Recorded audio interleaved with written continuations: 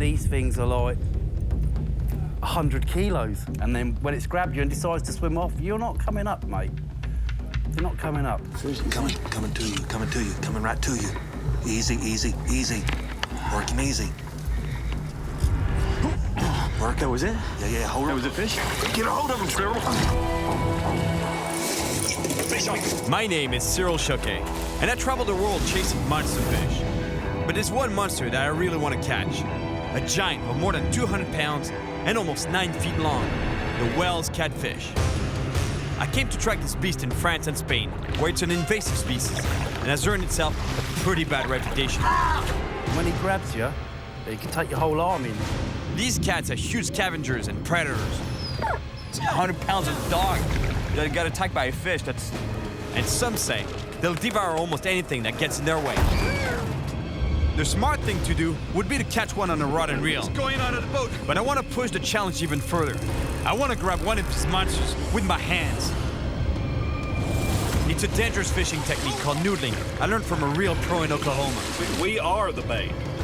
Literally. But catching a 200-pound giant just with my bare hands, no one really knows if it's even possible. Fish is destroying my hands, but I got it biting me hard, man. It's biting.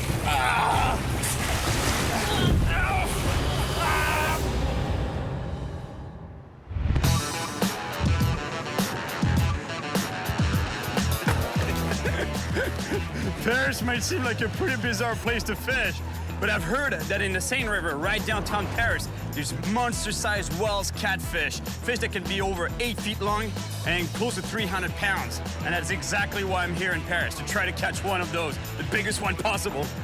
Yep, that's right. I'm in downtown Paris, in search of the biggest freshwater fish in Europe, the Wels catfish. Originally, Wels catfish didn't come from France, but from nearby eastern countries. It's an invasive species that was introduced into the Seine River in the 1970s. My first goal is to catch one on a rod in Paris. But since I caught catfish by hand in Oklahoma, I definitely want to try to get one of these monsters with just my bare hands. Oh, excuse me. But for that, I'm gonna need my buddy Skipper. He's a pro at bare hand fishing. Woo! Well, he's gonna run up, bite you on the foot, latch on, shake maybe. We're gonna hook up in Spain for some hand-to-hand combat with a giant catfish. My first problem, though, is getting to the Seine River. Parisian traffic is pure chaos. I tell you, this is worse than crossing a river infested with piranhas in the Amazon.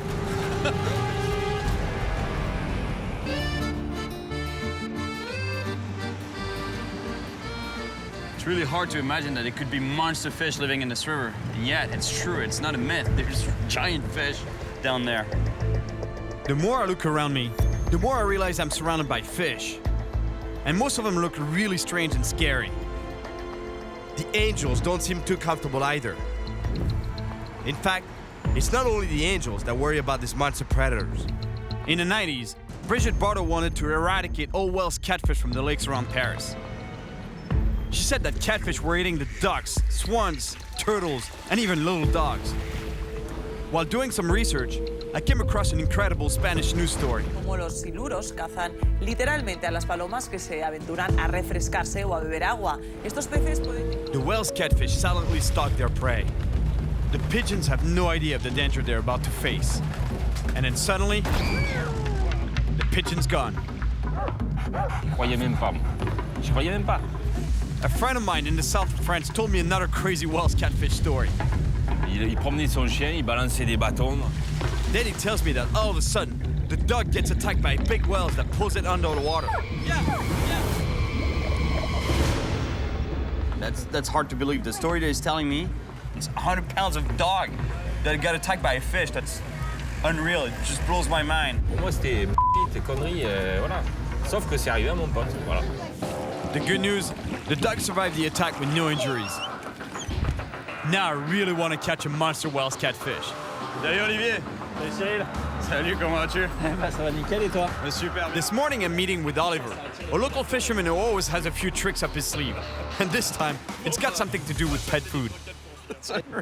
I thought he meant, you know, like grabbing some cat food for a catfish, but no, it's dog food.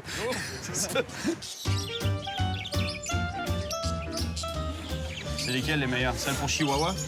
Ouais, Chihuahua, je sais pas, en tout cas, ce qu'il faut, c'est celles qui sentent le plus fort, quoi. That is great. It doesn't matter which kind, you know, as long as they stink. The more they stink, the better. 36 euros? That's $50. There's no way I'm buying $50 worth of bait. Or actually, not even bait, it's to chum the waters. All right, I'll just take a small pack. In theory, the smell of the dog food should attract the catfish. Let's just hope it works. Donc là-bas, c'est un spot, ça? Alors ouais, t'as un spot là-bas, là, du côté des arbres. Mais Oliver has to go, but he points me to one of his favorite spots. Salut! I love discovering new fishing spots. But I must admit, this one is particularly beautiful. I know there are monsters in this river, but my time is limited. In France, we're only allowed to fish up to 30 minutes after dark. I really hope this is gonna catch their attention. Dog food, I mean.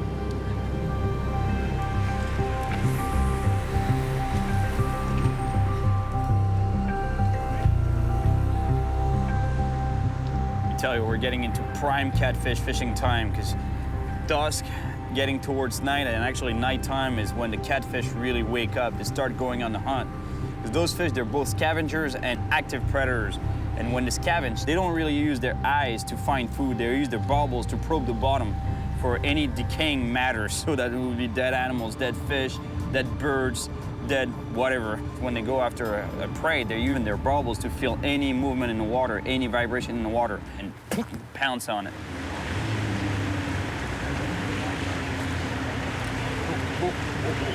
Fish on, fish on, fish on, fish on, fish on. Come on, come on.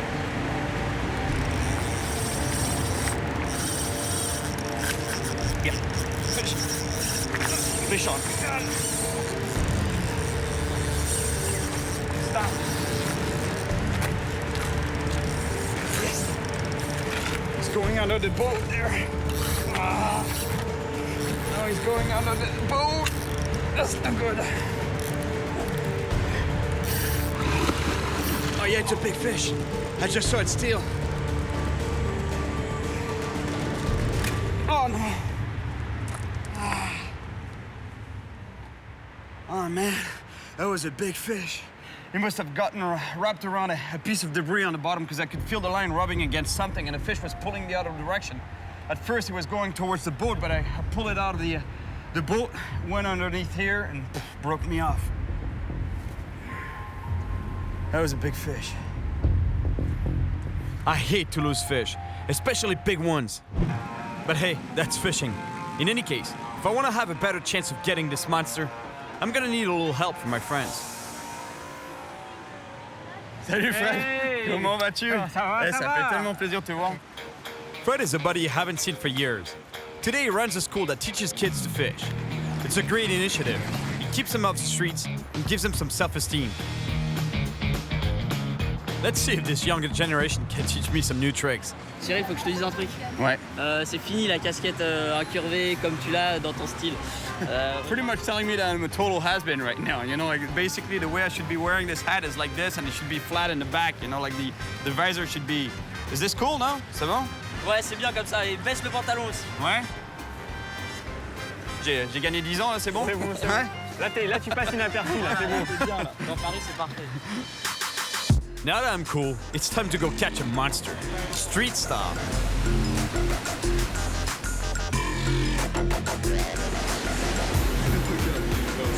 Eh ben c'est pas des poissons que vous avez pêché ici, mais c'est des cadavres.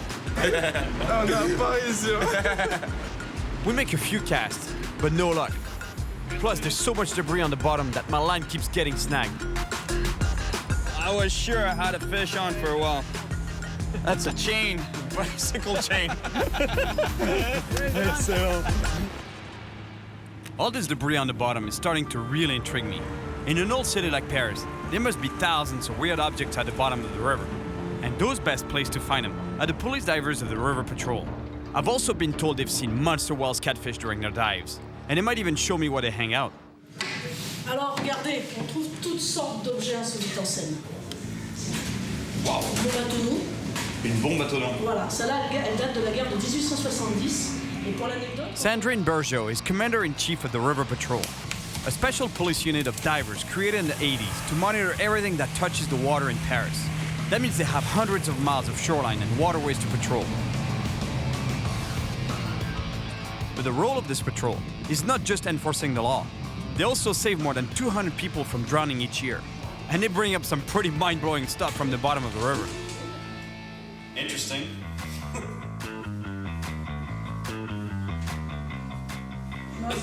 That is cool. Napoleon. All this is very cool. But what I really want to know is where are the catfish? Alors là, j'ai quelque chose qui va vous intéresser, le fameux silure. Finally, a whale's catfish. It's not a monster, but hopefully it's a sign of things to come. Now that's what I'm talking about. That's exactly what I want to catch. Even a fish this size, I'd be really happy. A whale's cat. The police take me for a ride to see Paris from another angle and to show me some spots where they've seen huge catfish. Man, I feel really privileged being on this boat, taking a tour of the city that's on a police boat. How cool is that? What's the biggest catfish you've seen in the river? Le plus gros spécimen pêché, c'est 2,83 m. 2,83 m dans la Seine? That's more than 7 feet long. That's a monster catfish, and apparently there's a lot of them there. Le pont de l'Allemand. I don't know if I should believe those guys. I think the cops are just worse than fishermen in terms of stories. They just make them. If whales catfish reach enormous sizes, it's because they're top dog in the food chain. That doesn't mean that they destroy everything, but they'll for sure feed on almost anything they can get their mouths on. L'événement particulier, en fin de compte, c'est une voiture qu'on a retrouvée un petit peu par hasard lors d'un entraînement de plongée. What he's telling me is that they got called in on a mission, a rescue mission of a car that had been sitting on the bottom of the Seine for a long time. So the divers went in, you know, they're looking, so it's murky water, they can barely see where they're going. They get in there and they see this body, and all of a sudden, the inside of the car starts moving. The diver is freaking out. What's happening, you know? Is it the body that's coming alive? Et en fin de compte, on s'est rendu compte qu'il y avait un poisson, donc un silure, bloqué dans la voiture avec le corps. So apparently he got in through the car when it was small. I don't know how exactly, and got bigger and bigger and bigger in the car and got trapped in the car.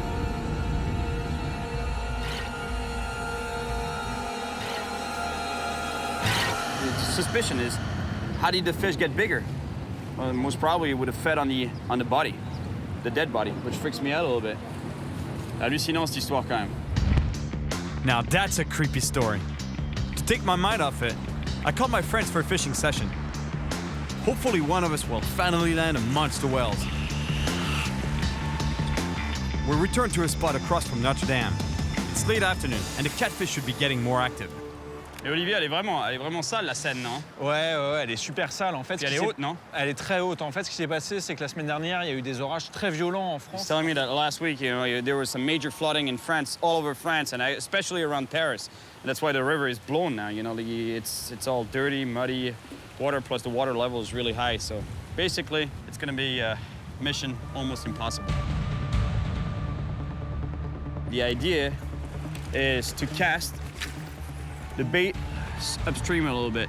You cast upstream, and you see the current is going down that way. So I'll let the bait go all the way down to the bottom, and as soon as I feel the bottom, I start retrieving a little bit. So I basically bounce it off the bottom. And as it's going down, I move it up, goes back down, move it up, goes back down, move it up, goes back down. I'm in Paris, fishing the Seine River for a giant whale's catfish. Fish on, fish on. And I've got something big on my line. En tout cas, c'est lourd. Hein. It's not a fish. I don't know what it is yet, but it's big. It's really big. I just hope it's not a dead body.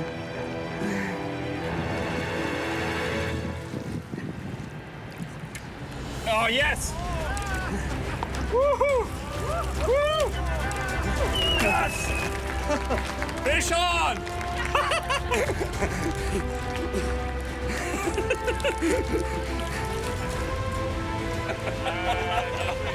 Honestly, I think it's one of the best catches of my life so far. Unreal. A bike ride downtown Paris in front of Notre Dame. Bike on! Fishing in Paris has been real nice, and getting to fish in some amazing spots has been great. But apart from landing bite parts and losing really big fish, I haven't caught much. It's time to look for some better fishing conditions.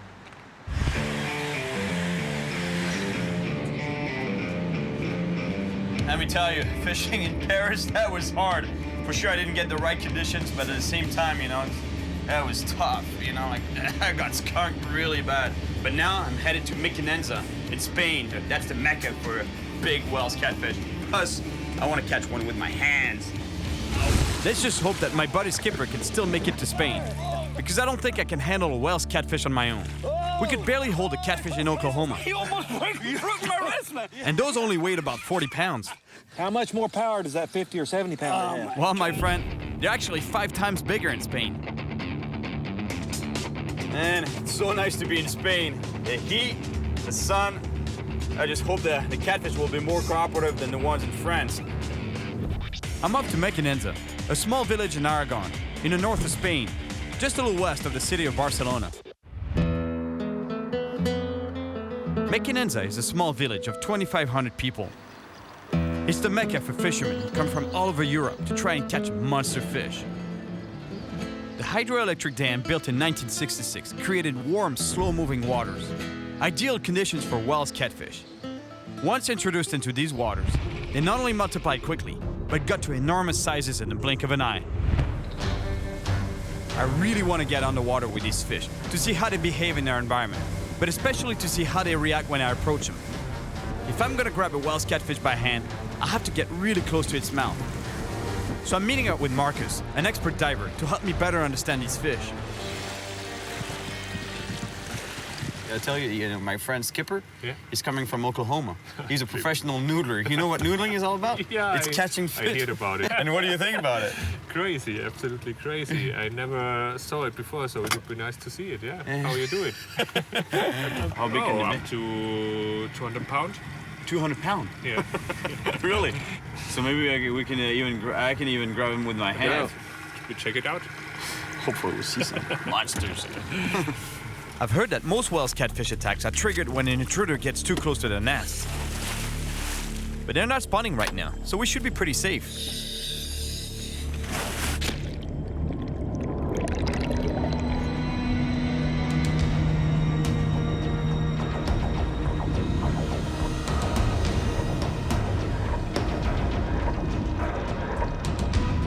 It's amazing how clear the water is. If there are any catfish here, we'll see them for sure.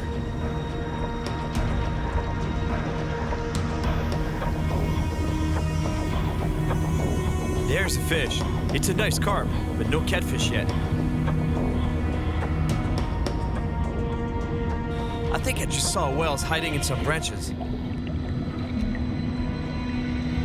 Here it is.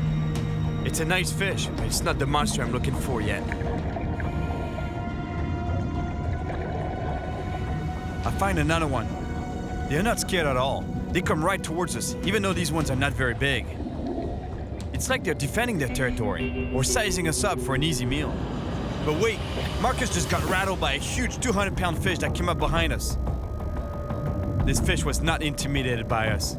They're so big, they're definitely the top predator around here. We just found another one. Honestly, these fish are huge. I'm not sure if it's such a good idea to try to catch one of these giants by hand. Do you think it's even possible to catch one of those? I think you'll have to be a bit lucky and a bit careful because when they grab hold of you, it's going to be a battle for sure. Yeah. At the local diner, I meet up with Andy, a guide and expat fisherman who's caught over 3,000 Wells catfish. And these things are like 100 kilos. I'll see them breaking 85-kilo line, snapping people's rods. They're really angry, strong fish. And when he grabs you, he could take your whole arm in if he wanted to. They're sandpaper-like teeth. Your immediate reaction is to try and get your arm out. Of course, as you pull, it just strips all the skin off you. Really? They can rip your entire skin off. To catch one by hand, it's going to be awesome. I've got to see it. What did I get myself into? And then when it's grabbed you and decides to swim off, you're not coming up, mate.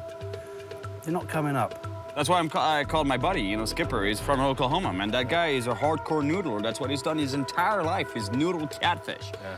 I'm not from there, you know, like I'm not a noodler. Maybe the fight of my life. Yeah, possibly, yeah. Man. Andy's warning hit me like a ton of bricks. Noodling these beasts alone might actually be suicidal, so I need a real pro on my side.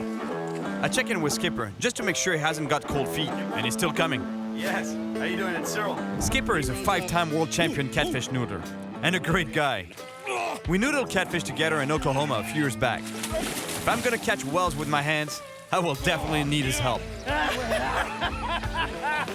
Yeah, it looks good, man. I've seen fish. I don't know if they're catchable, but I've seen them, and they're big. I'm always ready and willing to try and catch a big old catfish. You're packing your stuff, huh? All right, man, so I'll see you here in Spain. Yes, Skipper's in. Well, this is it. Here we go. Headed to Spain, going across the big pond in search of the elusive whales, man-eating catfish. Skipper is only arriving in a couple of days, so while I wait, I want to try and catch whales catfish on a rod and reel, just to see how strong they are. All right, here's Claude. Salut, Claude. Yeah. Salut. My guide is Claude, a French expat known for formerly holding the record for a whale's catch of 246 pounds. Grand pêcheur de silure. Aussi grand que toi, tu vois. On n'est pas très grand, nous deux. On va tout faire pour, en tout cas. Cool, bon bah allez, go. Go fishing, allez. Claude has been fishing Mequinenza for many years, and he knows a lot about the whales and their habitat.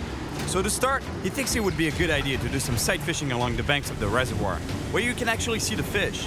There's only one problem, though. Can you seriously believe that, you know, I left the cold of France to actually find out that they had a major cold snap here, too?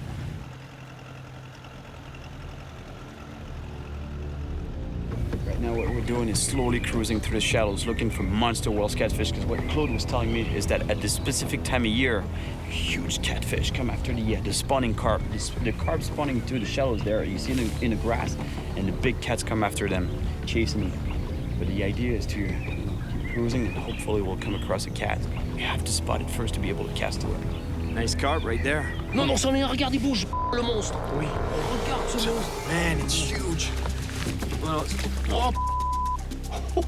Ça, c'est 2,20 m. It's too bad.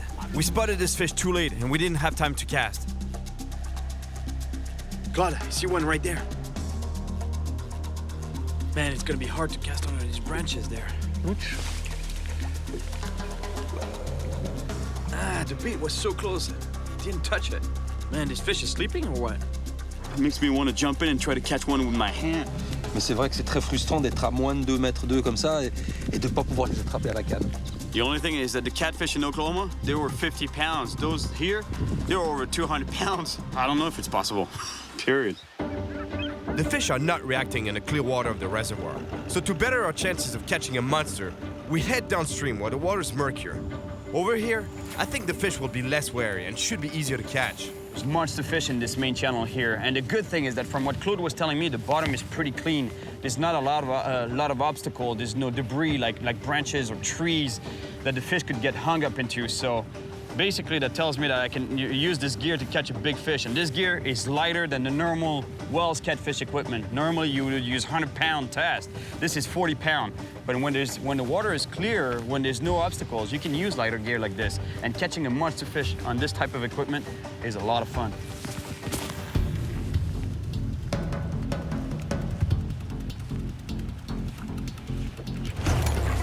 Fish up.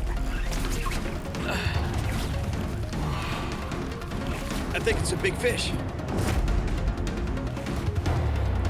My God, what a hit that was. Look at the power of this fish. It's unreal. Il a mordu tout au fond du lit de la rivière, 9,50 m là. 9,50 m de fond. Là, je le vois à l'écho. Oh, he's going out of the boat.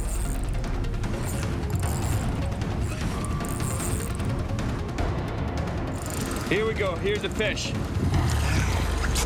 Oh, yeah. Oh, it's a good fish, man. It's fish. Claude, don't do that, don't grab it. Lâche-le. Ah non, j'ai pas voulu mettre de gants, c'est bien fait pour moi. Have you seen Claude's hand? I don't think we're gonna try to bring that fish up on the boat again. Plus, it's not really good for the fish anyway. So what we're gonna try is bring that fish to shore, because we're really close to shore, and release it right in the water, right in its element, so that we don't risk hurting the fish nor Claude's hand. Fais attention, Cyril, bride-le. C'est plein d'obstacles au fond.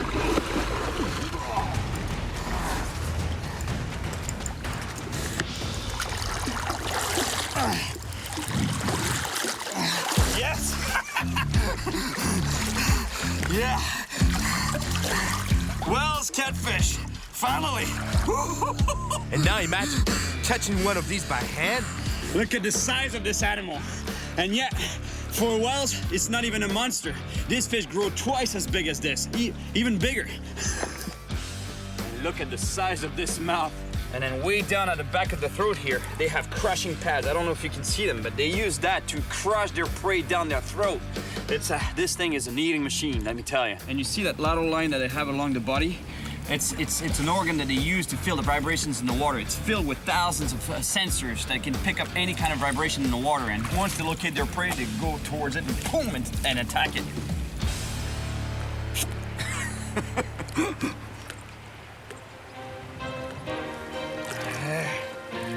Yeah, merci beaucoup. Merci beaucoup. Finalement, on l'a eu. Ça fait un petit moment que je cours après. Now that I've caught a Wells catfish on a rod, my ultimate goal is to catch one with my bare hands. All right, I'm just about to pick up Skipper and Heather, his daughter Heather. Last time I was in Oklahoma, I actually stayed a little bit longer and went noodling with her. She's a true hardcore noodler, just as much as her dad. Duck down the stream, sis.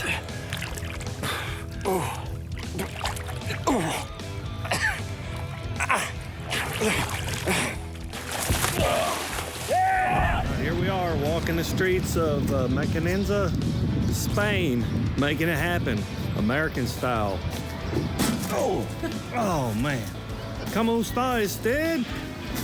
¿Habla inglés? Hey! There we go. Hey, man. Good to see you, my friend. Yeah. How are you, man? Good. Yeah, Skipper's here. That's awesome. I was just trying How you doing, Heather? Good to see you. Really cool. You guys made it all right? Yeah, we made a good trip. Yeah, a little bit of a language barrier, huh? Yeah, to say the least. Pes. Oh, fish. Yeah. That's all you need to know, man. Catch pes. They'll get it. There we go. Hey, man, I gotta show you something. You gotta see this thing. All right, let's check it out.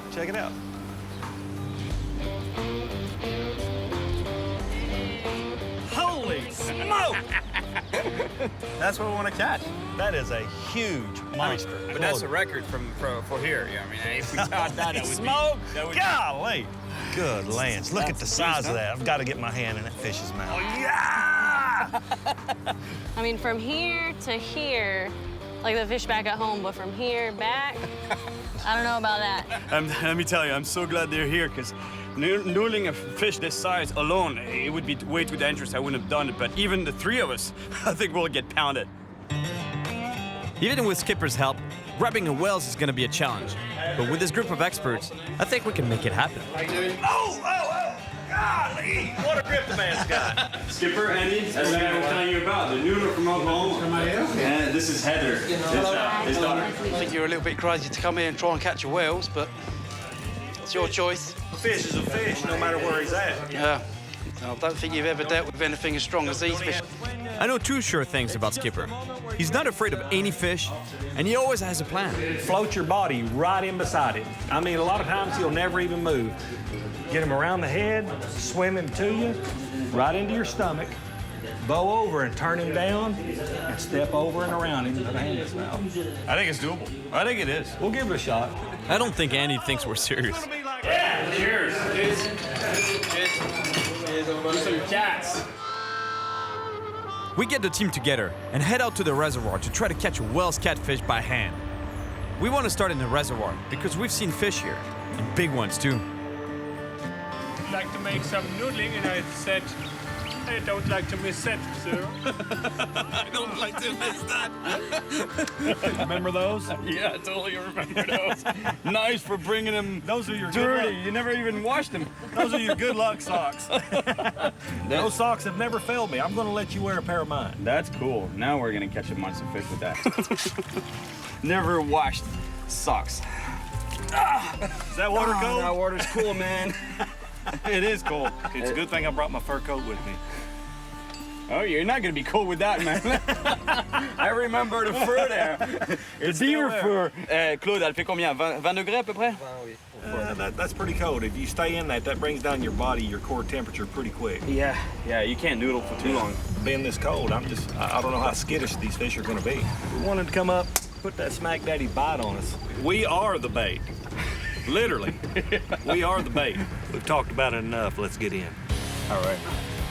You first, man. Oh. Woo. Ah. Woo. It's cool, though. That water is cold. Yeah.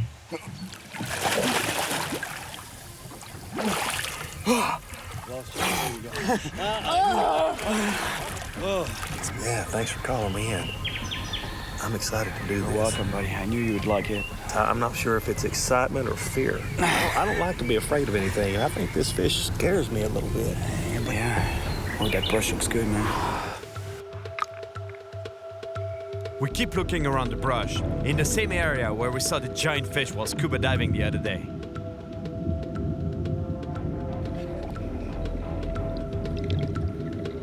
Here, we might come face to face with the monster whales.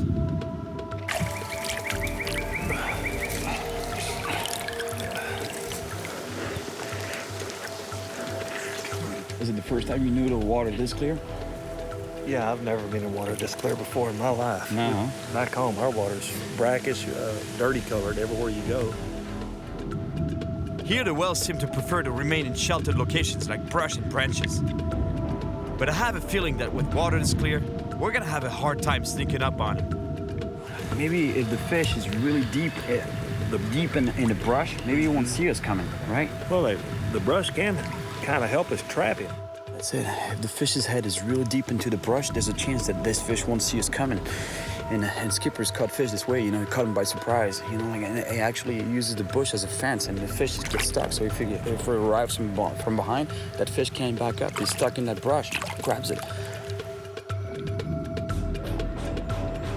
Maybe it worked in Oklahoma, but over here, it's a different story. That is the weirdest looking frog I ever seen. You know what he said? Huh? He just said, those guys are idiots. There's big catfish in there. So are we going to start doing some noodling, or is it just synchronized swimming? It's too clear. The water's too clear, huh? I think they're running from us. Yeah. They're seeing us and hearing us come.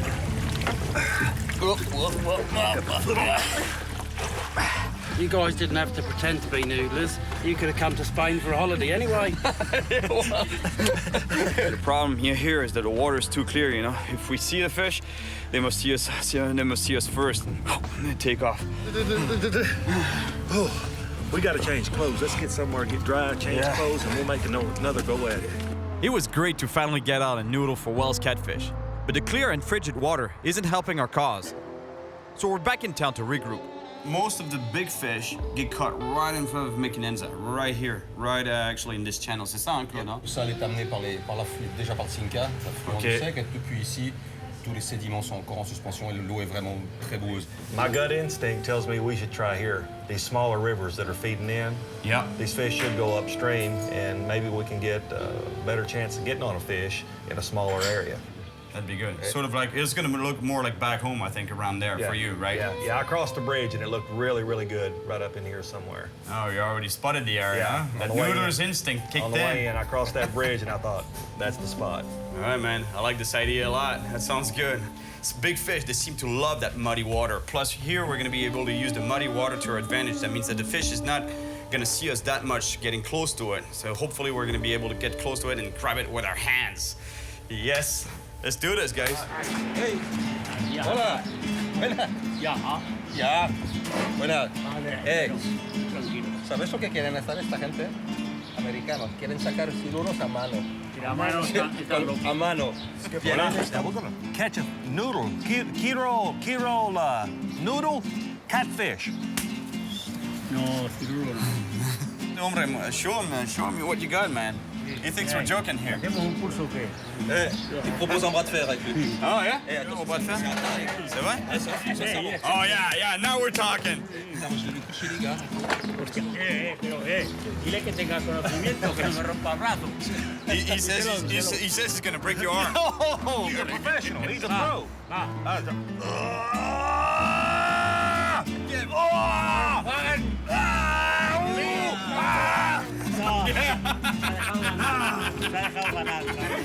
He's scared. This man is strong. That's what. Hey, we got to take that guy noodling.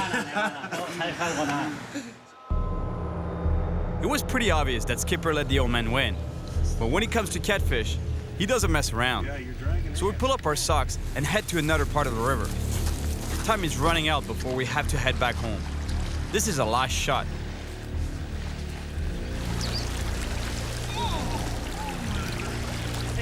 The fish are in the water. Yeah, I know. Yeah, but they're in the water. I'm just about to get submerged to where it hurts the most.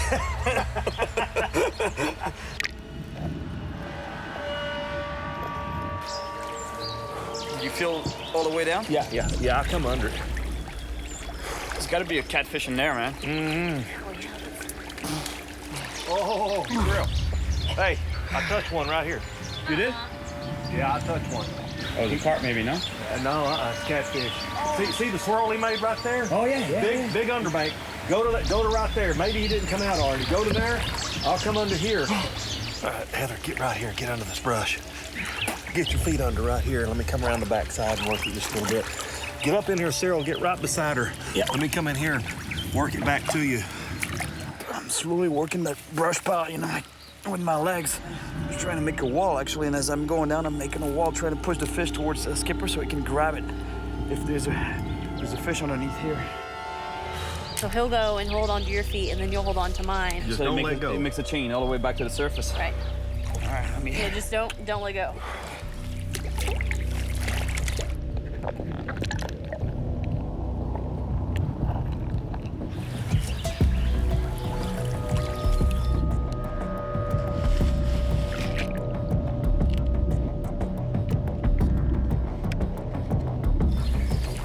If a big fish catches our legs now, I really don't know how we'll get back to the surface.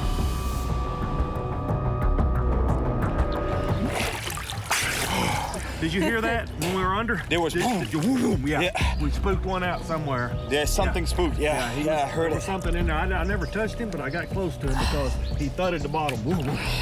Something big moved there. Yeah. We were so close that I could taste it. We must have spooked that big guy though, and he won't be coming back. So we moved further downstream. These waters are full of whales, and we're pretty close back there. Now we feel that catching one by hand is actually possible. As long as we move slowly, the murky water should hide us from the catfish. I told you I like noodling. Yeah, that's a perfect spot. You go to that corner. Go to that corner right there, and I'm going to come through here and work it back to you. Okay. Y'all set?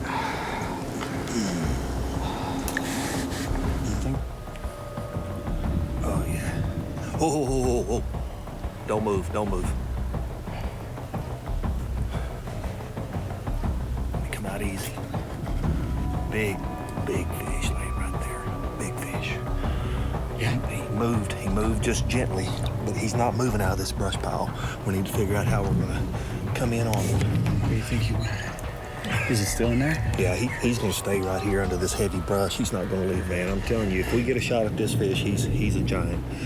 Let me move in behind him and send him right into you, okay? Let you come over to this side. Where was he when you felt it? He's facing this direction. Let me move in.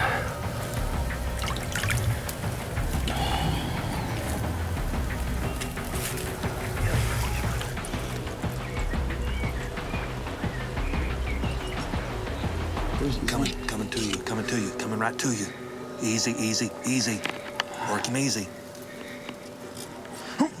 Working. That was it? Yeah, hold on. That was the fish? Yeah, hold on. Get a hold of him, Cyril. Get hold of his tail, sit!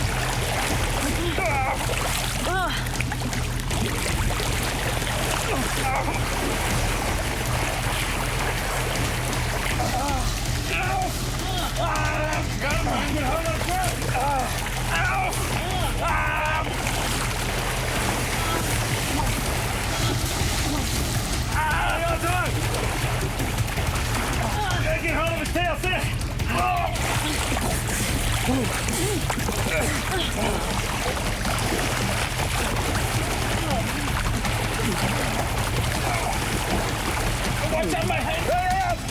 Get him, Heather, get him up! Grab it!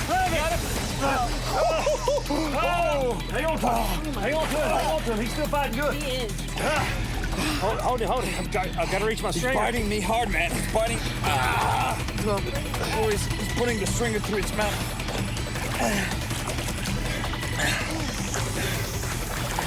All right, I've got him. Skipper, we did it, man!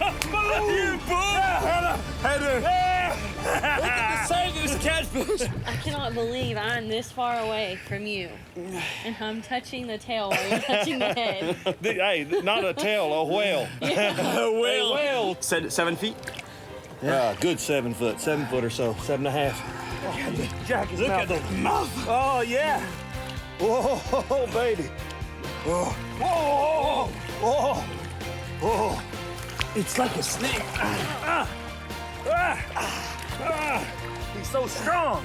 Unbelievable, the strength of that thing. I mean, I'm telling you, this fish is unreal. You could be holding the head here and getting slapped in the head by the tail. They can twist around like 180 degrees, like a snake. Only handhold you got's in the mouth. You can't hang. Can't hold on to him. It's all tail. Yeah, it's all. He's feeling good. He's feeling good. So long, pussycat. Yeah, there he goes. There he goes. Yeah, there he goes. All right. Yeah, man. Ooh, we did it. Yeah, Heather. Frozen Heather. Oh my gosh. That's the coldest fishing trip I've ever been on, Cyril. It was not supposed to be that cold, man. I'm telling you. What's up, Vato?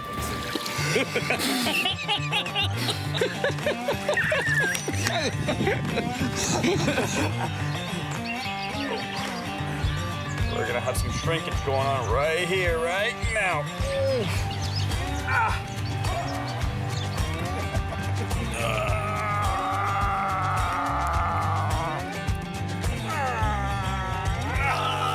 This guy's strong, man. My name is Cyril Chauquet. Oh my God, look at this bull. And I spent my life traveling the world chasing monster fish. This time, I've heard about a monster freshwater predatory fish caught in Quebec, Canada, in a remote forest area that contains hundreds of hidden lakes and rivers. This place is really wild, and it's patrolled by all kinds of predators, including dangerous black bears.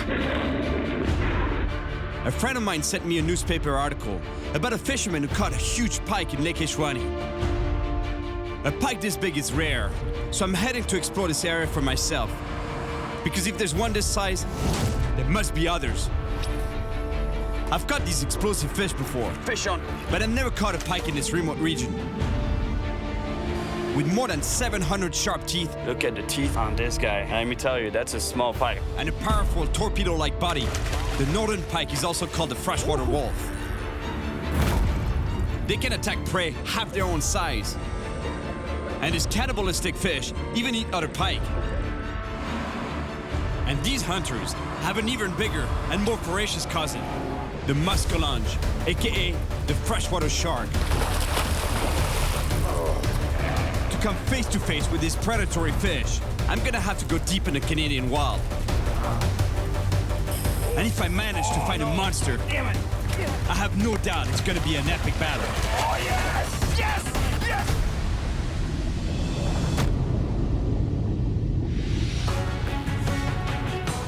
I'm heading to a remote fishing camp located 6 hours northwest of Montreal, Quebec, Canada. This is the perfect place to catch a huge pike. In fact, at about 30 pounds and 4 feet in length, the giant pike I heard about was caught right here on Lake Ishwani. It's gonna be a challenge, but I'm hoping to get one just as big, and maybe even bigger. I've been deep in the wild Canadian forest before, and I can tell you, it's rough and so remote, barely anyone ever ventures out here. And that makes it ideal for monster pike. Fish on, yes. Check out the size of this pike. And the pike I want to catch this time is much bigger than that. It was a long drive, but I'm finally here. This place is wild and pretty far from civilization. It has to be a good spot to find huge fish. Hey, salut. Ça va bien? Ça va et vous? Bienvenue au pavillon Le Chèque. Jessica, Farid, and Eric run the camp here. And Farid explains to me that the local pike specialist, Nicholas, will only arrive tomorrow. So in the meantime, he's got a plan for me, if I'm up for it. There's a distant lake where few people have ever been before, and there might be some massive fish in it. But I'm gonna need precise directions, because this forest is huge and filled with wild animals. Cet après-midi, si tu veux, c'est de prendre le side-by-side. Farid shows me how to access the remote lake. A road goes partway there, but then I'm gonna have to walk through the woods and find my own way, because almost no one ever travels there. J'ai aucune idée, ça fait combien d'années qu'il n'a pas été pêché. Il y a du brochet. Il y a du brochet. Du gros? Il y a du gros brochet. That's exactly the kind of pike I want to catch myself. Je vais prendre 5 minutes de jaser avec mon guide de chasse à l'ours. Ah ouais, moi je montrerai comment, du coup, t'en croiser, comment... Les probabilités d'en croiser, c'est pas super. The risk of coming face to face with a bear is pretty slim.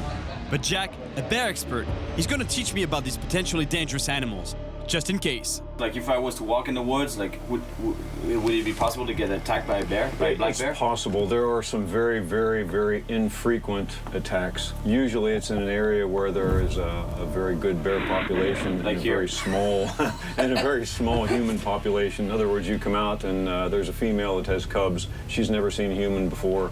You're a threat. She may not attack you. She may just do a bluff charge just to move you away. Okay, and what do you do in that case, for example? Slowly back away from the bear. Don't turn and run, because then you're an object to be caught. Bears will normally stay away from humans, but if they find you alone in the woods, they can definitely attack. Jack's warning was a bit frightening, but I spent a lot of time in the Canadian woods, and I'm sure I'll be okay. I need to focus on my goal and find that lake deep in the forest where there might be some huge pike. To get there, the guys told me I could have fun with their buggy.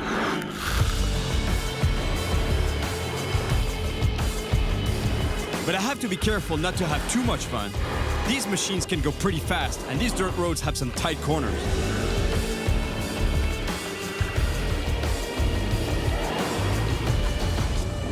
Look, that's gotta be the lake. Now, I have to leave the buggy and walk to get down to the lake. Man, I ate a lot of dust. Let's put it this way. Ugh.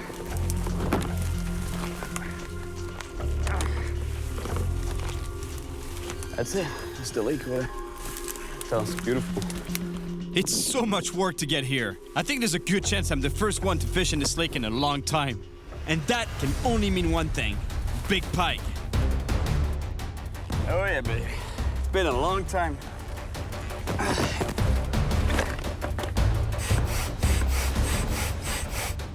Oh man, that looks pretty good. Because let me tell you, last time I inflated this guy, it didn't look so good at all. I was actually in New York City. And I was on a parking lot in Jersey City, just right across from the city, from Manhattan. And I really wanted to fish New York Harbor. It's pretty good for stripe or striped bass. There's a lot of them there. So I started inflating the thing on the parking lot, and all of a sudden, I see a big hole on the side, and it goes down like that. So let me tell you, my motive just swallowed a mosquito. My motivation went right down. Looks like the mosquitoes are actually more of a problem than the bears. But at least out on the water, I'll be away from both of them. All right.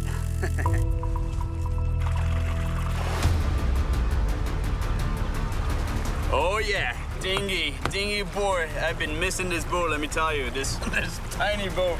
I've explored so many lakes and rivers that normally would be impossible to get access to if you don't have a tiny device, floating device like this. Caught a lot of fish from this little guy. And big fish too, but this time I hope I'm gonna catch this big pike. Huh, buddy? And here we go. First cast.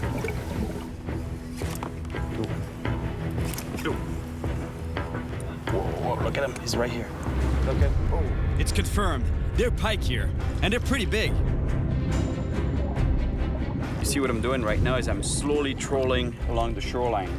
Because the shoreline is pretty shallow, and then all of a sudden it drops down to where the water is cooler. You know, the bigger pike, they tend to like the cooler water.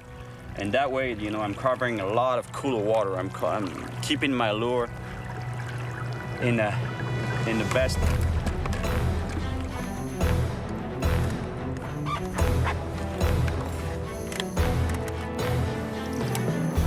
I hit the bottom with the motor, and I really hope it's not completely broken. But I'll deal with it later, because right now, I want to cast again. They're pike around. Fish on. What a bite. This feels like a big pike, and I'm in for a fight. I try to follow the fish with the boat, but the motor's not working. Woohoo!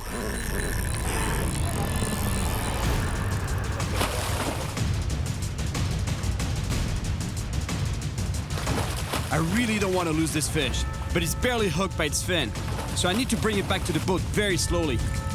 This fish is caught. Oh, no. Damn it. Damn it. Oh, man. That was a good fish.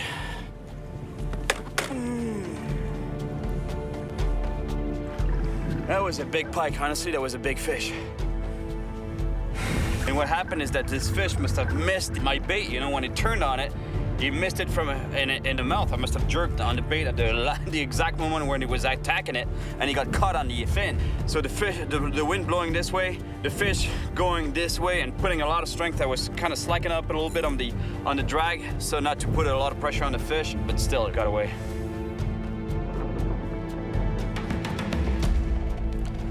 And now I got another problem. You know, look, you hear? There's power. I mean, there's juice, but there's no power. Look, I can stop that. Stop the prop with my hand. No power whatsoever. And guess what? I cut my oar. Now, the wind is pushing me even farther from where I parked the buggy. It's not looking good. At least, I'm able to get to shore without having to swim. But I'm about 3 miles away from my buggy. It looks like luck is not on my side today. I lost a huge pike, I'm stranded, and I don't really know where I am. I have no choice. I'm gonna have to hike through the woods to get back. And I remember what the bear expert told me. There are some very, very, very infrequent attacks. Usually it's in an area where there is a very good bear population like and here. very small and a very small human population. Well, there's definitely not many humans around, and hopefully there aren't many bears either. I crossed a couple of interconnected lakes in my boat, and it's really hard getting back on foot. It's not even the lake I was fishing on. That's another lake. Well, I was looking for a remote and wild place, far from civilization, and I definitely got it. The shoreline is so rugged. I think the fastest way for me to get back to my buggy is through the woods. I want to get there as quickly as possible, especially because I have a weird feeling that I'm being watched. There's a bear. Either the bear doesn't know I'm here, or it doesn't care. Either way, I'm not sticking around. So I take the bear expert's advice and back away slowly. After 2 hours in the forest, I finally find my buggy, but my boat is still somewhere on the lake. Luckily for me, a friend of Farid just dropped by the camp, in his float plane. Ah ouais, Cyril, on va retrouver ton petit bateau. Ouais, tu penses? Oh, oui. Bah, tu le connais, toi, ton territoire. Ouais. Je suis désolé, les gars, je me sens vraiment comme un con avec cette histoire. Tu viens d'avoir ton brevet? Non, bah, on n'a pas besoin de brevet encore. Non. I feel so bad about this whole thing, you know, losing my boat and having to use the plane to find it, but at least they had planned to use the plane to go scout something in the territory. I don't know what exactly.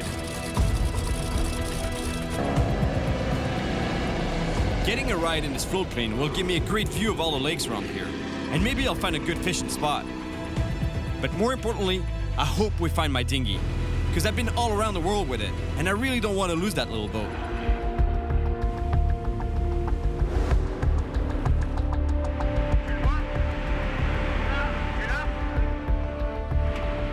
We found my boat, so the pilot circles around to land and pick it up. This flight showed me just how vast the wilderness really is. Huge pike could be hiding anywhere. Bravo les gars, merci beaucoup. Mission accomplie. Ouais, vraiment cool. I found my dinghy. How cool is that? No more fishing today, but first thing tomorrow morning, I'll be back out on the chase. Today's the day. Nicholas, a fireman and local pike specialist, has just arrived. He knows this area like the back of his hand, and he also knows where to find huge pike. Salut. Salut. Comment ça va? Pleine forme, toi? Ouais. C'est toi alors le fameux guide? Effectivement. Le pompier guide? Exactement. Excellent. Pompier guide. Nicholas doesn't mess around. He takes me directly to one of his best spots.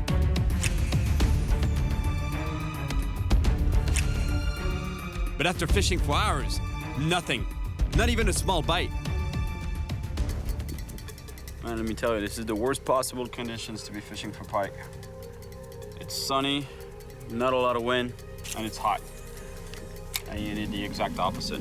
Overcast, lots of wind, as much wind as possible, even when it's a storm, basically, is what we want. That's not what we have today, though.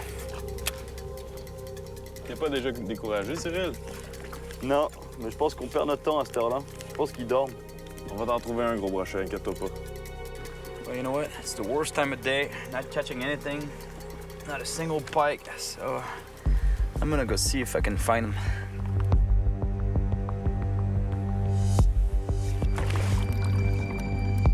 Oh, man.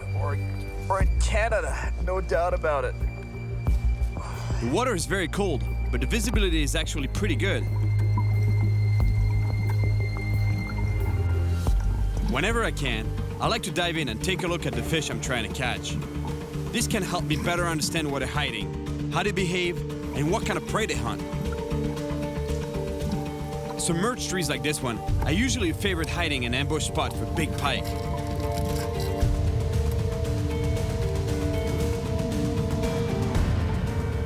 There, I just found a big one, and it looks like it's on the hunt.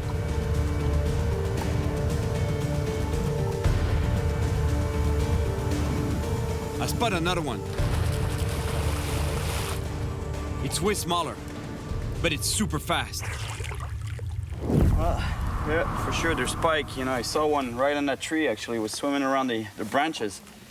Now, you know what? If we're not catching, it's because we suck, because they're here.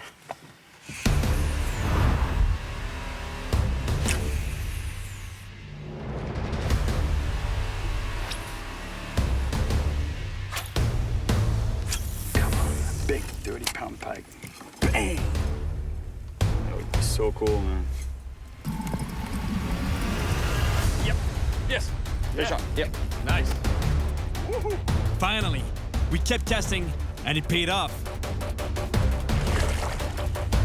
You see? If you keep insisting, eventually you catch fish. Although really, you know, let me tell you, it's not the size of the pike I'd like. Woo! Hein? Yeah. La taille moyenne, Exactly. ça ici, hein? Ouais, exactement.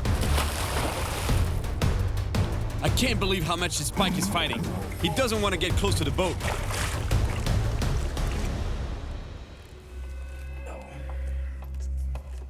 That's a pretty good sized fish, you know? It's look, it's chunky. Look at the back on this fish. It's not a long fish, but it's thick. It's well fed, for sure. It's been eating like a pig, this guy. Look at the teeth on this guy. That's a small pike. I mean, it's an okay sized pike, but imagine on a 25, 30-pound pike. The teeth are twice, if not 2.5 times as big as that. So let me tell you, you don't want to get caught in that mouth. Plus, it's said they have an anticoagulant in the mouth. If that's true, whenever they bite the prey will bleed to death.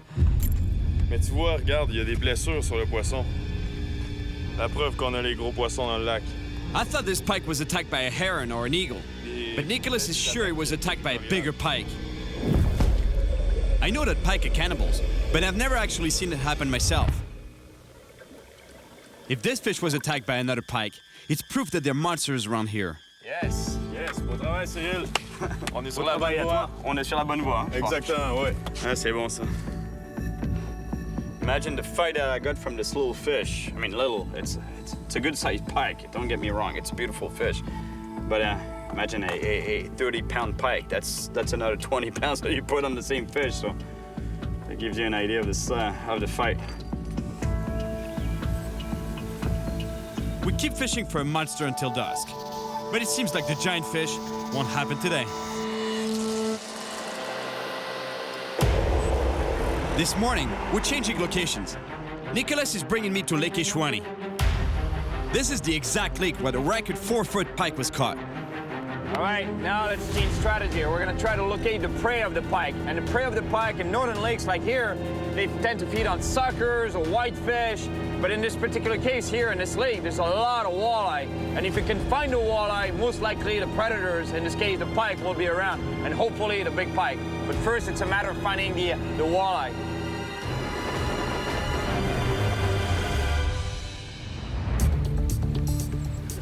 Fish on. Yep. Yeah. Good job, man. Walleye. And imagine the pike, they feed on that. That gives you an idea how big the pike can be. You know, there's one thing that's really cool about the walleye is this. You know, you see the white glow in the eye? It's called eye shine. It's actually the result of a light gathering layer in the eye that allows them to hunt in the dark. That's why one of the best times to fish for walleye is at night, actually, or early in the morning or late in the evening when the light conditions are really, really low. Now that we've found walleye, we're ready to catch a monster pike. And I have the feeling there's one nearby. Fish on! Yeah, man. Yeah. Oh.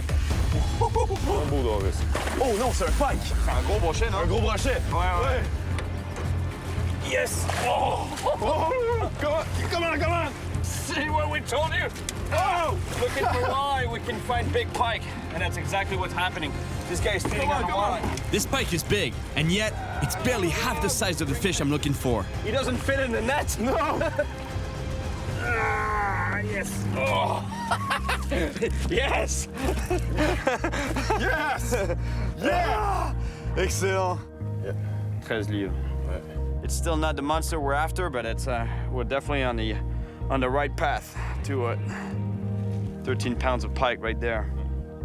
I'm sure that fish was here feeding on the walleye. Yes. Yeah. Bravo. Merci, Hey, beau travail d'équipe. C'est à mon tour maintenant. Excellent, vas-y. Come on, there's got to be a bigger pike around here. Bigger northern pike, monster. 28 pounds. Imagine, that's more than twice the size of the fish that we just got. He's here somewhere, swimming in peace. But the day is almost over, and we need to get to a camp deep in the forest if we want to go fish an even more remote lake tomorrow. Check this out. Looks like the Amazon, only in Canada. This is really cool. I love it here. On est là.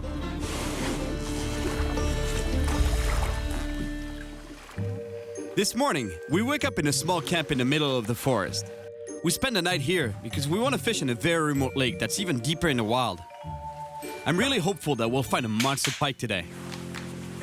Fish. But first, we make a hearty breakfast of eggs and bacon, since we need all the energy we can get for a big day. That's Nico's style cooking. Crispy, right? Yeah, that's crispy.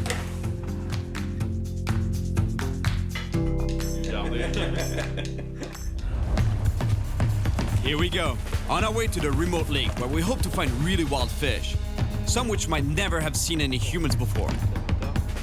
In fact, they're probably going to be really aggressive, and I'm sure they'll attack any lure we throw their way. Watch out, Rock! But first, we need to get there, and this shallow river is filled with rocks and logs.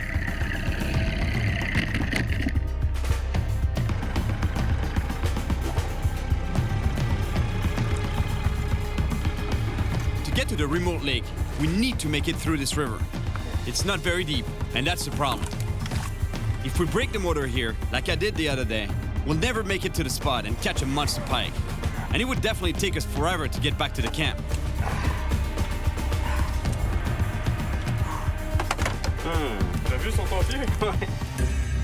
It's a leech, and it's trying to feed on my blood. But I won't give it a chance. The motor trouble, the rocks, the leeches, and the really hot sun. It's definitely tough to get to that remote lake. Whoa. To the right.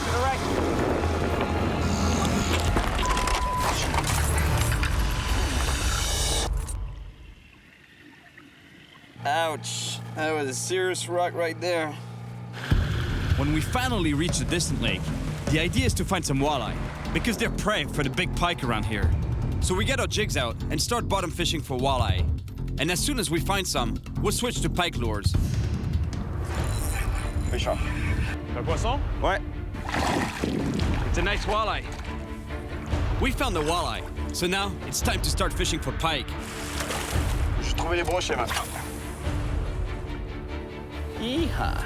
Man, we're looking for pike and we keep catching walleye. Can you believe it? On spoons, spinners, jigs, you name it. Walleye all over the place. The waters are infested with hungry walleye, but no pike yet. Fish on. At least we're getting a little bit of action, and it definitely feels good to be catching something. We can't get away from him. Look, to the size of the spoon I'm using. Look at what he attacked. We've fished all day, and we did everything we could. But no matter what kind of lures we've tried, we're only catching walleye. Since we're so far from the camp, we have to leave without the monster pike.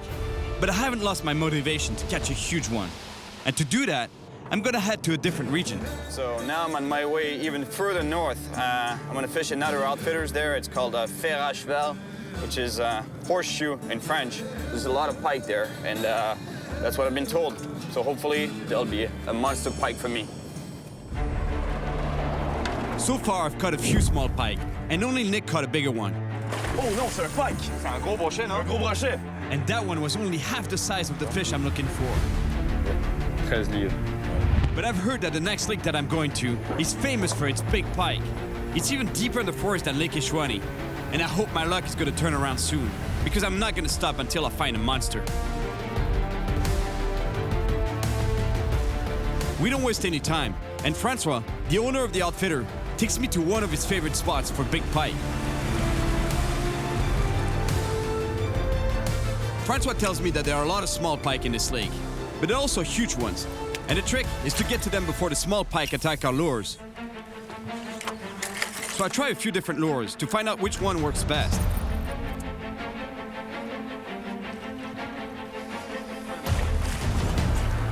I finally found a lure that works, but it's not the monster pike I'm looking for. There's so many small pike around that every time we cast, we get a hit. You're cute, but... Francois and I even get a fish on at the same time. And even though they're not big, they fight hard. Imagine if I find a big one. Should be going the other way, you know? Should be getting bigger, but it's actually the opposite. We've been fishing for hours, and things aren't looking good. Until Francois has a crazy idea. Cyril, j'ai un ami qui a un hélico. OK. Il me semble que ça serait une bonne idée que t'embarques avec puis aller voir le territoire. Ah, mais il peut pas se poser ici? Ah, il est débrouillard. On va se trouver un petit coin. Ça prend pas grand pour un hélico. On va trouver une façon. Si tu veux embarquer, on va trouver une façon. Ah ouais? Oh oui. Bon, bah cool. Ah ouais, non, j'adore ça, moi. OK. Excellent, merci.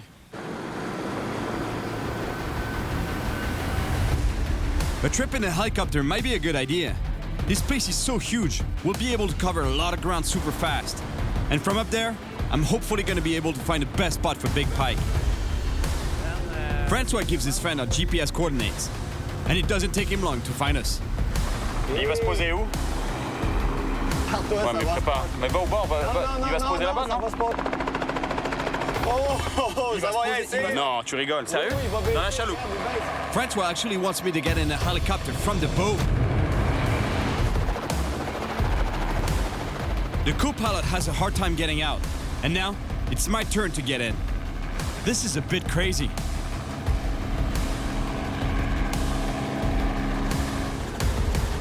I can't believe I just climbed into a helicopter like in some action movie. It went well because the pilot is a professional, but don't try this at home. It's really dangerous.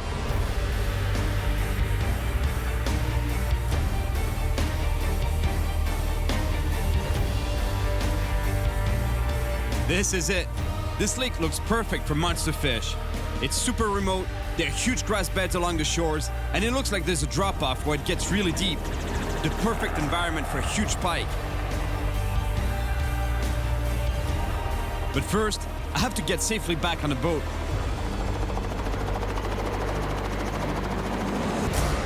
I'm not exactly graceful, but I made it. Now, the helicopter needs to come back for the co-pilot.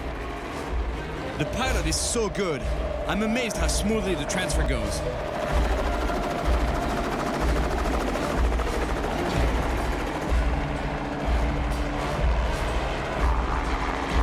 Yes! A James Bond arrival! Let's go fishing! Oh, c'est proche de nous faire rire. Je pensais que ça y était. J'ai failli finir à l'eau. Oh ouais, c'est bon. We don't waste any time, and we head straight for the lake I just found. I hope this plan works, because it's my last day in this region. On veut plus gros, on va trouver. On veut toujours plus gros, hein? Ah, on va trouver. We finally arrive on the lake I spotted from the helicopter. And hopefully, we'll find a huge pike I'm looking for.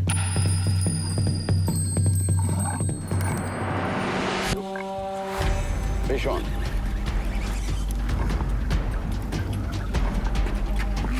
Better fish, finally. Yes. Fish.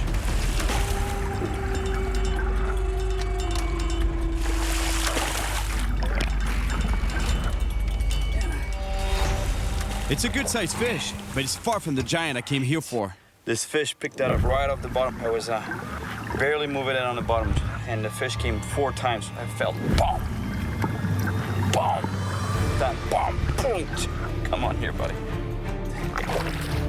We've tried it all the techniques and all the lures, and I'm running out of ideas.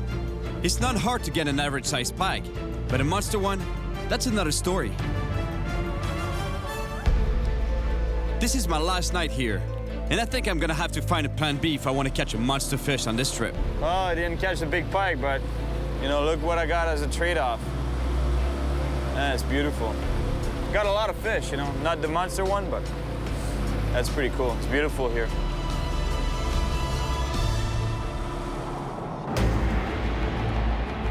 I left early this morning because on my way back, I'm going to pass by a lot of lakes and rivers, and there's a few spots that I saw on my way here that I'm dying to try.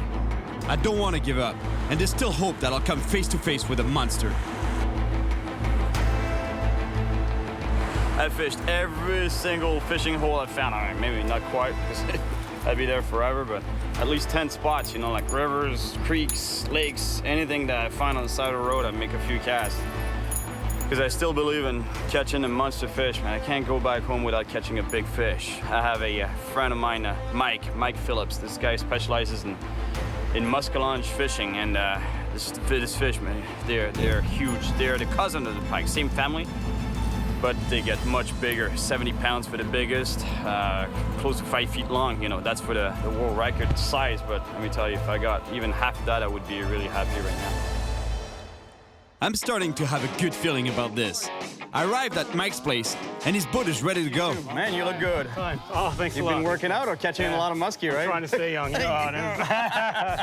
There's some monsters out there? Oh, yes, definitely. Real big ones. Come check this out. Oh. There she is, man. Thank God. That's unbelievable. Yeah, that's what they look like, man. Check this out. That's exactly what I was talking about. The muscalange. A big pike would get big, but this is something else. This is a step above for sure. That's what makes it the ultimate freshwater predator fish in Canada. And actually, it's one of the fiercest predator fish in North America for sure, and in the world. You know, in a way, it's on the list of the ultimate predator fish of the world. Definitely. This thing is so big. Look at the mouth on it. Look at the teeth. Anything that gets in there, there's no escaping. You're done. You're cooked. I could even fit my head in there. Let's go get him, man. Let's get him. All right.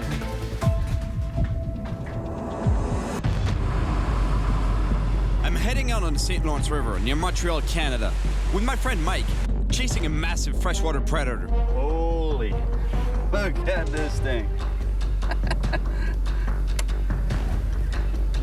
Oh.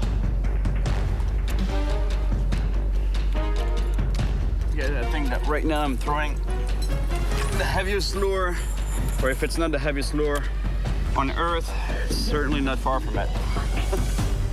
This thing is incredible. That's a pound, right? It's a pound, right? It's a pound, yeah. The muskie is the bigger cousin of the pike, and it's often called a freshwater shark. It's a real predator and is incredibly voracious. I'm hopeful that we're gonna find a big one, because Mike knows this area very well, and he's so good at finding muskie, his nickname is Muskie Mike. Oh, got one, got one. Oh, yep. All right, man. Oh, I lost him. Ah, darn. Man, there's muskie here, and they're active They're right here. now. Yeah, we got a good chance. We just arrived at Mike's spot, and already he had a bite. I have a feeling things are starting to get really serious.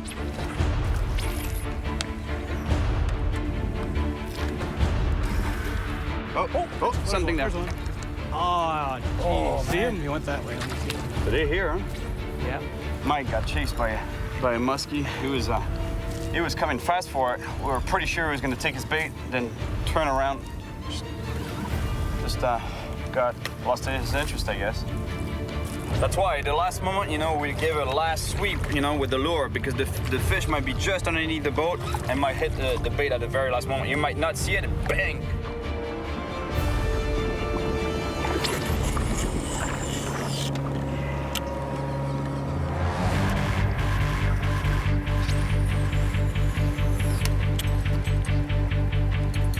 All right, Mike, let's catch a muskie, man.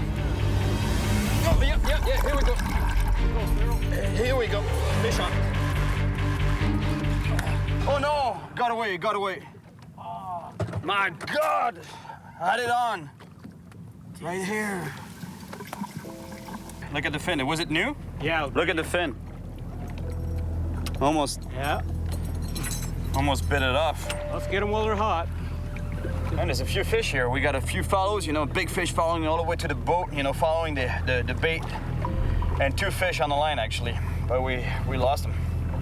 But at least it's a good sign, there's fish, and some of the fish are active, so hope the next one sticks.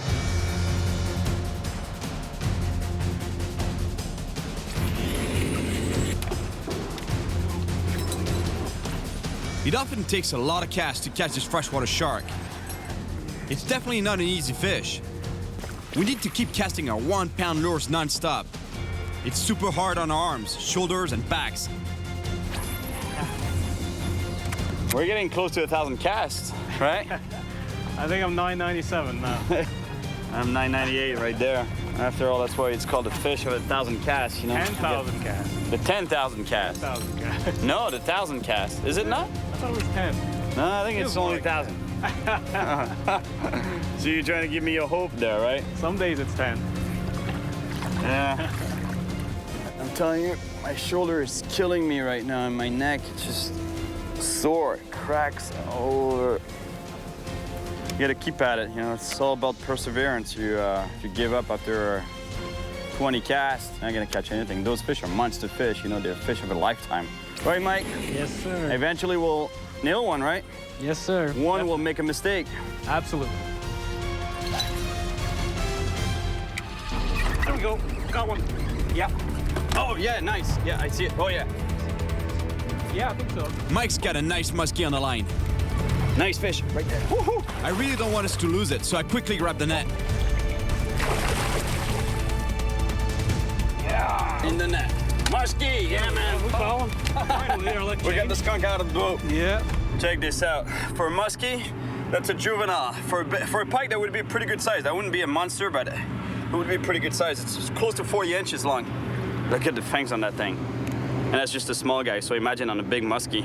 On a 50-inch plus muskie. I almost got nailed right there. You ready to go back? Yeah, I think so, huh? It's the first time on the whole trip that I'm feeling really close to my goal of catching a monster. If I keep believing and casting, I know I'm gonna get a bite. All right, buddy. Another one, man. Good job, man. Thanks. It's All your right. turn next time. Let's catch a monster now. Let's hook up. Let me tell you, this fish, they've seen a lot of these lures swim on top of their head. They're smart, that's the reason why they got so big. They've seen all kinds of shapes, patterns, colors. We're talking fish over 4 feet, close to 5 feet long, and weighing up to 70 pounds for the biggest. You know what they say, right? Big bait, big fish. So I'm gonna keep plugging away with that guy here, that big bulldog. Luckily for me, Mike really knows the area, and we're definitely in one of the best spots around here. There's some monster fish beneath us, and now, we just hope they're gonna bite.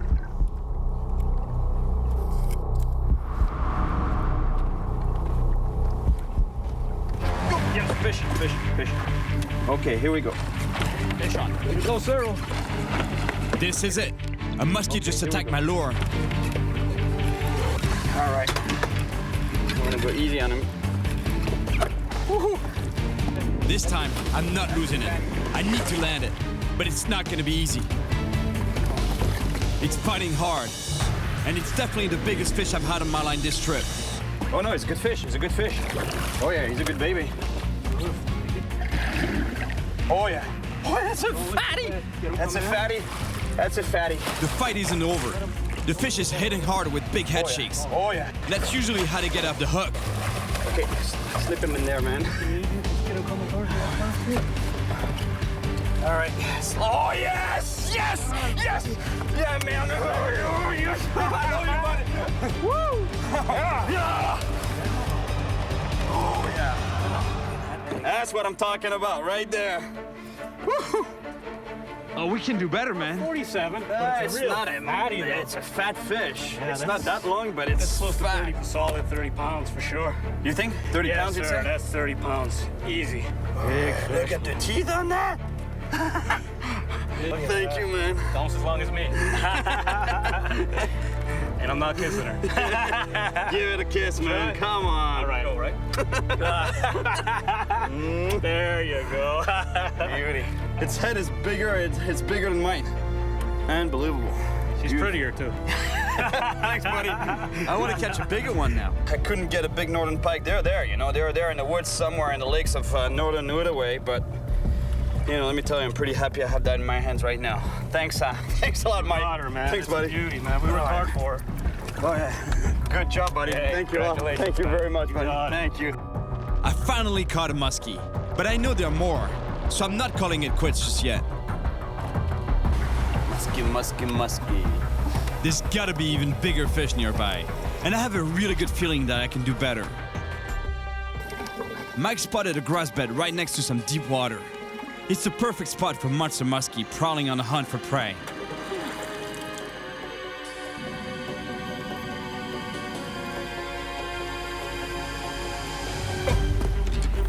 Fish on. Here we go. Yahoo! Oh yeah. It's a good fish. This muskie is even bigger than the last one. I can't lose it. It's the fish I've been looking for. Suddenly, the fish swims down deep, and I fight to keep it from getting into the grass bed where I might lose it. Oh yeah, that hooked him on the mouth. Get on the side, and I'll scoop on the bed first. All right, yeah.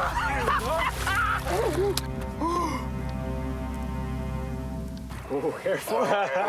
Oh man. Oh.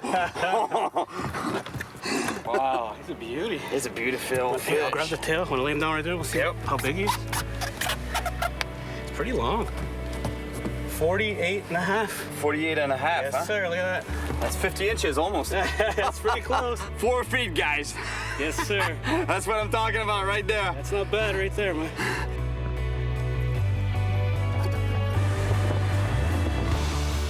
I began this adventure in western Quebec, Canada, because I heard there are monster pike swimming in the remote lakes and rivers of that region.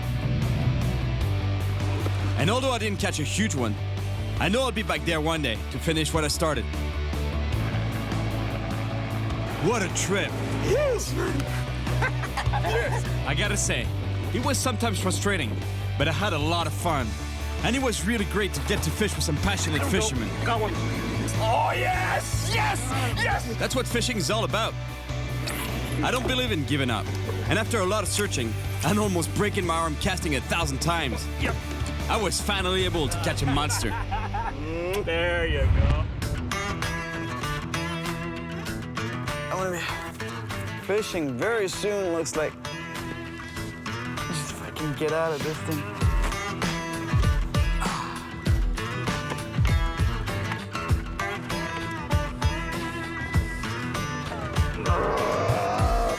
And I'm not kissing her. Give it a kiss, man. Come on. All right, show, right? There you go. Beauty.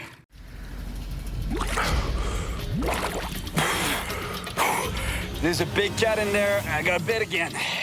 I ran out of there on the first pass. I'm gonna go down again. No! He's going out. Go get him. I'm Cyril Chauquet, and I spend my life traveling the world chasing big fish. And that passion has brought me here, to Oklahoma, USA, on a risky mission. Oklahoma's waters are home to the muddy monster fish I'm after. Yeah! A slippery and powerful animal that nests in dark holes in the murky rivers and lakes here. The catfish.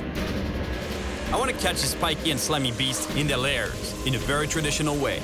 With my hands. Oh! In the best case, I get bitten by an angry catfish. Stay in there. In the worst case, by something even more dangerous. My goal is to catch a 50-pound monster. This is without a doubt one of my most extreme adventures yet. No! Is there a shark down there, man? You see this hand here?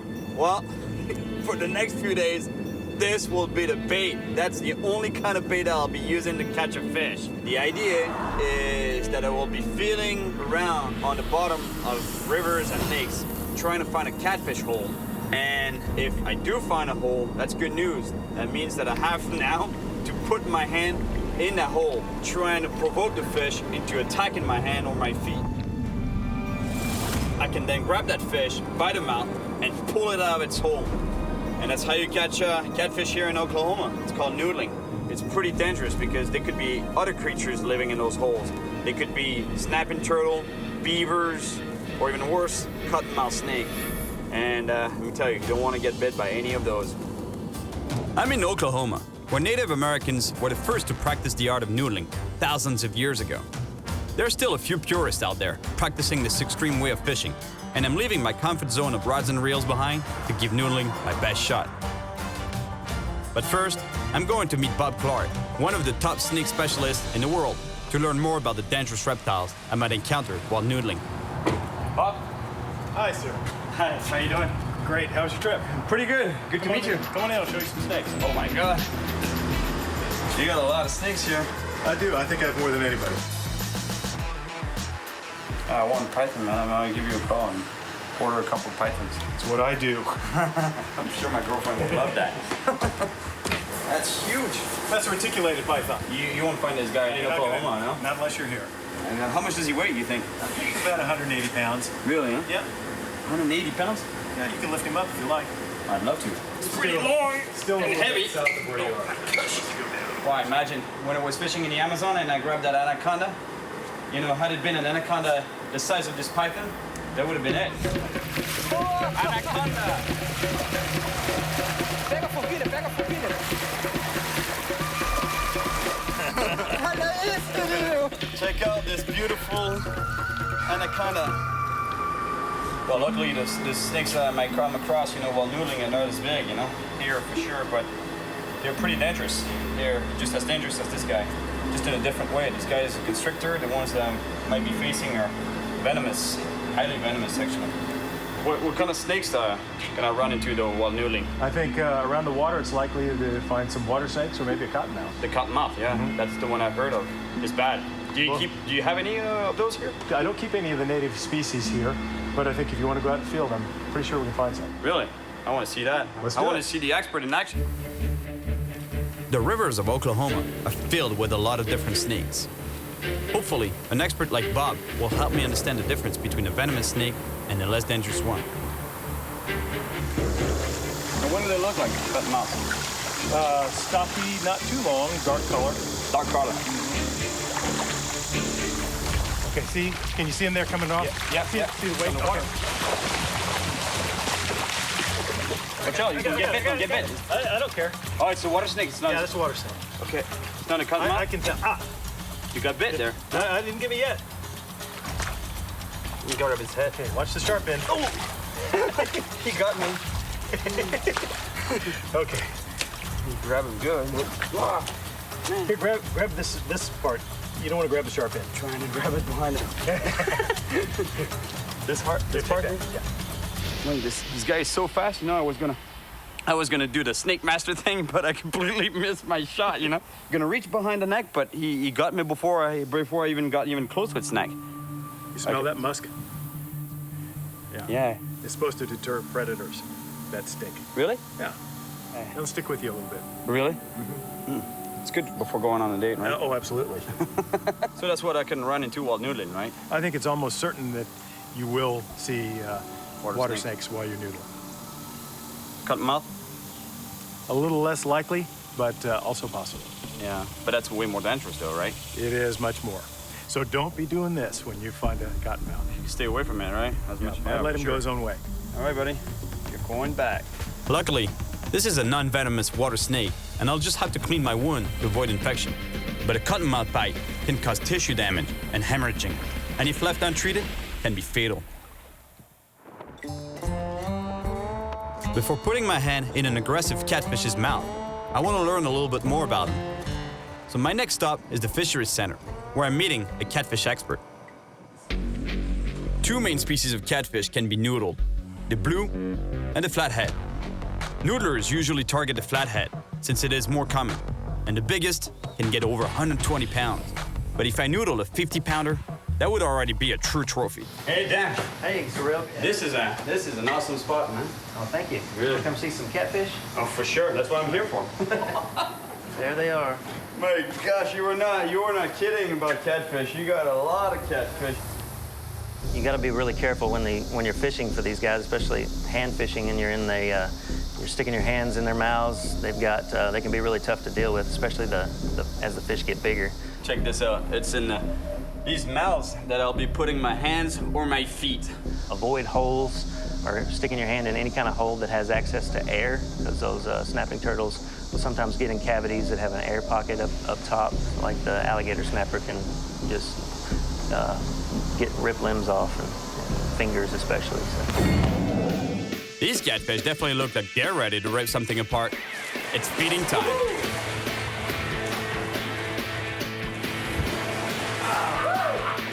Imagine soon it's gonna be my hands in there. All right, you sure you're gonna go noodling now with these guys? I like my hands. I really like them. All right, guys. I'm on my way to noodle on my own. I don't guarantee anything, though, because let me tell you, finding holes on your own, in muddy water, I don't think it's too easy, I just can't wait any longer. Even though I know what kind of creatures might be lurking out there, it's time to try to noodle some catfish by myself.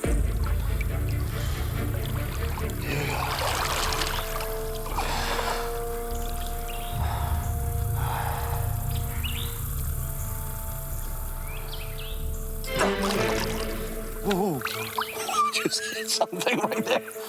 I'm feeling a little reluctant right now to put my foot against that wall there, that ledge, and feel for any hole I could find.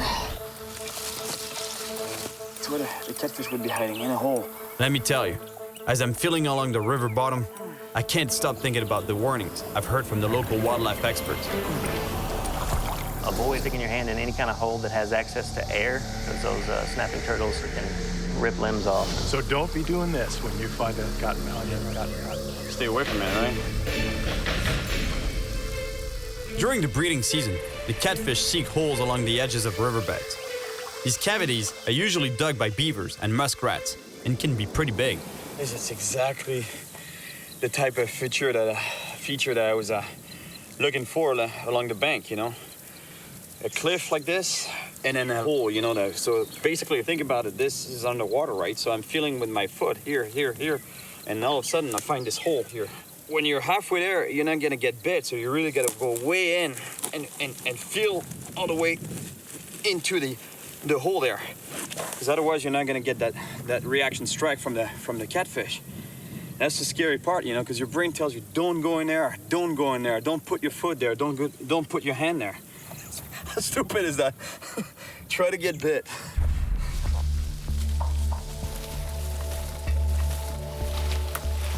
Check this out. The snake skin. I don't know what that is exactly, but I would guess a rattlesnake. Oh, it's confirmed. They're here. I'm not too comfortable in deep water, so I move my search to the shallows. Finally, I find a small hole, and it's not empty. Hey, something just moved in there.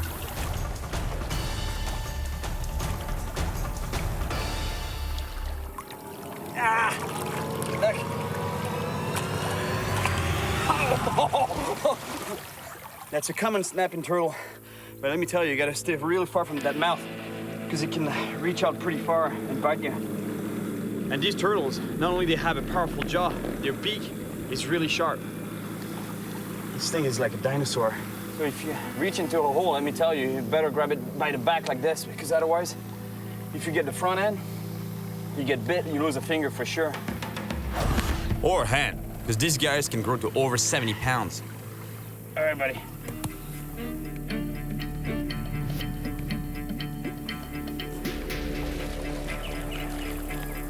It's been hours, and I still haven't found a catfish hole. I really think I'm wasting my time. Look at the size of the river, it's endless. There could be holes anywhere, everywhere, pretty much, but so far I haven't found any, because when I'm feeling the bottom and the banks of the river, I don't really go right in there, you know. I'm kind of scared, you know, to put my foot right in the holes, because it's so dangerous. There could be you know the drill, right? There could be a turtle, there could be a beaver, there could be anything in there, a snake. Honestly, I think I'd be much better off with a guy from here, you know, a guy who's noodled before. And if there's a man who knows everything there is to know about noodling catfish, it's Bill Wisnett. His family has been doing it for generations. Hey, you must be Bill, right? That's me. How are you? I'm doing good. How are you? Hey, what happened to your hand there? It can't be a fish that did that to you, is it? No, sir. No. Bill tells me that he lost 2 of his fingers from a dog bite. But that makes me wonder what could happen if I get bitten by a snapping turtle or a beaver. Wow. It's pretty serious stuff, that noodling thing, right? You can get hurt pretty bad. Yeah, you can. You gotta sure watch what you're doing. That's the only apprehension that I have when I put my hand or when I put my foot at the end of this hole. I don't care if it's a fish, that's good, but if it's anything else, that's what scares me. You know, you never know if it's going to be a snapping turtle. What it's going to be. How many fish do you think you've noodled in your life? Oh Lord, I almost didn't make numbers that high. Is that something that people would do back in the day a lot, or? A lot more back then than what they do now. Well, back then everybody, mostly it was to eat. So do you still do any noodling yourself? No, not anymore. My health just won't let me anymore. Hey, really nice meeting you. You too, sir. A real pleasure. Thank you. Thanks, Bill. Thank you. I hope you catch a big one. Thank you, man. Bill is now too old to show me the tricks of noodling, but he gave me the names of some of the best noodlers in the state.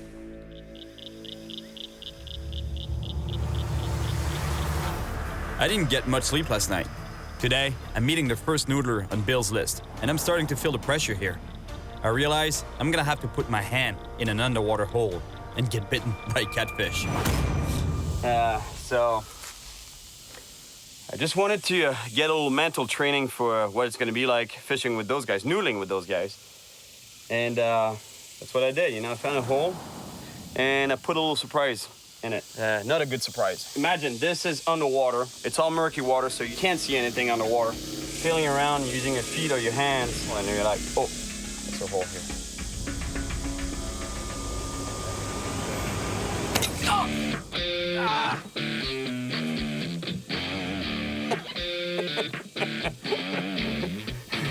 Let me tell you, that stings, that hurts.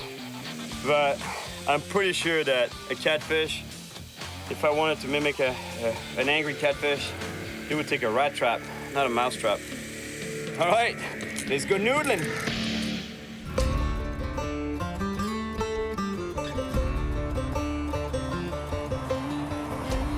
I tell you, I'm really in the middle of nowhere, USA. Temple, Oklahoma. There's nothing going on. It's kind of cute in a way, you know? It's the far west. You know? I like it. Cool vibe to it. All right, train. There's got to be my guys there. Skipper. Yeah, that's him.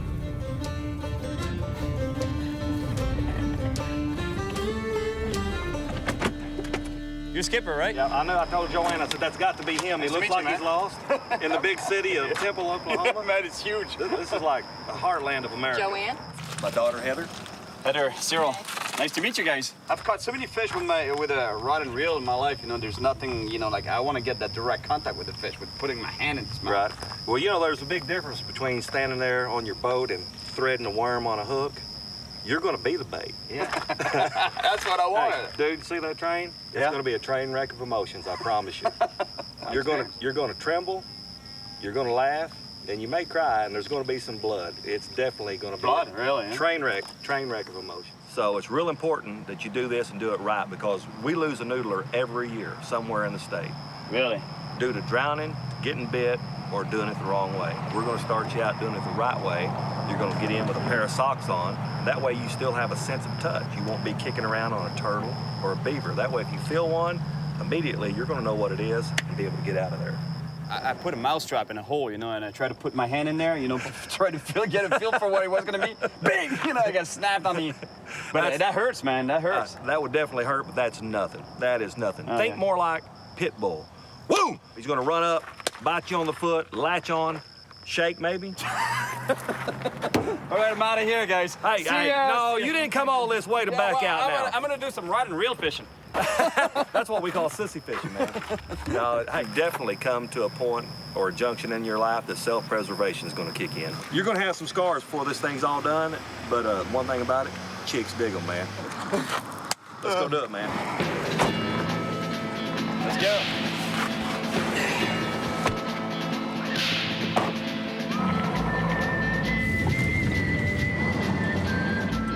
Man, I was telling you this morning that I felt the pressure last night. I'm feeling it even more. Seeing the scars that the guy has on his hand, you know, like the wounds, actually, they were pretty fresh, you know? And that's the best case scenario, if that you find a hole that has a catfish, but it could be a muskrat, just like a muskrat or a beaver, or it could be a snake or a turtle. I guess you know what I mean. I told you enough times, I think. So you got your socks on? There's a beaver in the hole. Right. You've got to be able to tell. You don't want to be kicking around, agitating him, he might bite you. With socks, you still have your sense of touch, so you make sure. Feel the fur. Yeah, we're going to lose the shoes and put on some socks. I can feel the fur here, look. Oh, it's going to be like that, right? All right. Anything else we need to do here? Lord bless us and keep us, and he prepared a fish to swallow up Jonah, and we're looking for a fish to swallow up Cyril. Oh, nice, nice. In Jesus' name. All right. Let's go get one. It's these Oklahoma mud baths that I take on a daily basis. That's why you look so good, right? That's why I look so good. All right. Well, it's getting muddy. Glide through it. Remember that good old Oklahoma mud bath I was talking about? This is it. This is it. This is it right there. Oh, man. Almost feels nice. Oh, yeah, it does. I'm telling you, you'll be a real man when we get out of here. Noodlers usually work in pairs, so if we find a hole, Skipper's gonna stay by my side, just to be safe. And it looks like Skipper's found something. You got one? Yes. Over the branch there, right? To find out what lives in this hole, I'm gonna have to stick both my legs all the way inside it. Yeah. Oh, man. Now, how big a fish could be in that? Holy smokes, that's deep. Now, I haven't been in it yet. Feel to the left, feel to the right, feel up and down. Don't kick it, could be a turtle. You've got your first taste of a sure enough fish den. Yeah. All right, that's an empty one. Let's go find one. All right, let's go find some real fish, man. There was nothing in this first hole, but Skipper just found another one farther downriver. And I think it's up to me to find out what's in it. This is a little bit different kind of a hole. It's a little tight. It's a one-leg hole. It's a one-leg one? One leg. This hole is really deep, and the entry is pretty small. It's scary, because I still don't know what kind of animal might be living down there. And in order to find out, I'm gonna have to put my whole leg inside it and get bitten. Nope, nothing coming this way. Stay in there. Oh. Stay in there. Stay, Oh. Stay in there. That's a cat, you think? I got bit, man. Did he bite you? Yeah. I got bit. Like that? Yeah, bang, bang, bang. Oh, that's probably a turtle. Is Catfish would have hung on. Oh, I know, so I'm pulling out there. Stay in there till we know for sure. No, put your foot in there if it's a turtle. We got to know for sure. That's why you took those shoes off. Push on in a little deeper. No, if it's a turtle, man. I don't want to get bit by a turtle. The catfish, I don't care. All I can think about is a snapping turtle ready to bite. But there's no backing out now.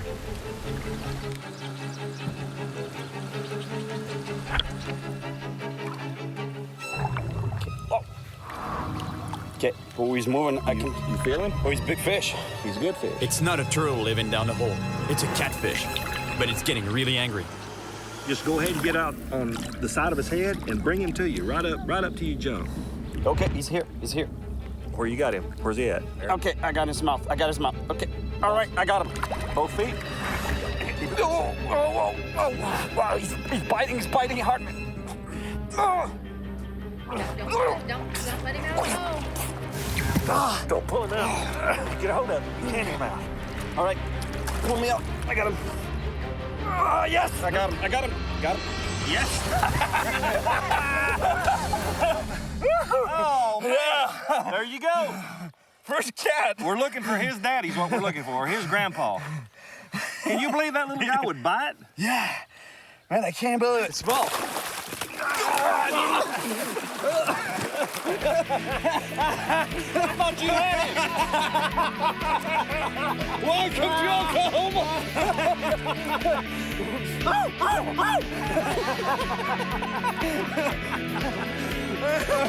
That's awesome. Oh, good Lord. I hope we find a bigger one than that. Yeah. That's a blue cat, That right? is a blue cat. Yeah, you're a man of massive size on the bank, but in the water, now you feel how strong he is? He's pretty strong, man. If that fish was any bigger, you would not be able to hold him. And did you feel him turn? He actually does like an alligator's death row. How he turns. Right. And you'll have a hold of him, and then when he turns, that's when he'll break your hold. Imagine, this fish, I can barely hold him, and it's not even 10 pounds. The biggest one he's caught is what, 111. 111 pounds. Already, you know, my hands are scratched here and there, almost nothing, but if it was a big fish, I would be pretty bruised up with that by now. Longer teeth, bigger fish, bigger bite. Bigger teeth. We'll get there. Yeah? We'll get there. That's just an introduction fish, right? Yep, that's it. Good starter fish. You had to kiss him bye-bye, right? Yeah, buddy. Hey, man, you've been baptized. You're officially a noodler. All right. That's pretty cool, man. Let's keep on noodling. Yeah, let's find a big one. I just caught my first catfish barehanded. But what I really want is a 50-pound monster flathead. Skipper knows that the bigger catfish are really powerful, and it's almost impossible to hold on to them. He wants to use a stringer, a rope that goes through the mouth of the catfish to keep them from escaping. But I still want to try to catch a big one with just my hands. After a long search, Skipper finds another hole, and there's something big moving inside it. I didn't get it. I felt a bite. It's a pretty good bite. Let's get him. No! Go get him. I'm in 5 feet of water, blocking a deep hole inhabited by large catfish. To catch it, I'm gonna have to submerge and get inside its lair to provoke an attack on my feet. Then, I'll try to bring the fish to my hands and pull it out of its cavity. This water's murky, and anything could happen down there.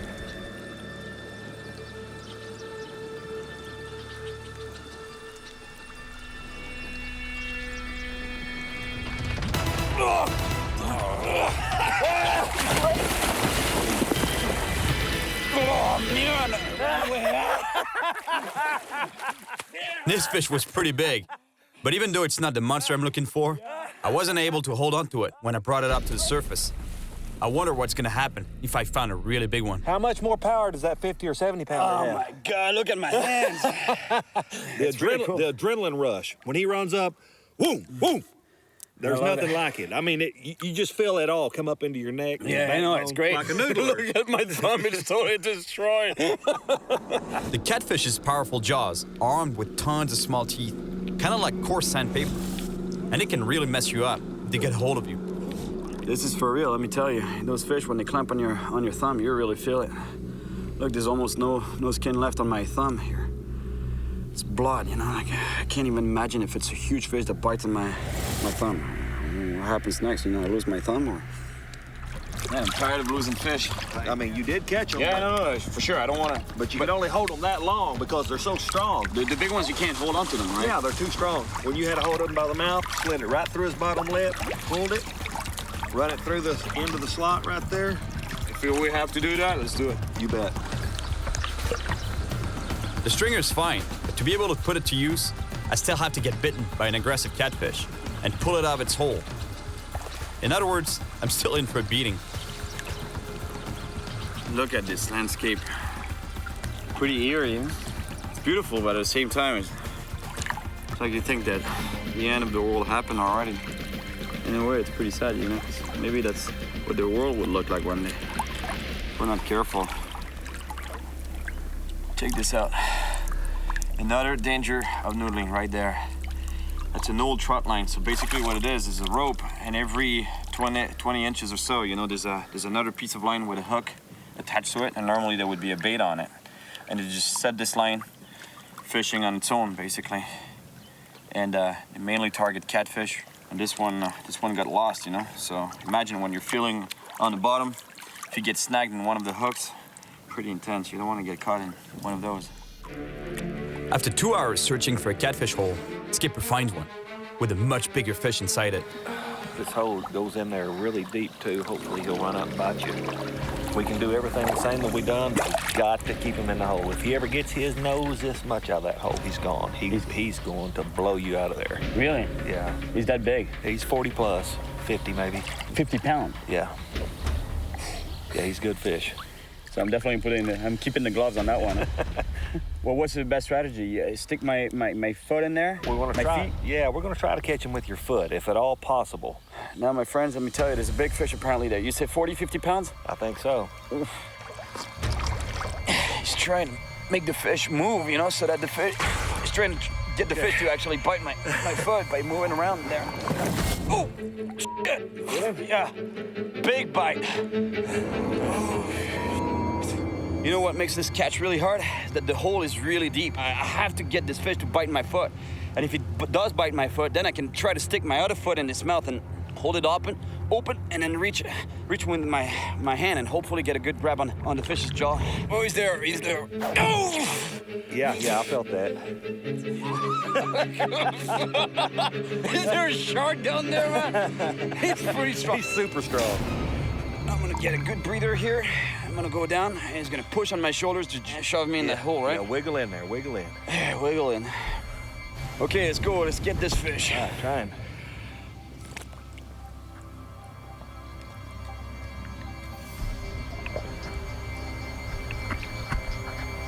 He's working him. Yeah. Oh, he's thumping.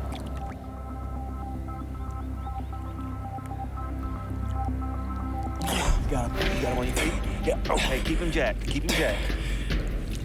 Oh, he's a good one. Keep him jacked. Tell me if he starts to come loose. After an intense battle on the water, I'm holding onto a big catfish, but I won't be able to hold it for long. Oh, we got him. So Skipper quickly ties the fish with a stringer. Okay. Shall we pull him out now? Yes, sir.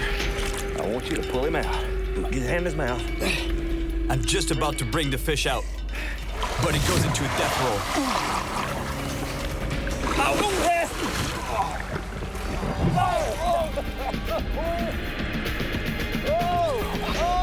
He's twisting up. He almost broke my wrist, man.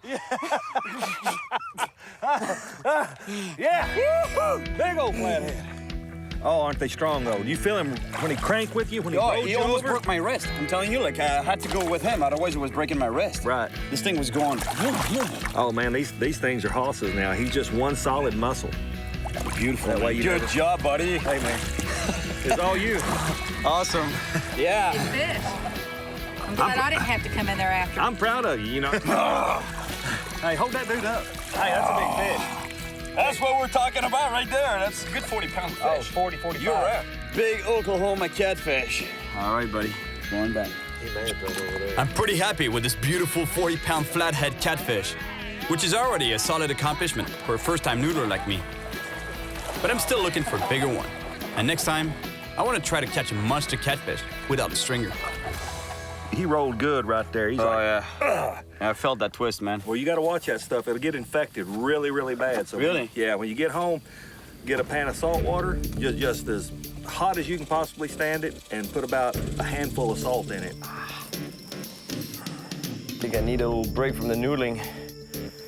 My hands can't take it anymore. Oh. My hands are forcing me to take a break from noodling, but I'm not gonna stop looking for a monster catfish. All right, let's go catch some big catfish on a rod and reel this time. Yeah, my man. I'm back to my good old rod and reel, this time in Texas at Lake Texoma, to fish with Cody Melanix. He has the state record for the biggest blue catfish, 121.5 pounds, which was also the world record for a while. Though I'm taking a break from noodling, I'm still hoping to catch a real monster in a more conventional way. Well, now we just have to wait for a bite. We have 8 rods in the water, 8 bait on the bottom, 8 rods working for us, so 8 chances of catching fish or catfish. Does it look like it's hot here in Texas?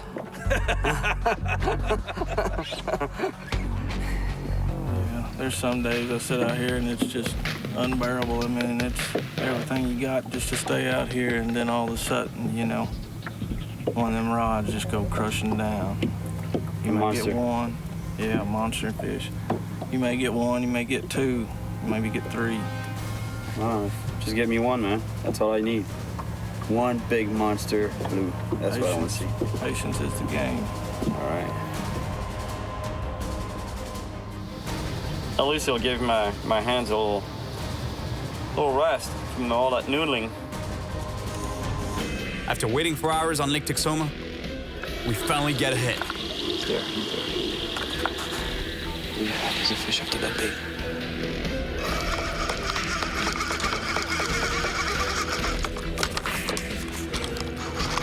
Yep. Come on over here. He's circling around. Look at the power of this fish. Imagine on your hand. Hang on to him. Big fish, big fish. Big fish. Hang on, that looks like a good fish. Oh, yeah. Oh, yeah, man. Good fish, Cody. Good job, bud. Yeah. Big cat. Yeah. That's about 50 pounds easy, no? Yeah, it's a good fish. Like that. Oh, my gosh. Healthy fish right there. Oh, yeah. Look at the size of this blue catfish. That's a beautiful animal. That's a monster, actually. That's exactly the size of fish I'd like to be able to noodle. You know, so basically fight it with my hands. No stringer, no line, no rope, nothing. Imagine diving down, getting bit by this fish, and bringing it up to the surface. Fish like that's gonna bring blood. Yeah, well, he's gonna mangle my hands for sure, right? I feel for your hands, brother. They're gonna be mincemeat. I guess so, but it would be cool, you know. I really want to catch one, yeah. Well, thank you again. Power to you. Thank you, man. That was a beautiful 45-pound blue catfish. Noodling a fish this size would be great, and I feel I can do even bigger. My hands are still hurting, but I think I'm ready to go back to noodling. And it was really cool catching that big blue catfish with Cody. So now I want to catch a fish this size with my bare hands. No stringer, nothing. Just going down into the fish's hole, grabbing onto this fish's mouth and pulling it up to the surface. That'll be pretty intense. This is my last day in Oklahoma. I'm going to meet Nate and Levi, 2 pro noodlers that might be able to help me catch the monster fish I'm looking for. Hey, here's our guy right here. Hey, Nate. Hey, man. How you doing? Ooh. Nate Williams. You're hurting there? Yeah. Levi? Cyril. Yeah. Cyril. Nice to meet you, guys. That's some serious noodler's hands there. Yeah. You ready to catch some big catfish? I think so, man. You can hop in with us. It's about 10 minutes. All right, let's do that then. And that's gonna be good. This guy's pretty hardcore. You know, I've seen some scars before on hands, wrists, and stuff. But these guys, they have scars up to their elbows all the way here.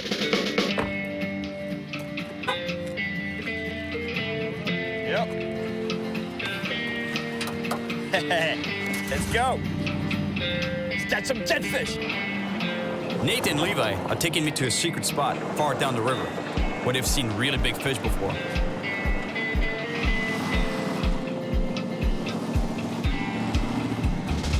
True American style fishing right there, you know, in the back of a pickup truck.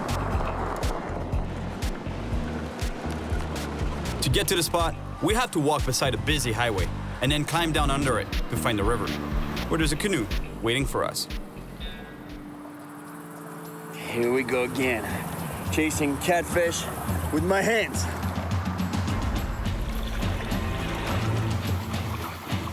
This is my last chance to catch a monster catfish without a stringer. This time, it's gonna be even harder because the river's current is pretty strong. We find a beaver dam right away. There might be some catfish living in here. Beaver in there. Saw the tail splashing on the surface. It's typically the kind of environment where you could have beavers and snakes and stuff. But no catfish here. We're just gonna have to keep looking. All right, let's keep cruising. Noodling is definitely extreme. Once again, I'm gonna have to feel inside every hole in order to find out if they're occupied by a wild animal. And the rivers of Oklahoma are full of surprises. Be a big hole here, say? Yeah, this is actually one of my favorite little stretches of river right here. When I pull fish over here, over 50 pounds all the time. Over 50 pounds. It's a really, really good spot. How does the hole feel? Big? No? Yeah, it's an old beaver den.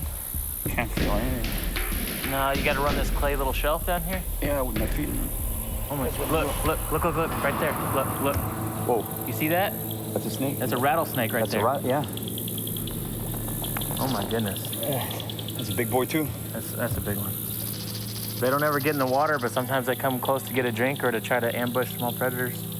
How much time do you get if you get bit by a rattlesnake like that? You can have it's anybody's guess, 15 minutes to 2 hours. At any point, you could become unconscious. Really? So basically, we're cooked. If we get bit here, by the time we get back upstream? Yeah, because it's a good 45 minutes back to the vehicles, and then it's a 45-minute drive to the hospital. So we're done, man.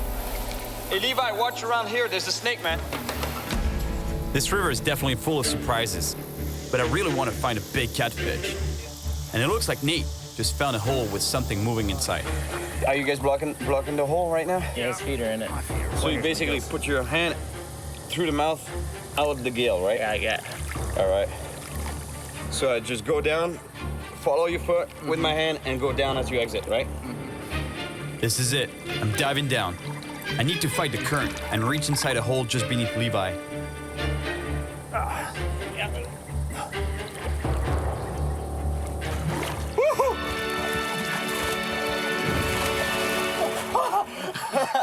That was a good practice shot, but the catfish was pretty small. I need a monster one now. He was down deep. Yeah, he was. I heard him bite you, too. Yeah. I could hear it. Man, he bit hard on my thumb. We head up a little stream where there might be some big catfish lurking around. Hey, that's a big fish, man. There's fish like that in here? Yeah. When the water level drops after heavy rains, fish can get trapped in the streams, sometimes for weeks. There are really big fish in such shallow pools. Yeah, and really big snakes. Really, huh? Yeah, nice. I was starting to think that there were no catfish in this creek, but now I just spotted one in a shallow pool. Instead of swimming away, it looks straight at me, and it doesn't back down.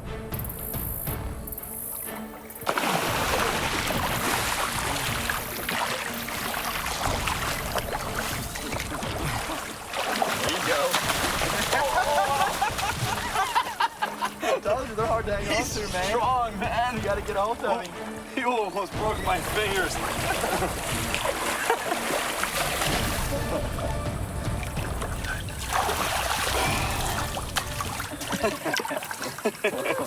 Caught with my hands, no stringer, but it's not quite the size we want.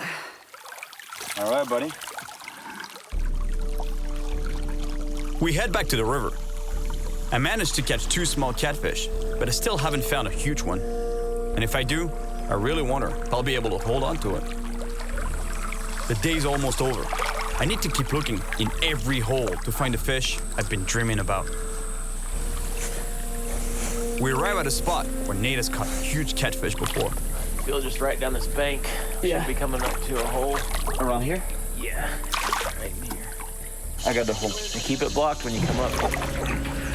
There's a cat in there. Sure. Something bit me. Don't let him Whoa, whoa. It's weird, man. Is that what? What's that? Yeah, that's just Nate. Hey, toss that. Toss it, man. Hang on to it. It might be twisted. What kind of snake is that? Easy. Hey. Oh, you grabbed that, man. You all right? Are you okay? Did he nail you? Yeah, twice. Levi is lucky. It's the same type of non-venomous water snake that bit me earlier. He got me. Wow, look, you got nailed pretty good right here on the hand and there on the finger. Wow. Told you that noodling can be pretty dangerous. We're just lucky it's not a cut and mouth, just a water snake. Because the poor Levi, let me tell you, it'd be in agony right now. Would have to rush to the hospital to get him a shot. The day's almost over, and I still haven't completed my mission. I really want to catch a monster flathead catfish with my bare hands. And there's still one more spot to check. Last year here, I cut my elbow open and had to go to the hospital and get 6 staples. This farmers throw all this junk in here to stop erosion so they don't lose their land. Really? Yeah, but it's really, there's stuff all through here. Car bodies, tin horns, barn metal, sheet metal. It's all through here. You hit your feet on it and get cut up pretty bad, so be careful. It's good for fish, though, right? Good for fish. There's lots of places for them to hide. There's a fish in here. There's a fish there? Yeah. All right. How is it set up here? Like it's We just found an unusual hole. It's a jagged, rusty pipe. Inside it is a huge catfish, and it can escape through 3 exits. Nate and Levi block both ends of the rusty pipe, and hopefully this will allow me to get the fish out through the jagged hole in the middle. This is it. This is the monster I've been looking for. This fish is all the way in the back of this hole.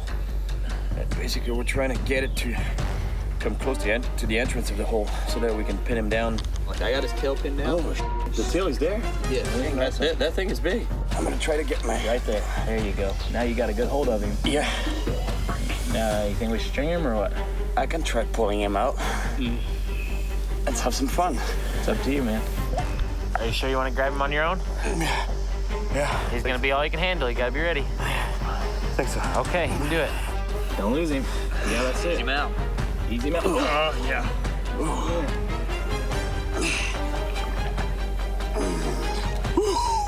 There you go.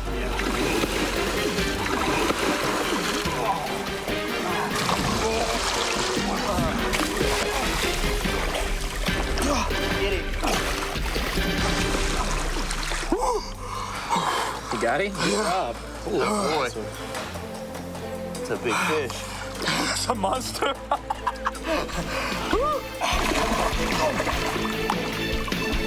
Yes! That's a monster. That's the fish I was chasing. Real big fish. No stringer, just bare hands. Really cool. Man, he's kicking me pretty good. 50 pounds? 50 pounder, yeah. Every bit of it, at least 50. 50 pounds. That's a monster fish. We almost always have to use a stringer. Being able to just grab one with your bare hands is pretty badass. Really? Really. Because they hurt, right? Yeah, they don't feel very good. I mean, you get ate up like that. That's what happened to you? Yeah. Well, you got me pretty good here. Oh, yeah. We're Twinkies now, all of us. Welcome to the club. Had our fun, buddy. See you, baby. Good job, man. Yeah. Awesome. I came to Oklahoma to catch a flathead catfish with my bare hands, one of the biggest fish in the state. I wanted to find them in their own domain. Put my hands in their holes and in their mouths. No more rods or hooks or even bait. This time, the bait was me. Awesome. Thanks to my friends that share their knowledge and passion with me, I now have the greatest respect for this raw style of fishing that is noodling. I love that one. In the end, It was just like Skipper told me. You're going to tremble, you're going to laugh, and you may cry, and there's going to be some blood. But you're going to make a memory that's going to last a lifetime, I promise you that. And now that I've been through it, That's hardcore noodling right there. I loved it so much that I'm definitely coming back. You got your big girl panties on? It's a frog, man. No! Ah, don't pull it out. Oh. Stay in there.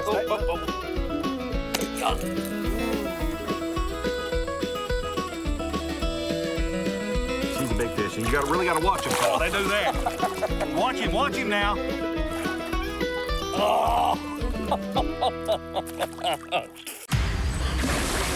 My name is Cyril Chauquet, and I spend my life traveling the world, chasing monster fish. Now I should let it go before a bull shark takes my leg off. Very strong animal, as you can see. Look at the size of this piranha. And that's exactly what I'm doing here in Cuba. I came on a double mission to catch one of the most feared predator fish in the ocean. Lightning quake. Something, man. Oh! And with a mouthful of razor-sharp teeth, the barracuda is definitely one of the deadliest killing machines in the water and can cause some serious injuries. I've seen monster barracudas before. You guys want to see a big cuda? But they're true giants here in Cuba too, and I want to catch the biggest one possible. The second part of my mission is to catch another predator fish known for reaching gigantic sizes and giving an incredible fight, the tarpon.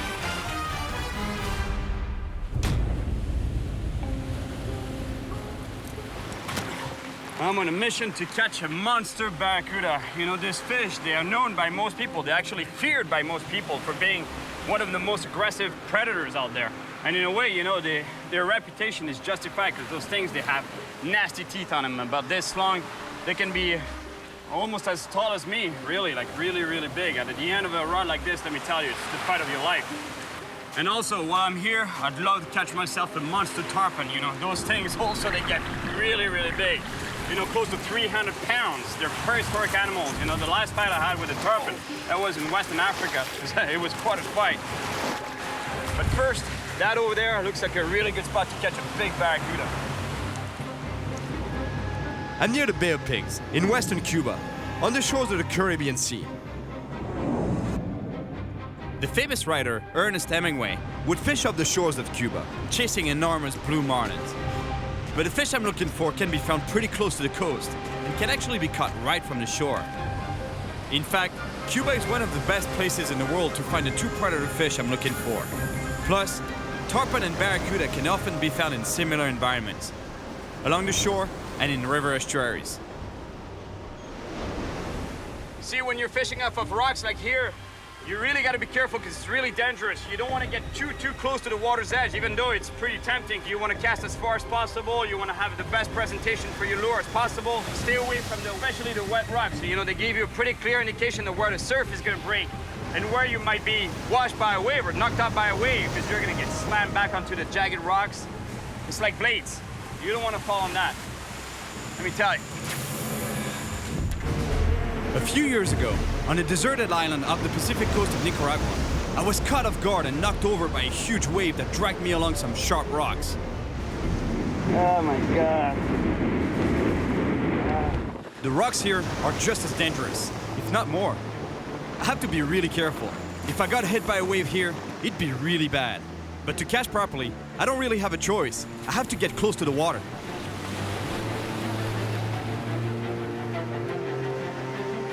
Honestly, where does this wind come from? It came out of nowhere. You know, it was a little windy, but nothing like now. Now it just picked up like crazy. The wind is whipping around me, making it even harder to stand on these jagged rocks. I'm casting my lure parallel to the shoreline and close to the breaking swell, because barracuda and other predator fish will hunt the easy prey that are disoriented by the crashing waves. Yeah, fish on it.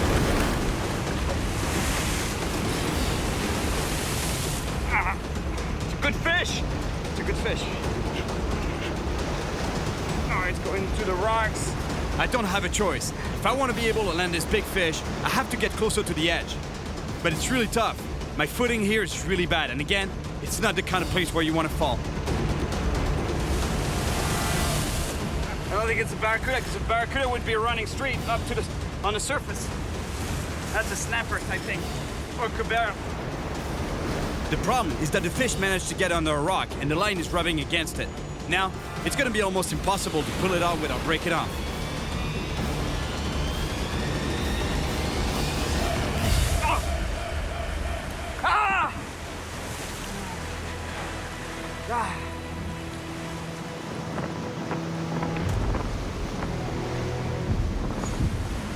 It was not a barracuda, because a barracuda would have been running straight. You know, they're not a dog fighter. They don't go down, you know, they don't bully down. They try to look for open water. They swim straight, stay on top, stay on surface.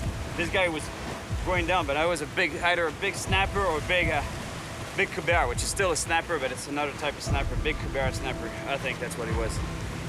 Even if it was not a barracuda, I would have loved to catch this fish.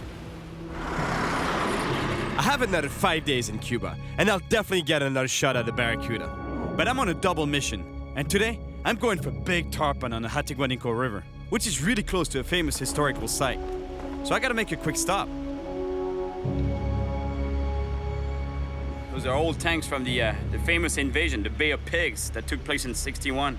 Exactly where it took place here in Playa Huron, and then this whole area. The Bay of Pigs is right there, and that's where the battle took place. But it's also famous for big tarpon right around here, you know, in the Cienega de Zapata and Rio Atiguanuco. I've been there before, but apparently there's monster tarpon, so that's exactly where I'm headed. I've fished this river before and caught a few tarpon, but they were just small ones. But when I recently spoke to my buddy Felipe, he told me he'd finally found a spot where the really big fish are. Oh, Cyril. ¿Cómo estás? ¿Cómo cuenta, hermano? Muy bien. Mucho tiempo, ¿eh? Y ahora entonces entra grande, Ahora ¿no? han entrado grandes, ¿sabes? Cuando la otra vez eran sábalos pequeños. Sí. Ahora son sábalos Sí, de los 50, que escucha. 60, 80 libras, sábalos mucho más grandes. ¿Sí? Entonces lo vamos a buscar. Vamos, vamos.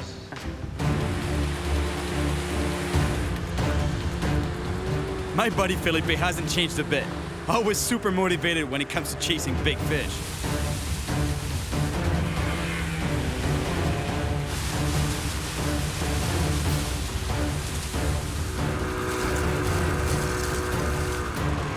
The Hatiguanico River runs through one of the wildest areas of Cuba. And here we are, right in the heart of crocodile country.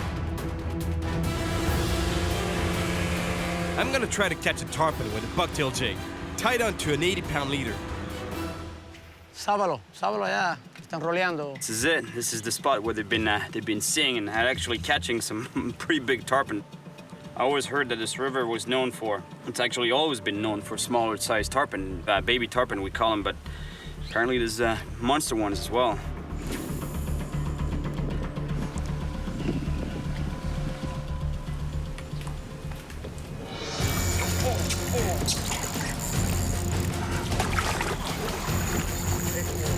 Oh yeah. Oh yeah, big snook, big snook. Oh.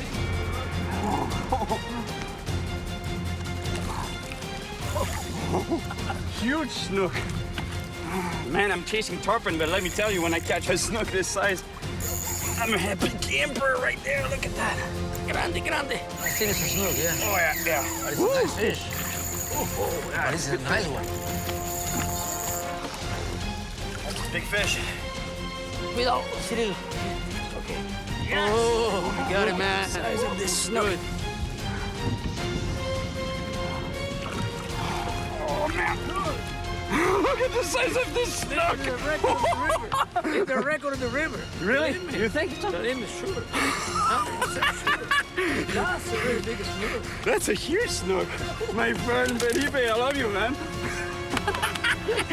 Right there, check this out. I was chasing a monster tarpon. Felipe says, you know, it's a good spot here for tarpon usually.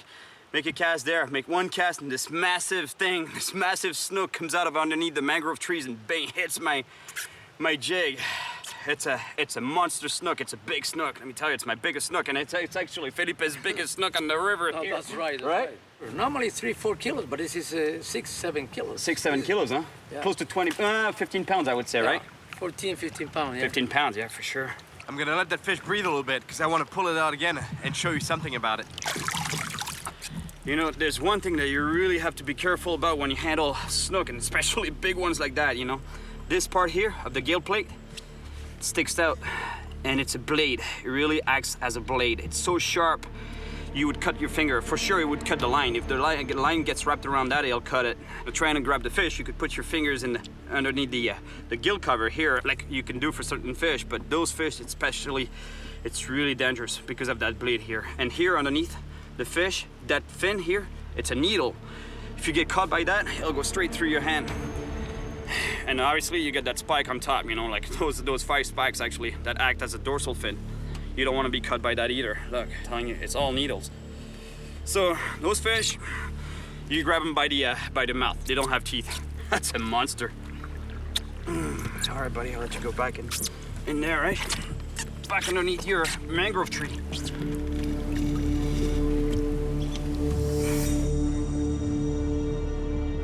Mi más grande robado de mi vida. No, para mí también, ¿eh? Un robado así, ¿no? Gracias a ti también. Qué bueno. Ahora un sabalo gigante.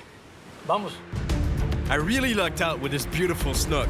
It's not the fish I'm looking for, but I'm so happy I caught it. Now, I just hope I'm gonna be as lucky with a tarpon. Last time I caught a tarpon, it was in West Africa. Big tarpon. The fish put up an incredible fight. I managed to get the big fish right to the boat, but we lost it. So I just hope to be a bit more lucky this time. Cyril. Oh, you got one? Yeah. A snook. Snook, man. That's an irregular size of the snook in the river. Yeah, that's what you catch most of the time, huh? It's good for compare with the other we're going to catch. Nice fish, man.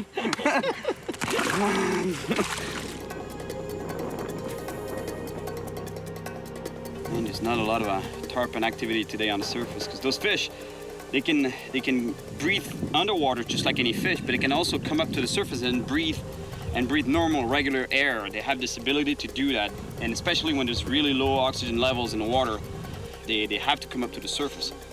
But today, you know, like there's not much happening.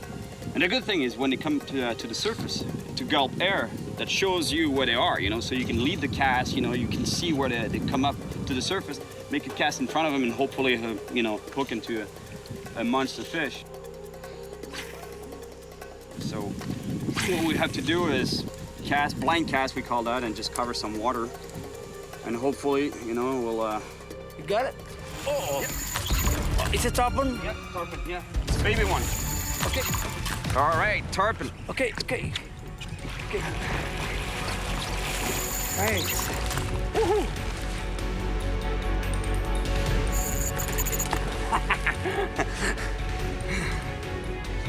It's not what we want in terms of size, but it's a tarpon. At least it's the right species. Baby tarpon. There you go. Ready?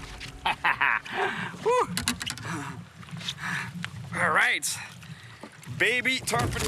Oh, my God. Unbelievable, the power of this fish. I grabbed this fish by the mouth, you know, and the mouth is pretty much the only place you can grab this fish. You know, I don't really like grabbing them by the gill plate, but the inside of the mouth, look, it's like a fowl. You know, they don't have teeth per se, but it's so rough. When the fish shook its head, it got me in the knuckles here. Look, it's not the fish's blood. It's mine. So imagine this fish in 150 pounds on the boat. You know. We got a tarpon. You know, you don't want to bring them on the boat, actually. That's why, you know, we release them boat side. If we get a big fish like that, you don't want to bring it on boat because they'll destroy everything, including us. Man, they're powerful.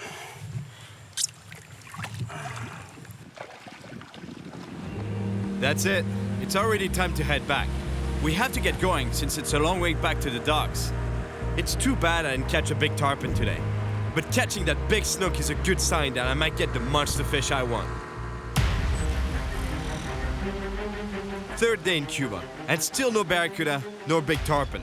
But huge crabs though, redland crabs. In fact, it's hundreds and hundreds of them, migrating in order to reproduce. Millions of years ago, there were no roads. They could go back to their woods easily, and now they get crushed on the road. It's pretty sad. Yes, made it. God. Oh, look at him. Oh, yes, still alive. I don't even... You hear the crushing sounds of the shells on their tires. Poor crabs. It's a rough trip getting back to their burrows in the mangrove forest. I'm now headed to another area of Ciénaga de Zapata. I heard that it's really good for barracuda. This is a huge wetland area, and barracuda love taking advantage of these warm, shallow waters to ambush their prey.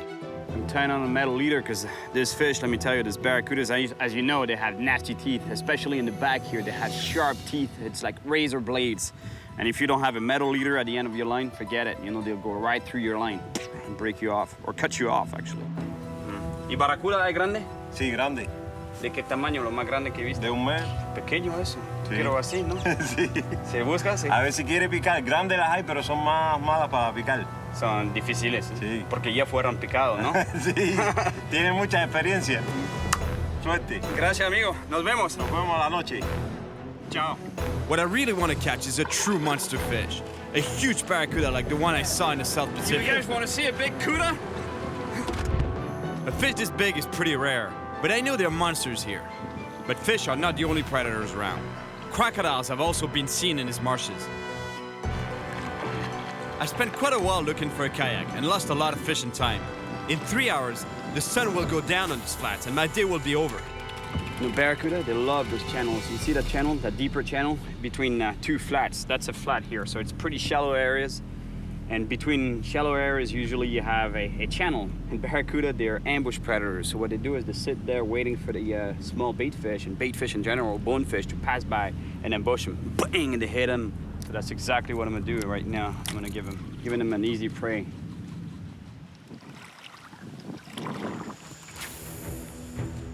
Barracuda love to chase prey that move fast. So to fish in these shallow waters, I'm using a topwater bait that mimics the erratic movement of an injured bait fish fleeing on the surface.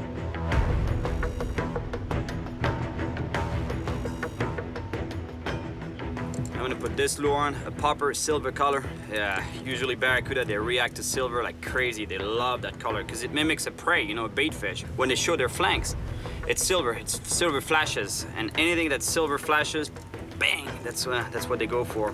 That's why there's a lot of accidents with a barracuda, because if you're wearing a bracelet, for example, or a watch, a silver watch on the water, and you're swimming, you know, that silver watch, when you're swimming, when you're making movements, it's gonna make some flashes in the water, and that's what barracuda react to. So they attack the bracelet thinking it's a prey, and it's actually your hand. But let me tell you, when it's a 30-pound barracuda that attacks your hand, it's gone.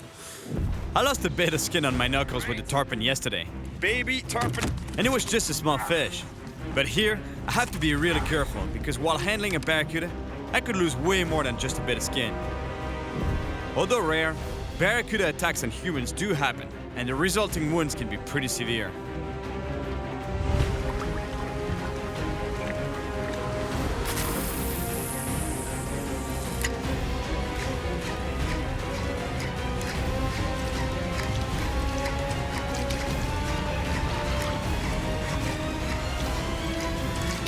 Here we go. Fish on. That's a good fish. That's not a big one yet. That is not quite what we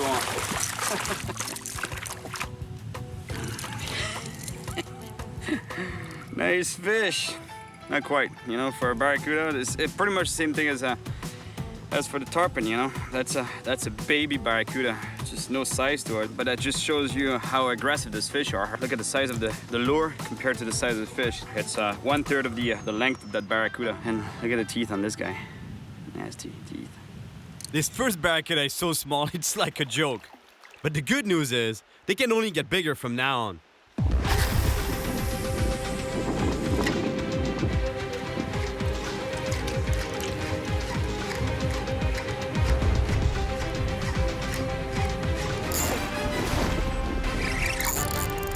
Fish on.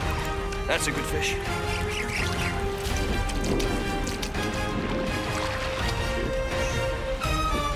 Great.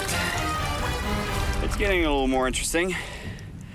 Still no monster, far from it, but it's a good fish. Second barracuda, just a little bit bigger this time.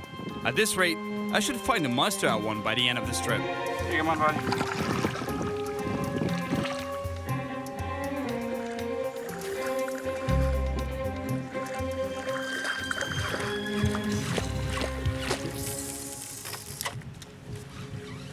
Well, I don't think I'll catch that monster barracuda today. It's too bad because they are out here for sure. It's got to be monsters here. You know, fish like this long, like 3-4 feet long. Teeth on them, like this. Although that's not the end of the trip, you know. I'm here for a few more days, so I might still get a shot at a monster barracuda. Although now I'd better rush back with that kayak because the sun is setting fast.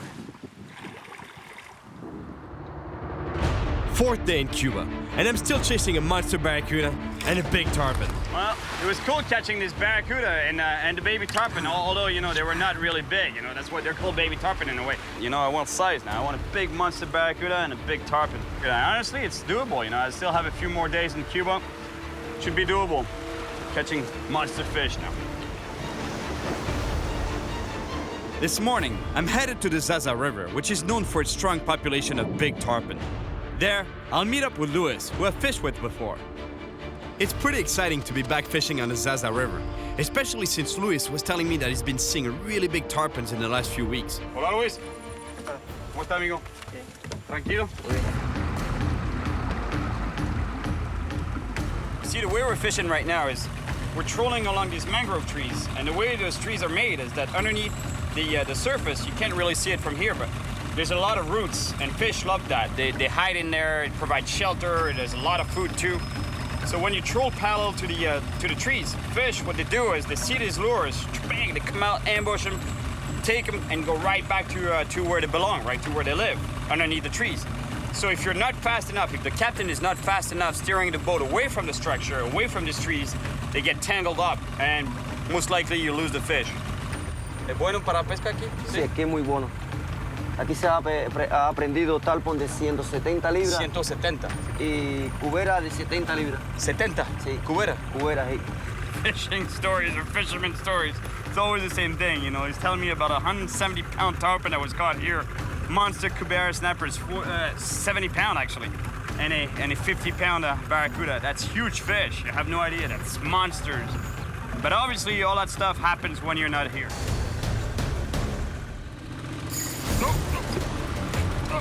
Oh, good fish. Stop. Incredible. Fish on. Just to contradict me, I just got a huge hit. It's a good fish. It's not a tarpon because he would have jumped already, but I don't know what it is. It's a really, really good fish. This fish, the fish wrapped himself around a log on the bottom or a mangrove tree. It's stuck. I don't want to lose it because I'm going to tell it's a big fish. Under a log or something. Ah, no, it's not going to happen twice. Ah, damn it.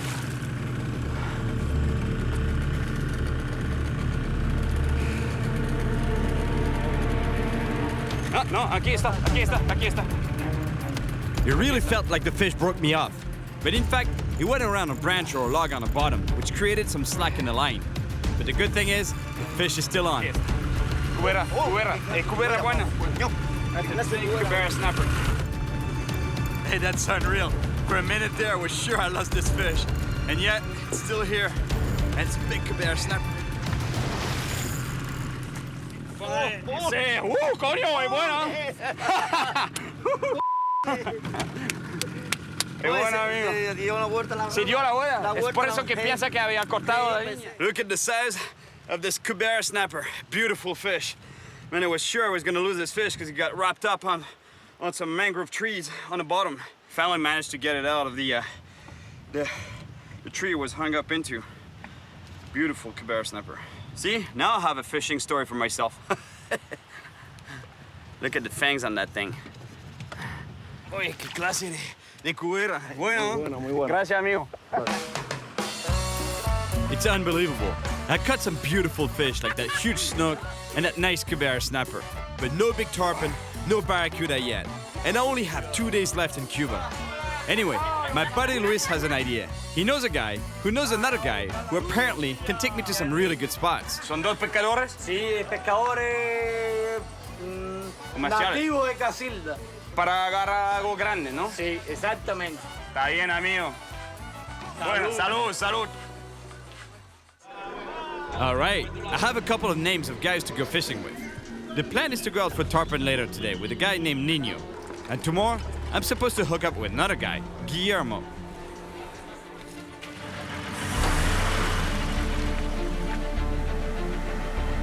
Es lindo ese carro, ¿eh? ¿Hace cuántos años que trabaja ese carro? 57. 57, ¿eh? Wow. All right, let's go for that monster barracuda I've been telling you about. I'm on my way to the Trinidad Marina to meet with one of the fishermen that the guy at the bar was telling me about yesterday. I talked to the guy this morning, and apparently, you know, he's good. You know, he's been fishing here for many years, and he was telling me that this monster barracuda, they're not easy to get, they're scarce, but there's monsters. So hopefully I'll get that monster fish, monster barracuda I've been telling you about since the beginning of the trip.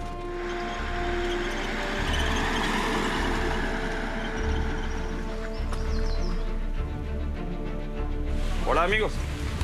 Hola. ¿Cómo está la cosa? Bien, Hola. bien, todo bien. ¿Cómo está? ¿Cómo está el sabalo? Siempre se puede probar. Se puede probar, a ver si está, ¿no? Looks like the tarpon is going to be a tough one here again, you know. From what he was telling me, it rained a lot last week, and what happens when it rains is that all the dirt gets washed down to the main rivers by the smaller streams, smaller rivers and stuff. And what happens is that the main rivers, they're all dirty.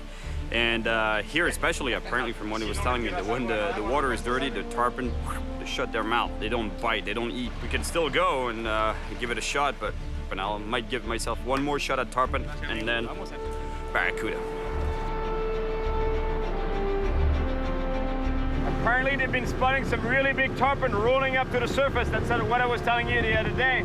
They've been spotting them, not catching so many, but looks like they're here.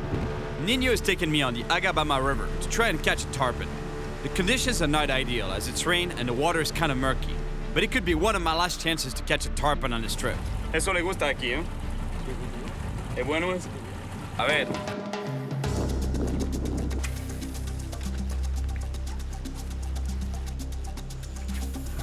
It's not to justify the fact that I just got snagged, but honestly, you have to get snagged. Because the fish, they live in structures, they live under those mangrove trees and stuff, you know, so if you don't go in there, you know, you're not gonna catch. But if you go in there, you might get snagged. But in a way, if you get snagged, it's a good thing. Because that means that you're fishing in the right places. I cast all along the mangrove trees, but no sign of any fish. So I decide to troll a little bit, to cover as much water as possible, and hopefully catch a tarpon. After all, the trolling landed me a big snapper on the last river I fished on. Look at the size of this Quebec snapper. As you know, it's my favorite technique, right? Love it.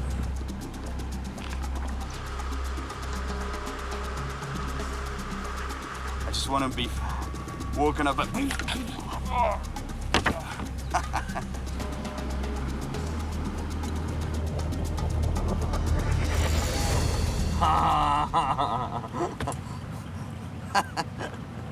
I'm trying to stay positive and keep thinking I'm gonna catch a tarpon. But I gotta say, I'm kind of losing hope here.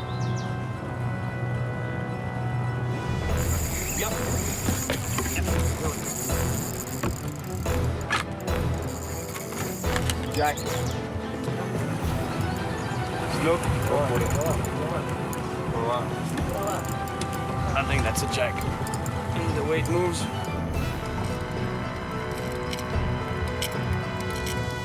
You know, a tarpon, I would know right away. Was it tarpon? Tarpon, as soon as it's hooked, pretty much it goes airborne. It jumps out of the water.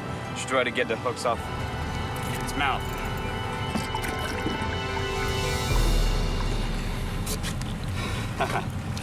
Jack Crevalle. See the grunting sound? This grunting noise that they make? It's actually a distress or warning signal that they emit to the rest of the school, because they live in schools. But I'll let you go, buddy. There's no distress here. You're going right back to your buddies.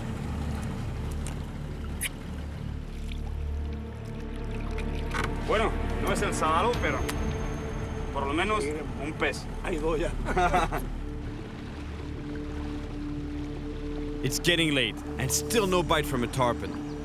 Nino proposes a change of plan. He thinks conditions in the river are not ideal, and we should go offshore to meet up with Guillermo. He's already fishing a spot that's apparently really good for big barracuda. Tiempo.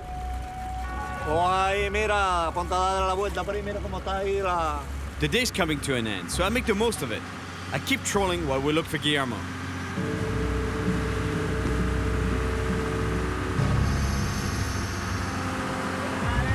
Finally, we found Guillermo at sea. The problem is that it's getting late, and we're really far out. Plus, according to Cuban law, it's forbidden to navigate at night. Bueno, niño. Muchísimas gracias, amigo.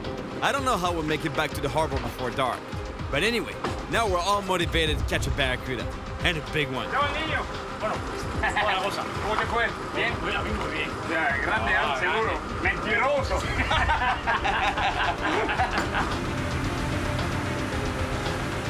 Guillermo never goes out at sea without his friend and first mate Alberto. Here we go for that monster barracuda. I just tied on a 100-pound fluorocarbon leader. We set up a few rods for trolling. The plan is to cover a lot of water and maximize the chances of catching a big barracuda. Speaking of barracuda, the last one Guillermo caught left him with a bad scar. Oramos con 2 metros de altura. 2 metros, así. 2 metros de altura, un hecho de cabeza. You know, they hooked into a barracuda while trolling.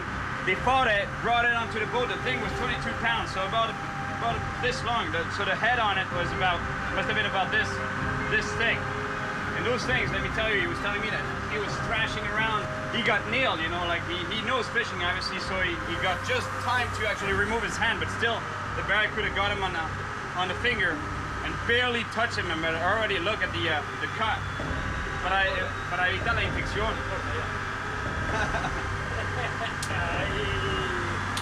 Ahora a pescar. A pescar ahora, eh.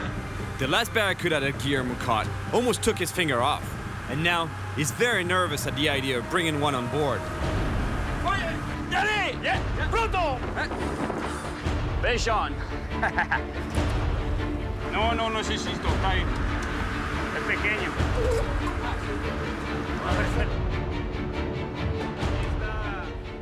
It's not the monster that I'm looking for, but at least it's bigger than the barracuda I caught on the flats. We barely have an hour left to fish, but with a bit of luck, I might catch a huge one. ¿Viste? Es ahí. Ah. Ahí donde está. Ahí donde está. Ahí.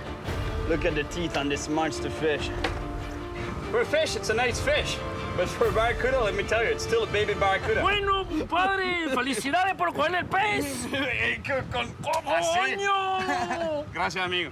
Dale un besito. Ay, no, eso no es besito aquí. ¡Es un beso tú aquí en la boca! ¡Qué bueno! He wants to keep it because that's our meal for tonight.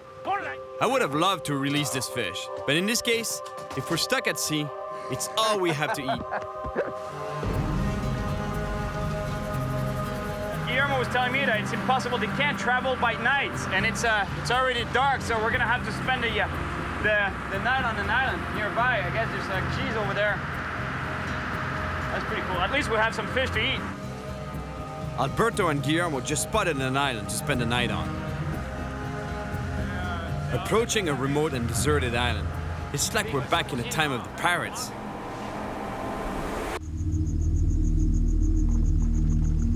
Guillermo and I decide to go explore this island to see if we can find something to eat. And more importantly, to see if we can actually sleep on it somewhere.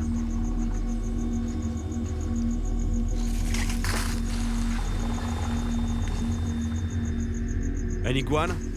A jutilla, which is a large rodent? What other creatures are we going to find on this mysterious island? This mangrove island is full of life. It's not very reassuring to know that we might sleep among it all. At the least, I need to make sure there are no crocodiles or scorpions here. Look at the size of this crab. Unbelievable. Look at the size of that thing, that claw. Unbelievable. I don't want any of these guys crawling up into my bed. Actually, this is not even a bed, you know. I barely have a blanket to sleep on the ground. In many areas of the world, eating barracuda can give you a severe illness called ciguatera poisoning. but in this region of Cuba, the guys guarantee that the fish are safe to eat. A la manera cubana.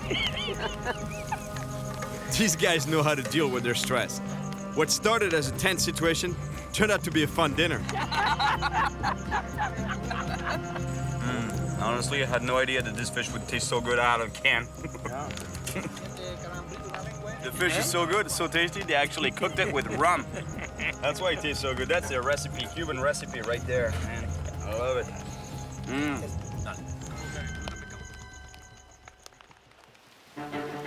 Waking up on a deserted island is pretty cool. But last night, when it came down to choosing between adventure or safety, we chose to sleep on the boat. Sleeping on the ground of a mangrove island where you're not sure what kind of creatures are around is not the smartest thing to do. You really thought I was gonna sleep on the island? With the crabs and the whatever other animals live on there? Iguanas and stuff? Nah, I mind it, but come on. Much better off on the boat here. Guillermo! Talking about a prehistoric animal, we got one right there. The iguana. Man, these things have been around millions of years. I don't know how old exactly, but I'm pretty sure it's not far from the tarpon. It's my last day in Cuba, and I have yet to see a monster barracuda. It's really time my luck changes. Brand new, just out of the box. I just tied on an artificial lure that mimics the movement of a bait fish swimming just below the surface, where barracuda love to hunt. All right, let's go find that big barracuda.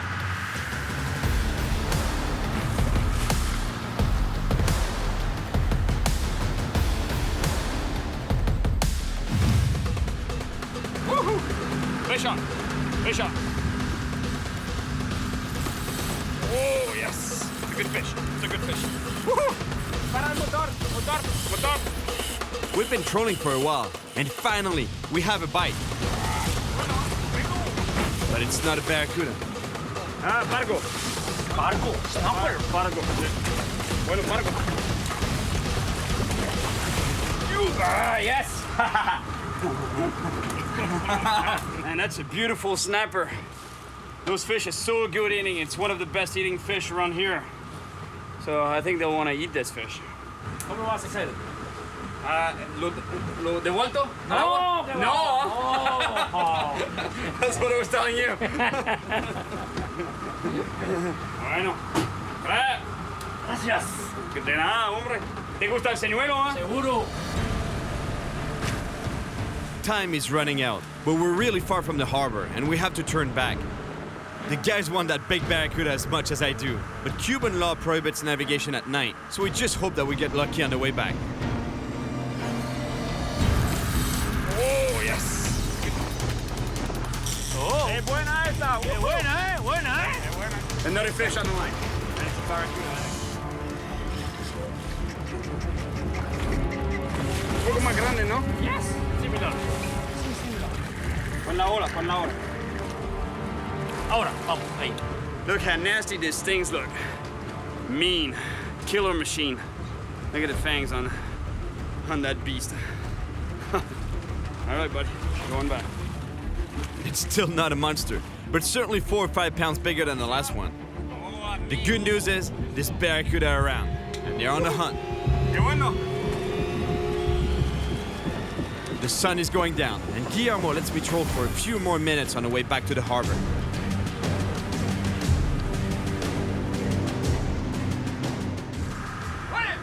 Ok, otro. Otro, sí. Oh, despacio, relate, despacio. Fish, fish, fish. Fish on.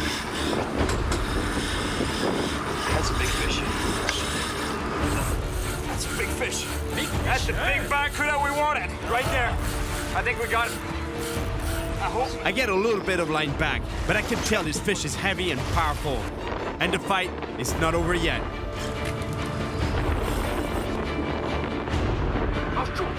Oh, vamos. Ahí, despacio, despacio. Calma, calma, ahí. Despacio, ahí. Trabala, trabala. Trabala ahí. This fish is putting up a big fight, but he's getting tired and he's getting close to the boat. Muy grande, grande.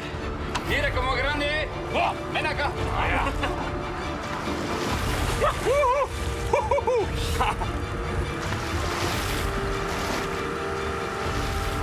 That is one big barracuda right there.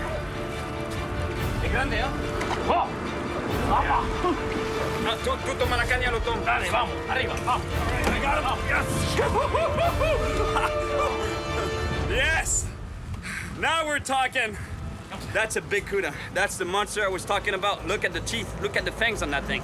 They got hit by something, huh? Otro, huh? Yes. Otro que lo atacó, ¿no? Otro que lo atacó, Aquí. Now imagine this thing going for your bracelet or your watch. When I was telling you that you'd lose a hand, now you know what I'm talking about, right? These fish are lightning fast, and they usually strike at full speed with that mouth full of teeth. So imagine, their prey don't stand a chance. 24 libras. Oh, es bueno, huh? 24 pounds. Look how nasty it is down there. This is a bite mark. This thing got attacked either by a barracuda, another barracuda, or a shark. But it should be fine. It's not a deep one. Bye-bye, my friend. Unreal. The teeth marks on the lure. The tooth there, the fang, right through the plastic. And check this out. Look at the hook. Totally bent it open. That's a strong hook. Normally I change the hooks to even stronger hooks than that, but I didn't have time. ¿Ahora lo quieres? Muchas gracias. Pero regalo, Sí. ¿lo querías, no? Claro que sí. Está muerto, disculpa. No importa. No tengo otros. No importa, pero que buen saco de buen pez, qué grande ese barracuda. Qué grande barracuda. Es bueno, ¿eh? Te felicito. Gracias, amigo. No hice nada, solo puse el señuelo en el agua. No importa, y pusiste el amor del corazón. El amor del corazón. I came to Cuba to catch a big tarpon and a monster barracuda.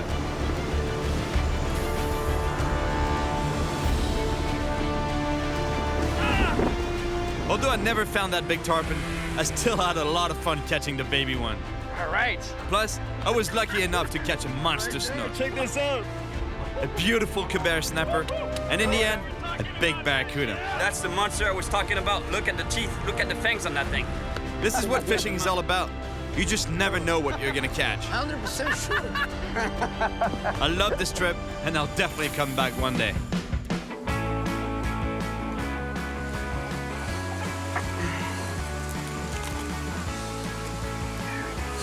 The way to hold these things, you know, you have to grab the claws first, obviously, otherwise you get nailed. Yes, made it. Oh, look at him. Oh, yes, he's still alive.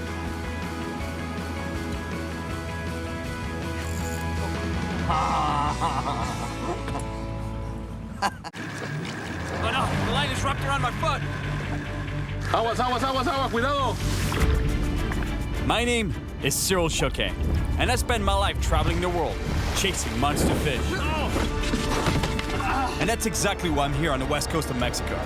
The water in this region of the Pacific Ocean is known for its great population of billfish. Yeah! Anglers from around the world come to Zihuatanejo, hoping to land a monster sailfish. Pica algo. But this comes with its own set of problems. Cuidado, cuidado.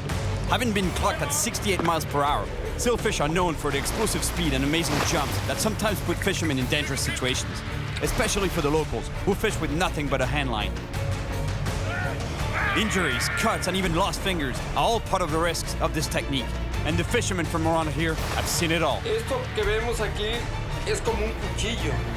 I want to fish like the true local fishermen do. And even if I know the dangers involved with handlining for sailfish, I'm gonna take my chances. Cuidado, cuidado.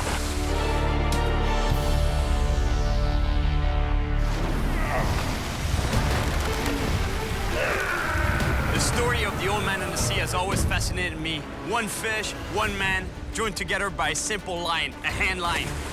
I've caught big fish on hand lines before, and let me tell you, when you're fighting something like a big bull shark, it's extremely violent and almost unstoppable. But with the sailfish, it's like holding on to a torpedo. Vamos. There's even stories out there of fishermen getting tangled up and pulled out of their boats or even getting their fingers cut off.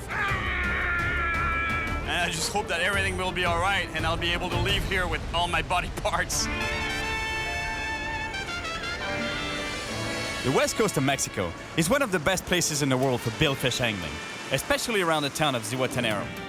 Located around 130 miles up the coast from Acapulco, Zihuatanejo has always been a sleepy fishing village, until recently. Since the 70s, the population went from 7 to 65,000 people because of tourism, and the fishing in the area is still really good. I'm here to land a sailfish on a hand line, and there's no better place to find someone to do this with than the local fish market. Most anglers come here to fish on big charter boats, but that's not what I want to do this time. I want to fish like the locals do, with a strict minimum. A small boat known here as a panga and a hand line. No rods, no reels, and no bells. Just my hands holding a line. And at the end of it, a raging balefish. Just like the old man in the sea. I definitely seem to be in the right spot. Some locals show up with the fish that I'm looking for. Anda mucho? Poquito. Cerca, Poquito. It's pretty good. At least there's some sailfish around. But if I want to catch a sailfish on a hand line, I'm gonna have to start by finding someone who will bring me out to the fishing grounds. Easier said than done. Something weird here, you know, that I'm not getting normally, and I've done it a million times. You go see a fisherman, you ask him to take you out, and usually they're really happy to do so. They just take you out fishing, come back, and everybody's happy. But here, you know, I've asked a few guys, and they're like, oh, and they're all like, no. Every time I mention the hand line, especially, they're like, no, can't take you out. It's like they know that it's really risky, and they don't want to be responsible for an accident with a gringo on their boat. But these guys don't know that I've fought quite a few fish on hand lines before. I've even caught sharks on a remote island of the South Pacific. There, the local fishermen insisted that I catch one to get accepted in their group.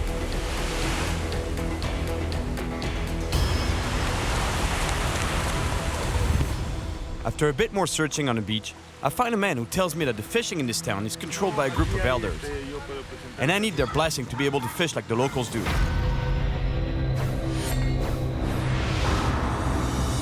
After offering a couple drinks, the elders accept to have a talk. La pesca que hacían antes era como la pesca de artesanal, como la historia de Hemingway, del viejo y el mar. Sí, el viejo y el mar. Así es, de la canoa. These guys have been handlining for years, and they know the risks. Esto que vemos aquí es como un cuchillo. Esto te corta un dedo, una mano, te puedes perder hasta la mano entera con este tipo de... After insisting on the dangers of handlining, one of the elders decides to share a story that scarred him for life. Man, that is one crazy story what he's telling me here. He was out at sea on his own, trolling with a small boat, small motor, and a lot of line on the floor. That's his mistake, actually. There was way too much line on the floor from what he's telling me. And yeah, he was holding the line like this, because that's what you do when you're trolling. You hold the line to feel the bite. But the bite was so powerful that sailfish hit so hard that he had to let go of the line. So much line was left on the boat, like I told you, that the line got wrapped around his ankle as the fish pulled the other direction. So when the fish was pulling the other direction, the boat was still moving there because he couldn't get to the motor to stop the engine. So basically the boat was moving. He was wrapped up by the ankle, being pulled, almost being pulled overboard. He got really lucky that the line ended up breaking, but it still got scarred for life. Pretty intense what can happen when you're with a hand line. After telling me about all the bad things that could happen, the elders finally accept to let me go handlining with a respected local fisherman called Martin. Man, those guys freaked me out with their stories there. This actually might be more dangerous than I thought.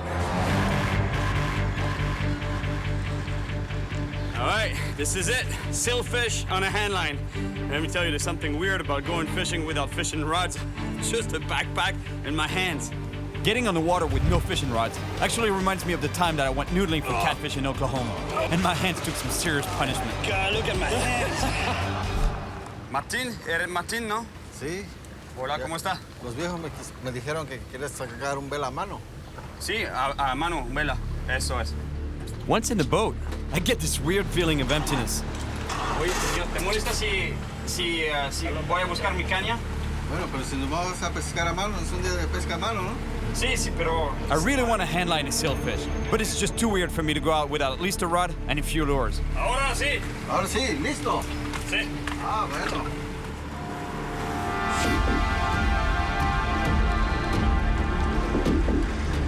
It's a handline fishing day, but at least I have a fishing rod on the boat. I feel much better about it now. On the way out of the bay, I noticed some action on the water. Oye, mira, jurel. Son jurel, sí, cazando. ¿Vamos? ¿Quieres probar? Sí, con línea a mano. Castea una, a ver si sacas, a ver qué tan bueno eres para castear. I gotta make at least a couple of casts to see if I can catch one.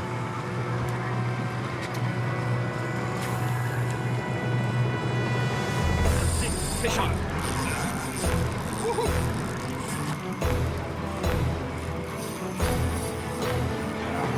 Man, it feels good to catch a jack crevalle on a fishing rod just before I go for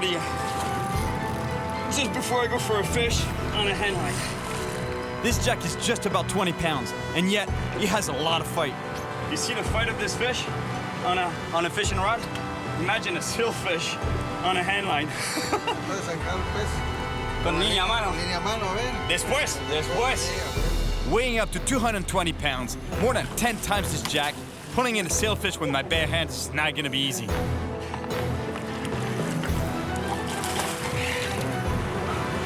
Not ready yet.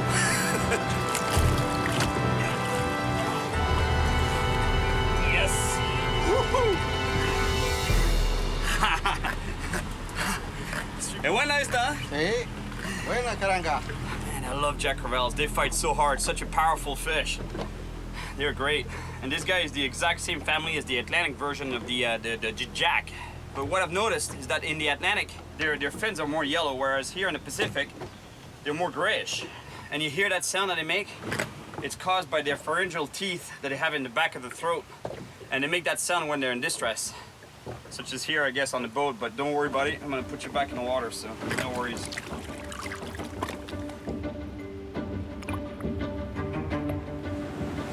Once we're back on the way out, I quickly realized that we're actually following the shoreline instead of heading out to the open sea. And I know that we won't find any sailfish following the coast. These fish are pelagic. That means they live in the open sea.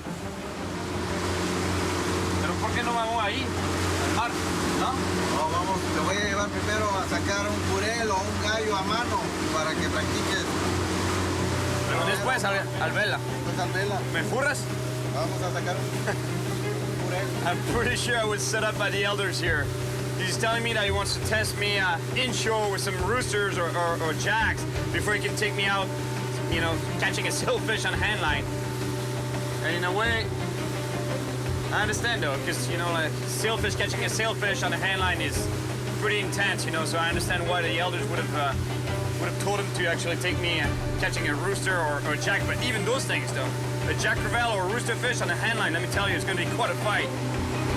Well, I guess I'm gonna have to prove myself before I can go for a sailfish on a hand line. It's going to be pretty intense. Fighting a jack crevalle or a rooster fish on such a small line, you know, that's going to be quite something.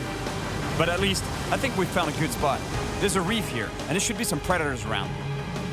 All right, that's pretty impressive. These islands are white like this because of the guano.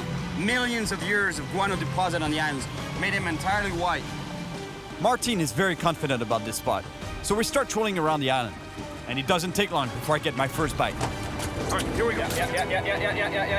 Aquí tengo. Aquí. Oh, yes, fish.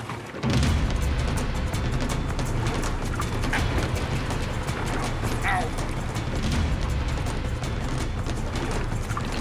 But the fish I'm fighting here isn't very big or strong for that matter.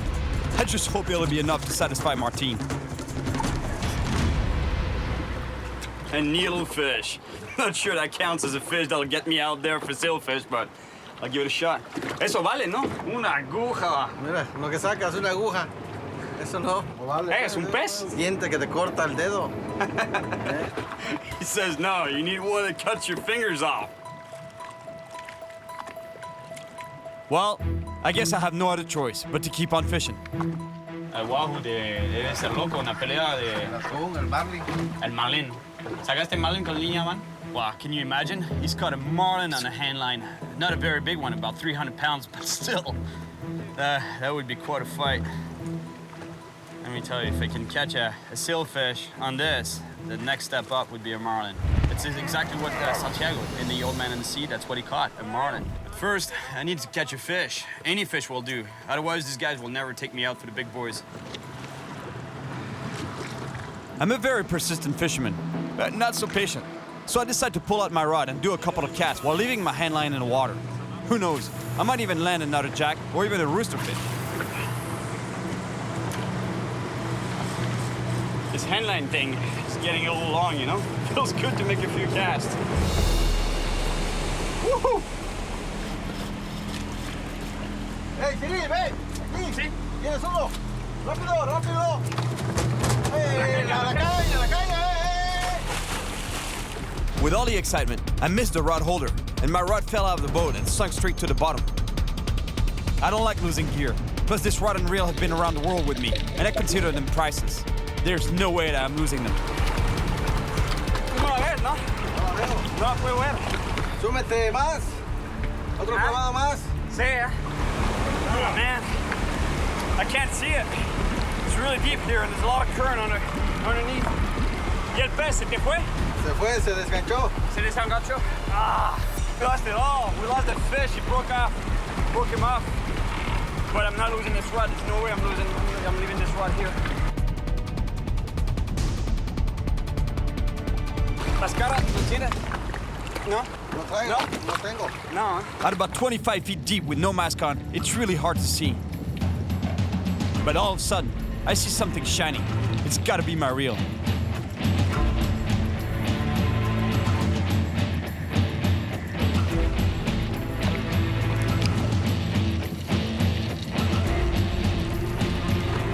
Cyril, ¿qué? ¿Ya tienes la caña? Aquí, mira. Oh, buena suerte. Eso es buena caña, no la quería perder, amigo. I lost the fish on a handline, but at least I got my rod back. Martin's patience is starting to wear out, and if I don't land a fish soon, my chances to go handlining for sailfish will be gone. But finally, I get a bite. Oh, pica algo. Dale. Sí. Dale. Yep. Fish on. Bang. Hooked up on a Dorado. That's a Dorado I have at the end of the line there.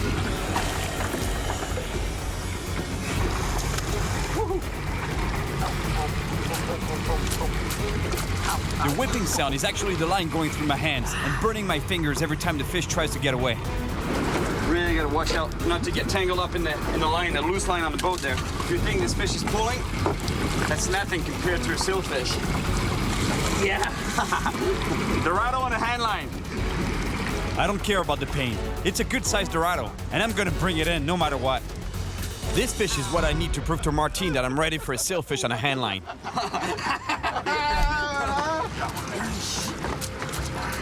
Let me tell you, when that fish starts pulling like that, you really fit it.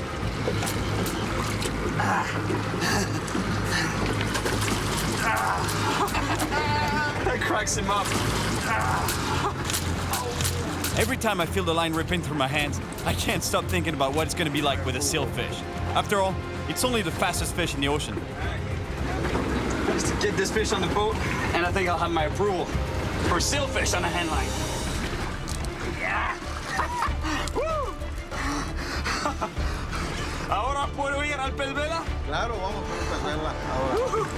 Bonita, ¿eh? Bonita. Beautiful mai, female mai. Lo vamos a comer ese pez. ¿Lo quieres? ¿Me lo quiero comer? Sí. ¿Te la quieres comer ahora? Claro. He wants to eat it right now. Vamos a comer right now. Dame 5. Gracias, amigo. I never even realized that my finger got caught on the line during the fight. But who cares? It was worth it. I'm pretty sure that the others will give me their approval to go out for a sailfish on a handline tomorrow. I would have loved to release this little Dorado, but Dorado and Mai, it's almost impossible to release in front of, people that love to eat this fish. It's one of the best tasting fish.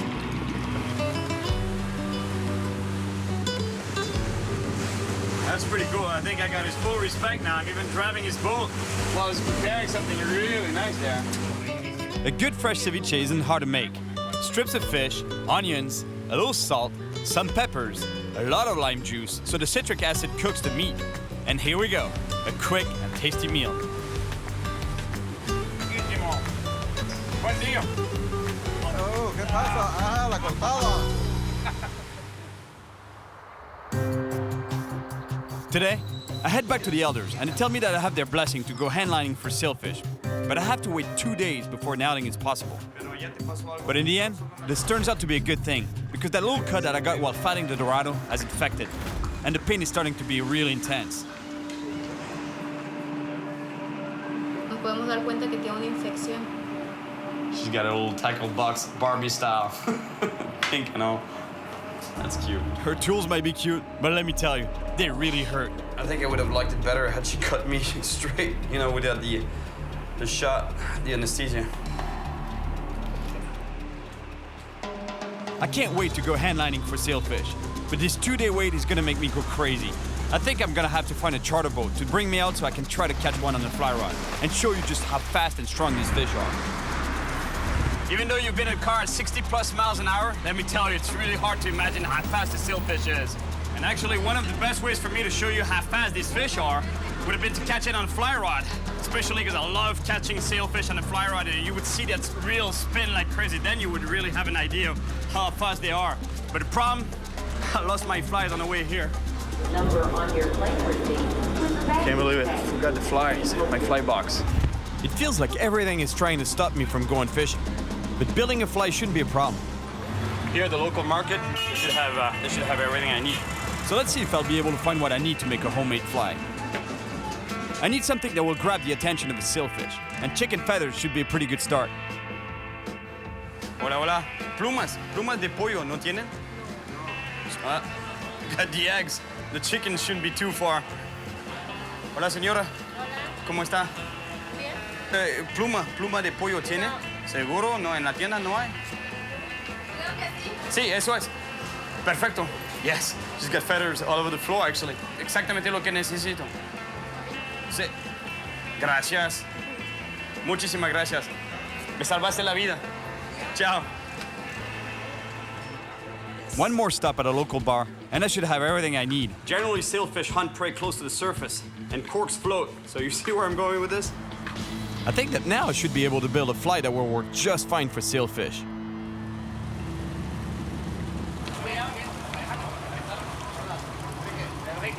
All right, it's nice to get some comfort for once. You know, I usually like the more traditional kind of boats. You know, the pangas, local style boats like over there. You know, the fisherman's village there. That's where I want to fish. Don't get me wrong, I like sitting in a comfortable chair, but right now I really want to be with the local fishermen. I respect these guys. The conditions and equipment they fish with, and the fact that fishing is all they do, makes them true hardcore fishermen. Just like Santiago in The Old Man in the Sea. I've already caught a huge sailfish on a rod from a small boat, and I can tell you one thing, it's not easy. The boat is rocking non-stop, it's hard to stand up, and you can easily fall overboard. I can just imagine how it's gonna be with a handline. So today, I'm gonna kick back, relax, and enjoy the comfort and safety of the charter boat. At least it'll give me a chance to catch a lot of fish here on this boat, I hope. And show you the speed of the fish, show you how fast those fish are. You'll see the reel spinning like crazy. I'll give you an idea of what I'm gonna get into later on while handlining. Today's conditions are perfect. The sky is beautiful and the wind is calm. But that doesn't mean it's gonna be easy. Hooking a sailfish on a fly is one of the hardest things to do in the world of fishing. Everything has to be perfect. The fish has to follow the teasers right to the back of the boat, and the fly has to land just in front of its bill. Sounds easy, but it's not. Come on. I really want to show you the speed and power of a sailfish. But before anything is gonna happen, I need to build a fly. The feathers that I put here and through some slits in the back, they add some texture. So basically it's like the tail of the animal, the squid or the fish that I'm mimicking. It's not mimicking much, but I hope it'll catch a fish. The idea of the cork is not only for the fly to float, to stay on top, because the sailfish are really attracted to what stays on top of the surface, but it's also to act a little bit as a popper. So when I strip, you know, the line will be running through the cork, and as I strip this fly, when I move it on top of the water, this front part is flat, so it'll act as a popper, so it'll make some distressed sound, so sort of like poof, poof. Just like a fly that I used in Guatemala. Just hope it's a good year. It smells good. The crew members are not convinced that my fly will work. But honestly, as long as the action on the surface is good, I think I should get a bite.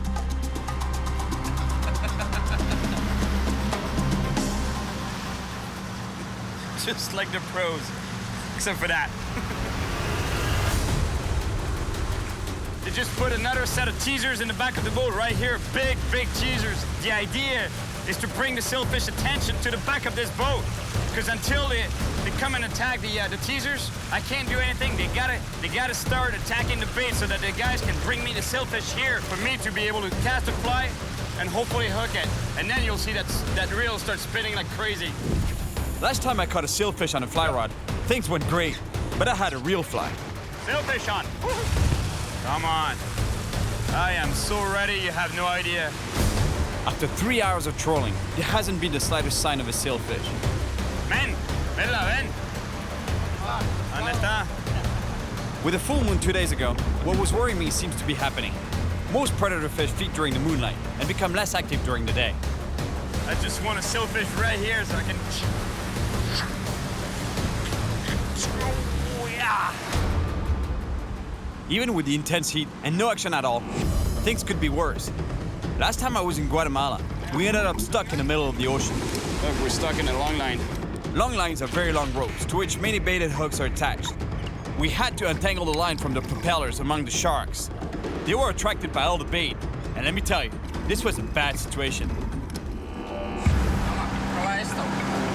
Chile serrano. Pero muy fuerte eso, ¿no? Muy poquito. Muy poquito. Pruébalo. Yeah, right. Un poquito. Through my travels around the world, I've tasted some weird things, even worms that grow in nutshells. Esse tem coco adentro. Muito bom, mas o gosto. Muito gostoso.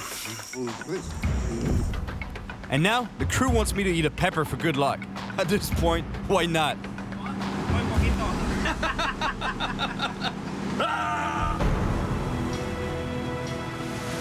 Well, I really hate to have to do that, but we had to bring in the teasers, the hookless teasers, and put some hooks on some bait, you know, in the back of the boat because we're not getting anything right. Oh, sailfish!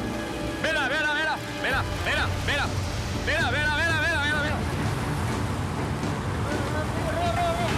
I have to get my fly in the water as fast as I can, because I only have a couple of seconds before the sailfish loses interest in the teasers. Oh, he's going for it. He's going for the fly. He's going. Ah! Come on. Eat that. Take it. Come on. Woohoo! Yeah! Woohoo!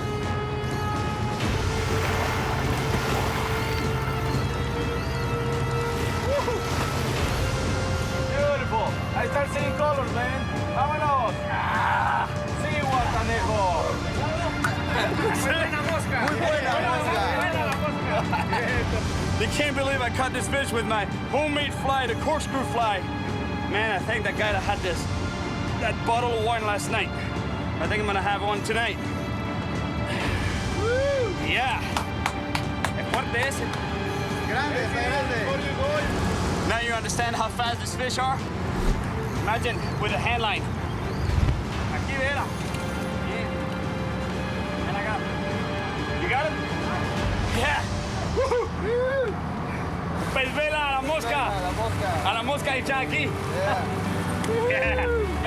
Oh. Yes. Sailfish caught on a homemade fly. The corkscrew fly. Let's put him back. Gave it a lot of its energy, so that's why right now it's a little tired. He looks good. He's good to go. After a long day in the sun, I finally caught a sailfish on a fly rod, and I'm really happy that I was able to show you the power and speed of this fish. But I can't stop myself from thinking about the crazy stories of handlining sailfish. Esto que vemos aquí es como un cuchillo. Every time my reel would go crazy, I was imagining holding the line in my hands. And this makes me nervous because tomorrow, it's my turn with a hand line.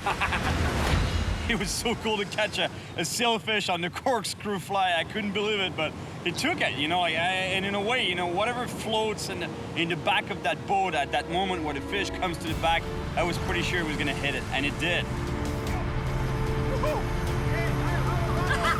Yeah. There's something about sailfish that I love. They're beautiful, so efficient predators. They use that sail-like dorsal fin to act as a wall, you know, and they circle around the bait to push them into a ball, and that's what we call a bait ball. And then once they have a concentrated bait ball, they go one by one into the bait ball with their bill, and boom, boom, you know, and they stun the fish or they kill the bait fish, and then they only have to grab them and eat them. Tonight, all of Mexico is celebrating the Lady Guadalupe. This is a national event that you don't want to miss. People from everywhere join up to parade and play music in the streets. They also lay out flowers and effigies of the Virgin Mary in front of the churches to receive her blessing. With what I'm gonna do tomorrow, maybe a prayer or two wouldn't be a bad idea. There's something about street food I love.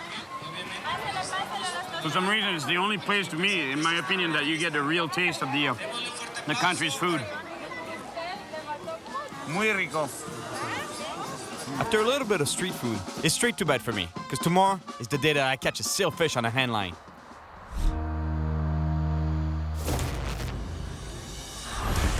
All right, this is it. This is the day. Martin hooked me up with a couple of guys that are willing to take me out. So hopefully, today, I'm catching a sailfish on a hand line.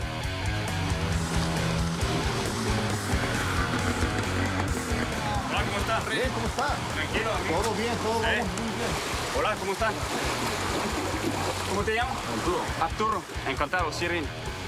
Arturo and Freddy are considered the best sailfish handliners around. With these guys, it's just a matter of time before I get to catch a billfish just like in the Old Man and the Sea.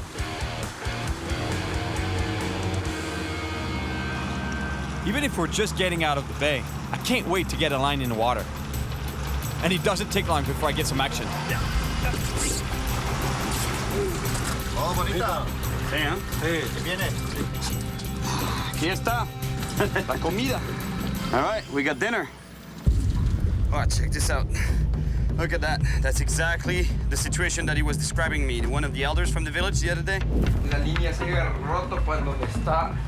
Y yo desesperado. Y el motor acá. Y ni una cosa ni otra. When there was a lot of coils of line on the bottom of the boat here on the floor. That's exactly what just happened to me. Imagine if my bait was in the water right now. I get a hit, I get all tangled up, and I go overboard. All right, time to head out towards the deep sea, the pelagic predators' hunting grounds. All right, today I'm catching a sailfish on a hand line. We're getting close to sailfish territory, so to get their attention, Arturo and Freddy put some hookless teasers in the water. And now, the essential part. The line, the hand line. It's not much at all, let me tell you. It's just a lot of line on the spool and a hook. That's it, and obviously, that's the main tool. But this time I didn't forget my gloves. Let me tell you, if we get some action, it's gonna burn. I'm gonna feel the burn. These guys have felt it before. ¿Y tú te falta dedo? No, no mires, ¿no?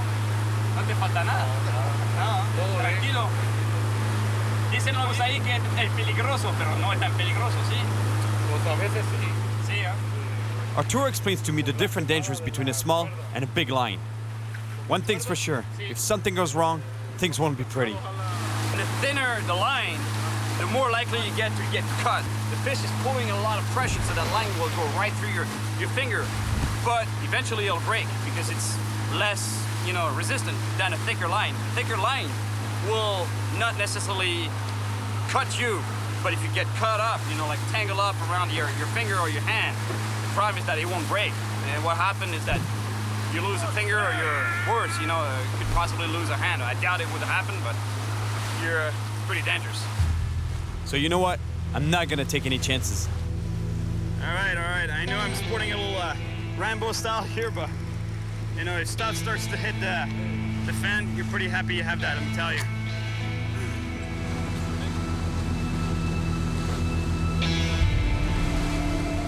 The conditions are perfect, but the heat is brutal. And we've been trolling for hours. It really seems like we're gonna strike out. But suddenly, we spot what we're looking for. Vela, sí. Allá va, allá. Toma esta línea, esta tiene mucha cuerda, mucha línea. Esta tiene mucha línea. Sí. It's pretty rare to see a sailfish with a dorsal fin out of the water like that. This is my shot. I have to move fast.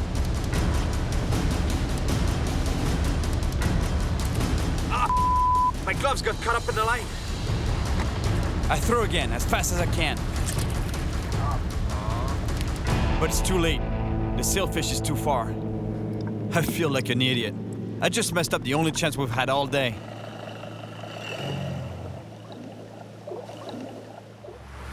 Ok, Cyril. Ni modo, lo siento mucho. No fue un día de mucha suerte, muy poca suerte. Eso es la pesca, Es la amigo. pesca, Sí. es la pesca. Es lo que la hace excitante. Bueno, pues así. The guys are really cool, and they want to help me live this traditional fishing experience. So they come up with another plan. Está alejada. All right, well, at least there's a plan B, you know, and plan B sounds pretty good because what he was saying is that there's another beach that they know that we can spend the night at and leave from there to some better, more remote spots for sailfish, apparently, because here there's a lot of pressure. We're pretty close to town, and they were saying it's not the best fishing waters here for sailfish.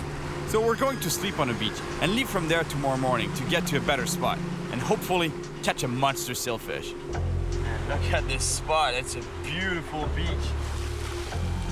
Freddie prepares the skipjack that I caught earlier. Meanwhile, I dive in to help Arturo properly anchor the boat so the waves don't push it into the rocks during high tide at night. Now, we just need to set up camp and then it's dinner time. Or I guess I should say snack time, since we only have one small fish for everyone. Aquí está. Si paso el test contigo. Está todo bien. Tequila va. Tequila ahora. All right. Gotta take care of my Mexican friends here. Oof, that's gonna hurt. Freddy!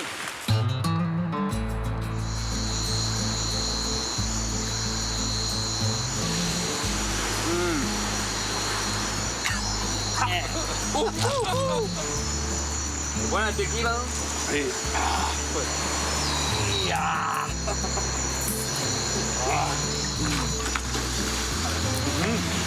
A ver. Bonita steak or skipjack steak. That's gonna be pretty good. You know, a lot of people consider this fish trash fish, but I tell you one thing, it's pretty tasty. It's the same family as tuna, so tastes pretty much the same. ¿Cuál es la luz que vemos ahí? Aquella. Sí. El mar. Están sacando carnada. Pescadores de carnada. Pescadores. Those guys that we're seeing out there, they're commercial fishermen. They're fishing for bait fish. Little fish like this that can be used for any kind of fishing, but are really, really good for sailfish. We're gonna go pay these guys a visit, especially because they're fishing with hand lines, so it can be a lot of fun catching a few fish with a hand line, getting some practice for hopefully catching a sailfish tomorrow. Hola amigos. ¿Cómo está la cosa? Bueno, más o menos la pesca. Más o menos.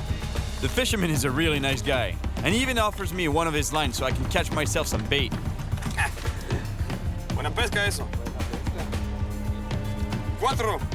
¿Cuántos quieres? ¿Cuántos quieres? Buena pesca. Papezuela, Ese, bueno, buena carnada. I would stay here and fish all night, but it's time for us to get back to shore and get some sleep, because tomorrow is gonna be a big day.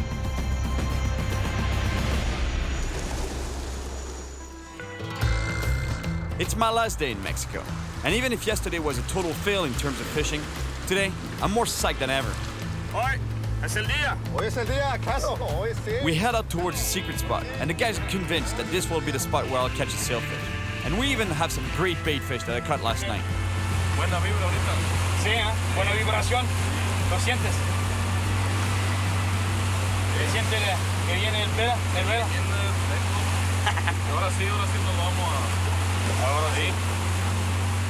All right, today is the day. We're getting really far from the town of Zihuatanejo. And what that means is that, in theory, we're getting to some areas that have almost zero commercial fishing pressure whatsoever. On my last trip to Guatemala, I witnessed firsthand just how damaging commercial fishing can be, especially when they use long lines. That's pretty sad. It's mainly the product of bycatch, on long lines. It catches anything that's out there, really, because it's baited hooks. It's a bunch of baited hooks on the line, and whatever's around will take it. So mainly dorado, obviously, but shark and sailfish. Arturo and Freddie are convinced that I'm gonna land a sailfish around here. I hope they're right, because today, my last chance.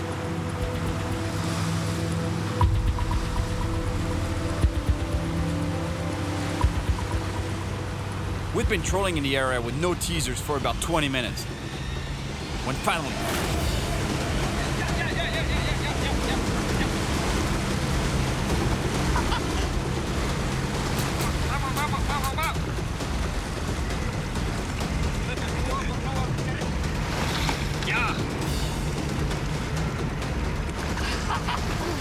This is it, the old man in the sea. Cuidado, señor, cuidado.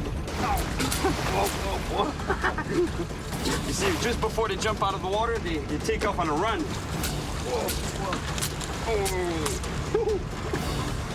Cuidado. Es muy peligroso. Hey, ya tenemos uno. Told you it was better fishing around here.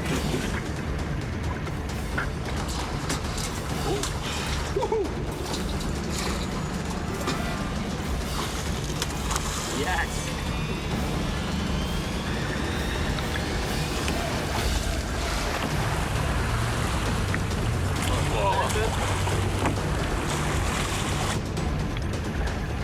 Yes, we're seeing it. Here we go. Silverfish on the headline. Just when I think the fight is over, the fish goes for another run. My wrist gets caught by the line. I have to follow the sailfish so the line doesn't cut through my flesh. I managed to get the line off my wrist, but I get caught again. Tengo al niño pegado en el pie. Se viene, viene. Con cuidado, con cuidado, con cuidado. Listo, tengo en el pie. Aguas, cuidado. That's it, I'm free. But I gotta keep tension on the line to control the sailfish so I don't get tangled again. Or worse, stabbed. Cuidado.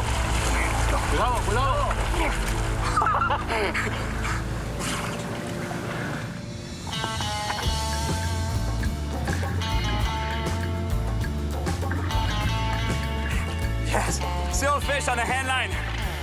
The old man in the sea style.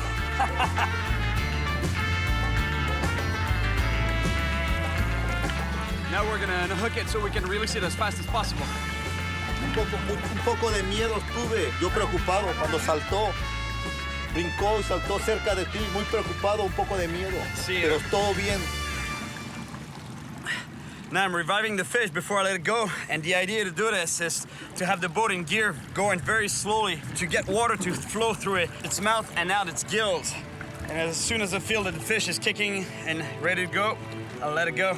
But I just hope that the same story that happened to Santiago, the old man in the Old Man in the Sea, is not gonna happen to me right now, because this marlin that he was bringing back to the village got devoured by sharks. I was towing the fish alongside the boat.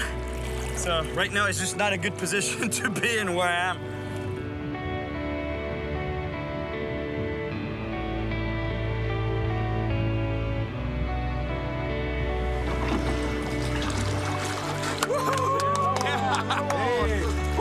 Bueno, Olvera se fue. Buena captura. Sí. Felicidades, amigo. Lo hiciste. Otro pescador más en Zihuatanejo. Un pescador. Pescador, ¿cómo los de ahí? I came to Zihuatanejo, Mexico, to live the experience of the Old Man in the Sea by catching a billfish on a handline. Things were not easy, and at times it seemed like everything was against me. I wanted to fish like the locals do, and I did. Esto que vemos aquí es como un cuchillo. In the end, I finally managed to catch a sailfish on a handline. The Pacific sailfish is an amazing fighter. Yes. Things were complicated and risky, especially when the line wrapped around my wrist and I got pulled overboard. It wasn't the safest situation to be in, but at least nothing happened to me. Yes. Silverfish on a handline.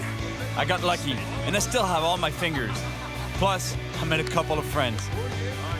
The next time I read Hemingway's epic story, I remember every second of this amazing adventure.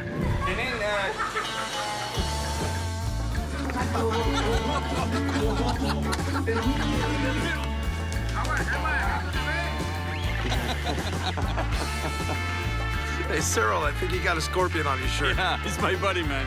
And with this, kills everything. I need a little bit of a bacteria. Gone.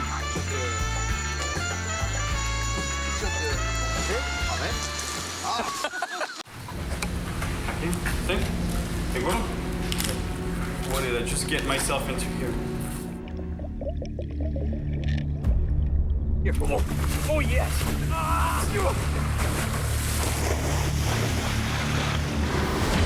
My name is Cyril Chauquet, and I live for adventure. I travel around the world looking for the biggest, most powerful, and potentially dangerous fish. And that's exactly why I'm back here in Brazil. The Amazon forest is one of the wildest and most dangerous places on the planet. It's massive, but this environment is very fragile. And the biggest fish of the Amazon, growing to over 400 pounds, is a perfect example. The arapaima, also called pirarucu, has been overfished for centuries. And today, this prehistoric fish is still in peril. I've been invited by the Brazilian government to help me protect wild arapaimas from poaching by collecting DNA samples from these monsters. So I'll have to venture deep into the jungle, a place teeming with predators, to see if I can find them. Anaconda, right there. I'm gonna make a little bit of noise. I'm usually draw the piranha's attention. And when I find the arapaima, I can tell you that with such a monster on the line, I'm in for the fight of my life. Look at the size of that thing.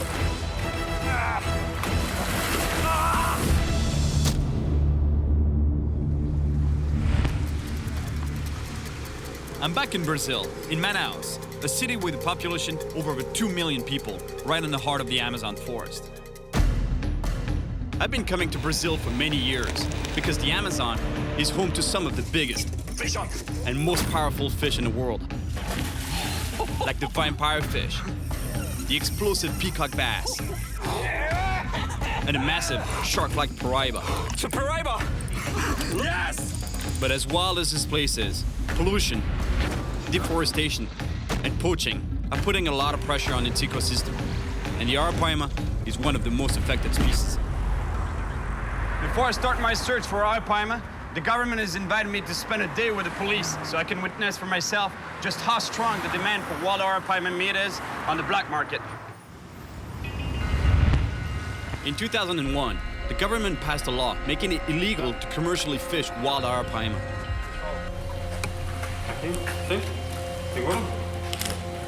What did I just get myself into here?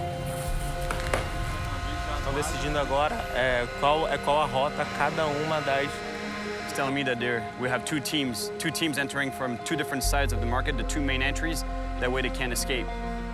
Because its meat is so highly valued, poaching and the illegal trade of arapaima, or pirarucu, as it's known here in Brazil, is devastating its population.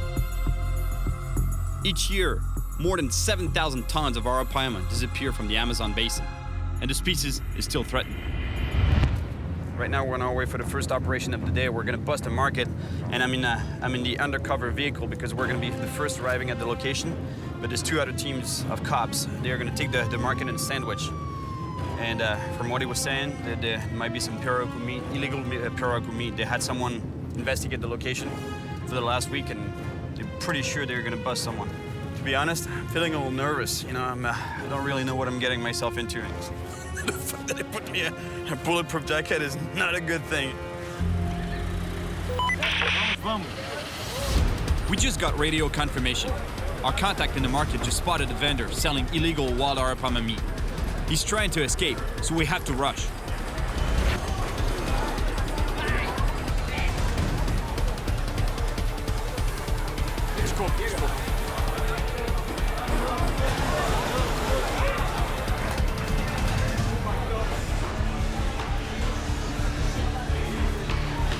See? Illegal. That's illegal pirarucu meat right there. Last week only, they caught 2,000 kilos. That's about 4,500 pounds of pirarucu meat here. That's why I wanted to show you this. You know, like I don't really take any personal interest of going into the market and busting people, but I just wanted to show you how bad it is, how bad the situation is. We found the arapaima meat, but we're still looking for the suspect. And the officers start questioning the vendors. Let me tell you, I've done quite a few markets around the world, and usually it's good vibes, you know, high-fiving, a lot of people there, but today it's not the case. The fact that I'm wearing this is, Esse é o lago. Essa guia, ela fala o que ela autoriza, que é o pirarucu. You see that tag there? That means that it's legal. It was raised in a fishery, in a farm. If it didn't have that, that means it's wild fish, and that's what they're trying to find here. After a long search, the officers finally find a suspect, and while they arrest him, we collect the illegal meat. Muito pesado. It's actually a lot of bags, and those bags are really heavy. They're at least 100 pounds each. Instituições de caridade que vai fazer a doação. Okay. At least the meat is not going to get lost. They're going to use it in hospitals and daycares and a lot of good things. It's too bad that people don't realize the consequences of their actions, especially when it comes to killing wildlife. Tomorrow, I'm meeting with a scientific research team that is working to save the arapaima, and I'm going to help him in any way I can. But in the meantime, I want to see for myself if there's any arapaima left around the city of Manaus. I hike to a remote section of river, where the police told me there might still be wild arapaimas.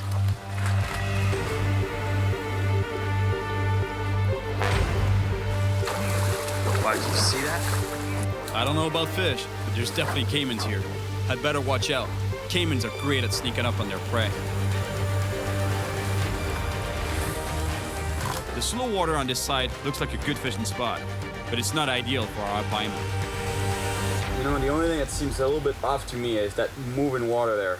It's not fast moving water, but still, there's a little bit of current. Normally, arapaimas, they don't like moving water. But since I walked all the way here, I'm still gonna give it a shot. Oh.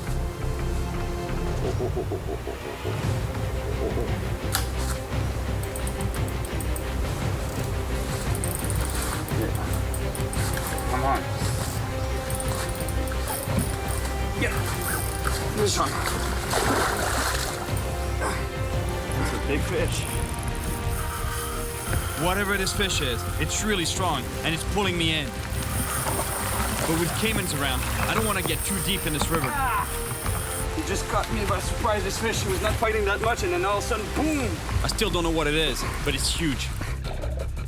The drag is almost locked on my reel, and the fish is still headed for the underwater branches. If I don't stop it, I'll lose it for sure.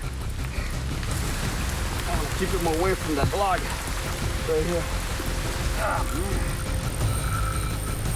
It's a really big fish, but I know that arapaimas tend to jump in combat, and this fish isn't even coming close to the surface.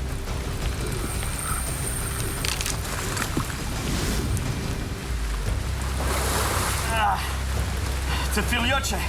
It's a small paraiba. It may not be an arapaima, but it's a big fish, and all this splashing around might really get the caiman's attention. I need to bring this fish in quick.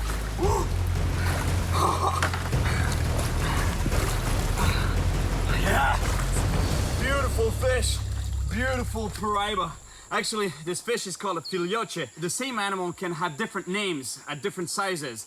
Under 100 pounds, it's considered a small one, so that's why in Portuguese, filioche means the son.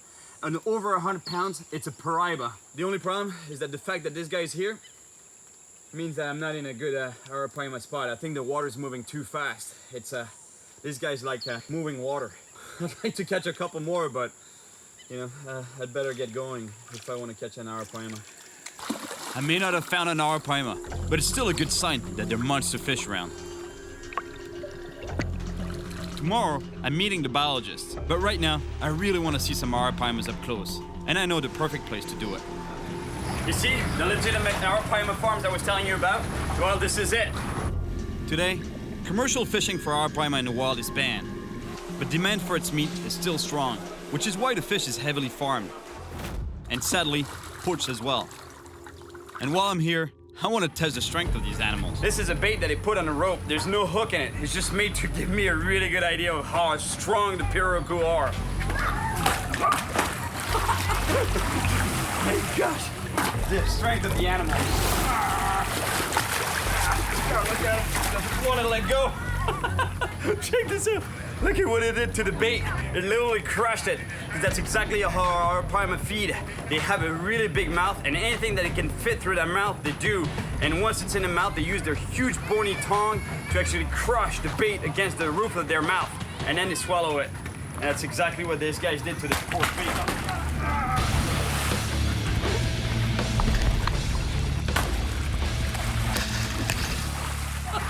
Let me tell you, I can't wait to get one in the wild. That was a lot of fun, but it's kind of sad that it's easier to find arapaima in the farm than in the wild. Which is why I'm meeting the biologists to help with their work protecting the species.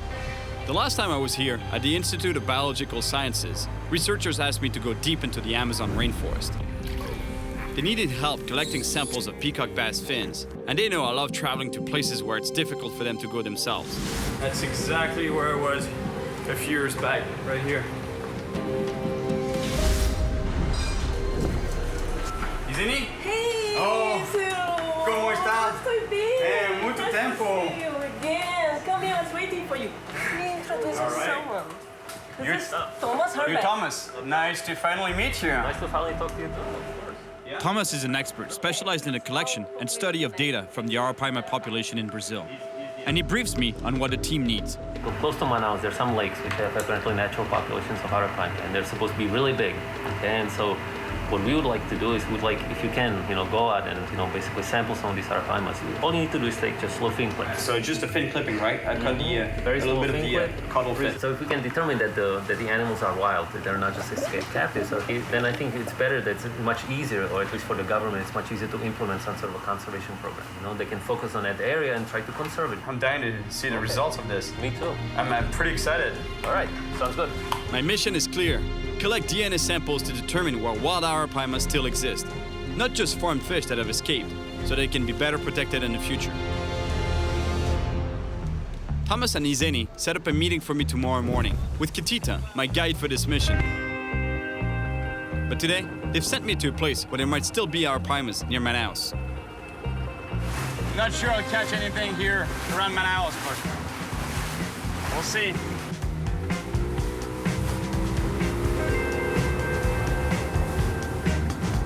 It's pretty good in there. Looks like it would even be a good spot for arapaima. It's pretty calm waters. I'm tying on a thin but strong leader to help my odds of getting a bite. The best way to catch an arapaima is using bait. The thing with bait is, once it's in the water, there isn't much to do but wait. It's so hot and humid right now, you have no idea. And then I'm telling you, I think it must be 100% humidity in the air. And it feels like 200%. Really bad. Aqui tem pirarucu? Tem, mas é um rio cheio, né? Aí o peixe se espalha, muito difícil. Mas tem? pega, tem. Sim. Pequeno ou grande? Tem médio, grande é lago fechado e tem grande. Sim, é.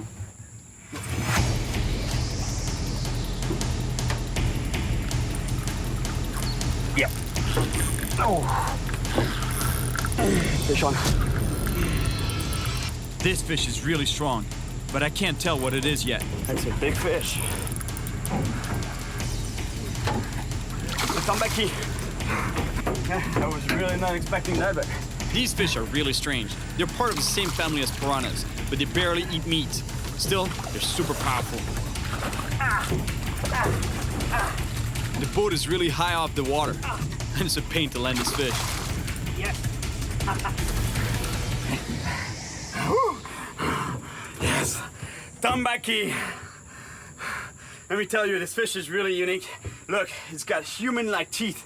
It's pretty weird, huh? Isn't it? Its diet mainly consists of fruit and nuts that fall from the trees, and I'm pretty sure that this fish was here feeding on those little berries that you see here in the brush there. I'm pretty sure that there must be a few tambakis down there feeding on that. But those fish are also omnivorous because they'll take advantage of any kind of food that they can find. Proof is, he took my bait, and my bait was fish. The fight they give you for this size of fish. Do you see that? E esse fruta se come?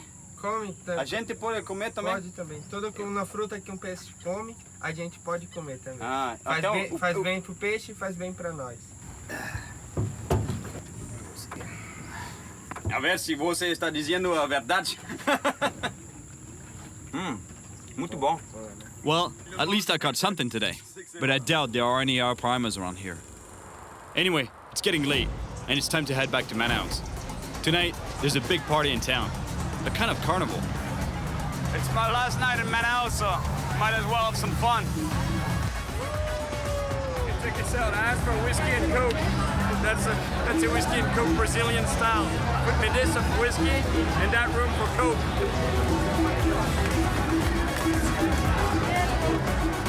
Yes, Brazil! I'm telling you, it's like dancing in a sauna here.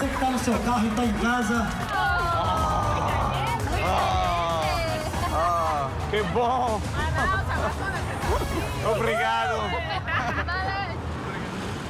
Last night finished pretty late, actually early this morning, but I'm super excited to meet Catita. He's the guide trusted by the research team to take me out to some remote spots where huge arapaimas have been seen. Hey, Catita! Olá! Tudo bem? Você é Catita, sim? Sim. Como está? Bem? Muito bem, muito bem. Fica lá 2 horas e meia. 2 horas e meia. According to him, it's about 2.5 hours to get to the first spots where the arapaimas have been spotted. Look at this. This is a truly unique phenomenon. It's called the meeting of the waters, encontrage das águas in Portuguese. And that's exactly what it is. Here you see the Rio Negro's waters. They're dark, acidic, and they meet with the Rio Solimões waters that are more muddy in a way. You know, that's why they have this color. But what's unique is that the waters, both rivers, don't mix until a few miles downriver to form the mighty Amazon River because of the difference in density, temperature, and velocity. As for us, we'll be heading up the waters of the Solimões River in search of the wild arapaima. Here we go, on a mission to catch the wild arapaima. But before we start, Catita explains that we have to get permission from a local village chief to access some remote lakes on his territory. Samuel, boa tarde. Tudo bom, Samuel? Olá, Manuel? Muito prazer. Trouxe esse senhor aqui para estomatar e pegar um pirarucu grande. É pirarucu tem, a gente indo pescar provavelmente a gente pega. E pirarucu grande tem? 100 kilos, 100 tal. The chief explains that the arapaima had almost disappeared, but now that efforts are being made to protect them, he's seeing more of them around. That's confirmation that this pirarucu here, arapaima, he was telling me that back in the day, actually, there were way more arapaimas around here, and huge ones, but there was a lot of commercial fishing that was done around here in the lakes. And apparently now, there's fewer fish, but he says that there still might be monsters out there. It's just, he's just unsure. Muito obrigado, muito. Now that we have the chief's approval, he and another villager help us drag a boat to a closed lake, where they've seen huge arapaimas in the past. They're gonna give me a heart attack. Yeah. I can't wait to fish. But before we do, we have to catch some fresh bait first. And here, one of the most common bait fish is piranha, because the water is teeming with them. I'm preparing a line right now. Metal leader, metal on a hook, on a tiny hook, to catch the ultimate predatory fish of the Amazon. Look what we're using for bait. Beef. Chunks of beef. Get a little bit of noise on the surface like that. It usually draws the piranha's attention. They think it's a prey in distress on top of the water, or fish or bird or whatever, and usually draws their attention. That makes them really aggressive.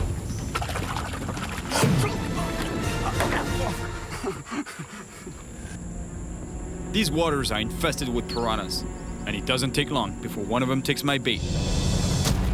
Yes. All right, bait. They'll do just fine. With the ball. Piranhas often feed in groups, so it's not long before I get another bite. There we go. Another piranha. Oh, this one is really nice. Look at the purple hue on the back. Same fish, just different colors on them. It's more obvious. The purple is way more obvious on this fish. And look at the teeth on this guy. Now that we've got piranhas and other small fish as bait, it's time to finally start fishing for our arapaima.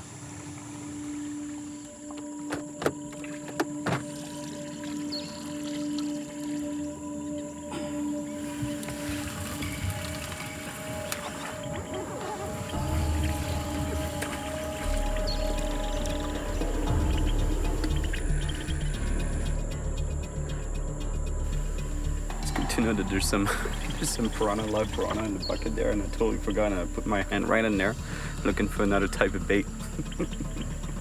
O piranha como? Sí. Sí? Check this out, what the piranha has done to the bait. It was you who did that, right? No good. Mean guy. Mean little guy. I think I'd better let this piranha go before he eats all the bait in the bucket. Oh, here we go, here we go. Come on, take it, take it.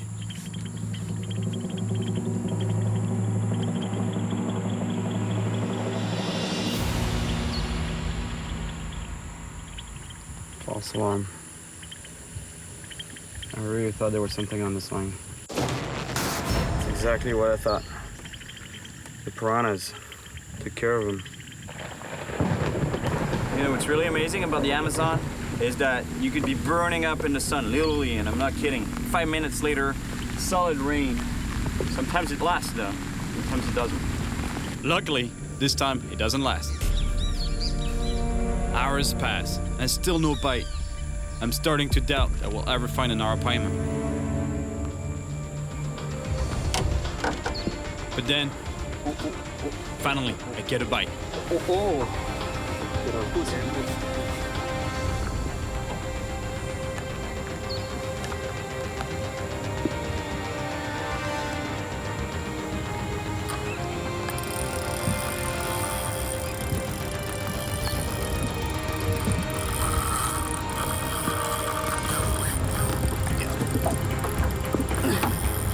Here we go.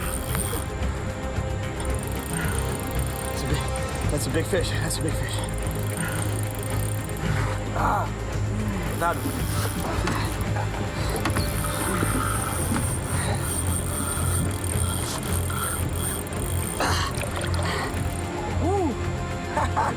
C'est bon, hein, j'ai gagné. Oh, yes. Oh. Woo.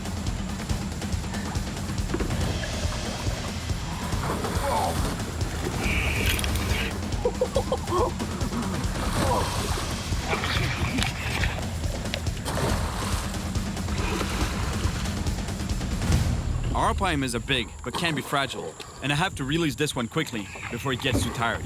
I gotta put this fish in the water really quick. The water is really warm. And the stress of the fight. This is the species of fish I'm after, but I can tell the fight really tired it out, and I don't want to risk taking the time to collect the fin clipping. I put this fish back in the water right away. He felt like he was really tired already. He was going on the upside down, and that's not a good sign, so that's why I put this fish right back into the water. But it's confirmation they're here in this bigger arapaima. But let me tell you, that was not a monster one. It was a decent sized fish, but that's not the monster arapaima I'm looking for. Obrigado, amigo. Bom peixe. Sim, valeu. Não é monstro, mas é bom. Sim. Even if I didn't have time to take a fin sample, at least now we have proof that arapaima are around here. But it's been a long day, so Katita invites me to have dinner at his friend's ranch. It's a beautiful place, and everyone around here is really friendly. The food looks delicious, and they've grilled one of the most popular fish in Brazil. The same fish I caught earlier, the tambaqui. Yes, tambaqui. The fish is so big, look, it looks like I just got some ribs. This is so cool, honestly. I'm so privileged right now to be invited for supper. É muito bom. We've barely finished eating when the owner of the ranch, Norberto, wants me to try one of the local products. Guaraná? Sim. Pode ralar e Afrodisíaco? Dormo com ela? Sim. Na mesa.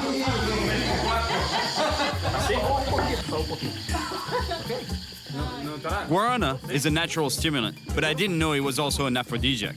So I'm not sure why they're insisting that I drink it.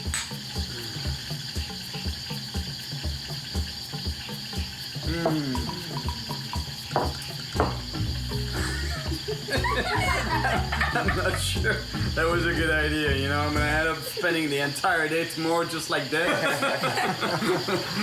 I got a situation here. Now that supper's over, I want to talk to the chief of the village about where I might find huge wild arapaima. The chief tells me of a distant lake, feared for its gigantic caimans, but he also knows that huge arapaimas hide under thick vegetation there. Arapaima is way over 200 pounds. The only problem? They're almost impossible to catch. Saúde. Ahí es el lago. Hay un pirarucu enorme que vamos a sacar de ese lago. After all this talk about fishing, I really need to catch something tonight. So I get creative, fishing without a hook. Sometimes in Brazil, after a little bit of a cachaça, you start fishing for toad. Grande vai pegar.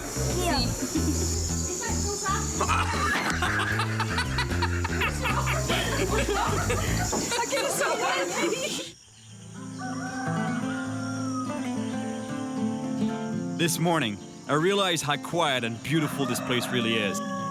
But I can't stay. I need to focus on my mission. The biologists Thomas and Izeni are relying on me to bring in arapaima samples. So we're heading for the mysterious lake the chief told me about. We go as far as possible in the main boat, and then pull a smaller one through the forest. Guarana works. I didn't sleep all night. Today I'm real strong. Considering there are big caimans here, and the arapaimas are almost impossible to get to, I'm beginning to understand why hardly anyone ever comes here. That's the mysterious lake they were telling me about. I love isolated lakes like this one. Since they're barely accessible, they're usually the places where you find the most fish, and especially the big ones. Did you hear that splash? They're telling me that this monster arapaima is in this lake. The problem is that they're not in the open water of the lake. They hide. They hide always underneath that mattress. You know, like here, it's an island made of vegetation, but underneath they can swim underneath, all the way to those trees there. I'm still gonna try to catch a monster, but it's gonna be really tough. The fish are hidden under thick vegetation. Even if I get a bite, I'm not sure how I'll be able to get a huge fish out of there. Now I understand why the locals can't catch this fish. It's just almost impossible, honestly. It's just, To have any kind of chance in this thick vegetation, I need something that will allow me to pull even harder than a rod and reel. The only thing I can think of is going with this 200-pound line, monofilament, directly, and a hook. So basically a hand line.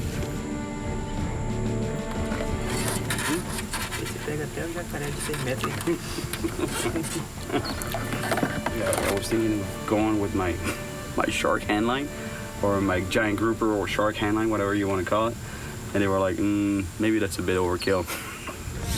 Yeah, it's the same line I used to catch a huge bull shark in Florida. And the arapaima here can grow to the same size. We're moving deeper into the grass beds, but the guys are getting really nervous, and I quickly understand why. Aquí pasa o caimán, o jacaré. Jacaré. I never actually thought a caiman would be able to attack people in a boat, until one of my last trips in the Amazon, when a villager told me a crazy story. Na beira da canoa. Na beira da canoa. Pegou na canoa. Pegou quase, pegou na beira, assim.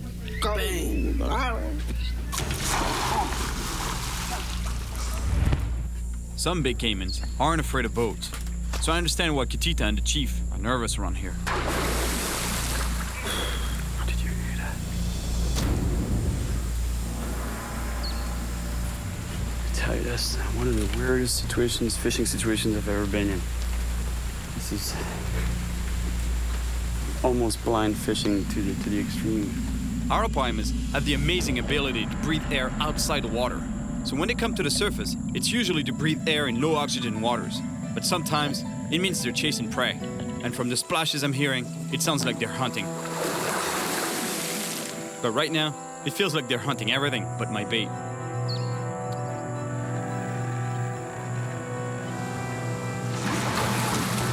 Here we go, here we go.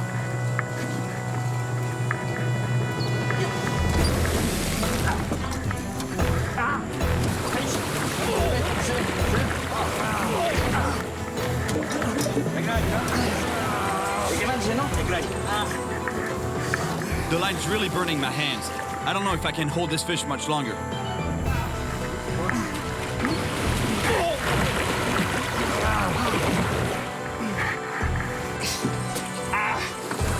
fighting a huge fish somewhere beneath this vegetation, and it's so big I can barely stop it. I use all my weight to try to get some like that. Oh no! Oh no! No! Wow. The size of that fish. Unstoppable. There was nothing I could do, honestly. I was just pulling a bit. Unstoppable. The boat! This thing moved the boat all the way here. He got off the hook. I was pretty sure the fish broke the line, but no, he got off the hook, which is a good thing, because he's not swimming around with a hook in his mouth. I don't think they're farmed fish. They're definitely not farmed, those fish. Look, this is as wild as it gets. It's pointless to try to catch an arapaima in these holes, because they're almost impossible to get out. These fish can be well over 300 pounds, and that's probably why people rarely catch them here. Yoroku, I'll be back.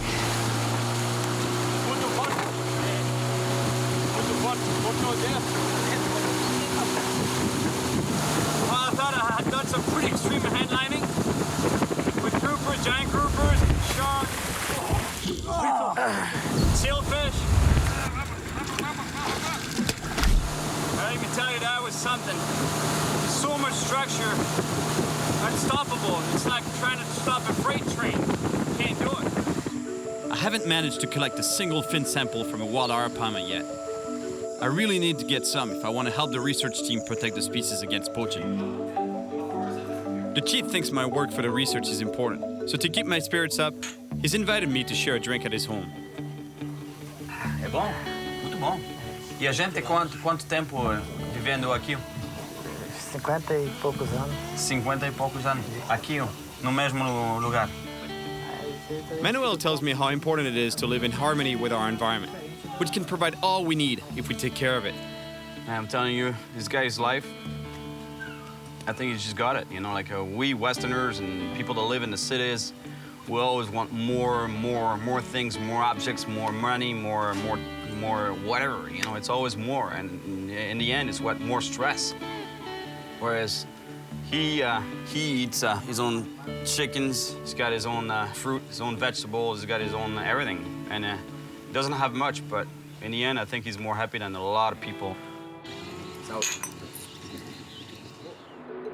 This is my last day in Brazil, and I still haven't collected even one fin sample from an arapaima. Catita can't come with me today, so I'll have to venture alone into the jungle. Negro, pouco negro. E esse aqui é o lago que a informação que eu tenho que tem muito, tem muitos paus. Muito obrigado por eso. No sé. Check this out. This is my map. You go straight through the woods, and then you're gonna come up to a river, apparently dark water, black water. You can give it a shot there, and if you don't find any fish there, keep going through the woods all the way to a lake, apparently green color, green muddy water type lake with a lot of logs in there. That's my map, guys. That's my plan of the day.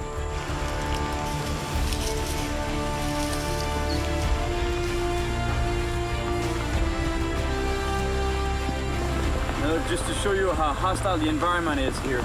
Even the plants have a way to defend themselves. Look at the thorns on that thing. Luckily for me, the storm doesn't last long, and eventually I found the river Catita told me about.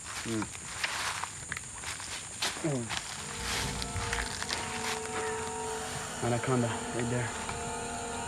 That's a pretty big one.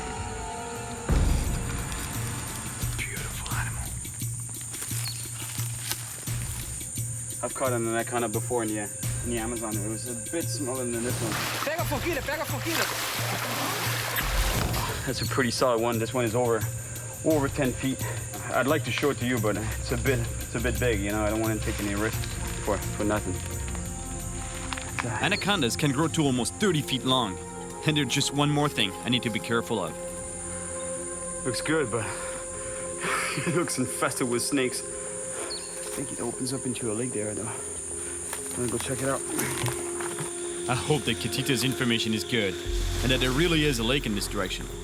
And if there is, I really hope there are huge arapaimas in it. Yes, that's gotta be the lake he was talking about. I have to walk carefully, since there could be caimans lying on the bank, sunning themselves. A small one. Something came up on the surface over there. There was a small one. I don't know, it might be an arowana, I'm not sure. I really feel good about this lake. Lost and wild, just the way I like it. This is definitely my kind of place, and it feels really fishy. Oh my gosh. For sure there's a big arapaima in here. I saw it there, came up to the surface. That's a big one. I threw the bait right in the area where it surfaced to gulp air.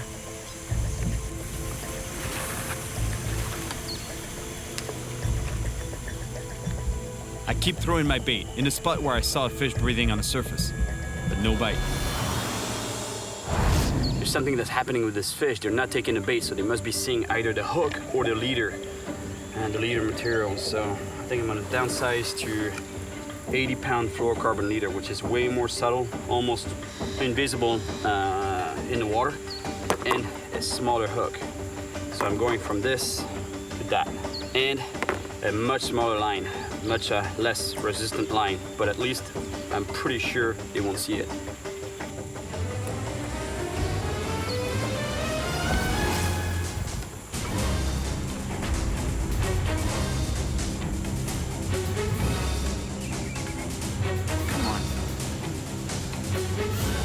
Here we go. Here we go.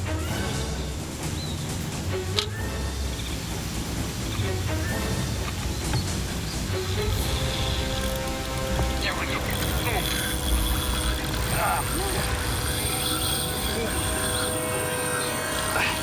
He's right here. Oh yeah. It's a big fish, but there's a problem. It's stuck under a tree over there. But it's a monster fish. The fish swam around a branch, and that's bad news, because the line could break or the fish could spit the hook. I know there are more than just fish in here, but I have no choice. I have to wade in and try to unsnag the line.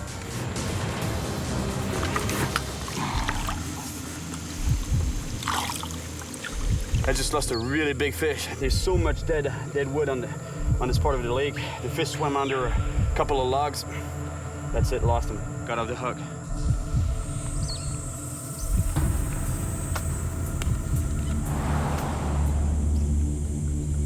After waiting for more than an hour, I finally get another bite. Yes, fish on. Oh yes! It's amazing the power this fish has, and yet, he's just a small arapaima. This one may not be that big, but I'm sure that there are enormous ones in this lake. That's a baby arapaima, but I've seen a much bigger one there surface. This one's still nice, you know? At least it's confirmation to hear. It might be small, but at least I'll be able to take a DNA sample for the research team. That's a baby arapaima, let me tell you. His grandpa is swimming around in this lake somewhere. That's what I love about circle hooks. See, he's hooked right in the corner of the mouth. No harm to this fish at all. I'm taking a tiny sample from the tip of the caudal fin, which is painless for the animal. The little thing there, that's the fin clipping. He's gonna be really happy. That's exactly what they needed. Yes. I've got one sample, but I need more. And I know there are monsters in here somewhere.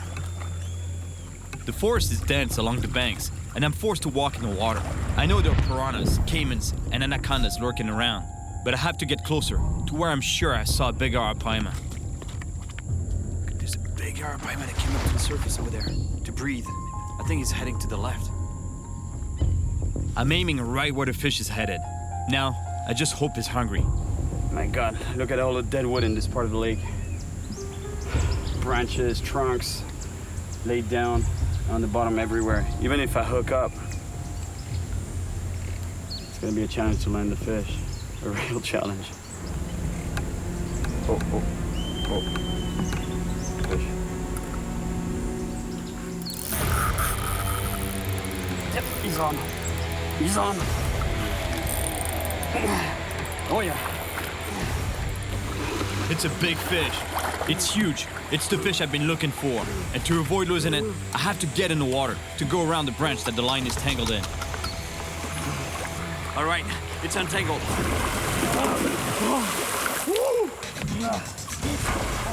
Now, I can't give this fish any room to maneuver, or it could get wrapped around a branch again. But the problem is, it's super powerful and pulls me in with it. Oh, yeah.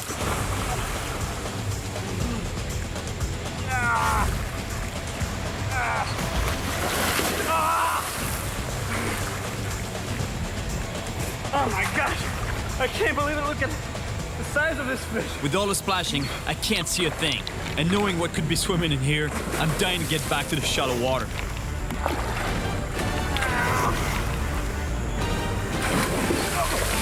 I can't believe it. Look at the size of that thing. That's what I've been chasing.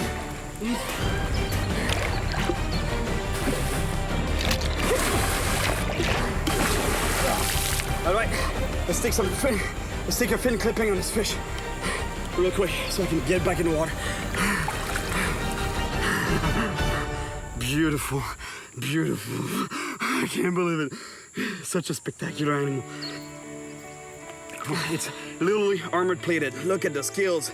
They're like an armor that was used in medieval times, sort of like a scale mill. Oh my gosh.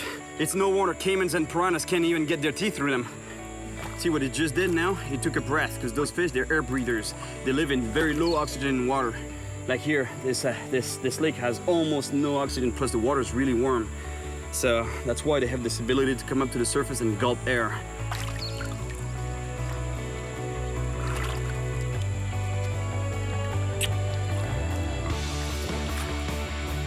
All right.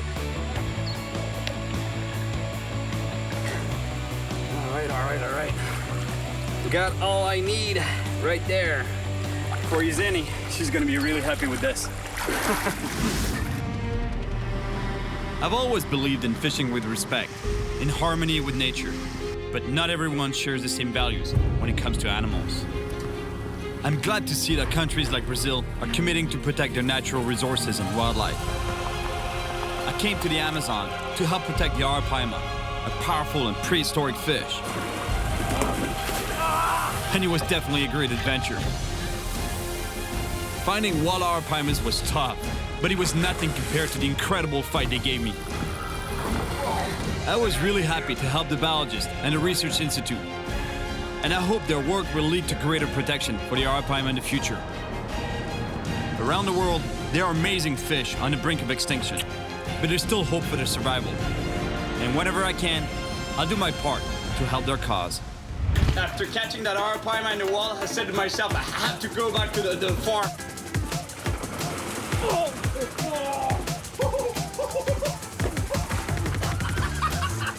Man, that Piroku just came ballistic right for my face.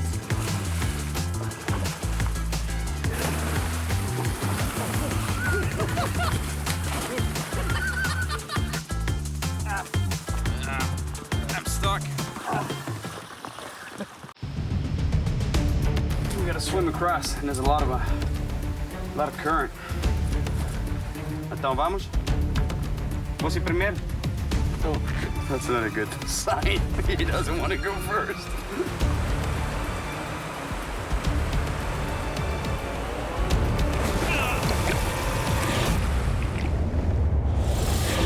My name is Cyril Chauquet, and I spend my life traveling the world chasing monster fish, especially the big predators. And that's exactly why I'm here in South America, in the Amazon rainforest. Even though it's one of the most dangerous places on Earth. It's bad. I love it here. Electric eels. It's very dangerous. It can shock you. Caimans, piranhas. Look at the size of this piranha. And even anacondas are everywhere. But it's also where the most colossal and rare fish can be found. I want to go on an expedition for several days in indigenous territory, where I heard that they're real monster fish, capable of pulling fishermen and even their boats down. And it's so remote, I'll need to learn new techniques in order to survive in the jungle. I've already traveled to the Amazon several times, Here we go.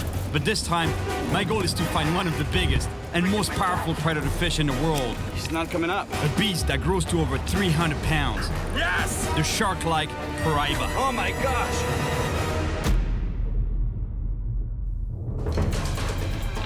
I've caught monster fish in wild areas around the world. From the jungle coast of Africa to the deep south of Texas. Oh my gosh! And the lost islands of the South Pacific.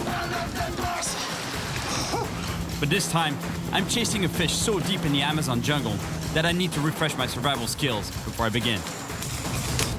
Before I start my quest for the mighty paraiba, I'm here to spend a day at the Jungle Warfare Training Center.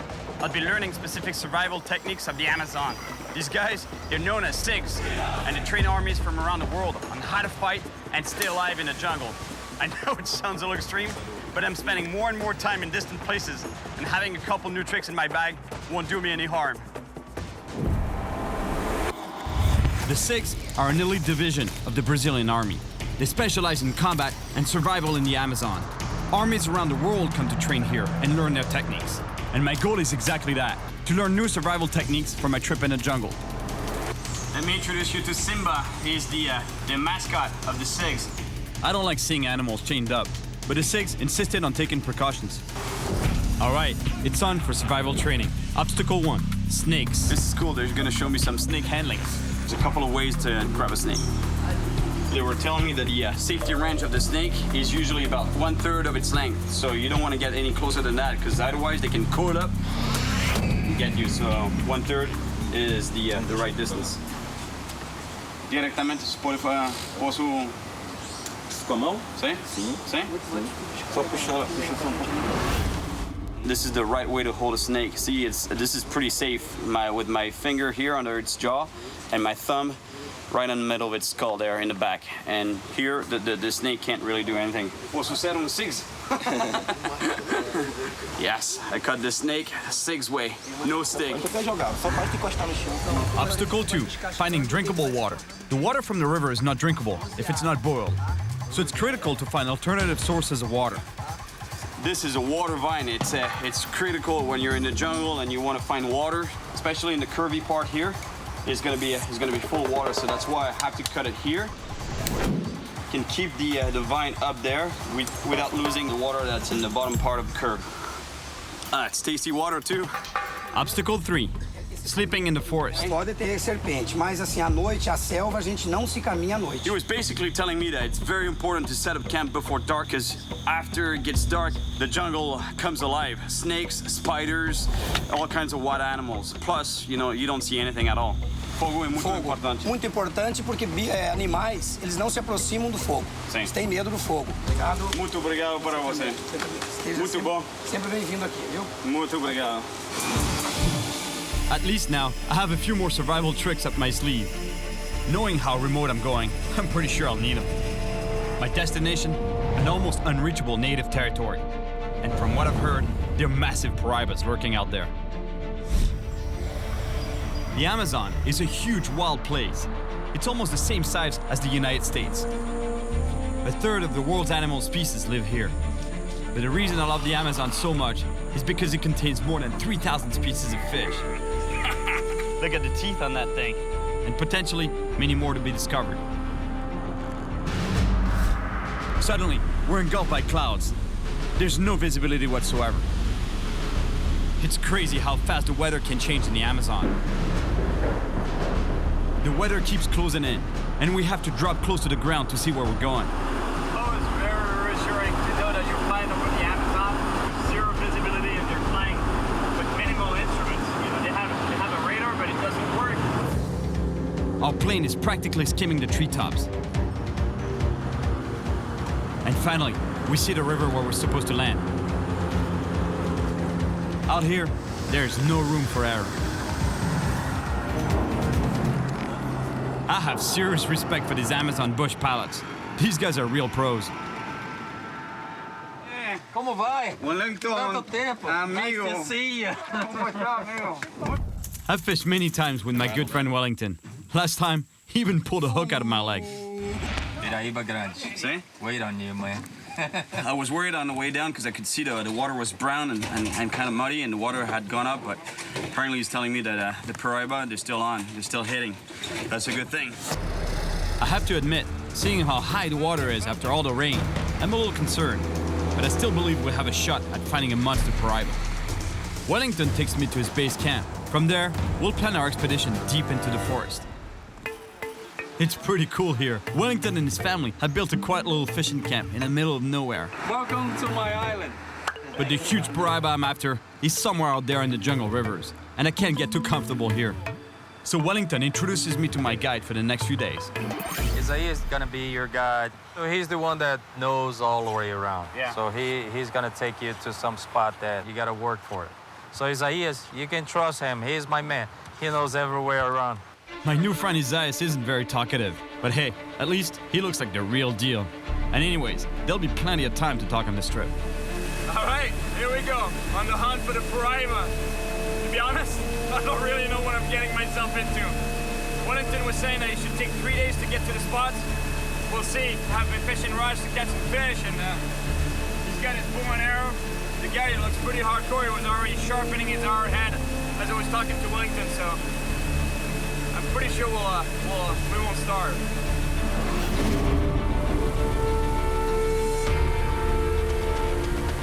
After an hour on the boat, I spot a rocky point by a large pool. Big catfish love deep pools like this, and the Paraiba, growing to over 300 pounds, is the biggest catfish in South America. And these fish are super powerful too. So I can tell you, to get them out of deep holes like this one, you'd better build strong rigs. The rig is pretty straightforward. A sliding sinker on the main line or running line that is attached to a swivel. And the reason why I'm using a non-flexible metal leader is because of the piranhas. Here it's infested with piranhas. And so this keeps the piranhas and the piranhas' teeth away from the main running line and to avoid cutting you off.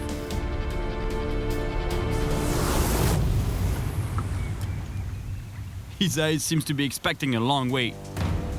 But then... Fish on. Ah, this fights like a piranha.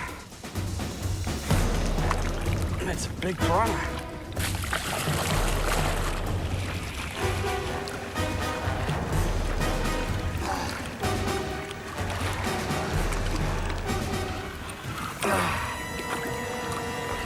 The black piranha is a voracious predator, known for having a fast and powerful bite. The black piranha, the largest species of piranha in the world.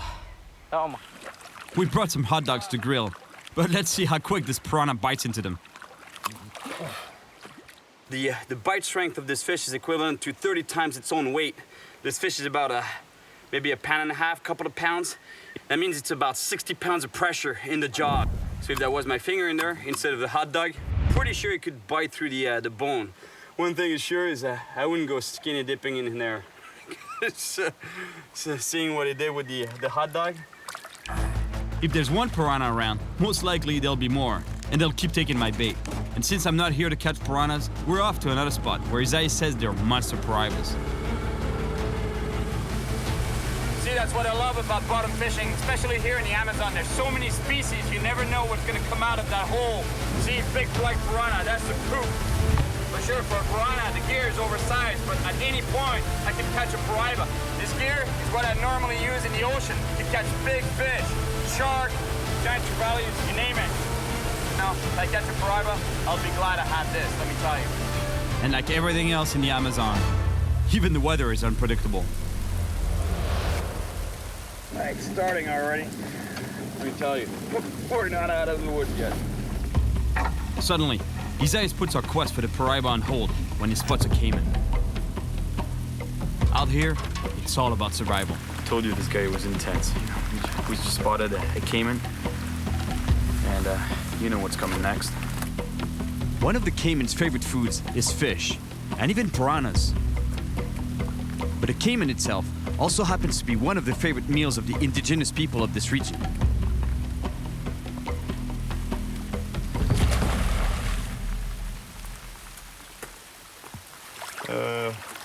Feel bad for him. He wanted to get his shot, you know, but I don't want to kill a caiman. We'll catch a lot of fish. We won't starve. Vamos pegar peixe. Sem problema. we get moving again. Isaias wants to show me a spot where he knows huge paraibas have been caught before. Okay, looks good here. You can see that there's a bit of a rapid there. So here there should be a deep pool, and the catfish, they love that. Either they sit on the bottom of the deep pool, or in the case of the paraiba, they can hunt in the water column. It should be a good spot.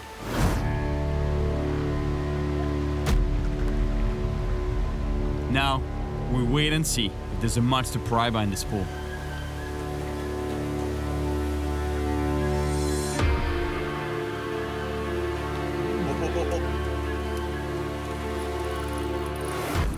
Here we go.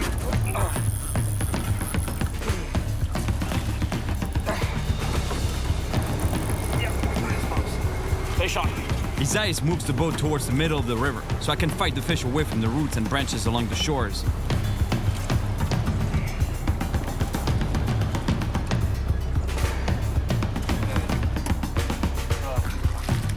Grande. Sim, bom. Big fish, big fish. It's a big fish. Levanta aí. É bom, hein? É bom. Whatever it is, it's got some power.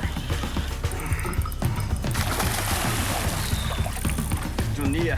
Jundia. Jundia. It's not a paraiba, it's a jundia, a leopard catfish. And even though it's barely 15 pounds, it has so much power. So imagine the strength of a 200-pound paraiba.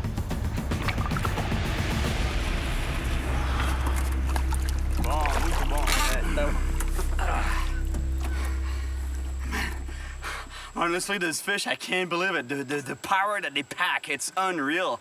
I think pound for pound is the strongest freshwater fish I've ever fought. It's just unbelievable. And he bent my rod as if it was nothing, as if it was made out of rubber. Unbelievable. This guy is so powerful.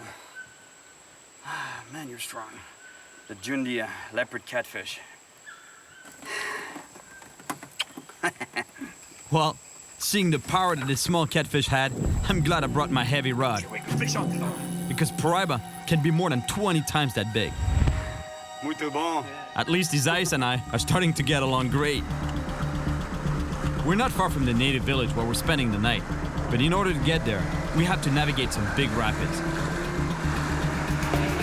These rapids are too big for our small boat, so we need to find a safer spot to cross them. The bottom is a minefield of big rocks, and we can't risk breaking the propeller. We have no choice. We have to get out and push the boat upstream against the current. It's really hard to walk safely in this current. It's much stronger than it looks, and it's full of holes between huge slippery rocks. Very easy to get hurt here.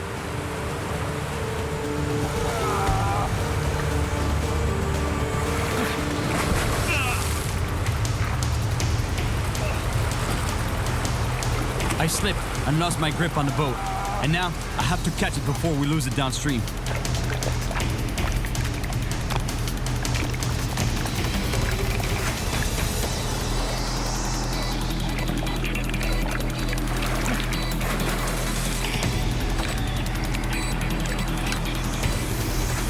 I just hurt my leg real bad, but we have to keep going and get through these rapids.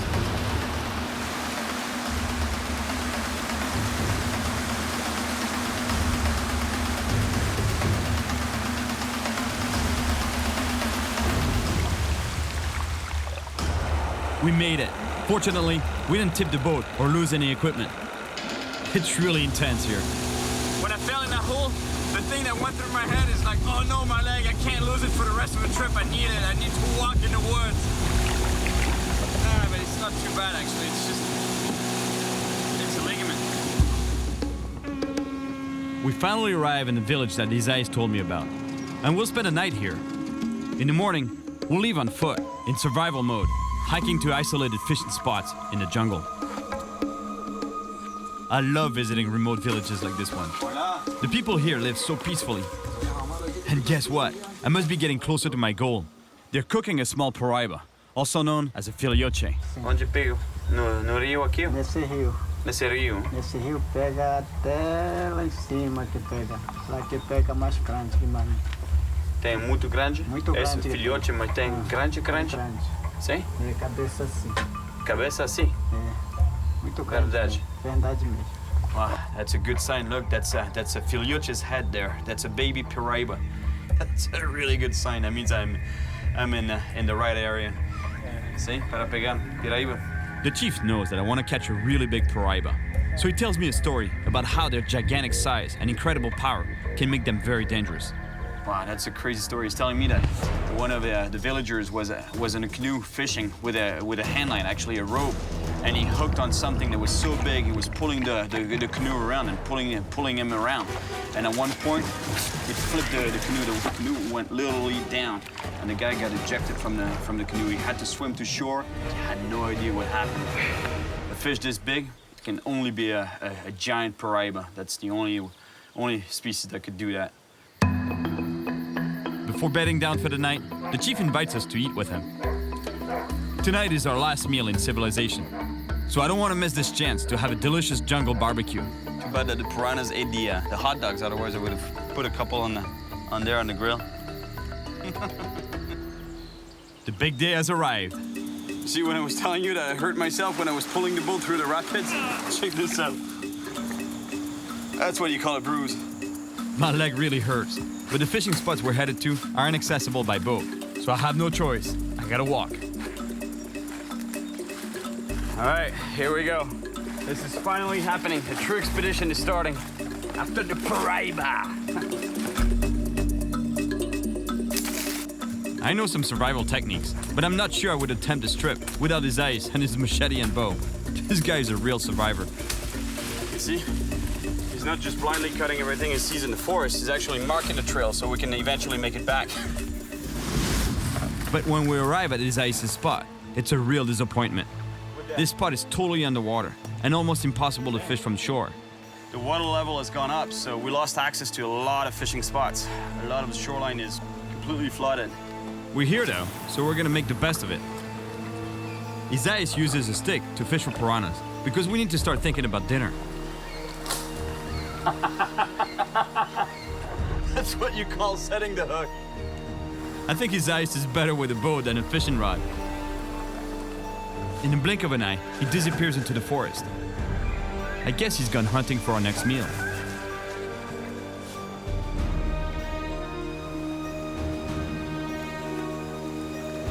Look at the piranhas. Tack, tack, tack, tack, tack. Fish on. I think it's a piranha. What is it? Electric eel, electric eel.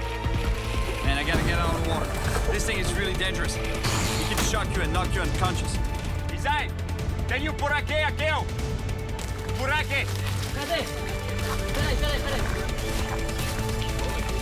Releasing this eel could be dangerous. And Isaias clearly thinks it's not worth the risk. Huh? Para comer? Yeah. I knew that eels are dangerous, but I barely told him. I barely said the name of the fish. He was running down here, boom, boom on the head, killed it right away because they're so scared of this animal. Pega aí. Só agora. Não, você pega. Você pega. Não, você. This game's good. See? É. Yeah? No. É, peraí. Experimenta aí.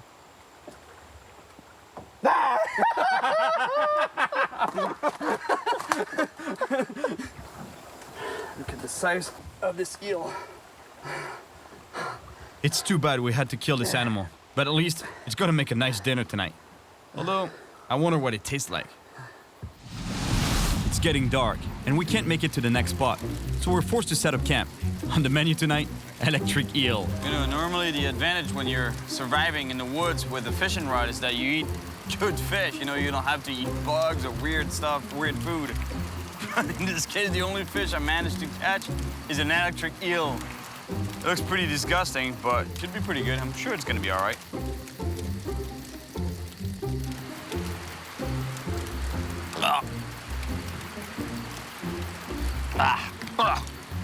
Você gosta? Não é bom,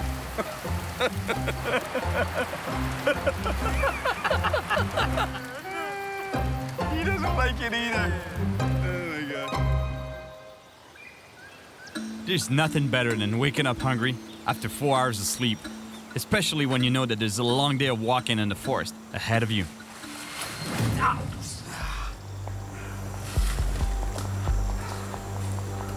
Tudo bom?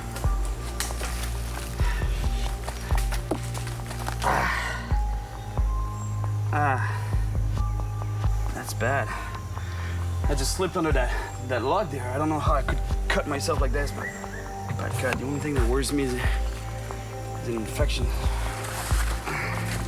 I'm not gonna let this cut slow us down, so I quickly disinfect the wound, and we keep going. We still haven't eaten this morning. Although that eel wasn't very tasty, it's kept us going until now. But it's time we catch something to eat. And Isaiah's found us a spot where we should be able to find some delicious peacock bass. But to get there, we have to cross the river. He wants to go fish in the rocks there.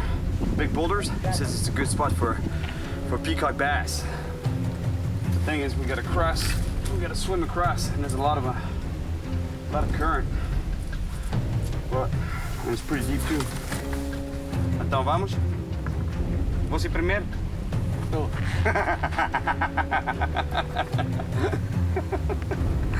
Not a good sign. He doesn't want to go first. I'm always a bit apprehensive before getting in the water in the Amazon. I know what's swimming in there. And this time, I have a fresh cut on my foot.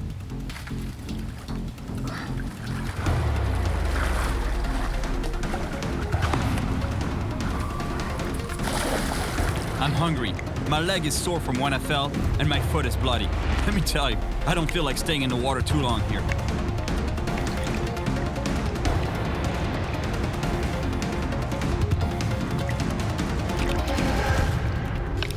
We made it, and we didn't get eaten alive. But we lost our metal pot that we used to boil water for drinking. That's gonna make finding drinkable water a challenge. But first, let's try to find some food. I tie on the jig to try to catch a peacock bass. Isaiah goes fishing also, but he doesn't bother with a rod and reel. And I barely have time to make a second cast when... Pode ver? Tupanare? Yeah. Hey, bom. He doesn't mess around. One arrow right through the head. That's it. That's pretty efficient. Now that we have a peacock bass for lunch, and since we're already out here, I'm gonna try to catch a paraiba. I'm gonna try a cast right there in the pool. Because you see the moving water? The action of that moving water digs a hole. Catfish, they like holes, and especially paraibas. After a 10-minute wait, I get a bite.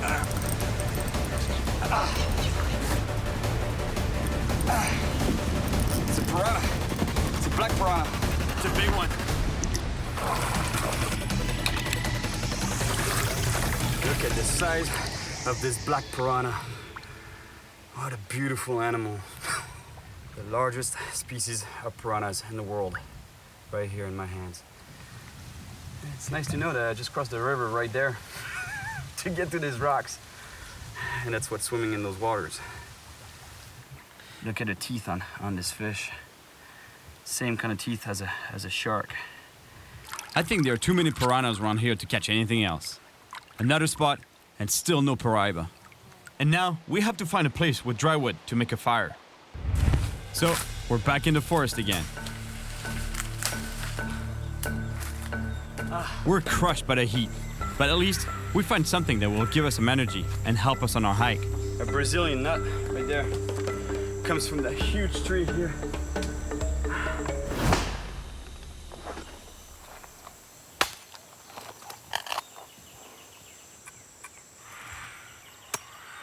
That reminds me of another time I was in the Amazon, in Brazil actually, and ate some nuts in which there was a worm. We had to eat the worm. Oh, muito bom, mas actually the taste was pretty good. You just had to forget the fact that it was a worm that you had in your mouth. Para você. Bom. A lot of work for a little nut. It was worth the effort though, because apparently these nuts have so much protein that 2 of these will keep you going for the entire day. Bom, muito bom. After 2 hours of hiking through the forest, we come to a river crossing. and this one is easily 300 feet wide.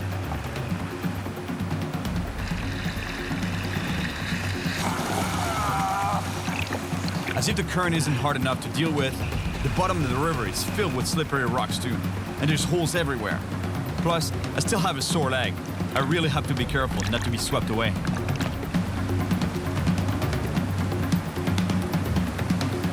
Isaias is always in hunt mode, and he spots our next meal.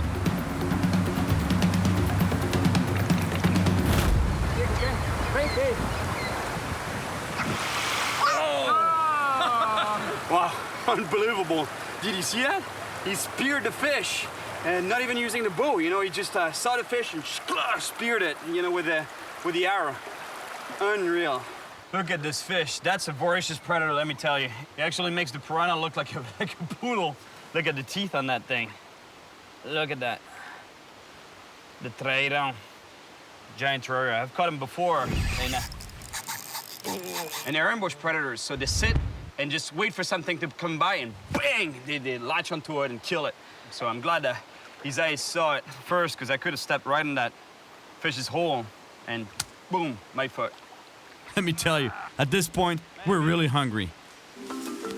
We have to find a spot to eat our fish. And what better place to make a fire than a beautiful beach in the Amazon?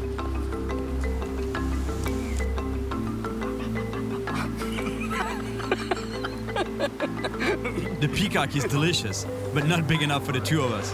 Luckily, the trairão that Isaias caught, he's there to finish the job. Esse foi bom, hein? É. Não é por aqui, hein? Não. É gostoso. This makes surviving really cool. It's really hot, and when we crossed the first river, we lost a metal pot that we used to boil and disinfect water. So now, we need to find safe drinking water. But these water vines aren't very generous. I'm so thirsty right now, looking for water vines, but they're all pretty dry, the ones that we find. Suddenly, Isaias sees his next prey, a spider monkey. His hunter instinct kicks in, and he takes off after it like a jaguar on a hunt.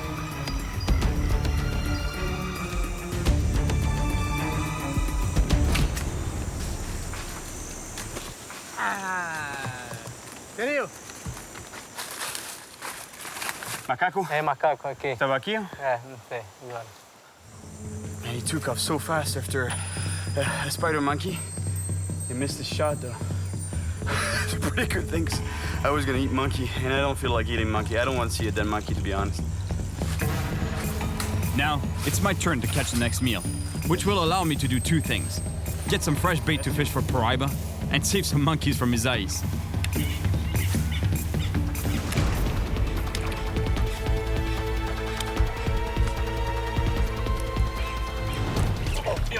Oh, fish on. Oh, nice peacock.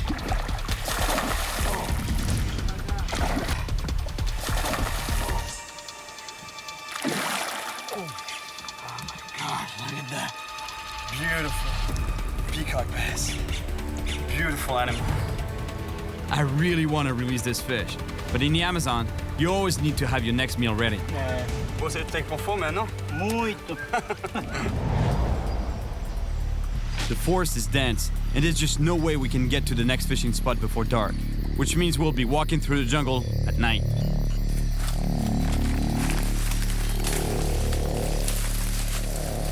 So, we have to travel at night, which is not recommended, because the whole jungle wakes up at night. Usually, there's animals that are moving around during the day, but at night it's even worse. You know, and the main thing is the snakes.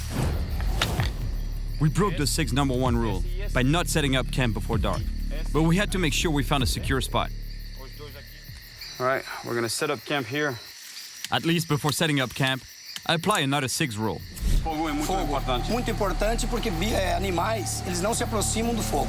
We make a fire to keep the animals away, especially panthers. And then we put up our hammocks. Feels so good to be laying down. Normally we have a tarp that we would install on top of the hammocks, but I'm way too tired right now. I'm beat. Honestly, I'm... Boa noite, amigo. We hardly slept, and we're very thirsty. Sim? Veneno. Ó. Não, não, não, não. É veneno? É. Sim? Ó. Chega. Isso não é bom, hein? Se come, se bebe... Quando bebe aí... Morre. É. Sim? Wow. This vine, although it's got water, it's poisonous. If you drink it, you might die from it. I'm really tired, and I'm getting a little discouraged. The high water is keeping us from accessing the good pools. But before we turn around, Isais knows one last spot where I might be able to fish from the shore. Let me tell you, it feels good to be out of the woods for a little bit. It's nice, especially on the beach. Because it's so dense in there, it feels claustrophobic completely, you know, like the forest is right there in your face. I have a good feeling here. I can see the sky, the weather is beautiful, and I have another shot at the monster fish I'm after. I just hope that there's a paraiba around.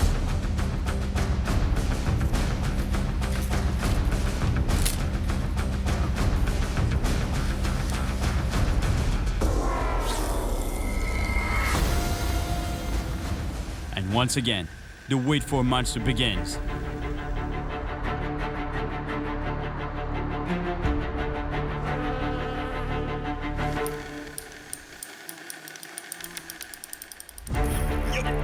Fish on. I hope it's a paraiba. Woo. Big fish. I don't know what it is. Could be, could very well be.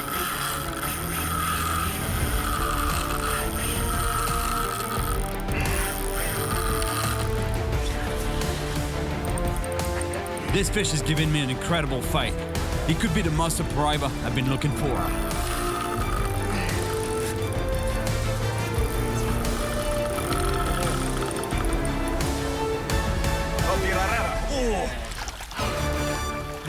I was hoping for a paraiba, but no. It's a red-tailed catfish. That's a beautiful type of catfish.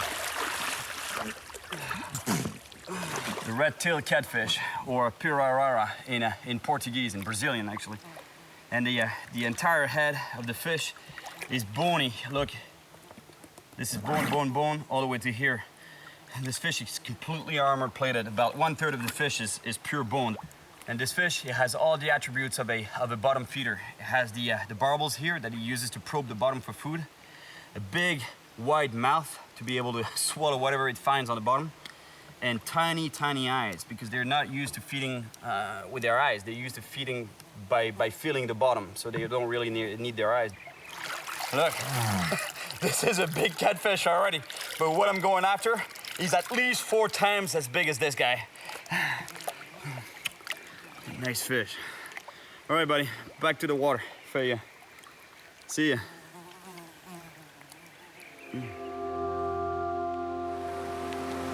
Isais tells me that we should turn back. We've gone far enough, and it's really hard to fish from the shore. But I can't give up on the monster paraiba.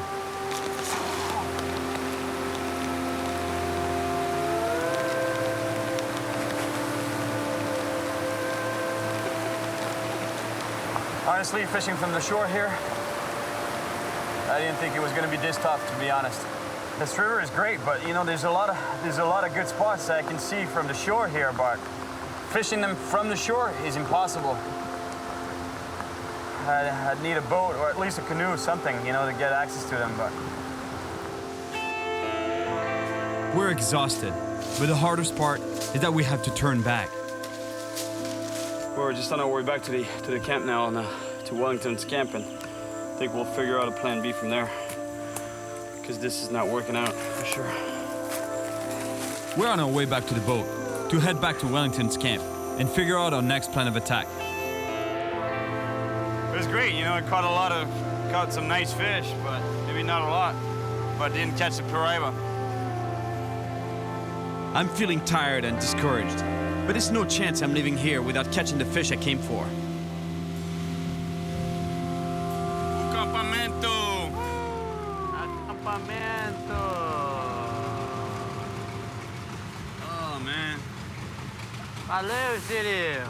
This is gonna be luxury.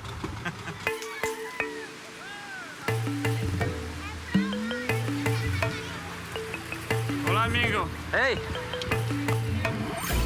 Tell me, how was it? It was quite a trip, man. I'm beat. Really? Yeah. Yeah, it was great. you It was look- great. We caught some really good fish, nice fish, but no paraiba. The water level is so high. Yeah. We can't get access to a lot of spots. Yeah. why Man, not? you know what? Just relax, have a beer, take a shower. I think you deserve. Do I stink? I stink, Hey, man. I even smell myself. Yeah, That's you know, just Oof. relax. I took a nap in a tent, pretty luxurious compared to what we had for the last 3 days. And of course in Brazil, even in the depths of the Amazon, we play soccer.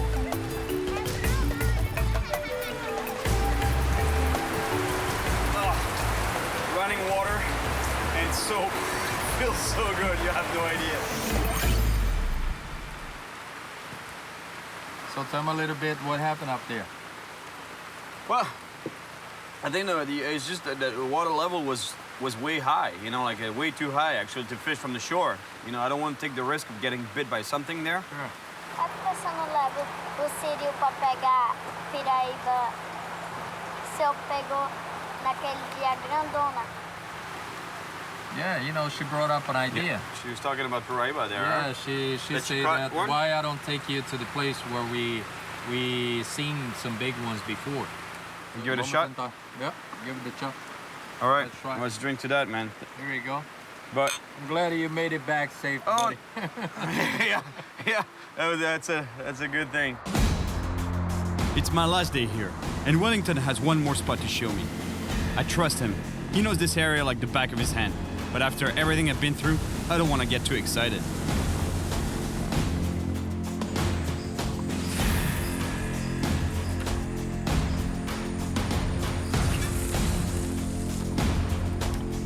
Wellington, pensa que vale a pena pescar aqui? Vamos tentar. Let's give it a shot. Can't believe it. Went so far to catch a monster fish. And didn't get it. Caught some nice fish, but that's not what I wanted. And once again, the paraibas are just not biting.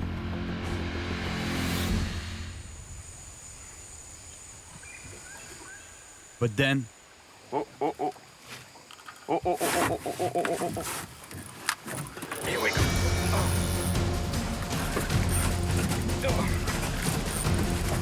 Yep, fish on. Wellington, fish.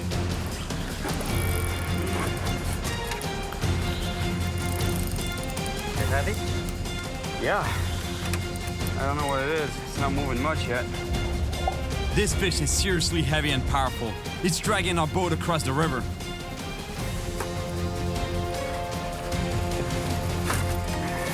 Man, he's not coming up. He's not gonna give up. He's not gonna give up. I'm telling you, it's not easy.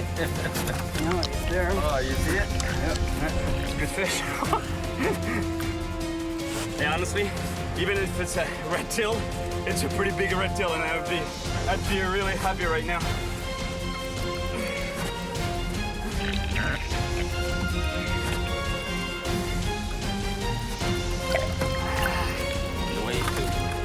It's coming up now. It's coming up. Right, it's a paraiba. Yeah, it is. I can't break him off or lose it. This is the fish I've been chasing. I can't believe it. Honestly. Look that monster, man. Oh, man. Yes! Size of that fish. Look the size of that fish. Oh my God! Unbelievable. Hey, Wellington, é bom esse peixe. É grande. We're gonna bring this fish to the shallow water there to release it. Not let it go in deep water because it's pretty tired, so we want to give it some time to breathe, reoxygenate, get some strength back before we let it go. And you're gonna see the size of this fish when I get right next to it. 6 feet long and about 180 pounds. That's the Amazon right there. Look at the size of this thing. Unbelievable, the size of the animal. Beautiful paraiba. That's a monster. One of the biggest fish in the world right here in my hands. My gosh. Look at that wide head. Big wide head and slender body. Very muscular. It's funny when you think that I went running around, you know, in the bush, like trekking around, trying to find the most remote waters to try to catch the thing, you know, living with his ice. And then, you know, finally I catch it right here. I come back with Wellington, and we catch this monster right by the camp.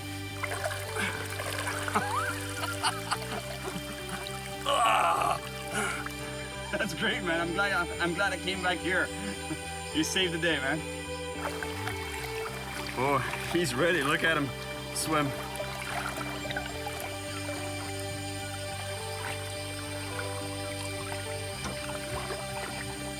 Adeus, amigo.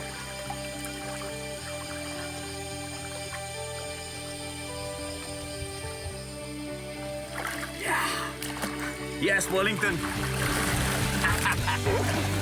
Muito obrigado, amigo. Muito obrigado. O melhor você. O melhor você. Muito obrigado, amigo. This quest for the paraiba was really something. I went on an expedition deep in the Amazon forest to catch a huge fish. Unbelievable. And along the way, I learned many new things about survival. Yes, I caught this snake 6 way. This is one of the most remote places on the planet. And I've got to say, it really wasn't easy. And just when I was about to quit, it was thanks to my friends Isaias and Wellington that I finally managed to catch an amazing fish.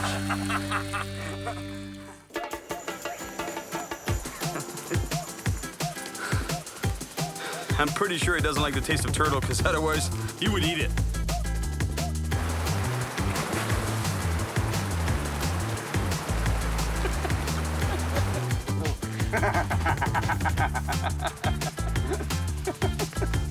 It's not a good sign. He doesn't want to go first.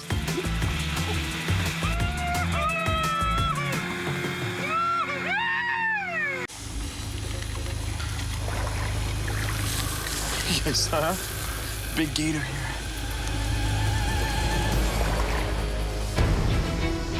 My name is Cyril Chauquet, and I spend my life traveling the world, chasing monster fish. Oh my gosh. And that's exactly why I'm here in Texas, in search of a huge prehistoric fish. Completely armor-plated, this fish is so tough, it can resist almost any predator. This is the famous Wild West, a place filled with snakes and alligators. Once they start eating large mammals like that, it would be anything from being a man also. And to catch this living dinosaur, it's gonna be a serious adventure. With scales so sharp, they were used by Native Americans to make arrowheads. And super sharp fangs. The alligator gar is definitely at the top of the food chain in the rivers of North America. Watch your feet when I bring him on board. I'll stay between you and the fish, but they will bite you, and I have the scars to prove it. This fish has survived over 100 million years. When I was telling you that those fish are dinosaurs. But in the past century, it was almost wiped out by another top predator. Feared and misunderstood, the alligator gar was hunted down and massacred without pity. I've heard stories of alligator gar becoming so big that they've been confused with real alligators. I don't want to spend too much time in this river. Big alligators. I want to see these monsters up close. I can't lose this fish. And my ultimate goal is to catch the biggest one possible, alone and from the shore. Look at this monster. I'm here in Texas on a mission to catch a huge prehistoric fish, a beast that can grow bigger than me and actually longer than me. Imagine catching a fish like that in a river from the shore alone. That'll be the fight of my life. I've been to the south before, chasing monster catfish. With my hands. It's called noodling, and let me tell you, it was pretty intense. So intense that my hands got mangled really bad. My hand is totally destroyed. But that's nothing compared to what an alligator gar could do. So if I catch one, I don't want my hands anywhere near their mouths. These fish can be pretty dangerous, but they're also endangered themselves, and I want to help protect them. So my first stop is the Texas Fisheries Science Center to meet with an alligator gar specialist, Dan Doherty. You must be Dan. Nice to meet you. Nice to meet you too. Welcome to the facility. In order to help with the preservation of the species, I've been asked to tag some monster alligator gar. But first, I need to learn how to do it without losing my fingers. Dan's assistant joins us to try and catch one of these giants. Elana. What we're doing is setting the net so that we can catch an alligator gar because he wants to show me how the tagging is done so I can tag myself later on. Now it's a waiting game, right? There are 5 types of gar in America, and the alligator gar is the biggest, with record sizes of 300 pounds and 10 feet long. So why do you think that they have such a bad rep, you know? What makes them such a terrifying fish, you know, like in the mind of most people? I think it's the teeth. The teeth, huh? And the size. And size, because yeah. they get humongous. In the early 1900s, they were considered a nuisance fish or a trash fish. They weren't any good for market meat, and there were actually many programs in a lot of places to eradicate gar from systems. Yeah, it's crazy because this fish, they've been around for what, 100 million years or so, right? And yet, in the last 100 years, we've almost decimated the species. Yeah, it's crazy how fast things can happen. It's pretty sad, I'd say. Oh, we got something. Oh, we got. Yeah. Looks like it. I think there's some movement in the line there. There, you might get a splash. Well, I think we're just about to see an alligator gar. It's a gar, but just a baby. And it's a typical size they can catch in our nets. But Dan wants me to catch monsters, hopefully 10 times bigger than this one. All right, first alligator gar I ever see. Alligator gar can live outside the water using their air bladder to breathe, sort of like a primitive lung. Whoa, look at the teeth on that thing. Obviously, the bigger the fish, the bigger the bite. You got to be careful handling these. Everything on them is sharp, poke you, stick you, or cut you. Wow, that's an amazing looking creature. Yep, very prehistoric. It's almost 2 feet around and almost 4 feet in length. 4 feet in length, huh? And yeah, that's still a baby. Still a baby. Pretty good sized fish would be a 100-pounder. Oh yeah. That's what you want me to tag, right? Big fish, bigger the better. The bigger the better, huh? So how do you tag this guy? We tag it right here at the base of the dorsal fin, just above the scales. Just insert the needle. Push in. Pull the button, pull the needle out, and the fish is tagged. Shall we put him back in the water? Yeah, let's let him go. There are 2 reasons for tagging this fish. To help keep track of their growth rates, and to find out where alligator gar travel throughout their lives. Oh, you're a pretty slimy fish. Just put a lot of pressure on me. He wants me to catch a monster gar, not the little guys, you know? This is it. I'm heading to the famous Trinity River. 700 miles of muddy water that still hides some huge gar. Some of these fish could be more than 7 feet long. But these wild animals are tough to find, and even tougher to catch. All right, let's go catch a monster alligator gar, alone. The path is long and really rough along the river. And I have to keep in mind that while I'm looking for alligator gar, there's something else in the muddy water, watching my every move. Hey, buddy. I brought 3 rods with me in order to maximize my chances of catching a huge gar. But I only have 1 pair of hands, so I have to improvise some real fancy rod holders. A good old carp head. Still have the brains in it, the eyes for maximum juices and odors.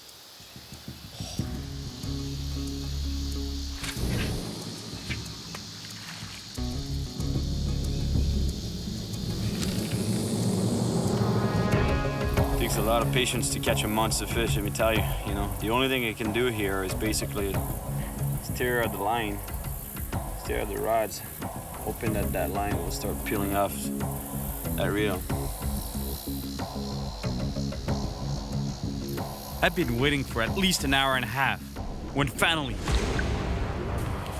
the line starts peeling off my reel.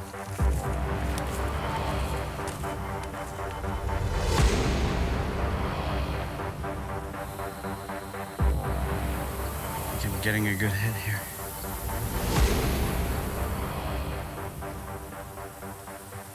Big gar are known for being wise and cautious, and they take the bait very slowly. So I need to choose just the right time to set the hook. Otherwise, I might lose this fish.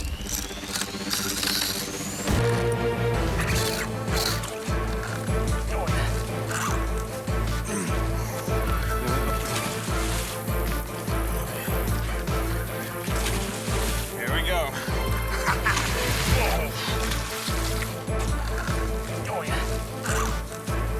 The thrashing gar is attracting alligators. I need to bring this fish in quick.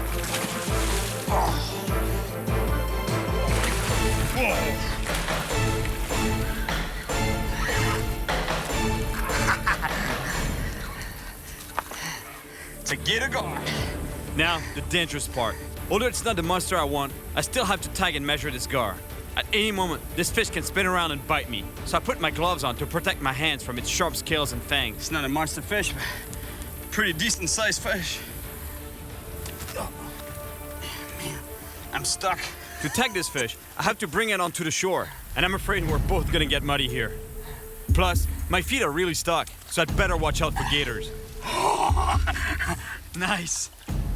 It's not a monster alligator gar, but it's a good sized fish. Gar can breathe outside of the water, but I still want to put it back quickly to keep it healthy. And I need to hurry to tag and measure it. I really don't like the gators getting too close. Now I gotta get a measurement of this fish, a length and a girth. If I can reach the measuring tape. I'm trying to get a measurement of an alligator gar, and before an actual gator gets too close. It's not like there's no alligators in this river too, you know. I don't want to sit here too long. 56 inches. My God, look at the hook. That is just a small fish. Totally bent it. All right, alligator gar, you're going back. Beautiful fish, beautiful monster. All right, buddy, you're going back.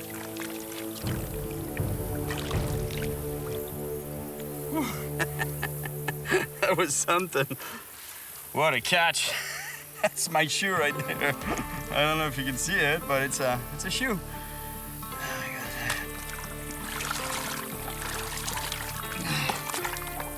What a mud bat here. I caught a nice alligator gar, but after being hunted for so many years, the monster ones have become really rare. So I've decided to go to Crockett City, named after the famous trapper Davy Crockett. I'm here to meet a professional gar fisherman who has the perfect boat to access the most remote stretches of the river. There, I really hope to find the real monsters I'm looking for. Steve? Hey. How you doing? Great. I'm Cyril. I'm Steve Barkley. Nice to meet you. Nice to meet you, sir. Hey, that's your boat? Yes, sir. That's my boat. My God, that's a beast, man. I hear you fish stretches of the river that basically no one else fishes, right? Some very remote stretches of river. Has some really big gar on it. Not many people get to fish it, so we've been catching some big ones. You want to come in and see some pics? Steve's father, David, is also an alligator gar fisherman. They show me the huge gar I might encounter in the most remote stretches of the Trinity River. In the 230, 240 range. 230 pounds. I believe this is either 8.1 or 8.2. And that is a monster. That's the biggest gar I've ever seen in my life. And I think it's on exhibit in the Dallas Zoo now. That's what I want to catch. I know. David hunted alligator gar back when the fish was relentlessly slaughtered. Before I head out fishing with his son Steve, I want to ask him a few questions about this brutal period of gar history. So, David, I heard you used to hunt for alligator gar? Actually, we did more to eradicate them than we did to hunt them. We shot them with shotguns, and we caught them on hooks, and they caught them in nets and what have you, to the intent of diminishing the numbers to where the game fish were not so in peril, so to speak. So now you like them? Yes, we like them now because they are considered valuable. David explains that although the alligator gar is still sometimes frightening to the locals, it's now respected as an apex predator that balances the ecosystem it lives in. Here we go. Steve's taking me to a spot so difficult to access that the only way to get there is by airboat. And out there, away from everyone, we're hoping to find some huge alligator gar. That's a steep ramp there. And that's one of the reasons I have a really exclusive access to this piece of river up here, is because I'm pretty much the only one that can get launched here. No, I don't think anyone would want to launch here besides you. Yeah. Yeah, you're my style. I like that. All right. True cowboy style. That's great. I can't believe we're gonna launch a boat here. It's so steep, but at least it looks like Steve has a plan. This will get you to get in the truck. Yep. And hold tension against it. When you hear me powering up, the easier put off the brake, and I'll just gradually put the truck in reverse and I'll pull it backward. Well, let's see if this will work. All right. All right. Now you're gonna understand what I'm talking about when I tell you that it's a powerful machine. Here we go.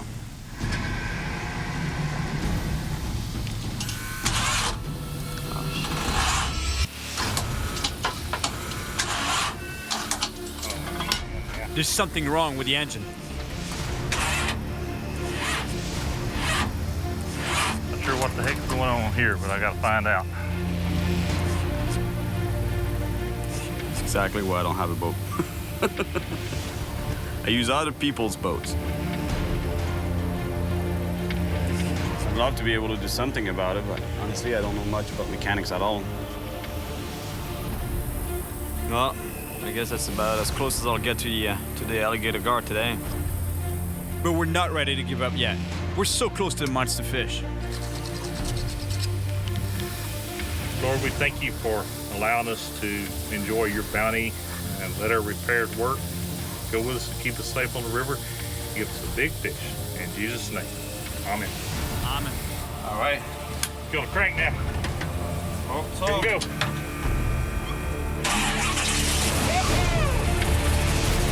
Thank you, God.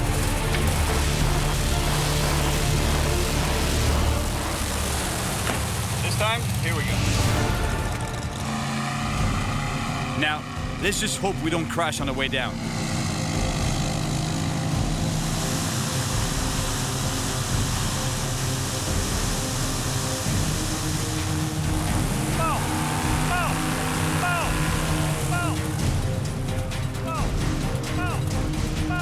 We're almost there. All right, Steve. We're in. Well, we made it. I had to put my shades on because this thing, was blowing so much dirt, twigs, branches, everything. I couldn't even open my eyes. I couldn't see where I was going. The best spot for huge alligator gar is far down this rugged river.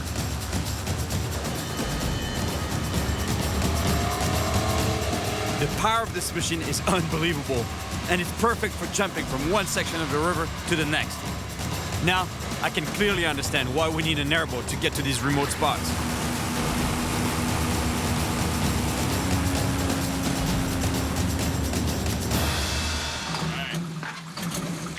I told you it'd be quite something.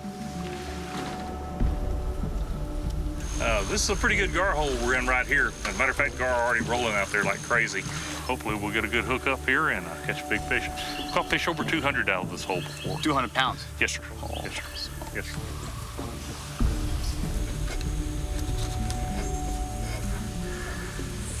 Turn a B-minute twist. That allows you to double the end of your braided line before you actually attach it to the metal leader. I tell you, it's not gonna go anywhere. You know what? Even if I was lost in the middle of the desert, I have nothing else to eat but this. I don't think I would touch it. It stinks so bad, you have no idea. It's awful. But the stinkier the bait, the better are the chances of getting the attention of an alligator gar. While we wait for a big gar to show up, Steve tells me how he got bitten by a gar right after he brought it on the boat. I had her on the deck of the boat, and I was standing there. I had just boated the fish for the client, and she just slung her head around and grabbed my leg, and only her top teeth penetrated my leg. So if she had actually been able to grip onto my leg with both jaws, then would have lost a large chunk of flesh there without a doubt. When we get a big gar on the boat, we want to really handle that head with care. God didn't give them those teeth to eat moss. Yeah, I know for sure. They're not vegetarian, right? No, they're not. No, they're not. There's some movement on the line. Look, guys, I've got a gar on the line. Look, the line is peeling off my spool. He's taking off. He's taking off with the bait. We don't want the gar to feel any pressure on the line, so Steve slowly drives the boat to the middle of the river. He's under the boat. There might be around some structure right there. Now, I'm worried that the line might get cut by the prop of the hull, but the fish has already let go of the bait. Yeah. Oh, yeah, he chewed on it. Oh. Look at the puncture marks. Big puncture marks there. Look at that. That was a big fish too, right? Looks like it was. We'll look up another one, or maybe that one will be back, pick up, Oh, yeah? He's hungry. He might have got a taste of it. He may be ready. Some stinky carp fillet. I really need to tag a big alligator gar. But they're pretty smart fish. This is not gonna be easy. Oh my God, look at the puncture marks on that one. Oh my God. We're gonna catch him.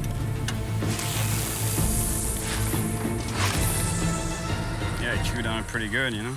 Had it for a long time. He just left us the skin. Ah, he got all the good stuff. Just left you the skin. These fish are pretty smart, man. That one beat us at our game, I think. All of a sudden, I feel another gar on the line. It's actually the first time I feel some tension on that line. There's a fish on that line. I'm about to set that hook. He's getting brave. He stole a thing last time.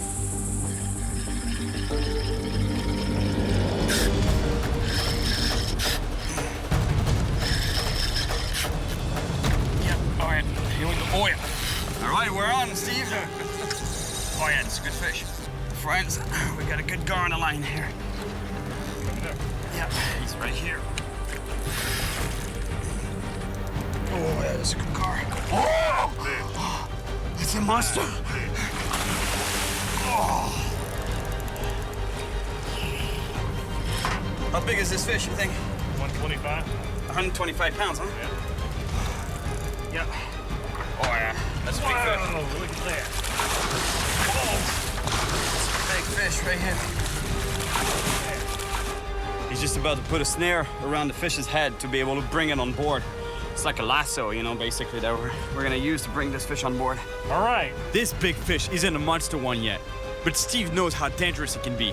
Watch your feet when I bring him on board. I'll stay between you and the fish, but they will bite you, and I have the scars to prove it. That's a monster. Look at that. All right. We did it, man. Congratulations. Good job, buddy. Suddenly, the gar spins around, and I remember what Steve told me about being bitten by a gar on his boat. See what she did? Yeah. She turned around to you. She didn't turn away from you. She turned around to where she could get a bite at you. My God, the alligator gar, what a beautiful animal.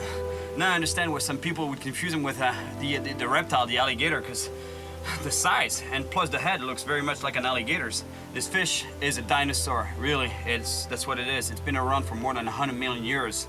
And that's most likely because of, you know, its ability to actually breathe air in this body, you know, this armor-plated body. And the fangs, look at the size of the fangs on that fish.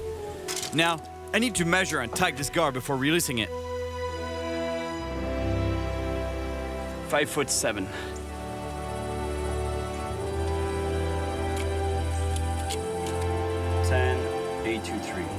Let's put this fish back in the water now. Yep. Pretty healthy. Good job. Man, good job to you. Good job to you. That was a beautiful gar, but I know there are even bigger ones around here. But for now, it's getting late, and since there was a problem with the engine earlier, and also because we're really far down the Trinity River, we decided to call it a night and come back tomorrow for the monster fish. And now that we've made it back, we still have to get the 5,000-pound airboat up the steep slope. Let me tell you, now now we're gonna bring that boat up. You see how steep it is? He's gonna go full blast on the props there. I'm gonna help him with the truck. The cable is hooked up to the boat. Steve's asked me to give it full power, but the airboat doesn't move an inch. It's stuck in the mud.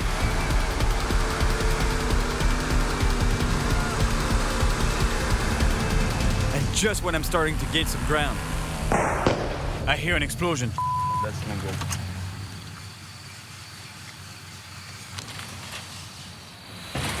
When we finally get the boat up the hill, we realize that the engine's blown.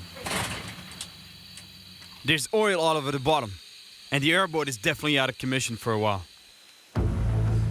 Steve is a great guy, and he wants to take me out again to find monster gar, but he won't be today. There's where the rod hit the oil pan from the inside. You can see where it knocked the hole in the oil pan. Actually, a piece of the rod came out, laying in the bottom of the boat, right there. While I wait for Steve's boat to be repaired, he's put me in touch with another fisherman who knows where I can find some huge gar. On my way, I decide to stop at an alligator preservation park to meet with the owner, Charlie. How you doing? I'm good. How are you? Good to meet you. Good to meet you. I want to see if it's actually possible to mistake a gar for an alligator, like David told me. Have you ever heard of anyone mistaking an alligator gar for a gator, for the actual reptile? Yes, I have heard of a few instances where people thought they saw an alligator and it turned out to be an alligator gar. Are we close the gate or shall we leave it open just in case we need to run? I think I'm gonna leave it open if you don't mind. That's all right. I'm actually pretty excited. Charlie doesn't let many people inside the fence to feed the gators. Look at this guy. Man, Charlie's pretty hardcore. Hand feeding gators.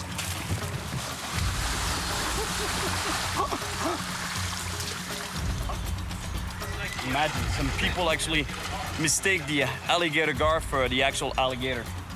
It's hard to believe because look at the size of this animal. I guess with a smaller alligator, if it's dark and you barely see where, you know.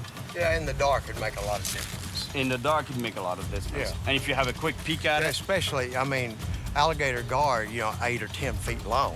Yeah. Now, it's my turn to feed this big gator. On top. Yeah, man, first time I do that in my life. A 1,300-pound alligator. Let me tell you, if there are alligator gar big enough to be confused for an actual alligator, I definitely want to see one of those. But after decades of hunting, there's only a few big ones left. I would love to see a real monster up close and do my part to help conserve him, but finding one is not going to be easy. This time, I'm going to another section of the Trinity River with Dawson, the fisherman that Steve told me about. And just like Steve, Dawson knows that to catch huge gar, we need to go to places that are almost unreachable. This is it, huh? Yeah, this is it. Should be pretty interesting. We're gonna have to bring a boat down this slope here. Check this out.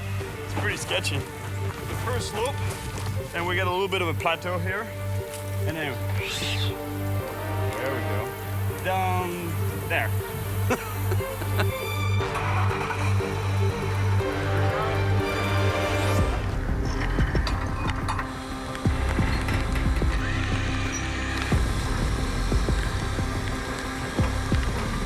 Once again, access to the river is steep and rugged. And we gotta move slowly so we don't tip the trailer.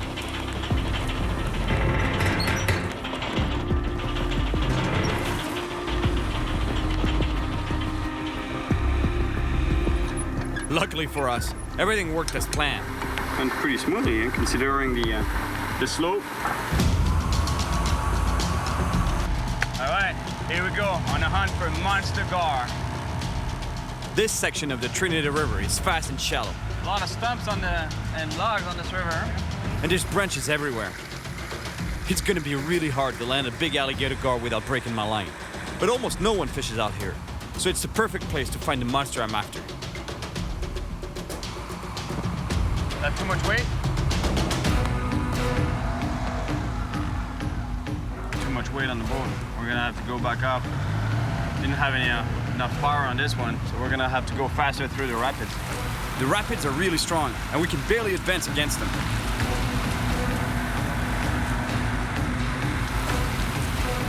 We get pushed back again, so we have to take another run, with more speed this time. We made it through, and we're finally at Dawson's favorite gar spot. Let me tell you, it's pretty remote here.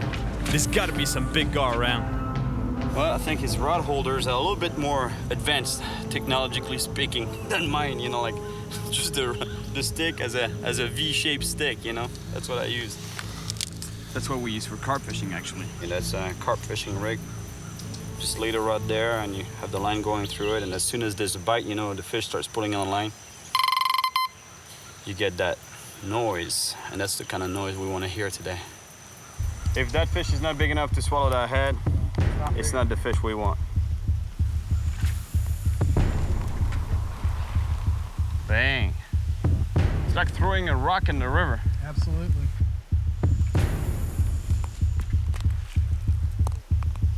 All right, I'm ready. Now, we just have to wait.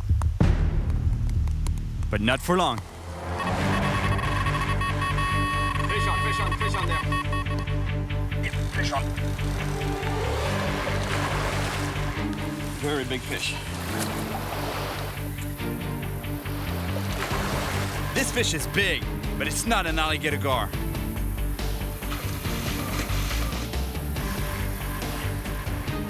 Oh, big catfish, big flathead. Look at that. Cyril, no joke, that's the biggest flathead I've seen around. Really? That is a monster flathead. It's not the monster gar I'm looking for, but it's a big flathead catfish. Oh, yeah, noodle. That is a monster flathead. And that's the kind of fish you want to noodle, man. Yeah. Have you ever tried noodling? I haven't tried noodling. Man, when they're fresh and you put your hand in the hole where they are, bang! I don't really know about all that. I like to keep all my fingers. Look at the scars on that fish still. It looks like he might have gotten bitten by a gar. If there's a gar in this river that will attack a fish this size, thinking it's bait, you know, I don't want to be even near that river. All of a sudden, we hear the bite indicator go crazy. So as soon as you have a bite, the idea is to get tight before you set the hook. Get tight, make sure you're in contact with the fish. Fish on pretty good one there. Yeah, that's a good fish. Yeah, huh? Feels like it. Acting like it. Look at the size of this thing. Oh my gosh. Whoa. I have a huge alligator gar on the line, just the monster I'm looking for. It's fighting hard, and the problem is, I can feel my line rubbing against some rocks. That means it's getting damaged. This fish is powerful, and it's trying to get away in the rapids.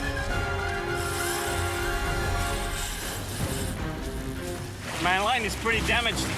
I don't want to put too much pressure on this fish because I'm afraid of breaking up.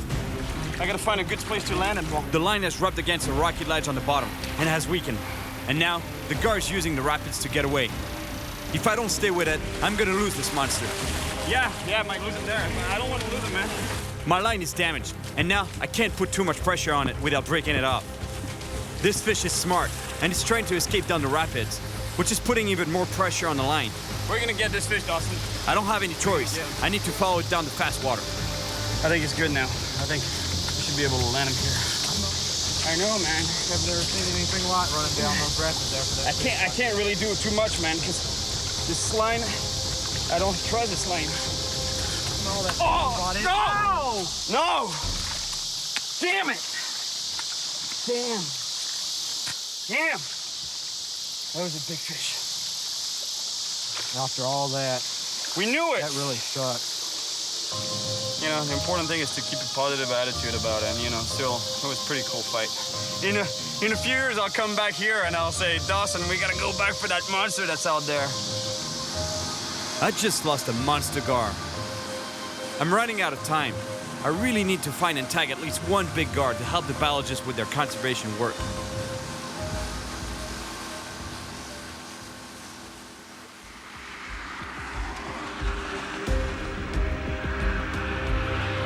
Working my way up the Trinity River, and on the way, I'll stop at the Texas Fisheries Center. They have biologists there that are waiting for me, and they want the information, the data that I've collected on the fish that I've caught so far. And they were also telling me that they have monster alligator gar in a tank there. Let me tell her, I really want to see that. I really want to see this fish. I lost a big alligator gar. So while I drop off the data with Wayne, the resident gar specialist, I want to take this chance to get my first really close look at a massive fish. Look, that's what I want to catch. This guy. This prehistoric creature.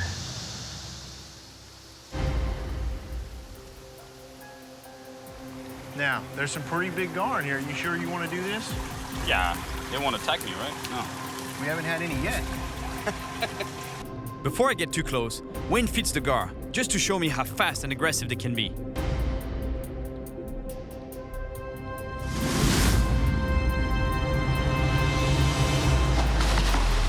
This gigantic gar just bit a catfish, and now I'm gonna get in the water with him. Oh man, I always love to swim with fish, any kind of fish, but here I'm about to swim with some monster gars, alligator gars, fish that are over 200 pounds in here in this pond. Let's go check it out.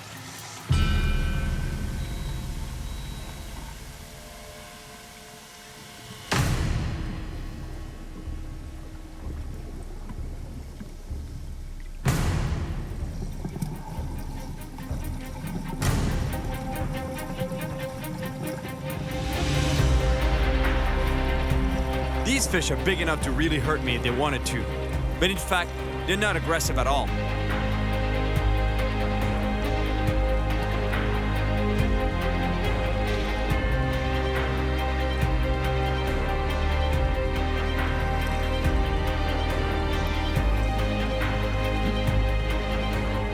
It is sad that these giants were so misunderstood and massacred. They're really incredible animals.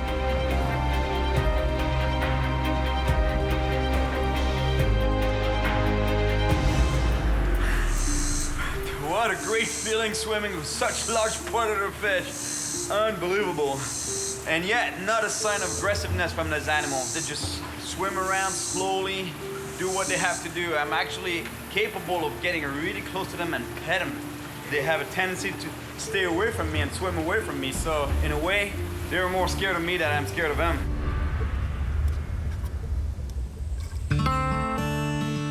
This is my last day in Texas, but Steve's airboat is still out of order.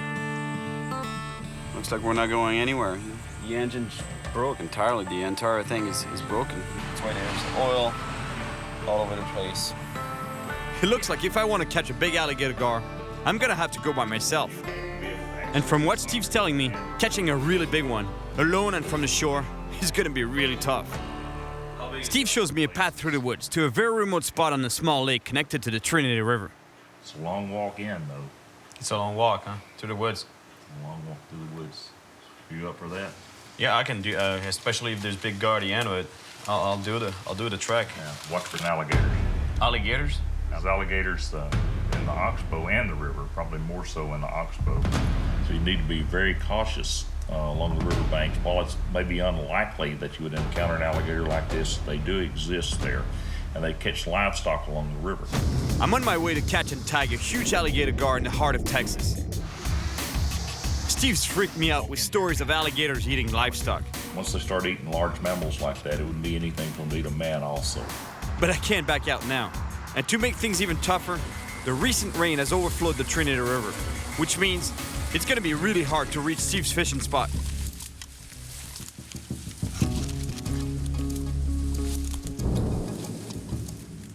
But the first obstacle I come to is a cliff. Check this out, I can see it. The river is right there.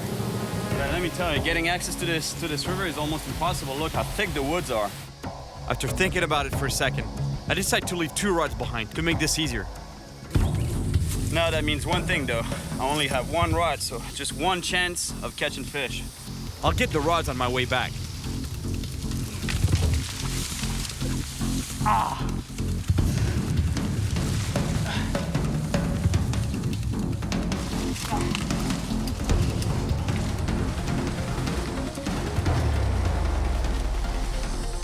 Now, I have to cross this big, overflowing river. I'm not looking forward to it, especially since I know there are alligators around here. And it's not just alligators I need to worry about. It's the current, too.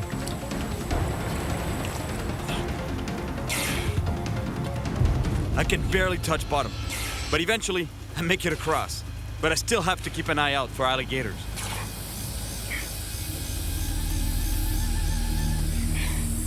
I don't want to spend too much time in this river.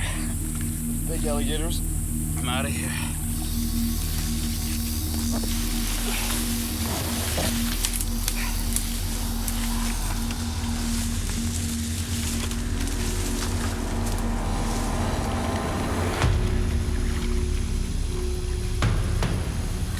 Yes, huh? Big gator here. Steve was right. I gotta be really careful around these oxbows. They're home to more than just monster alligator gars. I just found a small lake, and I think it's the one that Steve told me about. A big gar just rolled in front of me. This has got to be Steve's spot.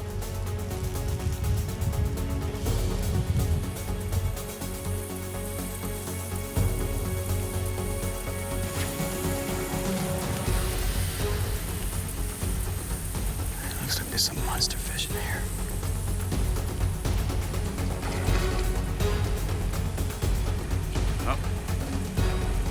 Here we go. Here we go. Come on, fish. Take this. Yes.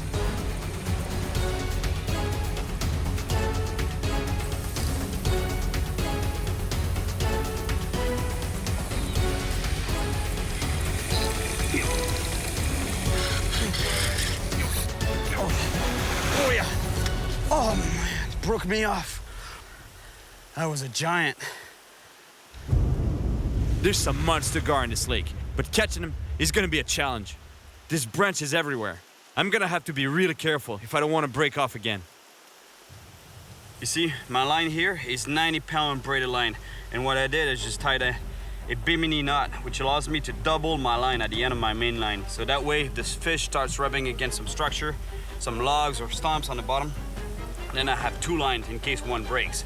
And here, I'll tie on my metal leader and the hook at the end of the metal leader.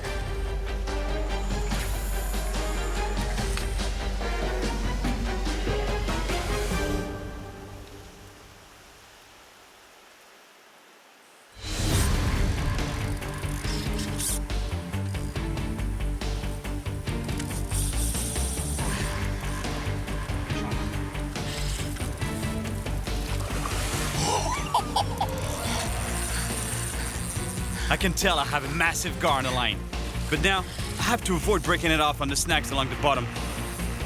Keep it away from the snags.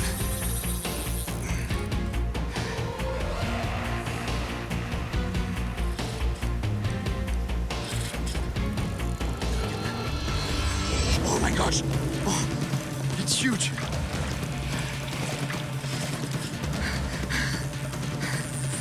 This gar is even bigger than I thought. I have no idea how I'm gonna tag this monster by myself. Oh my gosh, look at this thing. Look at this monster. At this point, I'm really not sure how to bring this big fish onto the bank to tag it without getting injured. But I gotta try. When I was telling you that those fish are dinosaurs, I'm not kidding. Look at the size of that thing. It's gotta be 200 pounds. My best shot is with the technique Steve showed me, using a lasso around its head. But the gar escapes into the weeds.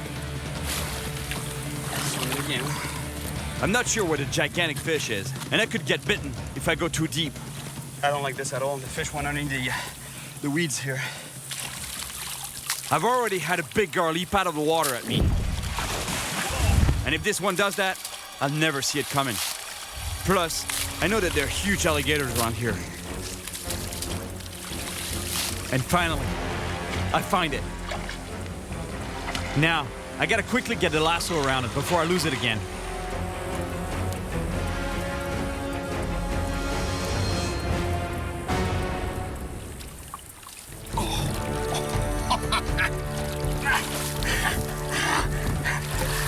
Look at the size of this beast.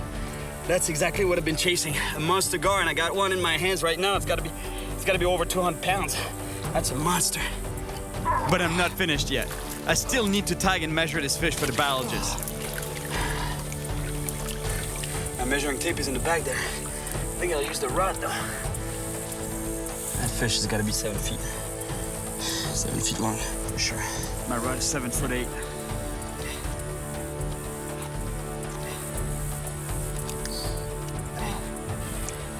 Yes.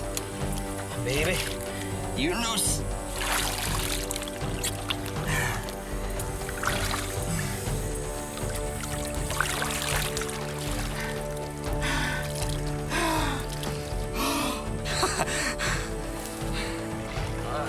I was finally able to catch a monster gar from the shore and tag it.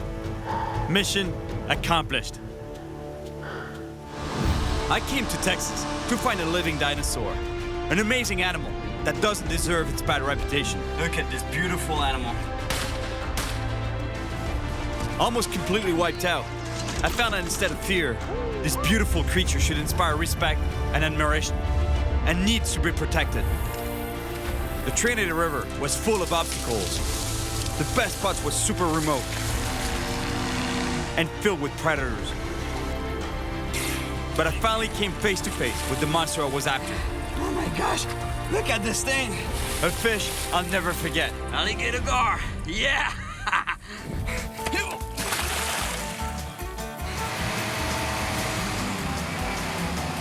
Are we close the gate or shall we leave it open just in case we need to run? I'm not sure I want to shake your hand now. Although I will because you're the gar master. I guess they really do make everything bigger in Texas.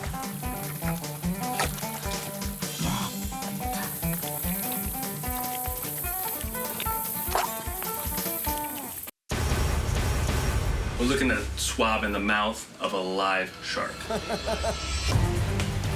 My name is Cyril Chauquet, and I spend my life traveling the oceans, rivers, and lakes of the world, chasing monster fish. This time, I'm in Florida on a unique and dangerous research mission to catch the ocean's most notorious predator, sharks. Very strong animal, as you can see. Although sharks rarely attack humans, when we venture into their domain, we're taking a deadly risk. First bite, I just felt the bones just crunch. I've been recruited by a medical research program to catch sharks. All right, shark on. And help their work in finding which antibiotics fight dangerous infections caused by shark bites. Infection is a significant issue here. The team needs me to help with the most perilous stage of their research. Got him. Not only do I have to catch sharks, No, I gotta swab you, buddy. but I have to get up close and personal with them to collect bacteria from their jaws.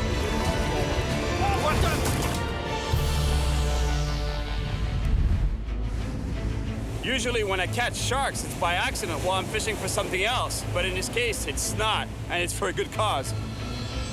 In the past, I've caught sharks for different reasons. In the South Pacific, I caught them to win the trust of some local fishermen. Here in Florida, I caught a monster bull shark while handlining for Goliath groupers. Watch your fingers, watch your feet not to get tangled. Oh my God, look at this bull! Look at that bull.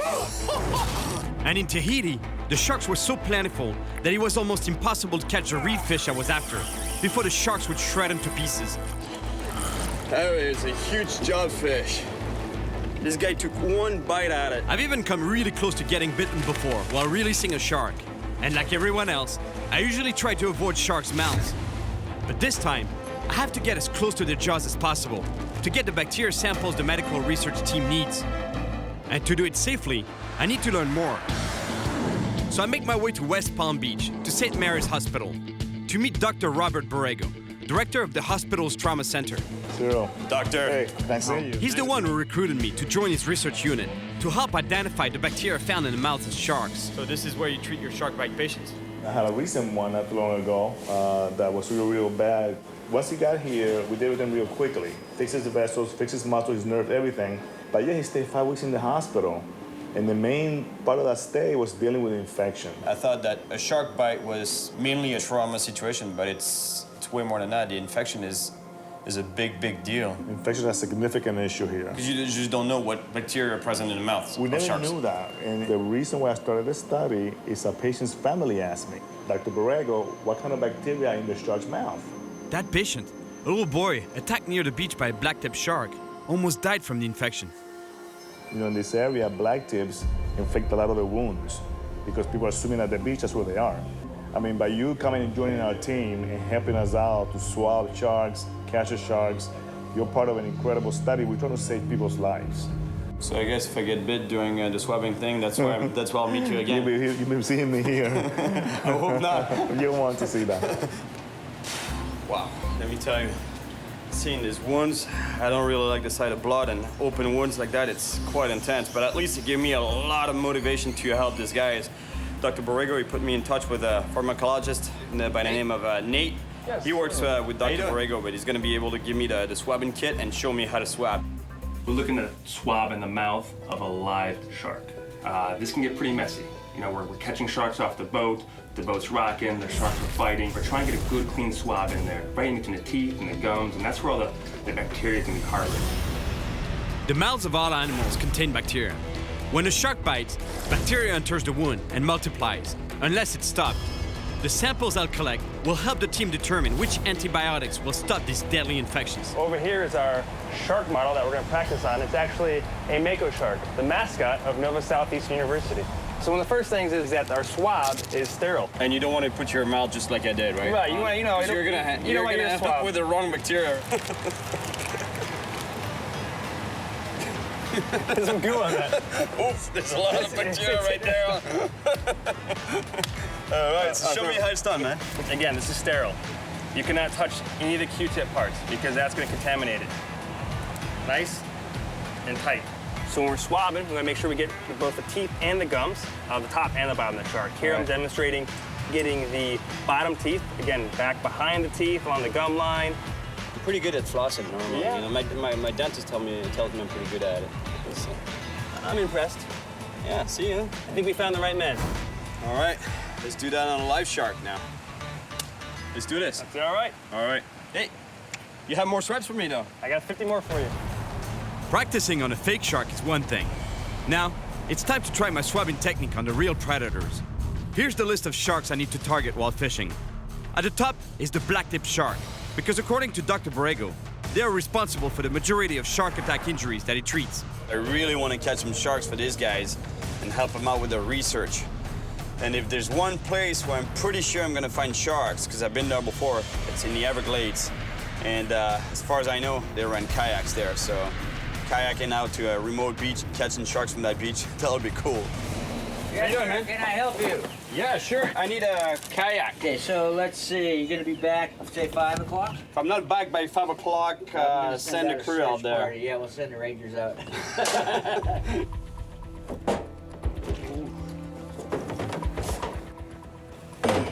It's a lot of rods, but that's what I need, though. One small rod to catch bait from the shore. I have bait, but fresher bait will be better. And 3 big rods to set out for sharks. So three rods, 3 times as many chances of catching a shark. However, that's gonna be a real pain paddling with this. Hope I'm not gonna lose one. With so many rods in the kayak, I have to be very careful not to tip over. Sharks are not the only predators out here. I haven't left the docks yet, and already a huge croc is blocking my way out of the canal. Look at the size of that croc.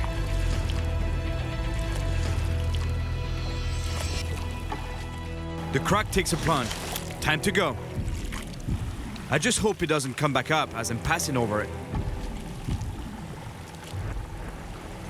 To reach my planned fishing spot, a remote beach on the ocean side of the Everglades, I have to paddle 5 miles into the wild.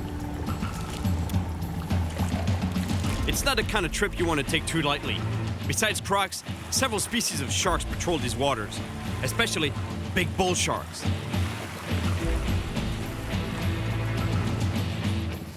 This beach is perfect for landing a shark and making sure the swab does not get wet.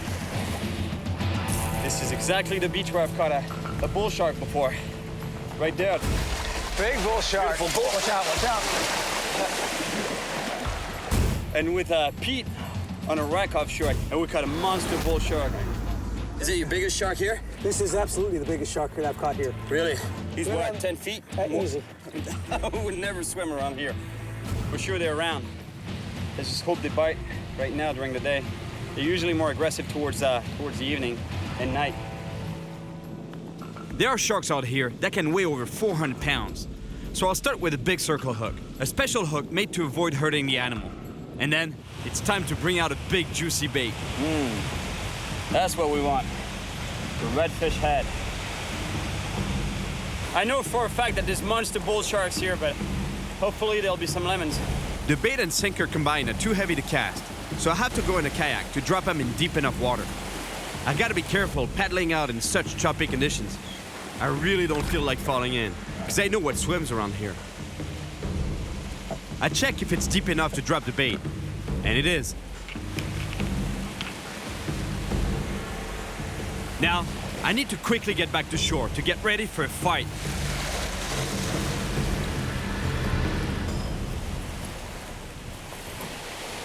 The rod is set, and the wait for a big bite can begin. I start rigging another rod to maximize my chances of catching a shark. Oh, shark there! He's taking off with the rod.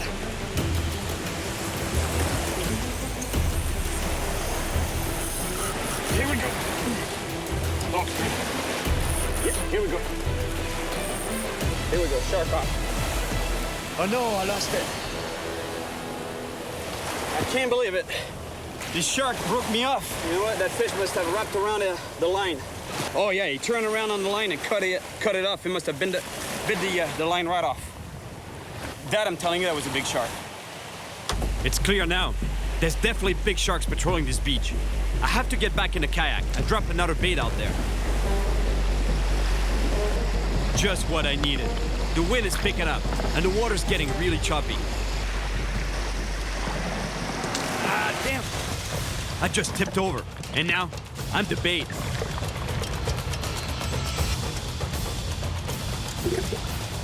I've never gotten back into a kayak so fast in my life. But when you know what swims around here, you don't mess around. That was pretty intense. I finally get out to deeper water. Time to throw in the bait and rush back to the beach for some shark action. It's clear there are sharks here. Now, they just have to find the bait. I hope they don't take too long, because I have a long paddle to get back, and I don't want to get stuck here after dark. Here we go, another bite.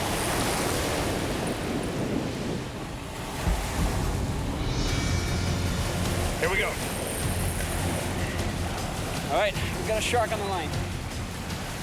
I know it's a shark because of the violent movements at the end of my line. That's typical of a shark movement. You can feel the head shake there. Strong, powerful head shake. This shark is pulling hard, and it's tough to see what species it is yet. But one thing's for sure, it's big. You might see a dorsal fin very soon. It's there. That shark. Shark. Yeah, yes, sir. Okay. It's a big lemon shark. I don't like to bring sharks onto the beach, but the only way to get a clean swab is to keep its mouth as dry as possible. Not a problem is I have to land this shark, pull it up on the beach so I can swab it. The safest way for me to get this fish out of the water is to grab it by the tail and bring it onto the beach without hurting it and without getting bitten.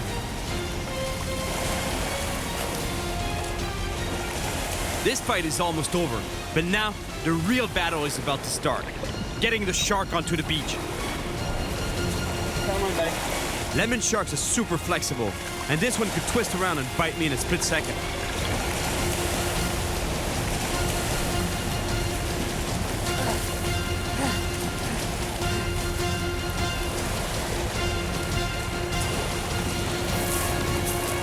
This is what you gotta be really careful. They're so flexible they can turn and twist on a dime and bite you. The shark is heading back to the water. I have to stop it. Stay here, buddy. I have to swab it. In order to get a clean swab, I have to keep the shark's mouth open. Sorry, buddy. Just gonna take a minute. I think I'm getting a pretty good swab here. Okay, got it. The hook is out.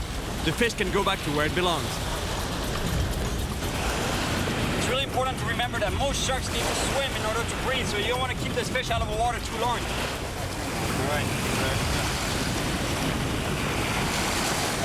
All right, finally, I think I got a really good swab on a lemon shark. Yes. I just spoke with the team, and they were pretty happy that I got a lemon shark sample. Hopefully it's good. It was my first swab. We'll find out soon enough, because I'm dropping it off with Dr. Borrego. They'll be able to tell me if it's good or not. I got something for you. Oh, so you've been working, huh? Yeah. Beautiful. Not a lot, Thanks. but that's Awesome. a lemon from the Glades. Lemon shark, they all count. Yeah, big one too. Thanks very much. About 200 All right. pounds. Hey guys, get that to the lab right away, will you? Yes, sir. Make sure that gets right. Thank you so much. You're welcome. Appreciate it. I'll get more. Okay, bye-bye. Thank you. First shark is done. A lemon from the Glades. But this is just the beginning. It's one down and 3 still to go. The next step is to meet up with Josh, another fisherman on the research team. We're gonna try catching sharks off the beach again. But this time, at night, when sharks come closer to shore and use the darkness to sneak up on their prey. Josh. Hey. Oh, man.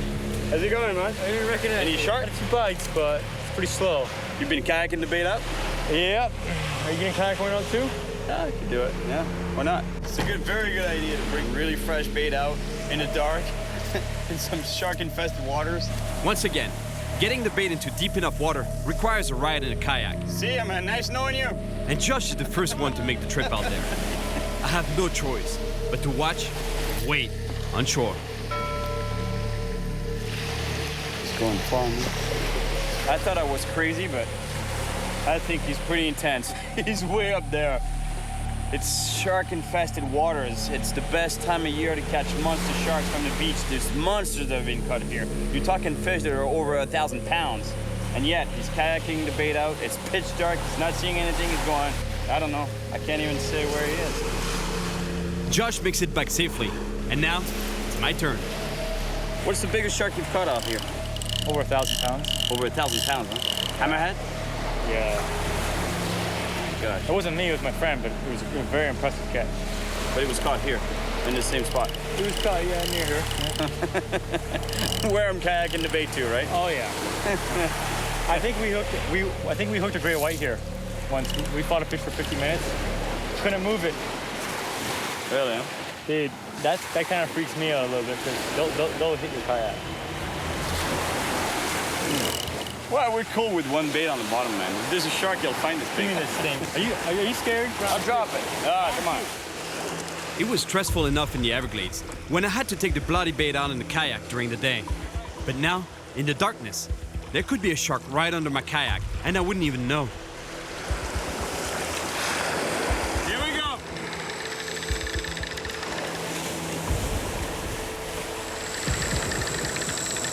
He's doing good. I'm impressed.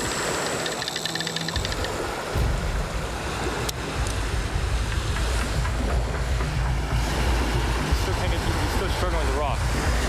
He's tangled up. Let's go, drop the rock.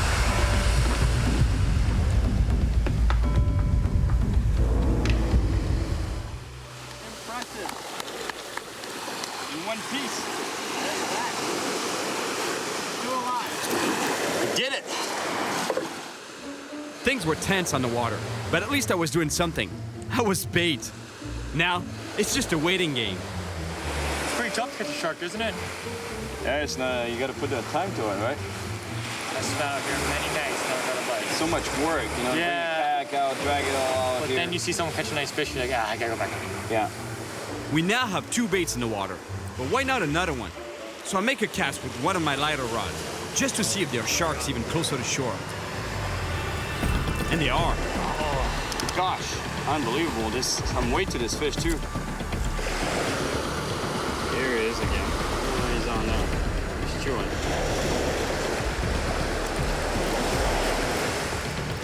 Nice clip. Oh, no. Open the bail, open the bail. Oh, yeah, he's on. All right. Lost him. Oh, you got away with the, cut me off. Well, whatever it was a pretty big fish because he bit right through metal leader. Man, that's one of the things I love about fishing is that it's so mysterious, you know. You don't know what was at the end of this line. I'm guessing a shark, but it's just a guess. And you know what? It'll remain a mystery. After a few more hours without any action, it's time to pack it in. It's always another day. I wish I could have swum, man. You know what? We got a pretty good schedule ahead of us. I think we're gonna have that opportunity. Yeah, Dr. Borrego was telling me that we might go to the Bahamas to swab there. Oh yeah, there's a lot of sharks over there. That was a long night, and my list of sharks to catch didn't get any shorter. I still have 3 left, but I get a call that puts me in good spirits. Oh, good news. The lemon shark sample was good. All right, finally we're gonna get a swab today. That's a relief because I was not sure about it. The only thing is no black tip, no bull, and no reef shark. But that I knew there was no reef sharks. And the good thing is that we're leaving to the Bahamas with Dr. Borrego. He invited me on that trip. But from a boat swabbing, that's gonna be hard though. Dr. Borrego. Hey, Cyril. How you doing? All right, man. How are you? Good to see you again. Seeing you. All right. We got the crew here. All right. Josh, Nathan, you already know Hey, them. Josh, how you doing? Johnny. Johnny. Cyril, Cyril. nice to meet you. Nice to meet you. Exactly. Yeah, we're gonna go find some nice reef sharks. Big reef sharks. Oh over yeah, there? big 6, 8-foot reef sharks. Dr. Borrego is an avid fisherman and owns his own boat, which comes in handy for his research. All right, here we go. On to the Bahamas. The trip takes us about 4 hours to get to the Bahamas, the mecca of sharks. But we only have a short window to fish. Heavy storms are expected to hit this area in just a couple of hours.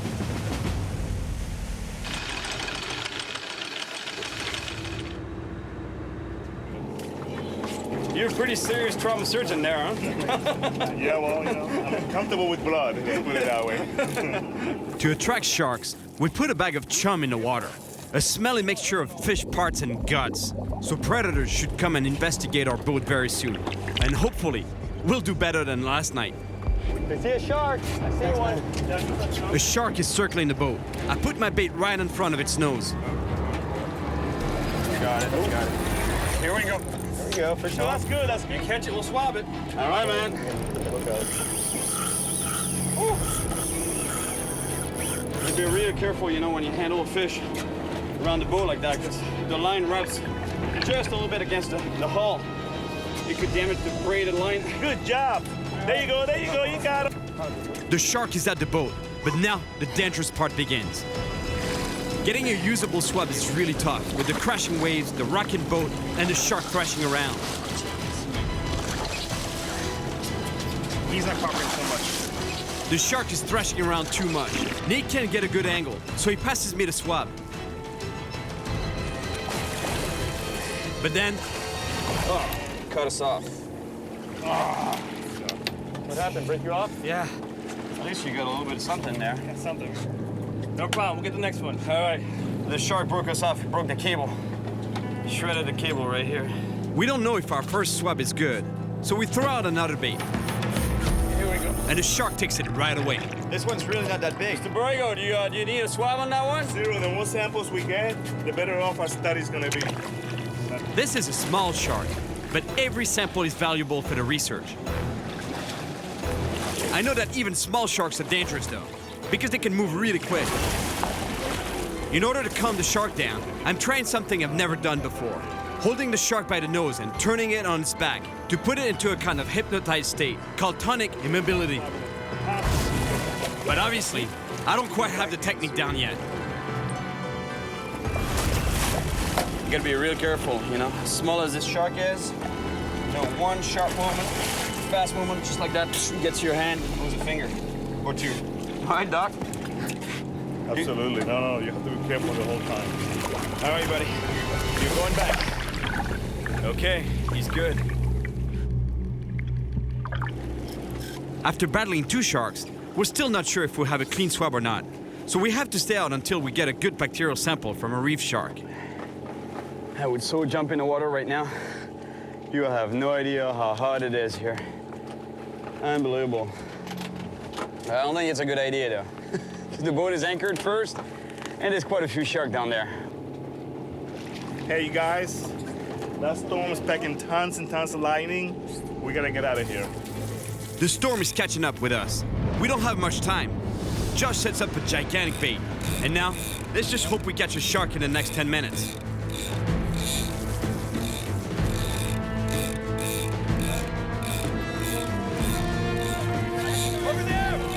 Johnny spots a big shark approaching the boat, and it's heading right for the bait. All right, here we go. He's on. It's a big reef shark. We have to get a good swab on this one. But with the dark clouds closing in fast, I have to bring this powerful shark in quickly. I have no idea how we're gonna calm this animal down enough to get a proper swab. That's it. Don't lose him, sir. That's good. Nice big shark. A big old reef shark. Good job, guys. Good job. All right. Big ray. Yeah, I'm taking the swab. Okay. Yep. I'm gonna have to be really careful to get a usable sample. This is my last chance today to get this right. We're gonna get too much water in there. Nate and Josh managed to stabilize the shark. Good job, guys. Getting a really good sample here. That's a clean one. The swab is done. Now we can let this shark go. The guys cut the circle hook in half so it can easily fall out of the shark's mouth. All right. Great sample. You guys get him off. Good job. You're gonna be happy with this one. Good job. Thank you, man. Thank you. All right, we got samples. Yes. Mission accomplished, and just in time to avoid the storm. We got 3 reef sharks. Now, there are only 2 more species of sharks left that I need to get samples from. It's Nate. Really? Not good? Oh, just one? That was Nate. Imagine, he was telling me that out of all the samples that we got in the Bahamas, only one is good. Only one. It's funny, you know, he was with me there. You know, it's hard. You know, the boat is moving, the fish are thrashing their heads. Pretty hard getting a sample from a boat. So I have an idea. To get better at handling sharks beside the boat, I'm going out with some biologists I know who specialize in studying sharks. Nice meeting you, finally. Oh, I know. This is cool. Casey Zender. She's one of the students at UNF. Cyril, nice to meet you. These guys are pros at getting sharks as steady and calm as possible. Derek, nice to meet you. That way, they can run tests on the animals before releasing them. How far do we go? Pretty close. We're gonna be about less than a mile and a half from shore. Hell yeah. It's crazy how many sharks can be that close to shore. Yeah. Yeah. How big? And how big they are, huh? It can be 10 feet. 10 feet long, huh? The biologists intend to catch and study as many sharks as possible today. And if I'm lucky, we may catch a bull shark and a blacktip. What we're doing here is we're baiting about, you said 50 hooks, right? Yep. 50 hooks to put on a long line. It's used commercially for offshore fishing and all kinds of fishing, actually. And but in this case, it's going to be used for scientific purposes. Right now, we're about to pull the main rope to which we'll attach all the baited hooks. It looks like you've done that a couple of times, huh? Yeah. Yeah. Well, I'm standing in a pool of blood, so it's a little slippery. Hey, Derek, you did the good job, huh? Absolutely. you know how to not get dirty there. Sorry. All the baits are set. Now, it's time to see if we have any sharks on the line. Well, I say we're gonna have some luck with this long line. I think so. Long line should be good, yeah, I agree.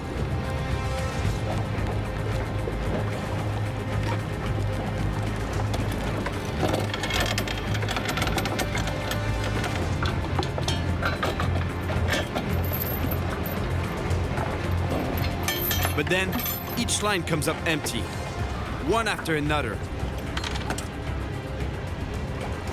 It's almost as if the sharks know what we're up to. We get through almost all 50 hooks, before finally... Got a shark!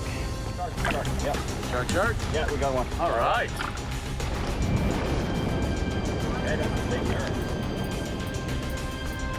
He's a big nurse shark. Nurse sharks are not one of the species I need to swab. But the biologists are very excited because they can do an ultrasound for their research. And to do that, they want to bring it on board first by lifting it by the tail. So while Derek clears the deck to run the test on the animal, Jim clips the shark onto the boat railing.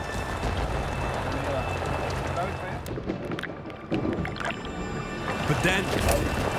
Oh, no! He snapped the line. We're going for the rope to tail wrap it, and it just snapped the line right off. And it was a big nurse shark. We continue to pull up the long line, but no more sharks. Gentlemen, we're officially skunked. And lady.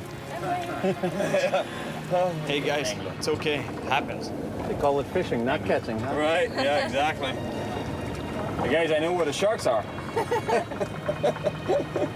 Somewhere over the rainbow. Yeah. All right.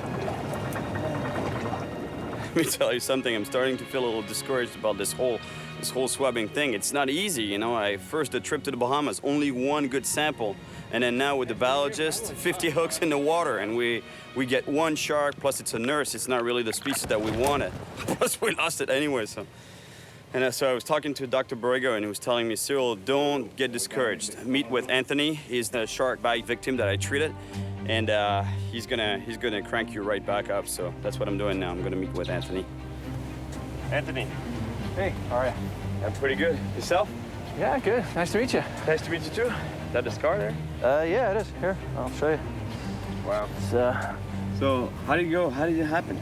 well, we were actually right out here, about 3 miles offshore. There's a number of wrecks that sit in around 200 foot of water. Around April and May, all the cobia come through. The cobia follow the bull sharks and they follow the big rays. So when you're out spearfishing with the cobia, you're going to see the bull sharks. And I was with 2 dive buddies, and they each shot their cobia and moved off the wreck. I shot the last cobia, taking my time to get a lift bag on it, and out of the murk, one bull shark shot up from the bottom, and I looked down, and all I saw was the head and the mouth coming straight up from the bottom. The first bite, you know, I just felt the bones just crunch. Its whole mouth was about that wide. Eventually let go. I mean, the water just went red. Somehow, with his friend's help, Anthony was able to get out of the water and eventually to Dr. Borrego's operating table. But his 5-week ordeal dealing with deadly infections was just beginning. know, I grew up fishing my whole life. I never really thought about an infection from getting bit from a fish. But it doesn't take much to kill you with a blood infection. I know I wouldn't really be here in the state I am if it wasn't for Dr. Borrego and his team. The work that you guys are doing, it saves lives. I mean, I'm living proof. I'm glad you're here to tell me the story today. I'm glad I'm here too, and thank you.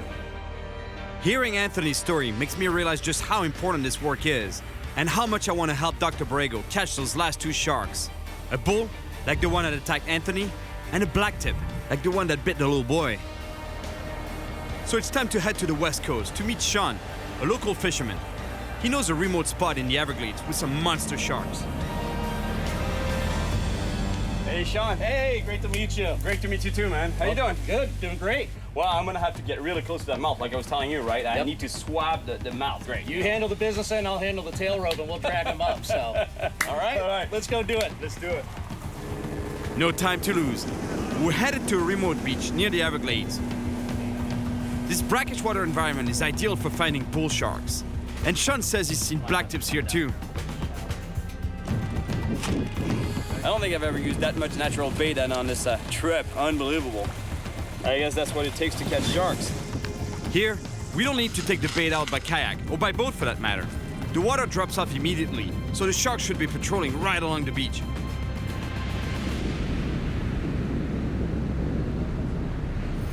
All right, here we go.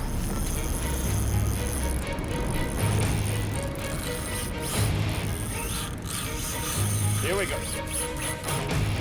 Hey, Sean. I hope it's a bull shark or a blacktip. The blacktip and the bull are the last 2 species on my list, and I haven't swabbed them yet. Woo-hoo. It's in the current. Yep. Good fish. How long have we been here? 30 minutes and a sandwich? And already we're on. See, the way I'm fighting this fish is I'm putting the rod butt right underneath my thigh here, so I can put a lot of pressure on this fish like this without tiring myself. Ah, man, it's a lemon shark. Yeah, it's a lemon. Yep. Lemon shark. Good size, though. Yeah. It's another lemon shark, but that's fine. Dr. Borrego said the more data they have, the better for their research. So I'll still swab it, if I can land it first. Better fish than I thought. I just saw him lengthwise. No, he's 200 pounds. He's pushing 8 foot. Yeah.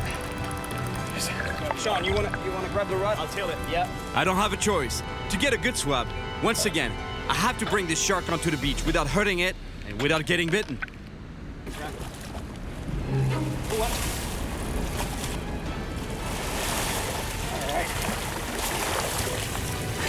Look at that. Yeah. Right in the corner of the mouth. Yeah. That's a big lemon shark. That's not what I want, but that's not the right species exactly, but that's a pretty nice shark. I think Dr. Borrego will be happy with that, though. So this is how it's done. Right here. I have to rush and get the shark back in the water. Oh, what?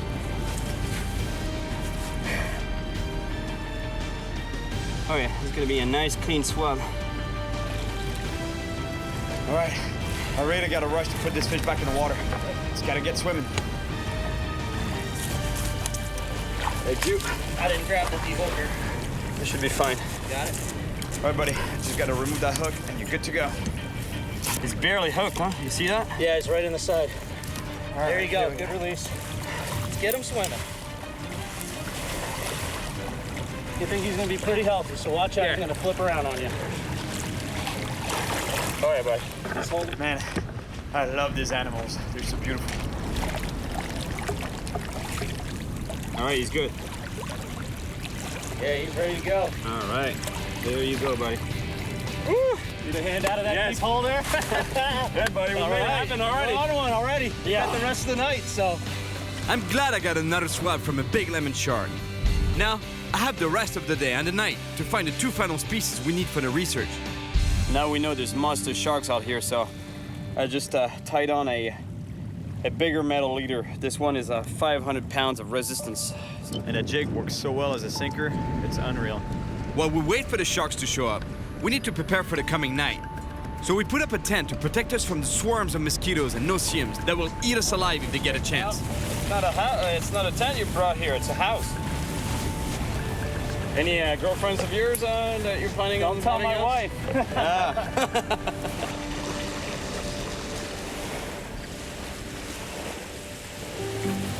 Sharks usually get very active when the sun goes down, and I'm just hoping that bulls and blacktips will show up tonight.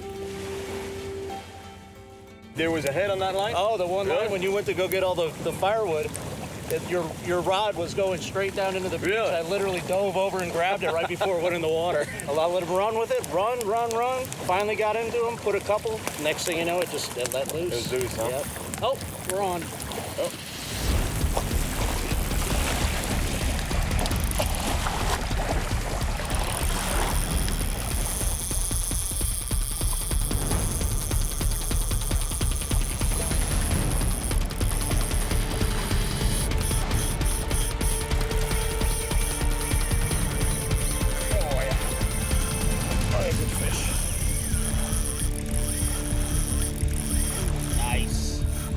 We got a really nice shark on the line.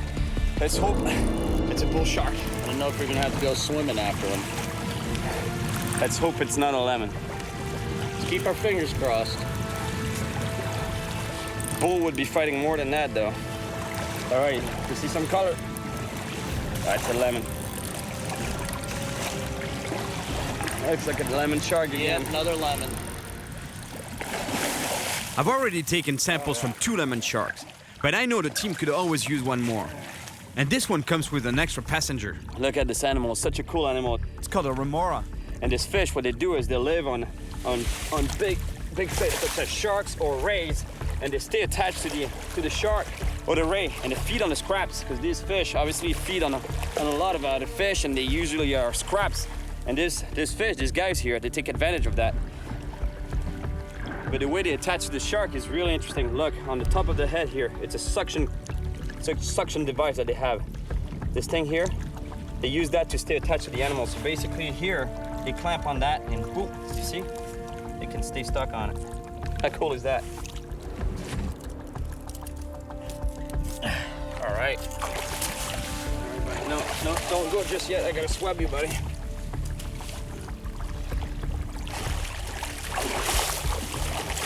There you go. Over there, buddy. That's the 3rd swab done on the lemon shark. Still no sign of bull or blacktips though. 2 of the most dangerous sharks off Florida's coast. According to Dr. Borrego, although the blacktip is generally smaller than the bull shark, it's responsible for most of the shark-related injuries that he treats at the trauma center. Here comes Captain Kevin Bellington. So he's coming to our rescue here, maybe take you out the rest of the day and get some of those bull sharks that we missed last night. Morning, fellas. How you been? Good to see you, bro. Thanks for getting out here. Hey. Hey, this is Cyril. Cyril. Nice to meet you. How do you do? I'm pretty good. And we're off. I'm feeling the pressure here.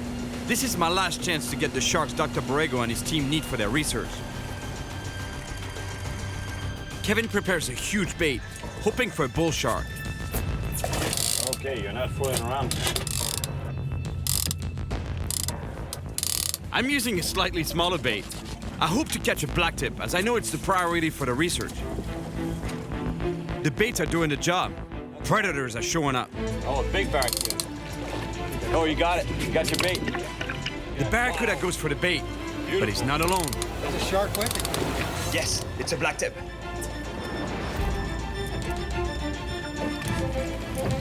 Yeah, somebody's on this. Here we go, blacktip on. You talk about an aggressive shark. It's not very big, but it's exactly the species we're looking for. A blacktip shark. Get his head out. Yeah. My God, look at the teeth on that shark. It's the same kind of shark that attacked the little boy. I have to get this sample. This might be my last chance. I'm gonna go get a swab. I'm getting my swabbing kit ready, and Kevin tries to bring the shark on board so I can swab it.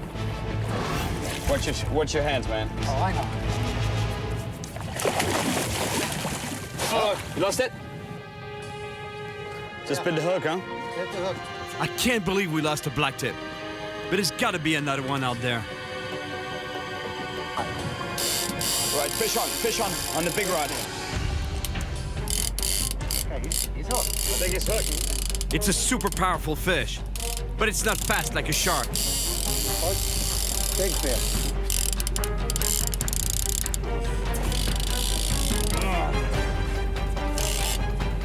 Big fish. Might not be a bull, though. He's not making the fast runs. No, I think it's a Goliath. All right, here we are. It's not a bull shark. It's a Goliath grouper. Oh, no, that's not you at one, buddy. There's some huge fish out here, and this is definitely one of them.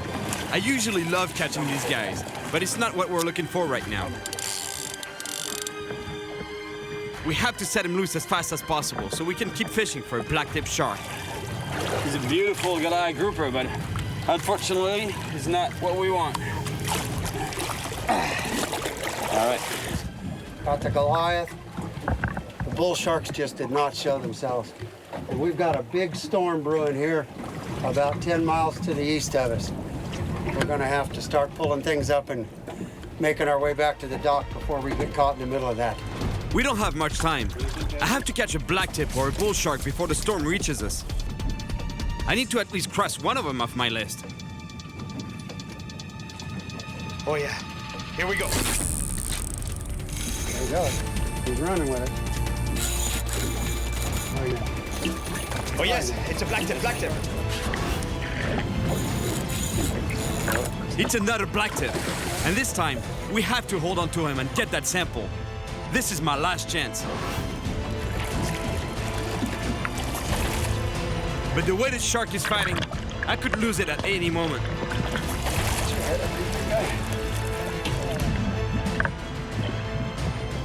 Get your swab.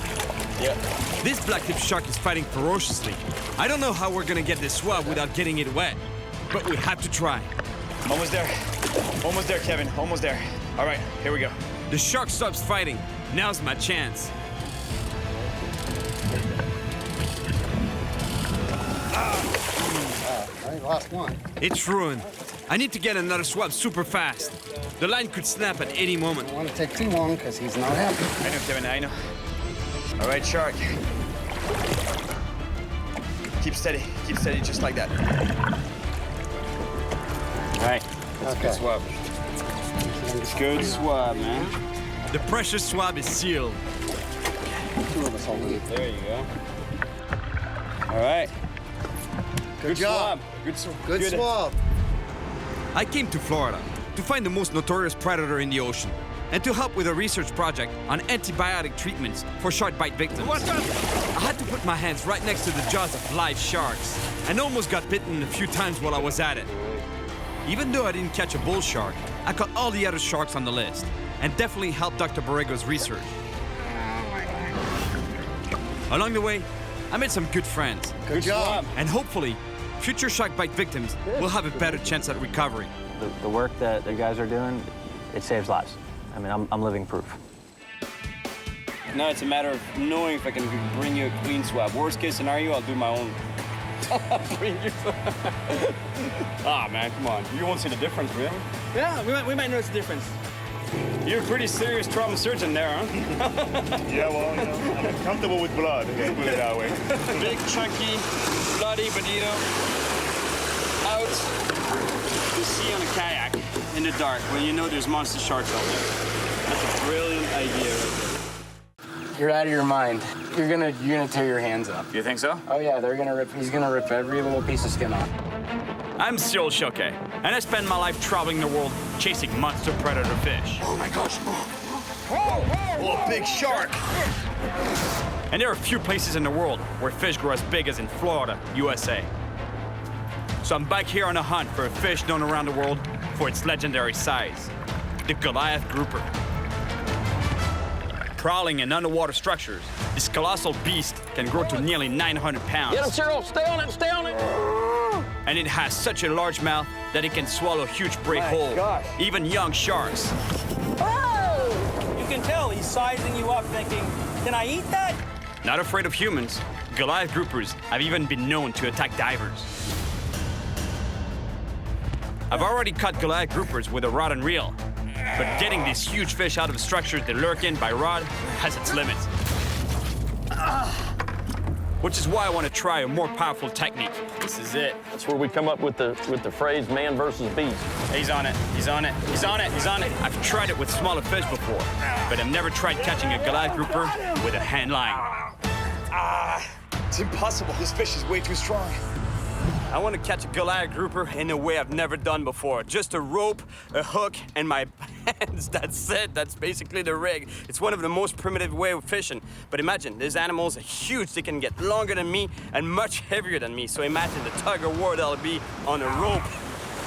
But there's two problems. There's a big weather system moving into the Florida Peninsula, and it's making the water really murky, so it's hard to find a fish, and the bite is not really good. And the other problem, and the main problem, is actually a lot of the wrecks that we want to fish are infested with monster sharks. And the Goliath grouper, they live on the bottom, so by the time the bait reaches down to the bottom, you never know what you're gonna hook. You might hook into a monster shark. Goliath groupers are real titans of the deep, and the big ones aren't afraid of people. As a local spearfisherman, Arif witnessed firsthand. Cyril. How you doing, man? Doing very well. Good to meet you. You as well. Yeah, that was some pretty impressive video I saw there. Thank you. It was intense. At the time, I didn't know that it was like a big thing for grouper to come up and attack people. So what happened exactly? You were spearing fish there? I shot a little lesser amberjack. I saw a big grouper coming out off the corner of the ledge. Right. We were just moved in too quickly. He came up, grabbed onto my foot, ripped my fin off, and then went up and snagged the fish off the gun. Honestly, I don't think that the grouper wanted to attack Arif. I think he really just wanted to take the fish that was on his spear. But unfortunately, Arif was in the way. Wow, I want to catch one on the hand line, man. It'd be insane. Yeah, really? You're out of your mind. You're gonna tear your hands up. You think so? Oh yeah, he's gonna rip every little piece of skin off your hands.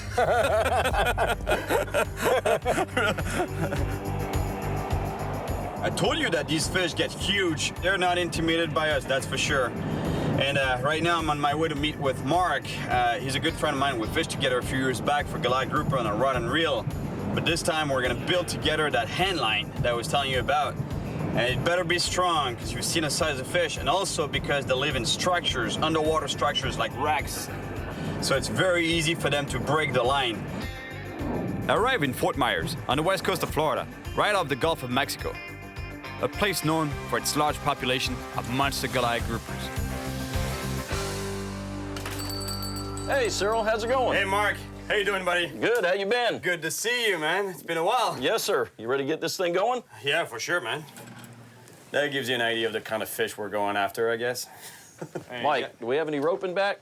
That's 1/2 inch. Deep feet of that. Definitely the 1/2 inch is what we want to go with. Really? That's yes. too thick, no? I've got a customer that was using real small line, and if you don't use something like this, what's going to happen is you don't have anything. That line will slide through your hand. This cat that we know had to wrap small line around his hand, couldn't get the line from around his hand, and it cut his thumb off. You know what? I think we're gonna go with the thicker rope. Rope as main line, 1,000-pound rated swivel, 480-pound metal leader, a 6-ounce egg sinker, and a 20-odd circle hook. Whatever latches onto that is definitely coming out. Shall we test it? Sure, sounds good. Let's give this thing a tug. I think that'll be a pretty good test. This vehicle here is 6,000 pounds, but it's in neutral, and it's sitting on flat. So it's basically like a fish. You know, a lot of people ask me always, you know, how do you pull a 400-pound fish on line that is 100 pounds, for example? Well, the fish is neutral buoyant in the water, so you're not actually fighting the weight of the fish. You're fighting the strength of that fish in the water. And it's very rare that this fish will exceed its own weight in terms of power. Same thing here. I'm gonna pull this truck, but I'm not pulling 6,000 pounds. I'm pulling a truck that is in neutral, I hope. Is it in neutral? All right, Cyril, ready to go. All right, let's go for it. I'm giving this line all I have, and so far, it's holding. But the truck isn't moving yet.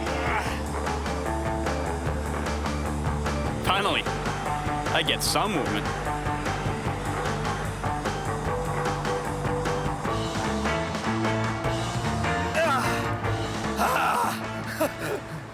We'll let you know, Cyril. I was feathering the brake a little bit. Make you work for it. What? Like it was not enough. Like 6,000 pounds was not enough, right? That's right. All right. Now, let's go put this hand line to the real test on a giant fish. It's on. I'm off to catch a grouper with a hand line. Well, we're approaching the C-span bridge right this minute, and these 3 pilings that we're coming up on now seem to be the most productive. Let's do it. Let's suffer.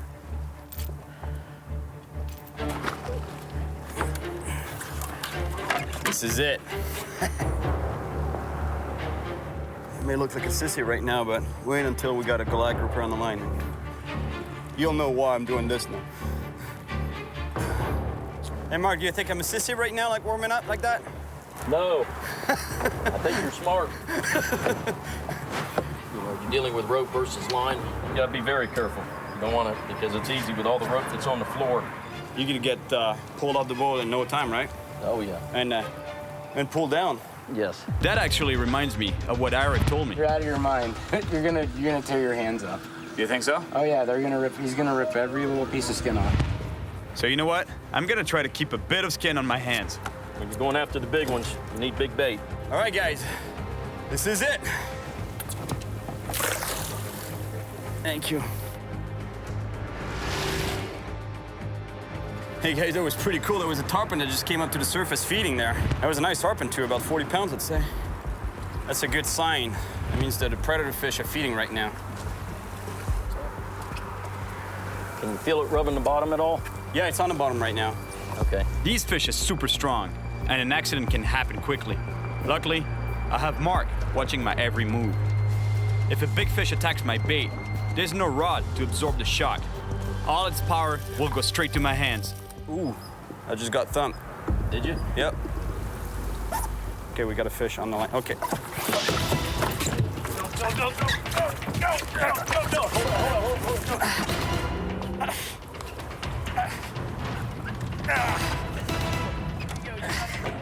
All right. Let go. Did he come off? Yep. That was a monster. What a bite. There's a monster down there. So I throw the bait back in the water. In fact, I throw the bait several times, trying to get another bite from the big fish I know is down there. But there's a big storm coming.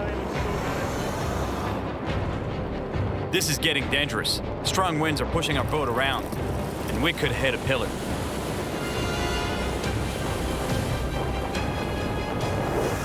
Hey, Cyril, this is the closest thing I've done to hand lining, pulling this anchor. We have no choice. To get away from the storm, we have to leave this spot and the big grouper we know is down there. Luckily, Mark knows another even bigger bridge where the pillars are home to huge Goliath groupers. You know, these giant fish, they love this type of structures, you know, bridge pillars or pilings, fenders. It provides, you know, think about it, underneath the surface here, it's the pillar continues all the way down to the bottom. So basically around that, you got a lot of barnacles, and those barnacles, they attract all kind of sea life. So not only they have a bunch of food around it, you know, like the food supply stays around those pillars, but it also provides shelter and a break from the current.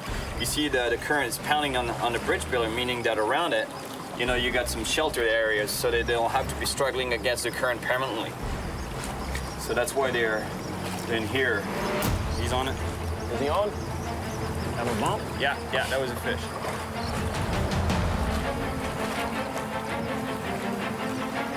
Okay, he's on. Yeah, here we go. Come on, Cyril.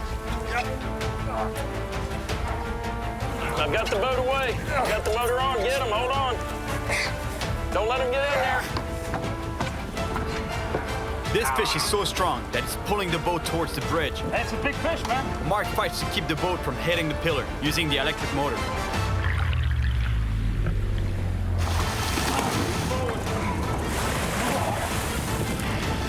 Good job. There you go. I see color. Yeah. Oh, yeah. There he is. Good job. Man. Good job. Thank you, buddy. This fish is huge, and yet they get much bigger than that. But still, oh, that's a big fish. And to show you how big it is, There's nothing like standing right next to it, but I can't bring this fish on the boat because it's not made to support itself, its own weight out of the water. We'll bring him to that sandbank over there, and I'll be able to get in the water with it to show you how big it is. All right, now you understand why I wanted to get in the water with this fish, so you get an idea of the size of the animal. Well, this is it. Look at this. You know, we're guessing 200 pounds. 200 pounds. You know, to get an actual weight on that fish, we'd have to get it out of the water and weigh it, which we can't do. You know, like it wouldn't be good for the fish. Look at the size of that mouth. And the way this fish feed is that they come up onto a prey and open their mouth, and that mouth is so big that it creates a suction effect. So basically the prey is there, they open the mouth, and the prey gets sucked up the mouth. It's a giant, but for a giant grouper, it's a big fish, but it's not a monster. I want a bigger fish than this. I can do twice as big. As for now, it's time to send this big boy back to his bridge pillar. Yeah. That's some serious fish. Now let's get a monster! That was a pretty big fish, but I really hope I can catch a much bigger one.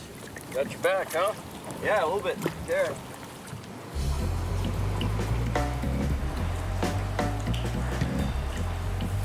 Let me tell you, fighting a monster fish on a hand line or on a rope, whatever it is, it's confirmed it's violent. You know, let me tell you, because this morning I came out of bed, I was like, oh, my poor back. You know, like, and I have a tendency to have back problems, a bad back in general, but at least today it's no fishing happening. You know, there's no going offshore, no going even inshore. So at least it's gonna give my back a chance to recover from that last fight, so I can go back to handlining a monster Goliath grouper. I can't just sit around doing nothing, though. So I figure I should go pay the monster fish a visit in their own habitat. And a little swim might actually help my back. You gotta be Brent. Yes, you must be Cyril. How you doing, man? I'm doing very well. Good to see you. Doing? Is your back doing better today? It's kind of sore, you know. Like I didn't really feel it in the moment, but when it got cold, it's started hurting. Right. Well, and you know, Brent's been diving for years, and he knows some wrecks inhabited by huge groupers that we can dive down to see. How's the visibility? You were saying that. The visibility is going to be questionable, so you know there's the possibility that when we get to see one of these things, it's going to be right there. If you see the Goliath grouper right there in your face, I mean, it's the same thing for a shark, though, because there's monster sharks out there, right? They're there, but I'm not really worried about them because, you know, there's a lot of area for them to cover, and they travel through those passes, and for the most part, they shouldn't bother us at all. For the most part. But that doesn't mean that they're not there, right? Oh, that's exactly right. They're there, but...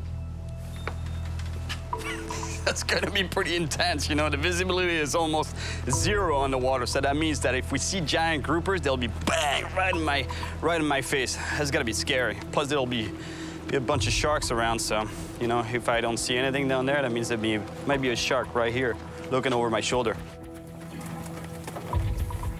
All right, this is it. We're just about to get in the water with giant groupers that have been seen here over 500 pounds. Just a few minutes, Cyril. We'll be diving some big fish. Monster fish, I hope. Monsters. Hope to see maybe one the size of a VW. I hope it's just a beetle. There's a big barracuda right here, right underneath the boat. There's a shark too, actually. Oh, there is. No, that's a shark. Oh, that's a shark. Black tip.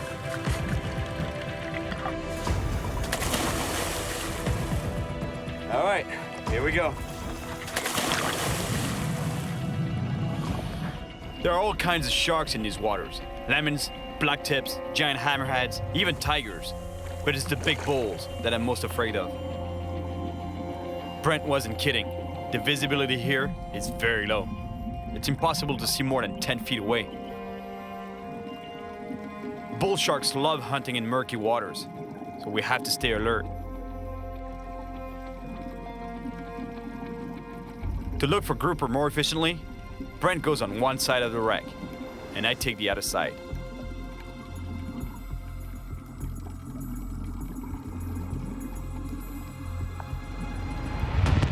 I finally spot a grouper. It swims away. I'll try to chase it down.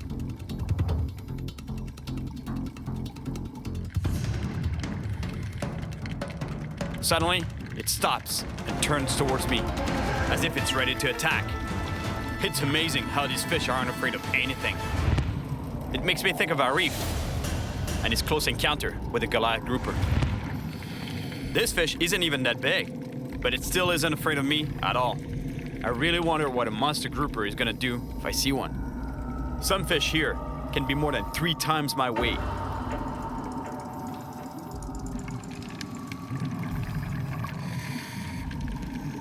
Still nothing.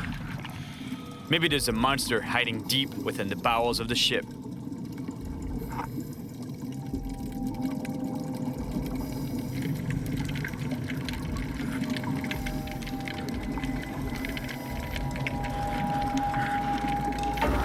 There it is. There's the monster.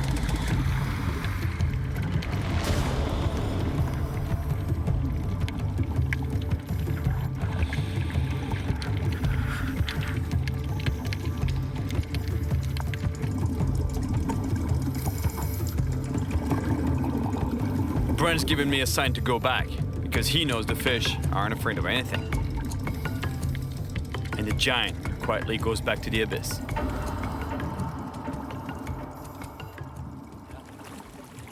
All right. Good job. That was Nice. cool. Yeah. That was a nice dive. A great dive. You handled yourself very well when you got up face to face with one of those Goliath groupers. They're scary at first. Then they come and meet you with that big face up there, getting a fish out of the structure with a hand line. That's gonna be a different story because you see the amount of structure down there. They can go right underneath there and cut you right off on the structure. So that would be pretty intense. After a day of rest, my back is a little better, but still not enough to fight a huge grouper with a hand line. So today, I'll try to catch the giant I'm still chasing with a rod and reel. Hey, Mark. Hey, Cyril, how you doing? How's that back? Still sore a little bit, but it's all right. I think it'll do. All right, let's go for some monsters on rod and reel this time. You know, the rod and reel, in theory, it'll help them out back because, you know, there's some absorption of the shocks, you know, by the rod itself. But it's still gonna be a pretty intense fight, let me tell you, so I hope my back holds up.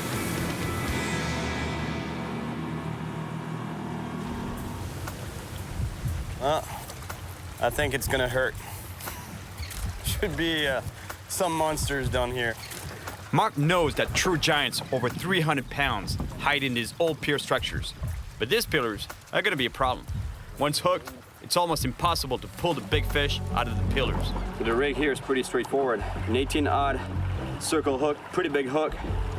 A sinker here, it's a 6-ounce sinker, sliding sinker along the line, the leader actually. And the leader is about 6 feet long and attached to the main line by the swivel, the monster swivel that I told you about that could tow a truck. That's where we come up with the phrase man versus beast. Because right now the fish has got everything in his favor. He's got the tide, he's got the structure. You're right in there. We have 2 baits on the bottom. Now we just have to wait for the monsters to come out of the structure. Oh, got one. There's one? Yep, got it. Go get, man. All right. Go. Oh, that's a big one, man. No, he's wrapped me around something. Fish is wrapped around a piling on the bottom. There's nothing we can do right now. The only thing would be that it decides to swim away from that piling. Now, he keeps moving every once in a while. He's got himself pinned up in there. The fish has tangled the line in the pillars, and it looks like we're probably gonna lose it. It's in there. Yeah, if you just leave it some slack and you'll feel him try to pull off. Yeah, he's locked in there pretty good. Yeah, no, he's up in something. Oh, he's coming out. Coming out. Get him, Cyril. Get him, Cyril. You got him out. Just stay with him. Stay with him. Don't let him get back in there. Hold it. Hold it. Keep going. Stay with it. Walk up this way if you got to. Go. Oh. Clean cut. That must be the barnacles and stuff, huh? Yep. Cut off right there. We'll see what happens. Cyril, I think this time, since we just got cut off as easy as we just did on that monofilament, I think on one of these outfits, we'll try putting some cable on there. Not only are we going for a steel leader, but also a much more powerful rod, loaded with 200-pound braided line. That drag is pretty tight. The bait. is in the lion's den. Who wants to do this? Cyril. Knowing the size of the giants down there and the brutal fight that they can put up, I'm not even sure I want to hook up. I'm scared right now. Honestly, like my legs are shaking.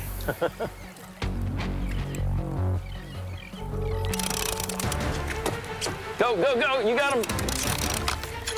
Get him, Cyril. Get him. Get him. Hold him. Oh, it came off. You still got your bait? That was a monster fish. You got him on? Oh, he's still on there. Go. Still came back. Hold him, Cyril. Hold him. You got him. He ain't that big jack. Hold him. Hold him. Hold him.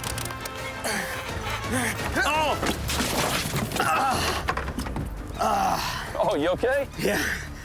Man, it was a big fish. Good gracious. You ate that whole jack. Unbelievable. That was a monster. Yes. The line has rubbed on the pillars and may be damaged. The fish is excited and aggressive though. There's no time to retie another rig. So I throw in a bait on the only rod that's ready. The trouble is, it's my lighter rod.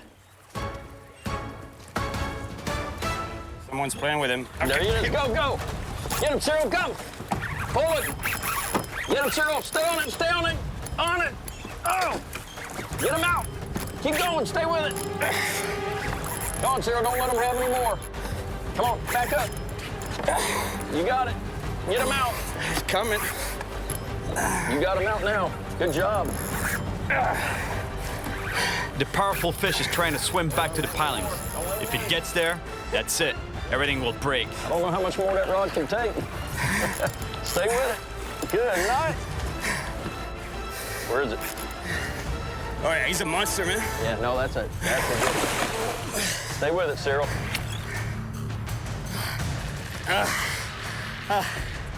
I was supposed to give my back a rest today. Good job. I was sure this rod was gonna break, you know, because it was so bent. Sarah, what do you think we take them over to the beach over there and get some pictures of it? Yeah, that'd be nice. Releasing the grouper near the beach is not only good for pictures, but it'll give me the chance to make sure the fish has properly recovered before letting it go. Some people walk their poodles. I walk my Goliath grouper, my giant grouper. Come on, buddy, pee time. I'm not a poodle kind of guy. I'm more like a Goliath grouper, you know. There you go. Kind of guy. It's actually good for the fish, this, what we're doing right now. It's actually putting, it's airing the fish, it's oxygenating the fish. Yeah. This will be a good spot over here, Cyril. Yeah, it's beautiful there. Now we're in Florida.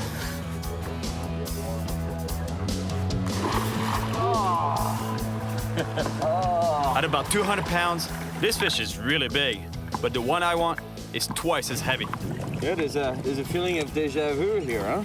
Yes. We've been here before. A few years back, actually, I was fishing with Mark right there by that rounded structure. And Mark got a really big fish. I only got a smaller one, like a 100-pound fish, but Mark got a giant, slightly bigger. But I wanted to get back and catch a bigger one, and that's done. Done deal today, man. Good job.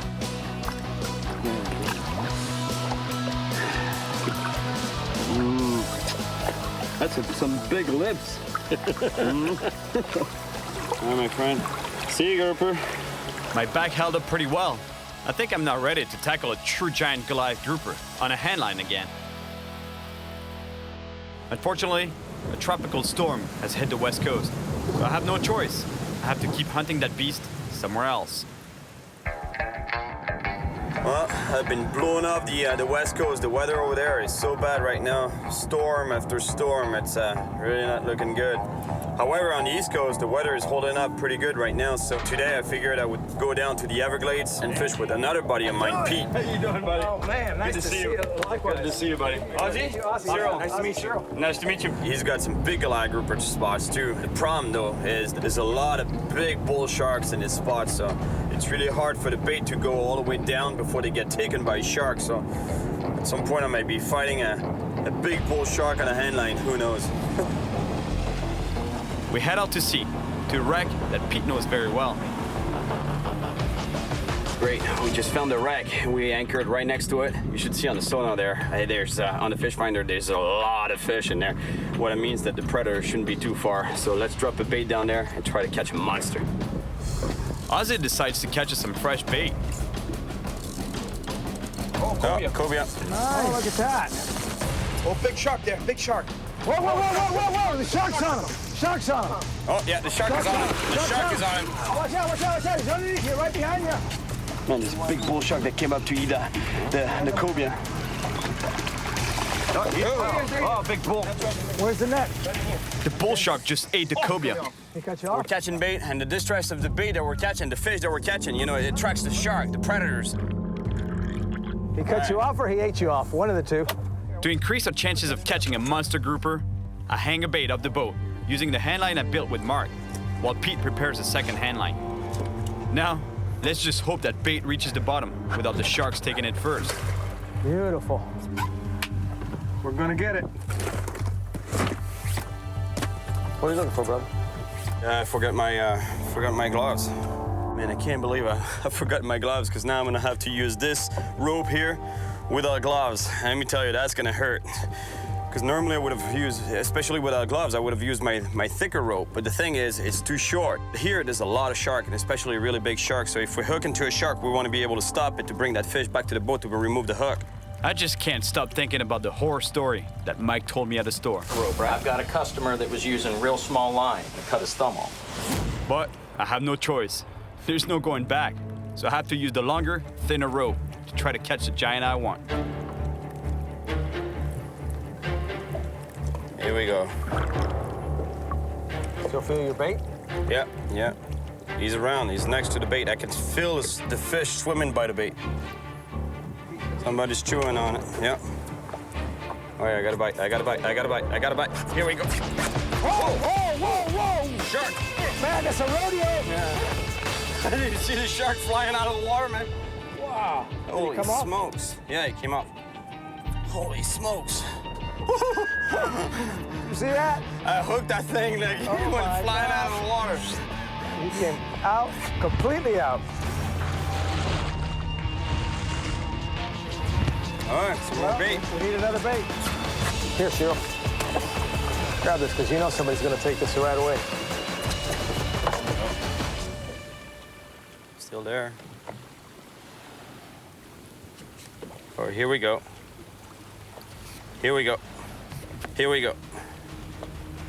Come on, take it. Here we go. You take it? Took him. Need the bait. We need another jack. Oh, cut me right off. Wow! Man, they cut that. Unbelievable. Well, let's rig it again. There must have been some big fish down there. That's a big fish by the rocks. Whoa! Something just took the bait on the other hand line. Because this guy wants a piece of this action. Yeah. There's a big shark down there, man. Yeah. Holy they pulled the hook. Can you believe that? My gosh. Unbelievable. This is the hook that towed the truck the other day. That's the same hook that I used for the Goliath groupers. You towed a truck? Yeah. I'm not sure I want to fight this. No gloves, nothing. They tell people. they tell people. You show that to people, they don't believe it. We're starting to run out of bait. So I'll try and catch some more while Pete rigs another hand line.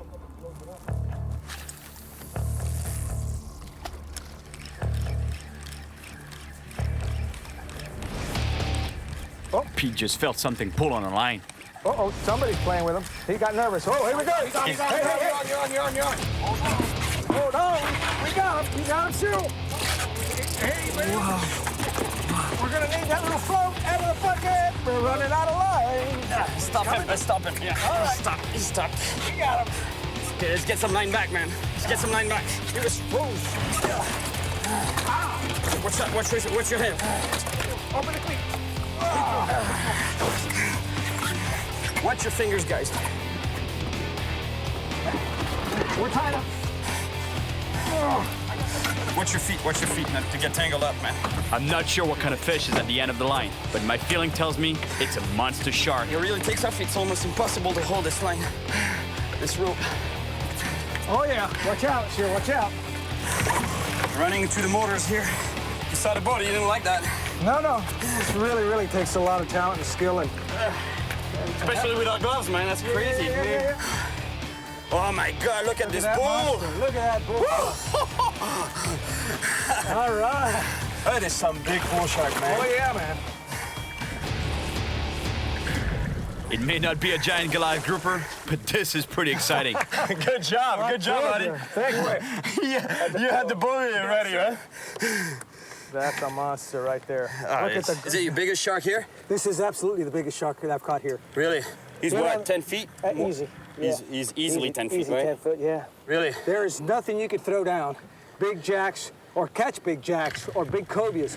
These sharks come in here and take everything. But there's monster Goliath down there, right? Oh, there's monster Goliath, but you can't get down to him. Look at the size of this bull shark. Unbelievable, the size of this animal. And this guy is the only natural predator of the Goliath grouper. This guy would definitely go after a Goliath grouper, let me tell you. He would go after us, too. I mean, I would never swim around here. Never swim here. Straight down. Hard. There we go. The hook is out. All right, you gotta push him forward. 1, 2, 3, and down. Cool. The shark is totally fine. No gloves. No gloves. Thin hairline. That was crazy, man. And a monster shark. Look at how I'm sweating. You were right. That tiny line works, man. Oh, man. Good job, buddy. Congratulations. Oh, man. Thank you, Ozzy. But there's something coming our way that's even more threatening than a big shark. The huge storm from the west coast has followed me here. We have to find shelter somewhere up in the river.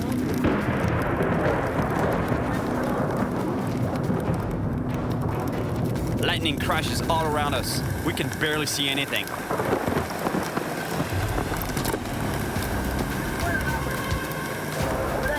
But then I spot the entrance of the river. We have to hurry. The storm is getting worse. We've made it to the coast, but we can't see any shelter. I've been stuck in bad storms before, but nothing like this one. Finally, we find a small shelter.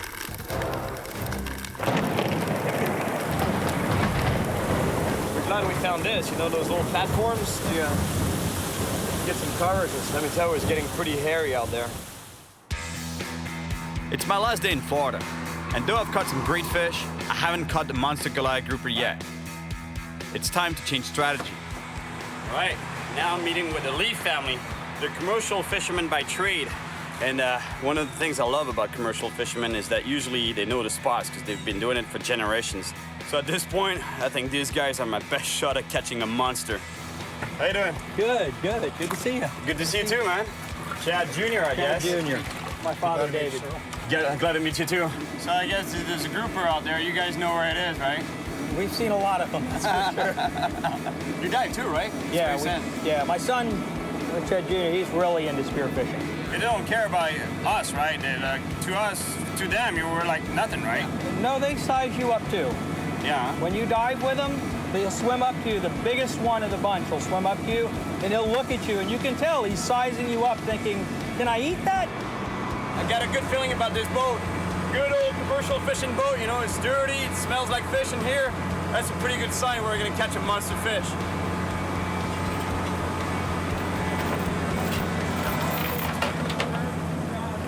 You're gonna hand line this fish. Right. Okay? The reel isn't doing anything but just holding the line for you. All right. What we're gonna do is basically the bait's gonna go to this hook. This leader is gonna come out. No sinker. No sinker. Okay? And we're gonna hook a buoy. This buoy, the fish is gonna take the bait and he's gonna pull the buoy under the water. Okay? That's gonna set the hook into his mouth along with you holding on to it. I mean, it's all you then. Yeah. You're gonna have to pull the buoy in and you're gonna have to fight the fish and try to keep him out of that structure down there. You're gonna pull really, really hard.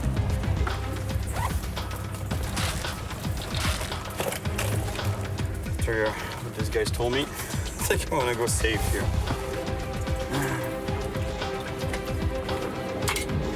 At least like that. If I get pulled overboard, I can just cut the line. To catch a giant Goliath grouper, there's nothing better than a huge fresh bait. All right, good job. Perfect.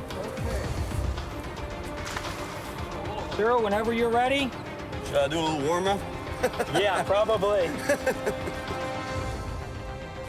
Like when you take, when he takes it, if you take it and you make 2 wraps like that, it binds down. There's no way you can get it off. And that fish is strong enough to take you over, take you down to the bottom.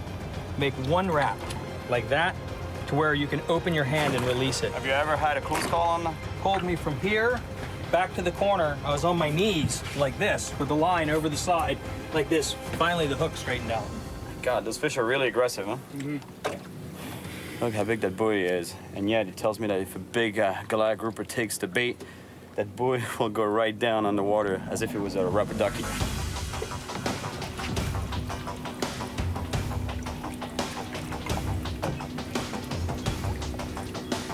This is 700-pound mono here. After a few minutes of waiting, something big takes the bait. Cyril! Stay with him, stay with him.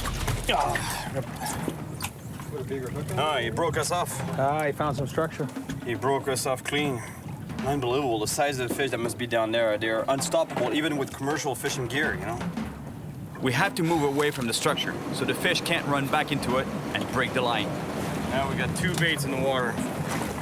One with a bobber, and one with no bobber. Hey guys, what's the plan if we get ahead on one of the line? Pull hard. Yeah. We don't care. We just want to get ahead. Right there. Got it. Cyril! All right. Oh, got unclipped, and that was a big one. That was a big one. Broke the line. Oh, it broke the line? Broke the line. Really? A monster just broke the line. Oh, gosh. All right, Junior.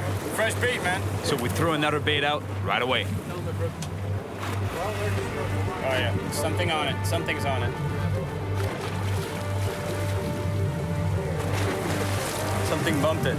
Leave it out there, Cyril. Let him take it. There you go. He's got it. Wait. Let it go.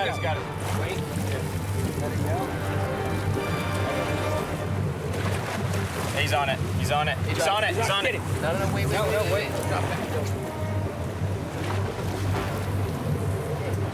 Maybe a small shark. Goliath should have taken it down already. Yeah. Yeah. Right down. Well, he's in here. Cyril, bring it in. Yeah, he's back. He's back. He's going. Got Okay, it. all right. Go ahead. No. I don't know why he's turning it loose. Yeah, I know. It's a Goliath. There's no teeth marks on it. No, it's definitely a Goliath. It's a Goliath. Yep. No Take teeth it marks. back up on top of it. It's my last day here, and there's another storm coming. I have one last chance to catch a monster. You know what I think? I think you and Chad ought to jump in and see if you can't chum some up. What do you mean? I mean, jump in the water, swim down to the bottom. But but I'll spook the fish more than anything else. No. These Goliath groupers, they're very territorial. I mean, they're in a school somewhere around this structure. When you go down there, they're going to come up to you. You've done that before? Yeah. It works? It worked. Got a little bit of lightning in the background there. When you're diving with bull shark, lightning will be the least of your problems. Indeed. Chad Jr. gets his spear gun ready, just in case we get attacked by a predator. If you see the giant tiger shark you've been looking for, and he happens to eat you, can I have your fishing poles? You can have him, man. Thank you, man. The goal is to provoke the giant groupers to attack the bait at a distance from the structure. We have to be quick. It's really not the barracuda that I'm worried about. It's the sharks. And not even this guy here, but the big ones, like bulls and tigers. Oh my God, look at this bull! Sharks like the one I caught in the Everglades are all over the Florida coast. And I've met people who've been attacked. One bull shark shot up from the bottom, it grabbed the leg, and the first bite, I just felt the bones just crunch. I'd better not think about that story though, because right now, I gotta go all the way down to the wreck and hopefully trigger an attack from the monster grouper. The wreck is 60 feet beneath our boat. We have to dive down to it, and I have no idea what we're gonna find when we get there.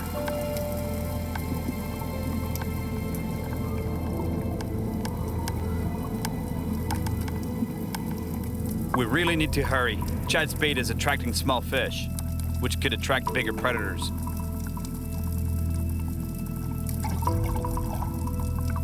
Chad Jr. heads down to the bottom with his spear gun for protection. And I follow right behind him. We find a shipwreck and a huge colony of Goliath groupers. The grouper turns and approaches. But then, we're suddenly face to face with what I was fearing, a bull shark. We have to go back up quickly. Let's just hope a grouper follows us back. It looks like our plan worked. The buoy is moving on the surface. Cyril! We need you, brother! We need you, brother! I race back to the boat. I can't lose this one. That's good. That's good. It's a big one. Good fish. This just might be the monster grouper I've been searching for. You got a sharp prop back there. Easy, don't want to get under the boat. You got a prop. You got a sharp prop back there. You don't want to cut him on the prop. Oh, that's a monster, sir. Oh, yeah, that's a monster. My God. That's what we were chasing. Yeah, man. Yeah, we got him. Hey, we needed was live bait. We did good chumming down there, right? Sign of this fish, we get next to it. My God. Unbelievable. Look at the size of this fish. Look at the size of this animal. How many pounds do you think he is? I would say he's every bit of 400. Yes. That's what we were chasing. Man, look at that mouth. Yeah, it's a bucket. Unbelievable. The size of this animal. Look how long it is. And especially how thick it is. This is a true monster. It was really cool the way we caught this fish. You know, we were not getting any bites, so Chad said, you know, guys, go down. And it might attract the big fish to come up, actually. And that's exactly apparently what happened. I came to Florida with a challenge to catch a huge Goliath grouper using only a rope, a hook, and my hands. One of the most primitive styles of fishing. This is it. I knew this was a little crazy. All right. But I had to give it a shot. Got him. Okay, let's get some line back, man. And these powerful fish lived up to their reputation. Broke the line. Wow! He broke us off clean. It was quite a challenge, especially for my hands and back. But despite the pain, I had a lot of fun and came face to face with some huge fish on this unforgettable trip. Hey, God, look at this bull! Yeah, man. Yeah, we got him! I think I've been in the water long enough now. I should let it go before a bull shark kicks my leg off. And finally, I got my monster Goliath grouper. There he goes! There he goes! Woo!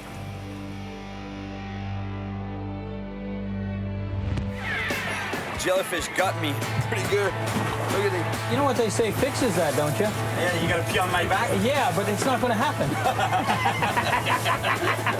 I'd rather stick to my pain right now. I believe that. Some big lips. I will let you know, Cyril, I was feathering the brake a little bit. Make you work for it. Yeah, man, it's coming, it's coming. Catching you a big fish. Minus 40 degrees, winds over 60 miles an hour. That's the great north of Canada. Yeah. My name is Cyril Chauquet, and I spend my life traveling the world chasing monster fish. I love pushing my limits, and that's why I want to try surviving conditions that I've never seen before. Canada's Great White North. Everything is complicated here. It's cold, the ice is very thick, but also dangerously unstable in certain places. The distances between fishing spots are very long, exhausting, and risky. It's also the territory of some of the world's most dangerous predators and wild animals that can sometimes be a threat to humans. Ice fishing is an ancient technique that's been used for survival by the native people of the North for generations. I've fished on ice before, but never in such extreme conditions as in the Great White North. Oh yeah, that's a big one. I know that some monster fish can be caught in these icy conditions. And this time, I'm here on a mission to catch one of the Arctic's strongest fighters. A fish known here as the laker.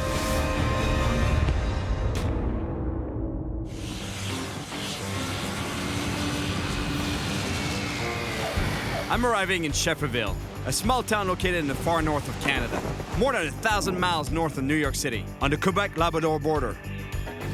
Shefferville is in the heart of the territory of the Innu First Nation, the native people of the region. I fished here before in the summer and got devoured by bugs. But I loved it, and I caught some beautiful lake trout. Around here, they're called lakers. But this time, I'm back on a mission to catch a real monster lake trout on the ice. It's cold. I'm meeting up with a group of Innu fishermen, but they're already at their camp, and they didn't leave me much info on how to get there. Apparently the guys told me, we left you a pickup truck with a skidoo in it. I mean, that must be this one there, because otherwise, like pickups, that's all that drive here. There's just pickups everywhere. And the key should be in the gas. Oh my gosh, my hands. It's cold. What am I doing here?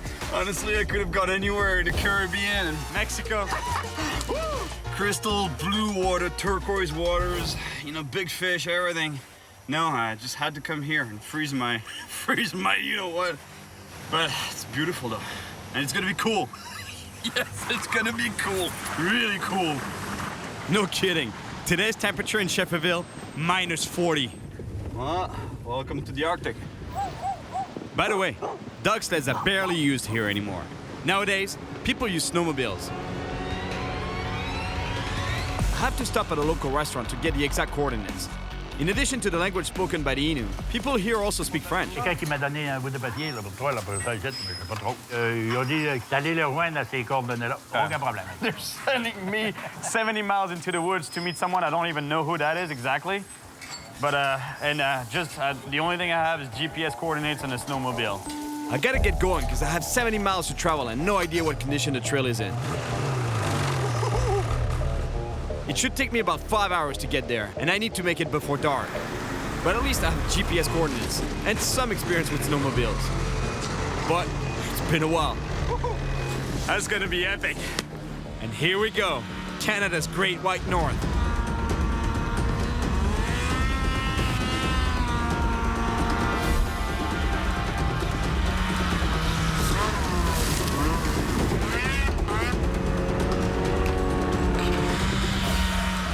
Well, let's try to stay on the trails.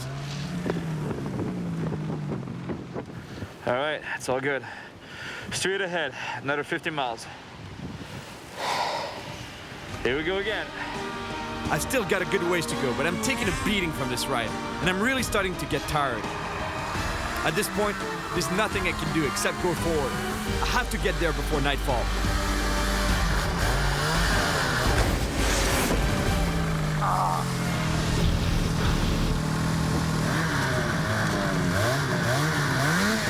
My snowmobile is flipped on its side, and I can't get it straight again. I'm really stuck.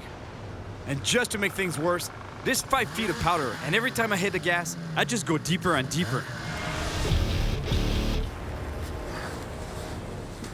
Oh no. I'm 5 miles from the camp.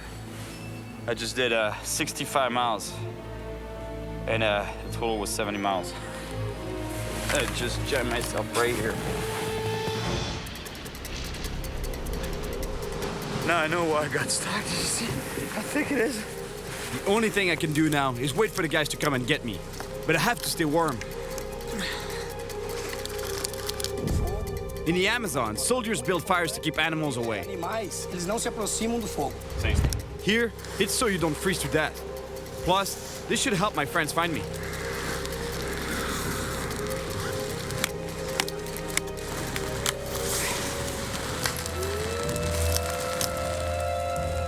I just hope that wolves are scared of fire, because they don't sound very far.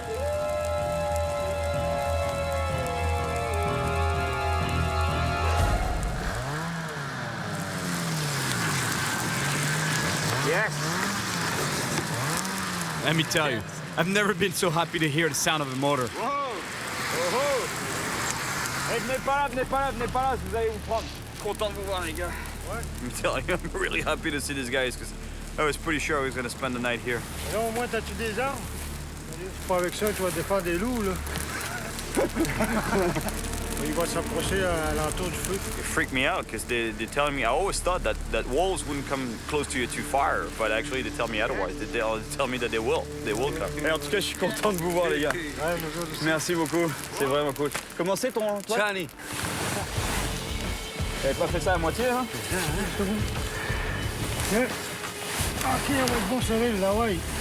It's clearly not the first time that these guys pull out a snowmobile. They know exactly what to do.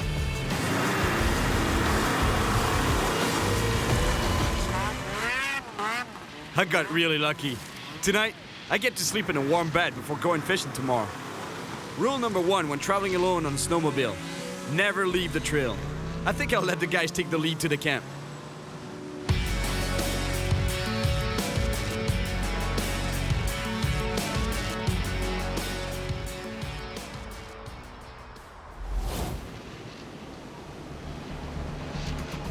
It's actually hot this morning. Minus 30. It's so beautiful. So peaceful and quiet. You can't hear a thing at all. Except for the nasty cold wind blowing in my ears. Cyril. Hi. Tiens. Quoi? Ça va être bon pour toi, là. T'es pris. This morning, the guys decided I should have my own gun while I'm here. He's boss. They want me to have a gun with me because they say it's good for 2 reasons. If you get stuck in the woods like I did yesterday, you can have that for protection. Because you could be attacked by wolves, or even actually surprisingly, they were saying a moose could charge you. And if you get stuck for a long period of time, then you can start hunting for survival purposes. I've fished in remote places a lot, but this is the first time that I actually need a gun. I might as well get some practice.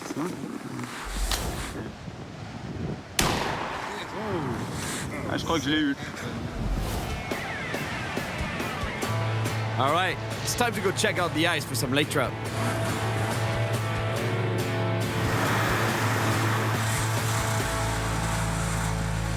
Andre does all his fishing using a traditional technique. He puts beta lines through holes in the ice, and he'll come back later to see what he's caught.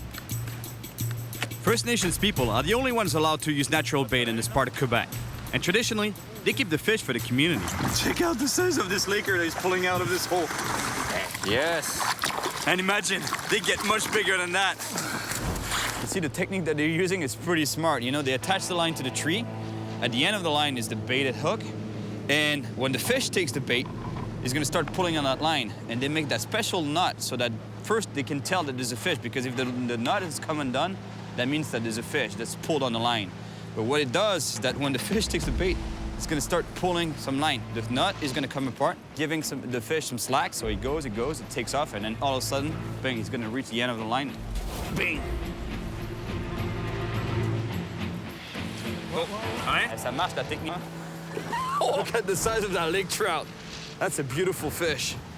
Just barely jigging that piece of bait in the hole. He pulled a little one. The bait stayed overnight, and he dropped that same bait again in the same hole and just barely jigged it. Boom! Hooked that big trout. That's gotta be 15 pounds for sure. Man, that's frustrating to have to fish with this. Plastic bait. Vraiment, ça, si je te claque une 30 livres, là. This little rod is actually made for ice fishing, because if I was using a regular rod, I'd be at least 6 feet away from the hole and not be able to feel the bite so well. Surprisingly, these rods are very strong and can handle a lot. Oh! Encore! Oh no! This guy's killing me! I can't believe it! We're gonna try a different spot, and this time I'm starting to fish first. Because if they put any bait in the water, I think I don't stand a chance at all.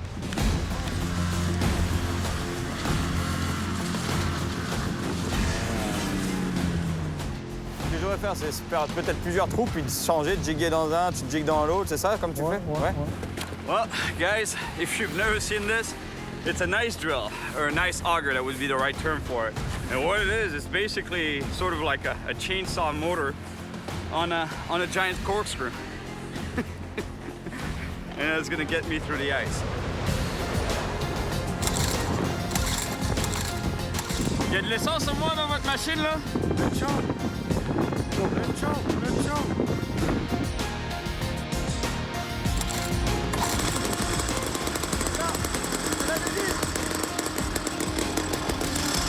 All right, here we go.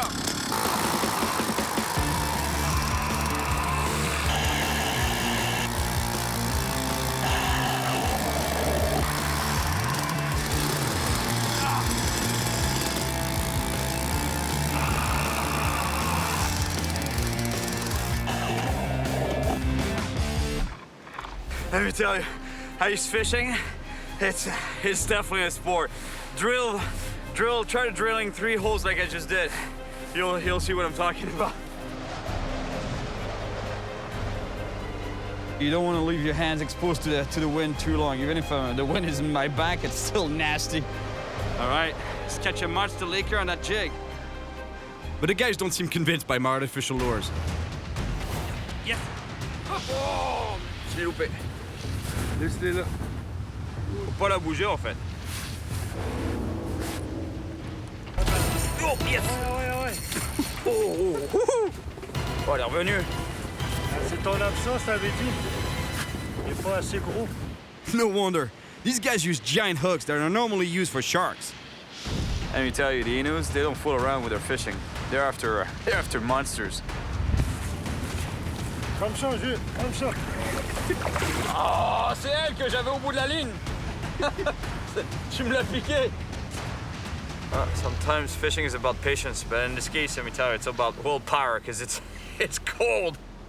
If this was a competition, they'd be destroying me right now. I don't even have a catch to my name yet. But I can't give up. Even with my artificial lures, I know I'll land one eventually. Fish on, fish on. I got one. Oh. See, that's what I was telling you. Look how cool it is to fight a fish on such a tiny rod. You feel the fight. Oh. He doesn't like the sight of that hole. Okay, here it is. It's coming. Okay, here it is. Come on, fish. Show me your face. Yes! Woohoo! Yes! Ma première! My first lake trout. Beautiful. Man, that was quite a fight. Ça te dérange pas, t'es sûr si je le remets à l'eau? Nope. I put this fish back as the guys told me they've caught enough for the community. One down. Woohoo! Yes! It was my first trout on the ice, but it's far from the monster I'm looking for. It's not gonna happen today though. It's getting dark and we have to head back to camp.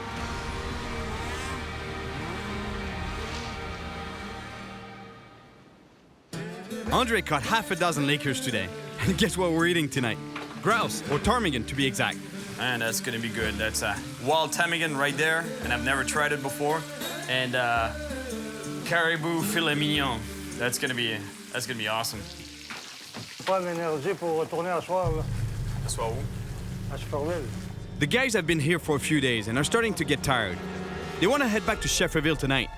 But at least we have a great meal to recharge our batteries before our long and very cold ride back. Caribou is so good. Hey, you want to see how cold it is here? Like, I'm not joking. I opened the door earlier today, and now look. Now you know what I'm talking about. That's not smoke. There's no fire outside. It's too cold. It's just like you open a freezer. Thank you very much, guys. Honestly. It's too bad that my friends want to head back tonight. I was really starting to get the hang of this ice fishing thing. Well, I guess I'm gonna have to figure out a plan B. After a long snowmobile ride, I'm back in Shefferville. I may not have caught that giant lake trout I was hoping for, but I have a good idea where to find it. On the ancestral land of my old friends, Christian and Albert. I fished with them during the summer, and the action was crazy. And the flies were even crazier. I got in touch with Christian, and I'll be heading out to their camp by snowmobile tomorrow. So today, I've got a little time to kill. Ouais, on y va maintenant? Ouais. Excellent ça. All right, the kids want to go riding some powder. And they even want to tie a rope to the skidoo and do some snowboarding in the back, of which I've never done, but that'll be cool.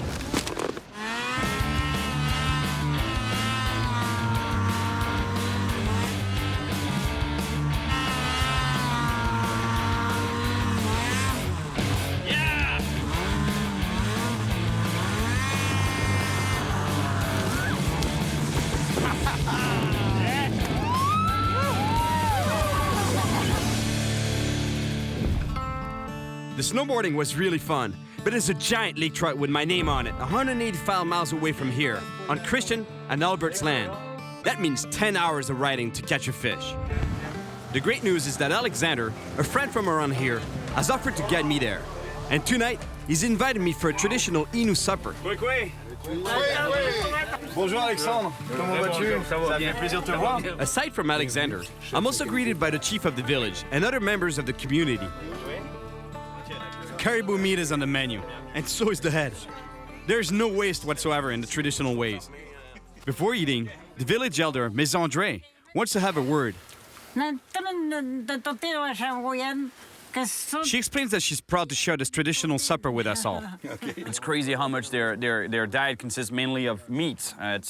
They were nomads, right? So they would need the protein to travel long distances and hunt. And I don't know if you know that one, but vegetarian is an old Inuit word that stands for bad hunter. Merci beaucoup. Comment on dit merci déjà en Inuit? Tenushkometen. Tenushkometen. T'as compris. True to the Inuit ways, after a good meal, it's time for some music and dancing.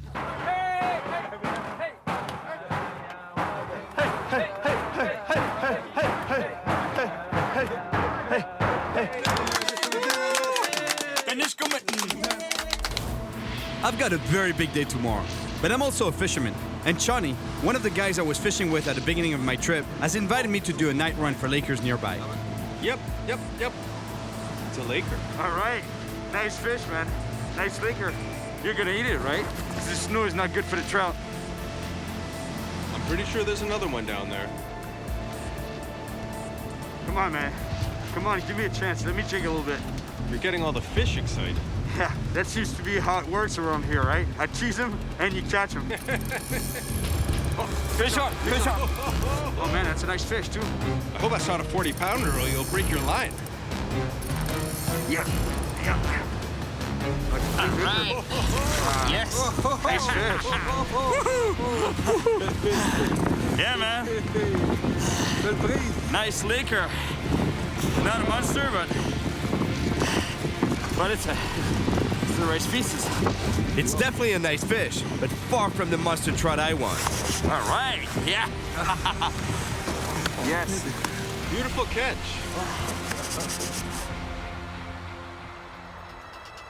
And here we go for a very long 185-mile snowmobile ride. If we're lucky, it'll take us 9 or 10 hours to get to the camp. The ride is brutal, and there's absolutely nothing on the way there. Not even a trail. We only have a GPS and a satellite phone, just in case things go bad. Alexander is a great guide and really knows his way around here. But when you're in the middle of a huge lake, sudden blizzards will sometimes hit you out of nowhere. There's nothing you can do but stop and wait for it to pass by.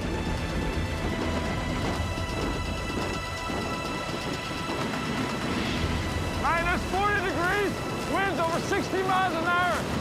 After what seemed like forever, the blizzards eventually died down and we can keep going.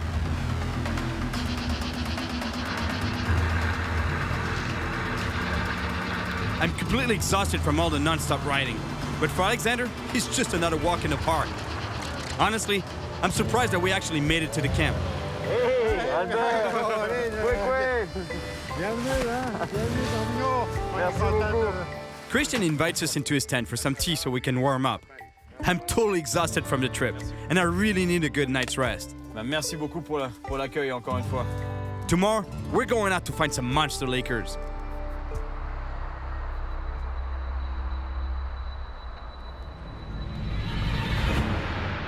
This is how every day starts in the north. 6 layers of clothing are needed to create the insulation necessary to be able to spend 10 hours on the ice. This adds about 40 pounds to my body weight. Looks like I'm about to climb the Everest. No, I'm going fishing. Christian knows a really good spot for lake trout just at the foot of some rapids, but we have to be careful here. The thickness of the ice varies because of the underlying currents. Now, let me tell you, this is one of the most extreme fishing conditions, if not the most extreme fishing conditions I've ever faced. I think if you get stuck here, your life expectancy, not very long. Aside from being extreme, ice fishing is also very tricky. It's truly the definition of looking for a needle in a haystack. I'm fishing in a 10-inch hole when the lake is about 10 miles long. So the fish could be anywhere. We drill another hole, hoping to hit the right spot. But the thickness of the ice is just ridiculous. We can't even go through it with that drill. It's more than 45 inches thick. 100 yards from here, we drilled another hole there, and it was this thick. That's it. You know, only this much ice. And here, we can't even go through it. Toi, tu voulais même pas y aller, là, vers le rapide, hein? Non, carrément pas. This kind of ice is extremely dangerous and has taken several Innu lives. Tu connais des gens qui sont tombés sous la glace? Oui, des gens de Farville qui sont disparus sous la glace. See, what he's telling me is that they lost a few people from the nation actually under the ice over the years. It's scary. My friends have to set up their net under the ice, so they send me upriver to a spot where there should be some huge Lakers. I'm a little stressed now that I'm alone. If the ice breaks and I go underwater, I'm done.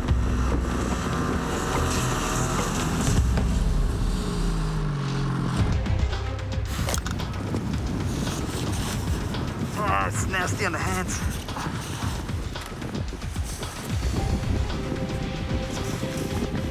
After the stories I've been hearing, I'm kind of nervous to drill holes on this river. But there's supposed to be some big lake trout around here.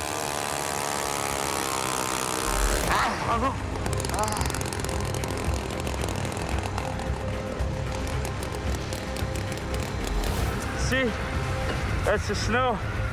But here, I'm in some slush. I'm in some wet snow.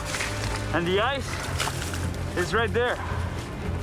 So when I drill, the ice is actually underneath the slushy part, the wet part here.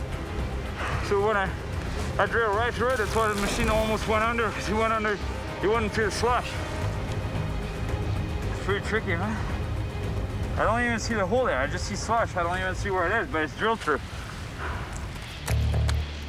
Actually, when spring arrives, the snow becomes so heavy that it starts pushing down on the ice. The water is pushed up through the cracks and over the ice from the shores. Then the water mixes into the snow to create slush on top of the ice.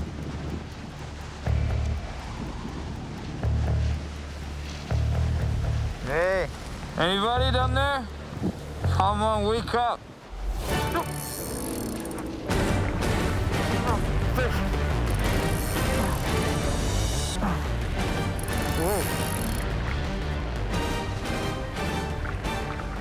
Oh yes, speckled trout. Brook trout.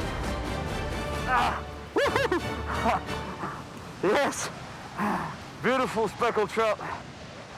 It's not what I was looking for, but it's a really nice speckled trout. It's so cold. I have to get this fish back as quickly as possible.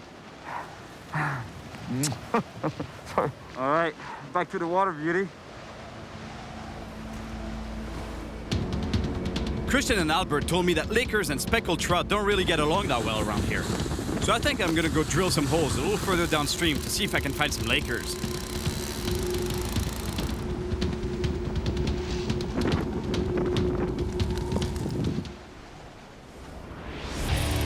Fish on, fish on. I think that's a Laker and a nice fish. Come on, fish, get your head in that hole. All right, nice Laker. I just wish it was 20 pounds heavier. But still, it's a beautiful lake trout. I caught 2 fish, but no big one yet. I'd keep on drilling holes and jigging for that monster trout. But I have to get back to camp and check out what the guys caught in their net. Alexander and Christian are having a serious conversation. They thought they were gonna catch a lot of fish with a net, but only got a couple of small ones. And I released everything, thinking that they would already have enough for dinner. Ok, non, je vous garantis que les prochains poissons, Monsieur Mackenzie, je les remets pas à l'eau. Je les ramène ici. I guess catch and release here, it's a big no-no. They do subsistence fishing, and you know, so they have to have a lot of fish. Plus, they bring it back to the community for people that don't have access to the stand and can't fish. So.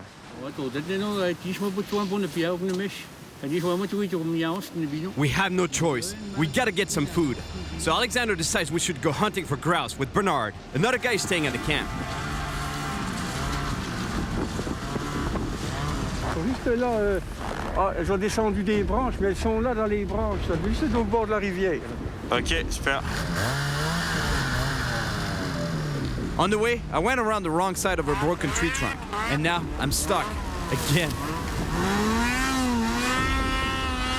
One thing I've learned so far is when your snowmobile is stuck in powder snow, you have to bring down the front end so you can get some traction in the back. I understand the theory, but clearly I'm not quite there in practice yet. Quelle idée t'as sorti de la piste? Il voulait faire son dur, et puis là, il est pris, là. I feel really bad because I'm just slowing everyone down. Okay.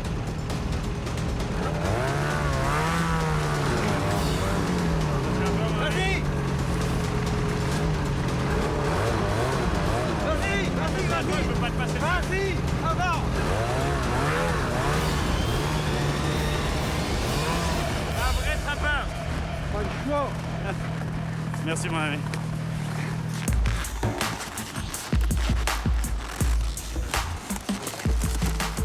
Alexandre, les miennes, elles sont un peu moins traditionnelles, disons. Hein?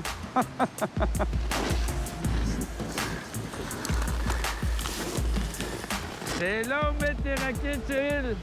Toi, tu les as mis en littéralement 5 secondes chacune. C'est ça.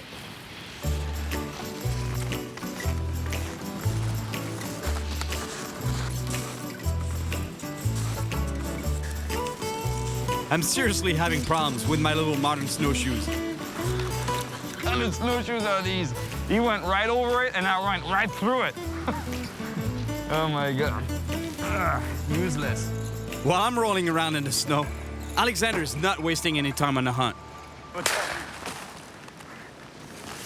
Man, the old man can shoot. He got 3 birds with 2 shells. Man, I feel a little bad for this bird, you know? Had I kept the fish, it would still be running around in the snow. Now that we have enough for a meal, it's back to camp. Life here is very simple. You eat what you hunt or catch. Nothing's wasted. Life can't get better than this. Good food, good friends, good fishing, good times. Merci beaucoup, les amis. Oui, tu viendras n'importe quel temps. Hein? Ouais, bah, l'été, je pense. L'été, je pense que la prochaine. Today, I'm gonna catch my big laker. But before heading out, we have to do the daily chores. If not, we'll have nothing. Nothing to drink, nothing to burn, and at minus 30, nobody lasts very long. My chores for the morning are pretty straightforward. Chop some wood, and get some water. Usually on fishing trips, I try to stay away from the heat. But on this one, I gotta make my own. Because let me tell you, it's cold here. In the summertime, finding drinking water around here is very easy. It's everywhere. But in the winter, it's a whole different story. I should have drilled a new hole. Because opening this one is a pain. That's a workout. The kind of thing you take for granted at home, you know, when you turn on the tap and you get some water here. Not quite the case. You could do it with snow, but it has no volume. So you gotta go back to the holes, drill a hole, or use the hole that is used by the camp. Unreal. Everything freezes around here.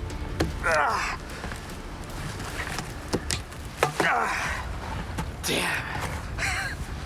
What am I doing here? Honestly. Beautiful. It's hot today. Weather's nice. Blue skies. Those are not pine trees. They're palm trees. Albert and Christian also fish the traditional Inuit way. And just like André, they use natural bait. Faut faire bien attention quand on fait des apports. On dit que la grise est fière. La grise est fière, huh? Look at the size of that bait. That is huge. We're in freshwater here. We're in Canada. We're not catching sharks. We're trying to catch a lake trout, a monster one though. Because those fish, they have huge mouths, very big mouths. So what's gonna happen is that the lake trout is gonna turn around the whitefish thinking, that looks good, I wanna take that whole, you know? And it's exactly what's gonna happen. The lake trout is gonna turn around that whitefish thinking, I really wanna eat that. And usually they take the fish, they swallow the fish head first. So it's gonna swallow the fish head first, the white fish, and when it's gonna start feeling some tension, the line, the rope actually, it's gonna wanna try to get rid of that bait that's in their throat. But the problem, that's gonna get stuck by the hook here. And let me tell you, whatever takes that bait, he's gonna be big. Christian and I head out to one of his favorite spots. While he sets up his traditional lines, I keep on jigging with a spoon.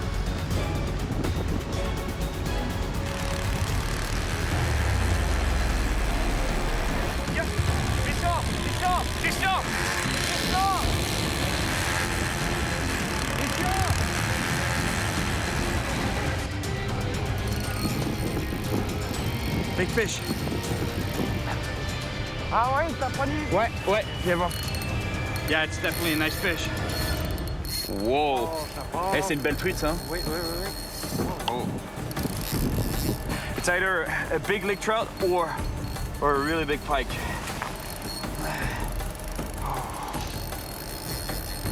I don't like that. You know, it's rubbing against the ice on the edges of the hole. Oh. It's just like exactly the same thing as jigging in salt water, in the ocean. You know, butterfly jigging, you fish vertically, and when you get a hit, Yeah, that's gotta be a big fish. I've been on this fight for at least 6 or 7 minutes. Easy. Une chance qu'ils n'ont pas cette technique-là, les Inuits, ils seraient gelés de...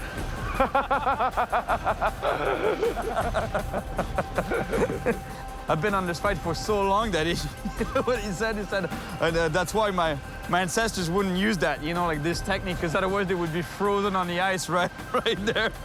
And I don't think it would be a hero to tell me that. Okay, elle arrive, je la vois. Ouais, elle est là. The fish doesn't want to stick its head in the hole. All right, I've got it. Yes. Yes.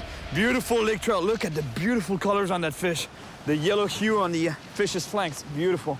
Tu la veux? Ah, certainement. On la ramène pour Alexandre, non? Ouais, pour Alexandre, oui. A beautiful lake trout, but I'm sure I can catch a bigger one. As for now, it's time for lunch. The guys are preparing the fish for a traditional shore lunch. Meanwhile, they sent me out to get some wood. Let's just say that this part is a little less traditional. I found a perfect tree that is already dead, dry, and still standing. But to make sure I don't lose an arm falling through the snow with a chainsaw, I have to pack down the snow around the trunk to be more stable. You gotta be motivated here. Put down a tree.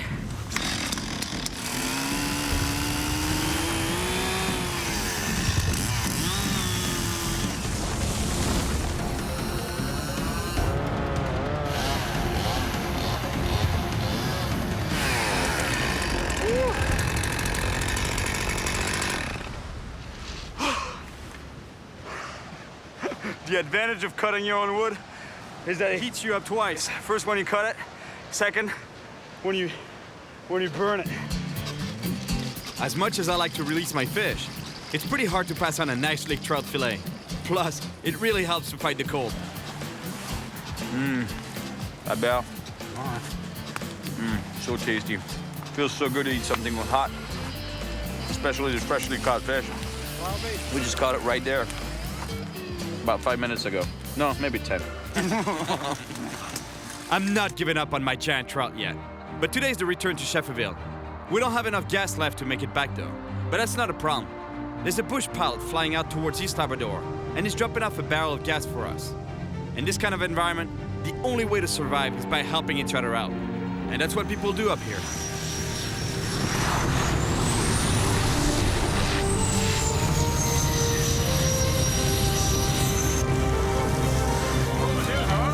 First time I see a plane landing on snow. That was really cool. Really amazing.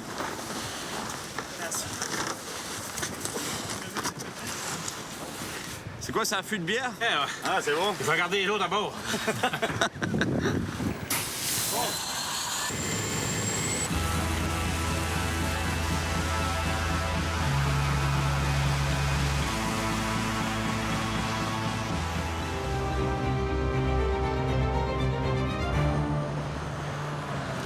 Even though I didn't catch the monster laker I wanted, I have to head back to Shefferville.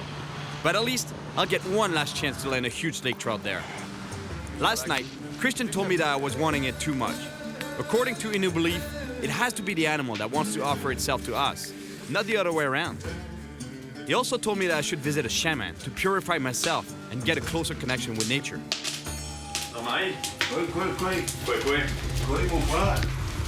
I'm hardly in the door, and the shaman is prepping me for a sweat lodge ritual.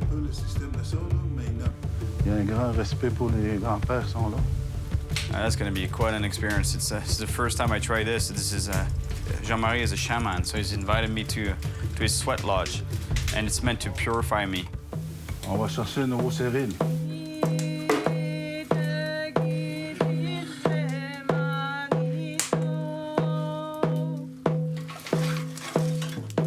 Heated stones are brought into the tent so that the shaman can splash water over them and create a lot of steam.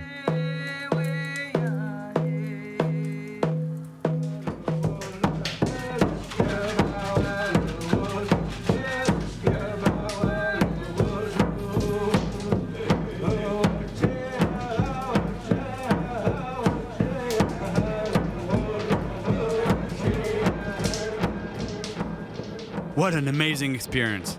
It's impossible for me to explain just what happened in there, but it was intense. Even though I'm kind of lost in my thoughts right now, there's one thing I haven't forgotten about, that monster lake trout. Since I'm back in Shefferville, I get in touch with Andre and Chani, the same guys I started this adventure with. They invited me to head out to one of their favorite fishing spots not too far away. And here we go again. Drilling a few holes to maximize our chances of catching a big lake trout. And then, I keep jigging. It's pretty cool actually, fishing in a hole like this. It's really mysterious. You have no idea what's going on down there. You can't see anything.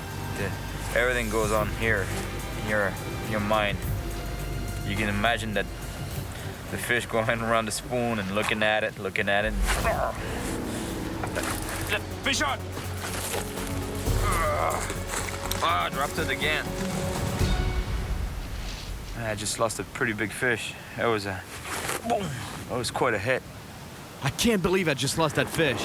It might have been my last shot at a big laker. Fish on! Allez belle, les gars! Nice fish!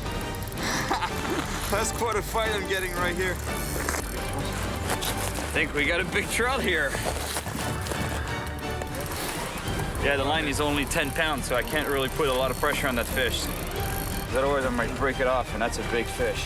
What I don't like is that the line is rubbing against the ice at the bottom of the hole, and it's pretty sharp, so that might cut me right off there. Hey, c'est marrant, hein? J'avais froid aux mains, mais là, je sens plus rien. I think that fish is right there. Yes, its head is right by the hole. I think it's a monster trout, really. It's fighting like crazy. Come on, get your head in that hole, fish. Oh, yeah. That's a nice one. Oh, yes. Oh. Yes. Yes. Yes. Now I'm happy. That's a nice lake trout right there. Nice fish. Avec une canne à pêche d'enfant. Vous êtes sûr que ça vous dérange pas si je la remets? Non, vas-y. Oh, my hands, man. Ah. Yes. Ça marche finalement la cuillère. Merci beaucoup. I came here to catch a monster lake trout on the ice. And I ended up living a true northern and cultural experience with my new friends. Merci beaucoup. Even though the cold was brutal, What am I doing here? the scenery, the snowmobiles, the fishing, and the amazing people made me forget about the sub-zero temperatures. And I got to live one of my best adventures yet. Woohoo! Yes. Sure, I got stuck with my snowmobile a couple of times, but in the end, all was good. I even got to snowboard behind a snowmobile. Ice fishing in the Great White North is not easy. You have to be ready to take the pain on a trip like this. And every fish caught is well deserved. This kind of fishing is great, and I loved it. But let me tell you, It's snow vacation. Beautiful. It's hot today. Weather's nice. Blue skies. Those are not pine trees. They're palm trees. I think I'm gonna go to bed. Come on, show me a little respect here. Came all the way here, drilled a hole, showed you some light. The light of the sun. This is the light of the sun. You should be coming here and checking it out. I'm a walking popsicle.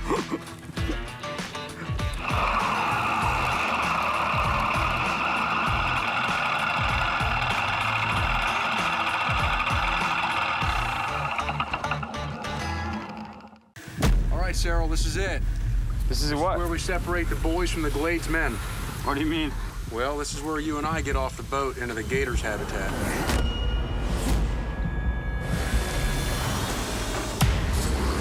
My name is Cyril Chauquet, and I spend my life traveling in the wildest areas of the world, chasing monster fish. You don't want to fall overboard here. They'll eat you. In North America, there are few places more wild than the Everglades. Welcome to the Promised Land. In the far south of the United States, this vast wetland is more than 80 times the size of Manhattan. Almost 2,000 square miles of rivers, lakes, and mangrove forests, teeming with wildlife and dangerous predators. There's 4 alligators right in front of us. Oh, there he is. Watch out. This is some bad fish. I've fished the edges of the Everglades before, but I've never explored the interior of this huge no man's land. There are all kinds of wild and dangerous animals here. We got a big one. It's big enough to kill kids. Yeah. And some, like the vicious snakehead, are invasive predators that threaten to take over the Everglades.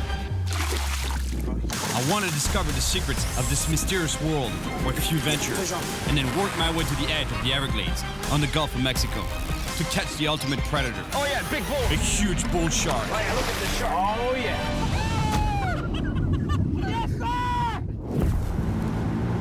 I'm starting my trip on Florida's east coast, at the edge of the Everglades, or the Glades, as they say here. Then, I'll travel to the heart of this immense wilderness, and finally, to the west coast, and the frontier of the Gulf of Mexico, where the water is teeming with sharks. All right, I'm on my way to the Everglades to see what kind of monster fish I can catch over there. But let me tell you, this place is wild. It's pretty dangerous. You just don't want to just venture into the Everglades on your own, not knowing where you're going. That's why I'm meeting with some guys that really know the Everglades like the back of their hands. We call them the Gladesmen.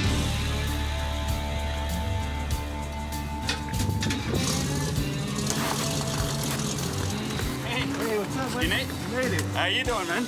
Good to see you, buddy. Welcome to the Everglades. Corey, Cyril. Trey? Cyril. Nice to meet you, man. I just got here, and already, I spot a snake. Man, this thing moves. It's a yellow rat. But before I get to go fishing, these guys have planned a little challenge for me. He wants us to take us to our secret places, right? Yeah, we need to give him a test. Before we take you to our stuff, man, you're gonna have to man up a little bit. To be able to protect our ecosystem we have out here, I mean, you gotta do your part. So many invasive species that flourish here, really, you know? It's great to see how they care for their environment.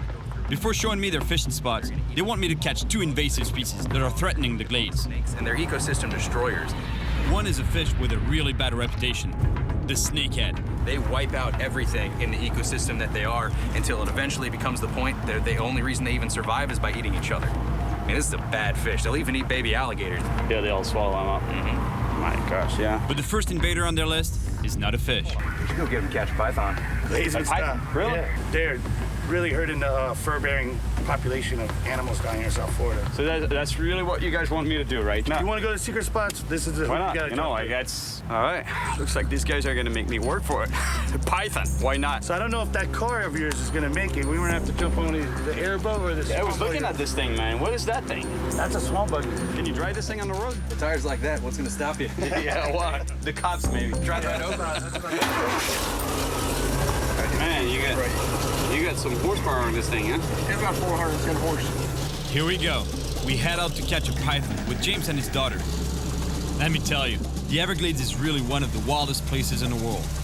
Besides the Gladesmen, not that many people venture out here. This place is crawling with poisonous snakes, massive alligators, and huge invasive pythons, which grow longer than 16 feet and are powerful enough to take on an alligator.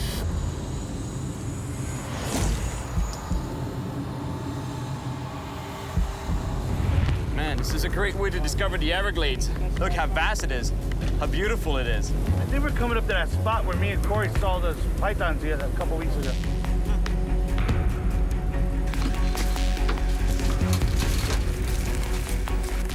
James is the smart one. Huh? You got it, man. You stay on top. See you guys. Are you sure the flip-flops would be the most appropriate shoes for here? What we're used to. Oh, I see that. Keep looking through the brush here. You know, I was reading a little bit on python. There's been several attacks. The good thing is that none of the victims died. But the bad thing is that none of those victims ever saw the snake before it attacked. After hours of searching, We got a big one. Oh, this thing is big. Get around him. I'll try and get right behind the neck, and then everybody get the body, because this thing's big enough to wrap me, and if it gets me, it's big enough to kill a human. Really? This can kill a full-grown man. There's a big one here. before I can even get ready, Trey lunges towards the animal. I think so. Get the body. Get the body. Move it forward. Yeah. I got my face in your spot, though. You're welcome. We've only just managed to control the snake, and already there's a small problem. Where's our bag? Do we have a bag? You didn't bring the bag? You're gonna use my boxers. Oh, we need something to hold a big snake. Luckily, Nate finds the bag quickly. We're not gonna kill him. We don't do that. The biologists decide what happens with the snake. How big do you think he is? That's the biggest one we got. Really? Yeah, we haven't gotten one that's this big. Since this is your first time coming out here, you get to bring it back. I get to walk it back. It's a pretty good walk. That's pretty heavy. We bring the python to the wildlife department. Then it's back to the edge of the glades for my second challenge, to catch another invasive species with a violent reputation. The Everglades is a wild and dangerous place, but at the same time, it's a very fragile ecosystem. And there's one invasive predator fish that's on the verge of taking over. It's called the snakehead. The snakehead was introduced here in Florida by the Asian community as a source of food because its meat is very popular in Asia. People also imported them as pets, then released them into Florida's freshwaters, where the fish is quickly spread. There are many species of snakehead, but the bullseye thrives best in Florida's climate and is the most dangerous to the local species. And to help me find this hyper-voracious fish, the Gladesman put me in touch with one of the best snakehead fishermen in Florida, Corey Nowakowski. Hey, Corey. Hey, Cyril. How you doing, man? I'm good. How about you? I'm pretty good. Pleasure meeting you. Hey, Yeah. for some reason, I could tell it was your house. All for the best. Corey's got the world record for bullseye snakehead. Oh, man, this is it. Yep, that is the record. Unbelievable. How many pounds again? 14 pounds. Really? But they get very aggressive. Corey explains that the snakehead has rows of super sharp teeth and that they're so voracious that they even attack large birds. I've had them cough up the little babies. The little baby ducks? We even attack the big ones. We've seen them attack them, and we've seen them with missing legs. And I've even had it too. I was messing with one with the rod. I leaned over and it jumped completely out of the water. I couldn't believe it. Man, I'm dying to catch one of these because they're super violent fish. They gotta be quite something at the end of the line. And look at the fangs in that fish's mouth. You definitely don't want to get bitten by one of those, you know, because that would do some serious damage on a finger or a hand. Let's go give it a shot. Let's go get it, man. We're right on the edge of the Everglades, where the city meets the forest. Corey tells me that there are lots of snakeheads here, and that they are about to cross into the Everglades, which is why the law requires that if you catch one, you can't release it. We'll be using a big plastic lure shaped like a frog, with a small sinker in the front, because snakeheads either lurk on the bottom or hide under trees, ready to ambush passing prey. These fish are hiding underneath the trees there in the shade. Not just snakehead, but bass, any kind of predator fish will have that behavior. Pike too, you know, like they'll take advantage of that light, so they'll be in the shade, and as soon as a bait fish comes into the light, boom, they'll take it. What do you think is the problem, in your opinion, of this fish spreading here in Florida? Predator fish feeding on our native fish and other animals. So other snakeheads, they will eat just about anything. One of the problems here in Florida is that all the bodies of water, they're pretty much all interconnected by a system of canals, pipes, sewage system, you name it. So fish can basically move from one body of water to the next. It's just a matter of time before they spread out of control, and that's exactly what's happening with the snakehead. According to Corey, there are monsters here somewhere. Oh my gosh, what a bite! Wow. Wow. Oh yeah, that's a good fish for sure. Oh no! Oh, got off. Oh no, he got off! Oh, that was a big fish. Yeah. He hit it hard though, huh? He was rip and drag, huh? Close to 10 pounds, right? Yeah, he may be, who knows, he may have been bigger. Yeah, definitely. The fish that attacked my bait almost cut it in half. These fish are definitely super aggressive. It really hurts to have lost such a monster, but there's gotta be another one in this lake. Fish on. All right. Good fish, man. A good fish. Oh yeah, big snakehead. Wow. Look at that spin, man.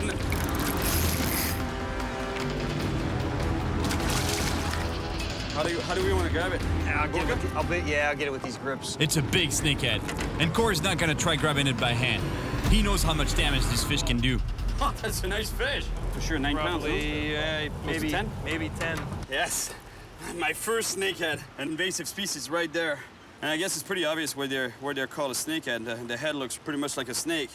My God, the teeth in that fish's mouth, unbelievable. They have so much power, and I think that comes from the fact that between the dorsal fin here, the anal fin, and the caudal fin, is just one solid fin. If this fish ever gets to the Everglades, they'll be pretty dramatic on the native species of the Everglades. Well, this fish is not gonna get released though. It's an invasive species, so they have to be kept. I've passed the test. Yeah, we need to give it a test. Catch 2 invasive species, a python and a snakehead. Now my goal is to fish deep in the heart of the Everglades to see what kind of monsters I can find in this no man's land. And in the end, what I really want is to catch the ultimate Everglades predator, the bull shark.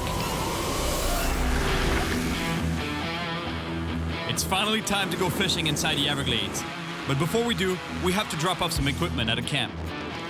Nate's celebrating his birthday tonight, and it's up to us to catch dinner for all the guests.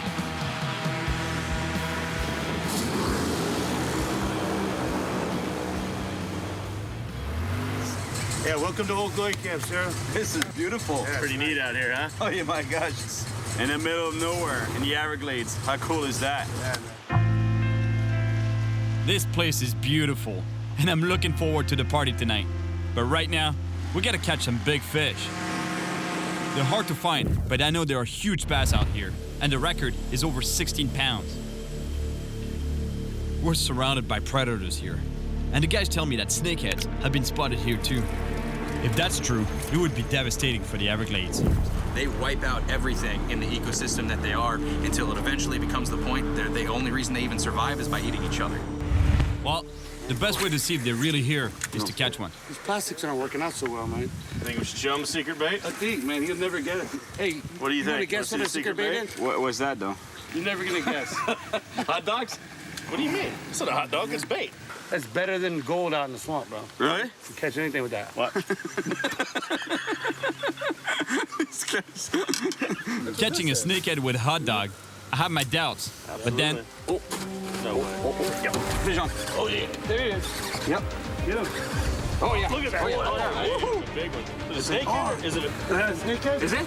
I can't tell. Looks like a snakehead or it might be a big bowfin. Oh yeah. Big bowfin. It's a bowfin, right? Yeah. Big bowfin. Yeah, I thought it was a snakehead. That's what I thought too. Remember this? Yeah, guys. All right. this fish is a predator, but at least it's native to here. It's easy, an 8-pounder. I still have to pay really close attention to its mouth though, because like the snakehead, they have serious teeth. Look at him. Oh my God, that's a good looking fish, man. They're a great fighter, but don't get your hands near their mouth. Yes, a bowfin. That's a pretty cool looking fish. Now you understand why a lot of people get confused, you know, when catching bowfin in the Everglades. They think it's a snakehead because it really looks like a snakehead in a way. You know, it's an elongated fish. And the main difference between a bowfin and a snakehead is that on the snakehead, there's a very long anal fin here that goes from basically here all the way to the tail. Is that what you're here for? You want to eat that fish, huh? They're used to watching people fish. Yeah, huh? So they know that this fish is going to go back in the water eventually. You know? Yeah. I would kiss my fish, man. I love them. The guys now want to catch dinner for the party tonight, and they still haven't caught a monster fish. Trey, what's up, buddy? Yeah, we could head over there. What do you guys got, a gator? Well, it looks like our fishing plans will have to wait. An alligator has wandered out of the wild and is terrorizing a trailer park. Where is it? Do you know? Apparently, Trey, the guy we caught the python with, needs our help to capture the alligator. Yep, we're gonna have to do this fast. If we see it, we gotta get it before it can take somebody's dog. Where is it at? Oh, There you go. That's your property here? You want to be a gladesman, man. This is how you do it. What do I do? Just follow me, stay with me. Once I hit the alligator, I want you to go ahead and jump on it. Right behind me, I'm gonna need your weight to get it down. This one's kind of big. Okay. Well, it looks like we're just gonna go for it, Glidsman style. He doesn't look happy to see you, man. So jump on the back, right? Right behind you. Yep, right behind me.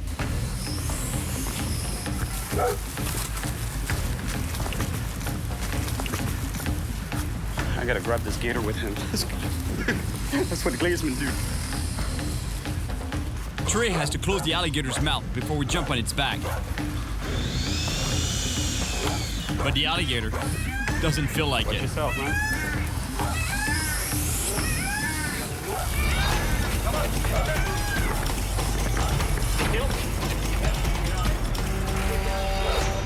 I didn't do much to catch it, but now we have to tape its mouth a nice shut to be able to control it and calm it down. Put a couple rows of tape right here.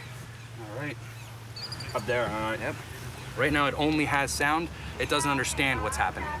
It knows there's pressure on it. It knows it can't open its eyes. It knows it can't open its mouth, but it just doesn't understand why. Good job, Cyril. Well, I didn't do much, man. He did all the work. Do I deserve one of those yet? I don't know about that. You gotta catch a few more gators before that. Got him on back. All right. The park. Nice. Good job, man. Yeah, brother. I think I know what a gator was here. Felt like a little bit of a duck meat. Pretty close call for you, buddy. We've lost a lot of time, and we still haven't caught a monster fish. Or anything for dinner tonight.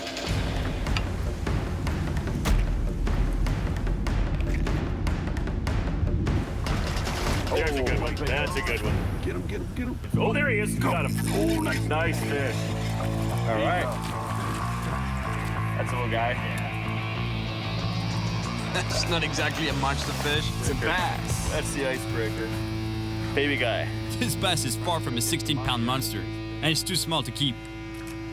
The day's almost over, and we really need to catch fish for dinner. But the boys can't resist giving me another challenge. Cyril, you want to try this thing? The airboat? Can I do it? You want to try? Yeah, actually, you know, it'd be... It's not that difficult. Here's your steering. Yeah? You got a gas pedal just like a car. There is no brakes. Well, if I crash, it can't be too bad, right? It's pretty shallow around Get here, in the right? seat, Yeah, Captain. it should be You pretty. can flip over, though. Get on there, Captain. You can absolutely flip over. All right, you guys ready? Yep. I guess. I guess. He's not sure anymore. It's really cool that Corey trusts me enough to let me drive his boat. Well, maybe he doesn't completely trust me. As for Nate, he's pretty relaxed. Everything goes well until...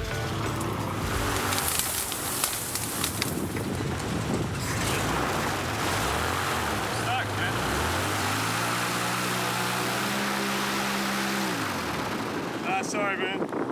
It's like a suction cup down there. Suction cup to the bottom.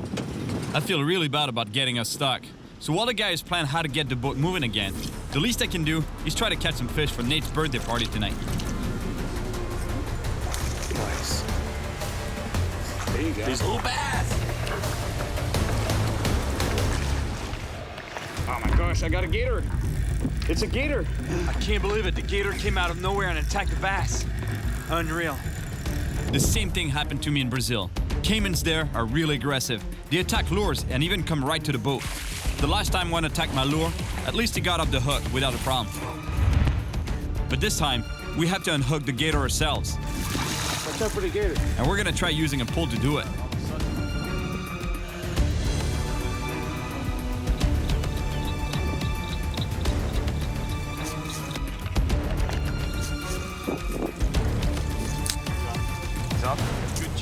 That's great. The alligator is released without the hook. But now we're really late. We have to start catching fish for dinner. The guests are arriving and there's nothing to eat. But first, we have to get the boat unstuck.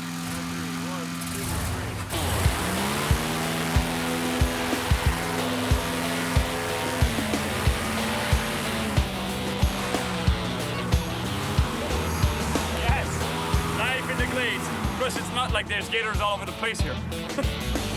More and more guests are arriving, and I still haven't caught a monster fish. Everyone has arrived, and the party's starting without us, and without any food. We're really feeling the pressure to catch something here. We decide to give up on fish and go looking for frogs, for frog legs. Because it's not just alligators who love them. The locals do too. We've been searching for half an hour without seeing a single frog. But then... Good evening. Good evening, Mr. Gerald. How you doing? I know that you guys are out here gigging for supper. We run into Gerald, the owner of Old Glory Camp, and he invites me out frogging. I'll tell you what, let's team up. All right, we'll go catch tilapia. You take him, go frogging. You guys follow, and we'll eat. Have us a real party. This guy is a frogging machine, apparently. You know, he's got a huge reputation for being the best frogger out here. How many frogs have you caught in one night altogether? 599. That's your record, right? That's my record. Any guest on Gerald's boat has to catch frogs, so he puts me to work right away. Since we have to catch food for the party, I'm beginning to feel the predator in me awaken. Let me tell you, we're far from catching monster bull sharks here, but it's still a lot of fun.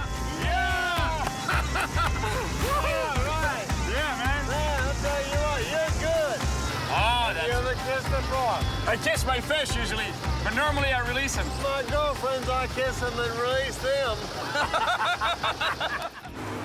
Alligators are hyperactive at night, and it's their favorite time to hunt. And of course, now Gerald tells me that to be a true gladesman, I have to be able to catch a frog by hand.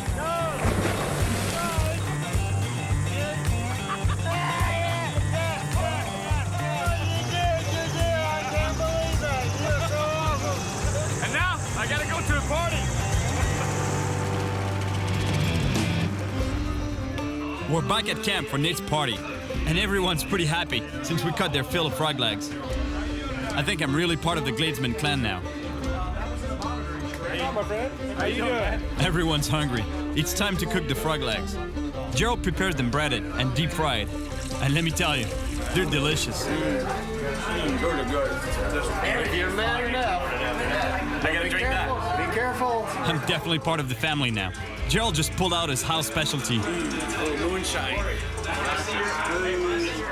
This is good, man. We gotta share this. Yeah, that's awesome. It's called Foggy Morning. I know why. I didn't get a lot of sleep last night between the frog gigging and the party.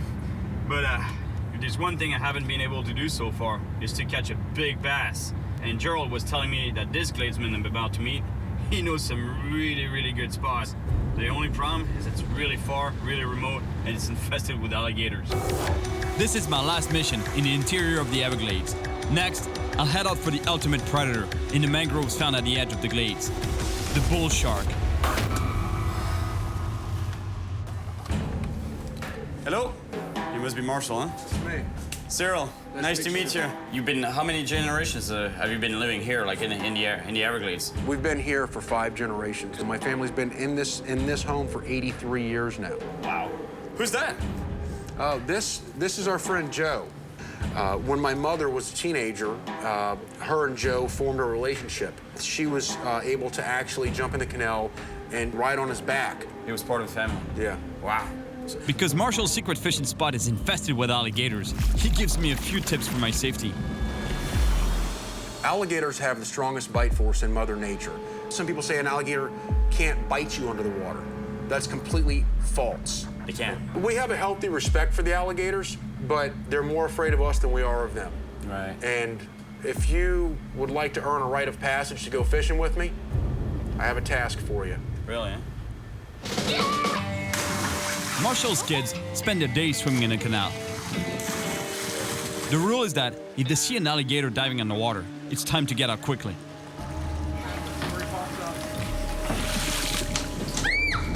American alligators can grow up to 15 feet long, and I've got to swim with them if I want Marshall to show me a secret fishing spots.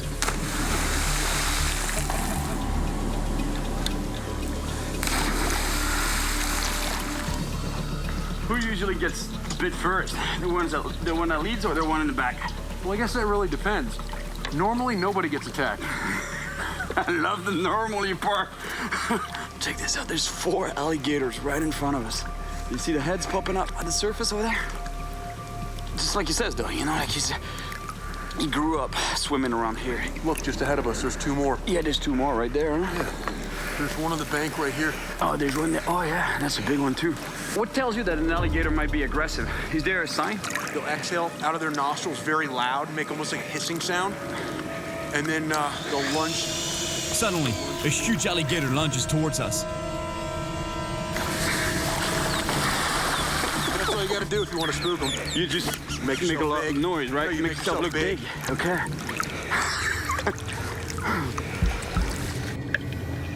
There are alligators all around us, and we have to be very careful not to provoke them. I can't believe it. I'm swimming within 3 feet of a wild alligator. As Marshall says, they're more afraid of us than we are of them.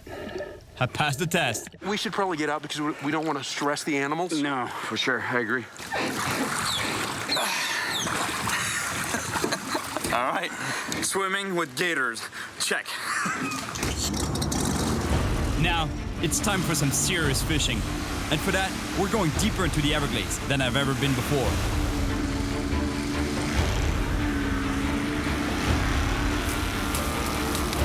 In some places, there's so much grass that I can't even see the water. It's amazing. I have the impression of driving on a road instead of being on a boat. Marshall must be one of the few people to venture out here.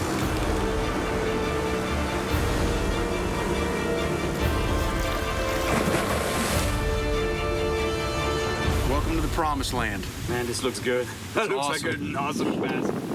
Man, God, there's got to be a lot of bass in here. That's the perfect habitat for larger, you know? It's not just perfect for bass, but also for alligators. Look at that in the distance. 1, 2, 3, 4 gators.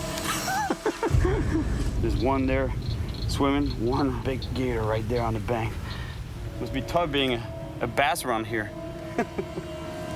Watch. Oh, yeah, there we go. That's a good fish. Oh, that's a real good fish. That's a nice bass. All right, fish on. That's a nice fish, Cyril. It's not bad. Oh, whoa. Good See ya, buddy. Man. All right, first bass. Not very big, but it's gonna get better from there on. All right, Cyril, this is it. This is what? Where we separate the boys from the Glades men. What do you mean? Well, this is where you and I get off the boat into the gator's habitat. Like you want to go fish in the water? Absolutely. You're going by yourself. I'll lead the way.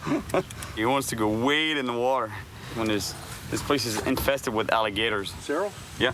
Coming with me? Guess so, man. It's now or never.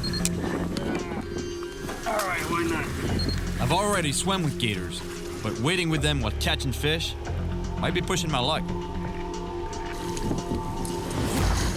I just stepped on a fish. Luckily, it wasn't a gator. That is brilliant, man. Wading in the water when there's gators everywhere in the water. There was a gator right here like 5 minutes ago. Oh, yeah. Not even. And it was big, too. On foot, it's pretty easy to sneak up on the fish. And the gators, too. Yeah, something big was right behind you.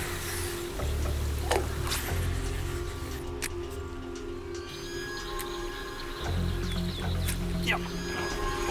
Oh, big fish, big fish. He's stuck in the tree in the lily pads, though. I'm getting this fish, man. There's no way we're leaving this fish behind. You want to hold the rock? Hold tension on the pole for me. It's fine with gators, you think, yeah? That one's getting too close for comfort. Maybe it's not safe enough for us to be here. There's no way I'm leaving this fish. It's good fish. He's down about 2 feet under the water. He's like armpit deep under the water. You see him? I have to be quick. The fish on my line is attracting an alligator. Got him? Almost. All right. Yeah! Yeah. That's the way to do it. We never leave a fish behind, right? Nice Everglades bass. I thought it was much bigger than this, but still, it's a nice fish. It's a really good bass, but not the monster I was hoping for. I gotta say though, with all the gators around, it's definitely a fish I'll never forget. Now that I've been deep in the heart of the Everglades, I set out to the west coast, at the edge of the Gulf of Mexico. That's it. I finally reached the coast, where the fresh water of the Everglades meets the salt water of the Gulf of Mexico, and where all kinds of predator fish can be found. And at the top of them all, the bull shark.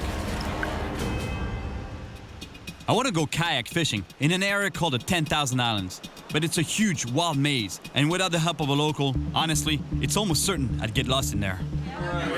So I'm meeting a pretty notorious ex-fisherman who knows all the secrets of these islands, and not only thanks to fishing. Give us a drink, please. And the Daniels family is one of the first families here. I said I was 10 generations. Really? That's it. You used to run the town here, huh? Well, yes, pretty much we did. We used to run the area at night when most people couldn't. It's pretty much of a maze. For one wrong turn, you wind up out in the trees, and you don't want to run aground with blue lights behind you. Wow, but DEA must have been after you, no? Well, DA, everybody was after us. In the 1970s, the Everglades was the hub of marijuana trafficking in the United States. Kent Randall Daniels, with other members of his family, was among the biggest and most wanted drug traffickers. I was out commercial fishing one night, mullet fishing, but a man approached me and said, I need your boat. And I said, I kind of need it too to make a living. I've got to have fish at the fish house in the morning. I got to have money. And he said, come with me. He said, you'll have money. So I went with him. And heck, $50,000 or $60,000 a night didn't sound bad. $50,000, $60,000? How many years did you do in jail? Federal, I've done 4 years. Altogether, I've done 11 years. It's a lot of time away. Man, this guy sounds like a script from a Hollywood movie. Anybody that got fed to the crocs back then? Or the gators? Ex-wife, mother-in-laws. Ken says he often raced through these channels at over 60 miles an hour in order to evade the police. Just slightly faster than me in my kayak.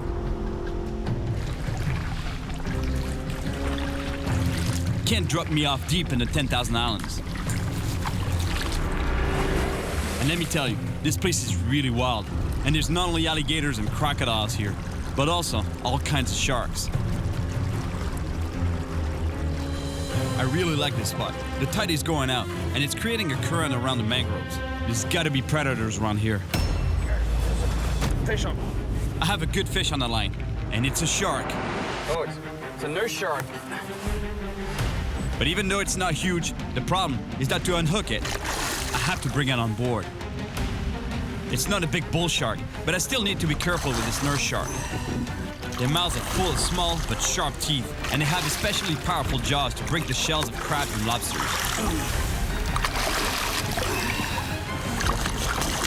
I just really don't want to capsize. I know there are monster bull sharks around here.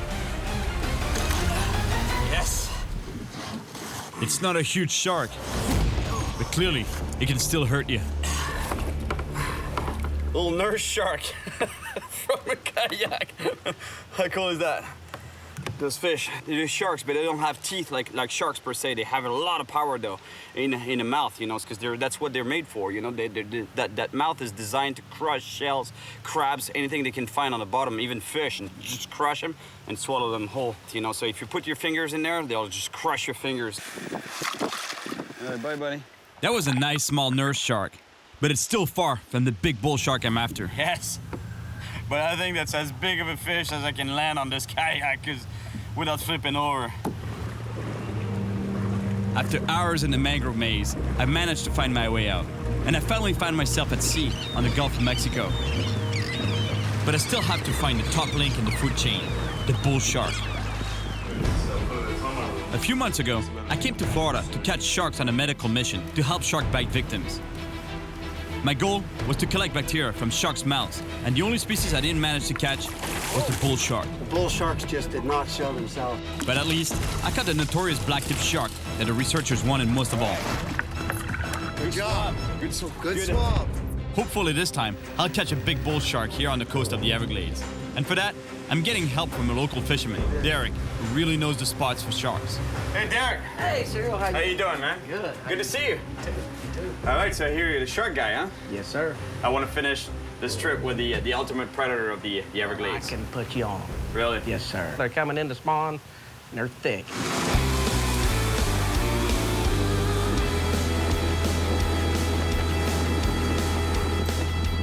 We stop at the border of the Everglades. The plan is to move up the food chain, starting with small bait that will help us catch bigger bait, and finally, catch sharks. Under the boat is a large wreck in 30 feet of water, and according to Derek, it's home to big predators. Barracudas here. Man, there's some big fish out here. The size of that barracuda right there.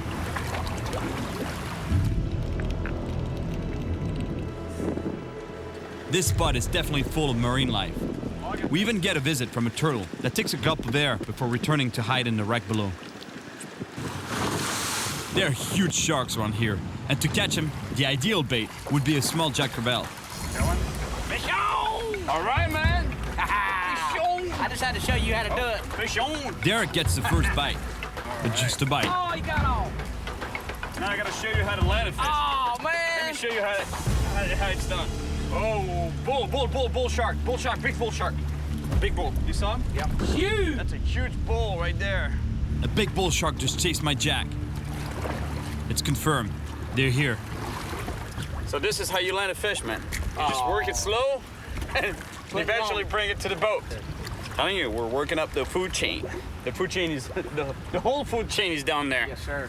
There's a big bull. Boys, you don't want to fall overboard here. No. Be dead. They'll eat you. We now have bait, so I'm ready to tackle the last link in the food chain. But for that, I need to tie a super strong leader, especially since the shark I just saw was over 8 feet long. You need to get that thing rigged and catch one of them. I'm working on it, man. You need to hurry up. I gotta keep my finger on that trigger here because I'm using a J hook, so as soon as I feel the bite, I have to set the hook so that the fish doesn't have time to swallow the hook and get gut hooked. I don't want that to happen, so. Should bite. I hope so. Can't hardly get them in. There we go. I have a monster fish on the line, but it's not a shark. It's a glide grit. Let's pick this fish. Right into the wreck. Oh, in the wreck. Damn it. It's impossible to get this fish out. It's way too deep in the wreck. If that was me, I'd have put that fish in the boat. Come on, get him. Oh, man. All right. Pulling a huge fish out of a structure is almost impossible. And I can tell you that, because I've tried it before. Man, some big fish down there. Woo. Broke him off. And now, I'm right back to square one. Cyril. Yeah? Let's get your rig back, man.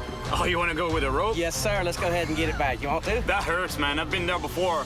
Oh, no. Not this thing again. I tell you, I've been there before. I know it hurts. Yeah. Stop him. Yeah. All right. Stop. You got him. Okay, let's get some line back, man. It might be brutal on the hands, but it works. We barely drop the line in the water, and a Goliath grouper takes our bait. You got it. Whoa. Watch out.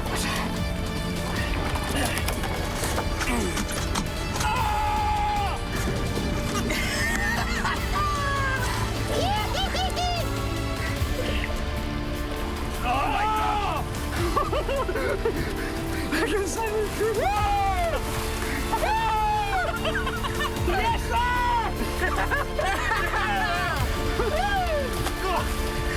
You think you're gonna get away with a stop? Our rigs there? That's mine. Y'all. This is great. The fish is free from the hook, and I got my rig back. The same fish came back for the bait. They don't care. That's No, just they to don't show you, they care. really Exactly. don't care. Now, it's time to catch a huge bull shark.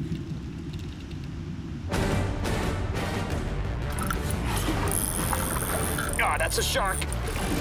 Sure it's a shark? Yep. With the big head shakes I'm feeling, there's no doubt it's a shark. I think that's the monster you're looking for, buddy. I'll be all bruised up tonight. It's a big bull shark. Exactly what I came here for.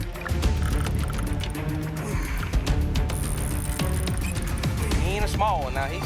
Oh, there he is. There he is. Gosh, look at the monster fish down there. The fight has attracted some massive Goliath groupers that are almost as big as the shark. Goliath there. Goliath there.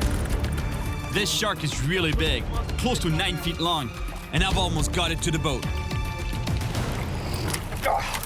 Yeah, hook popped out. Man, did you see the size of that shark? That must have been a 9-foot shark, 9-foot bull shark.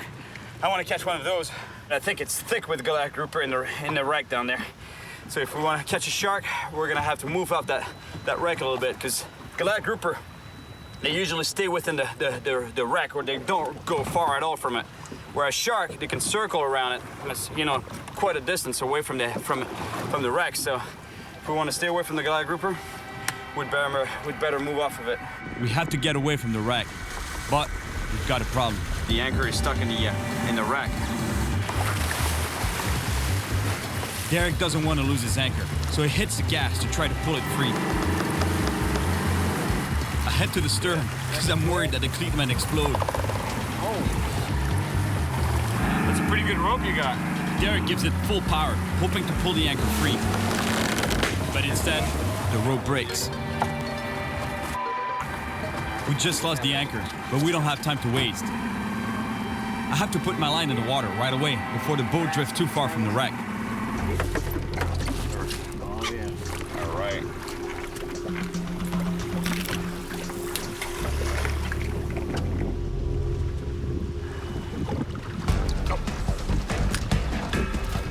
Yep.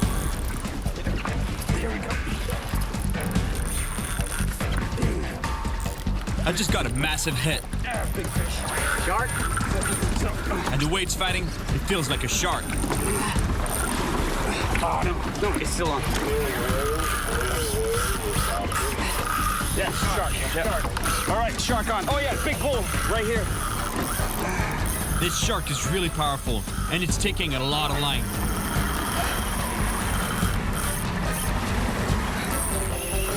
All right, we got a bull on.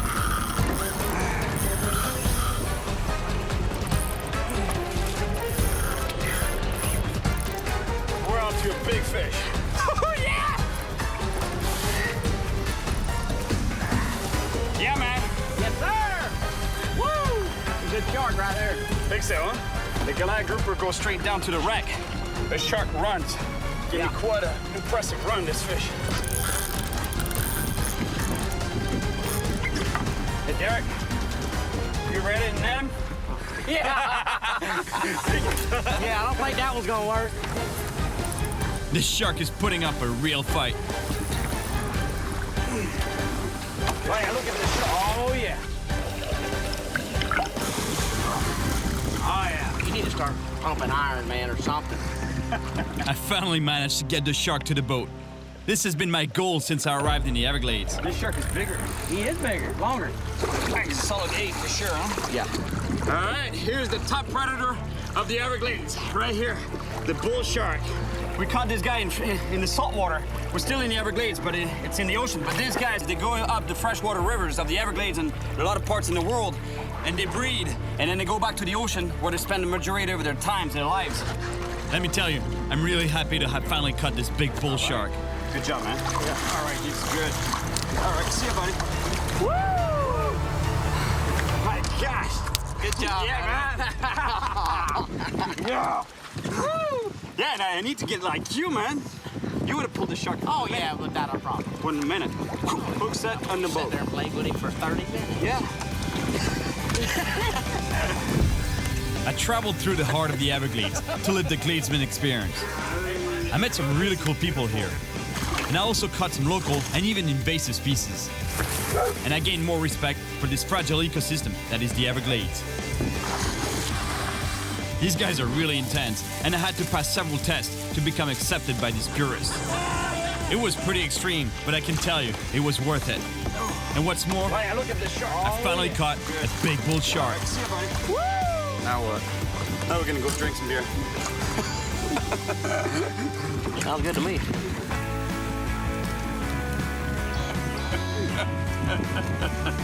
We're wrapping our microphones in condoms to be able to get deeper in the water.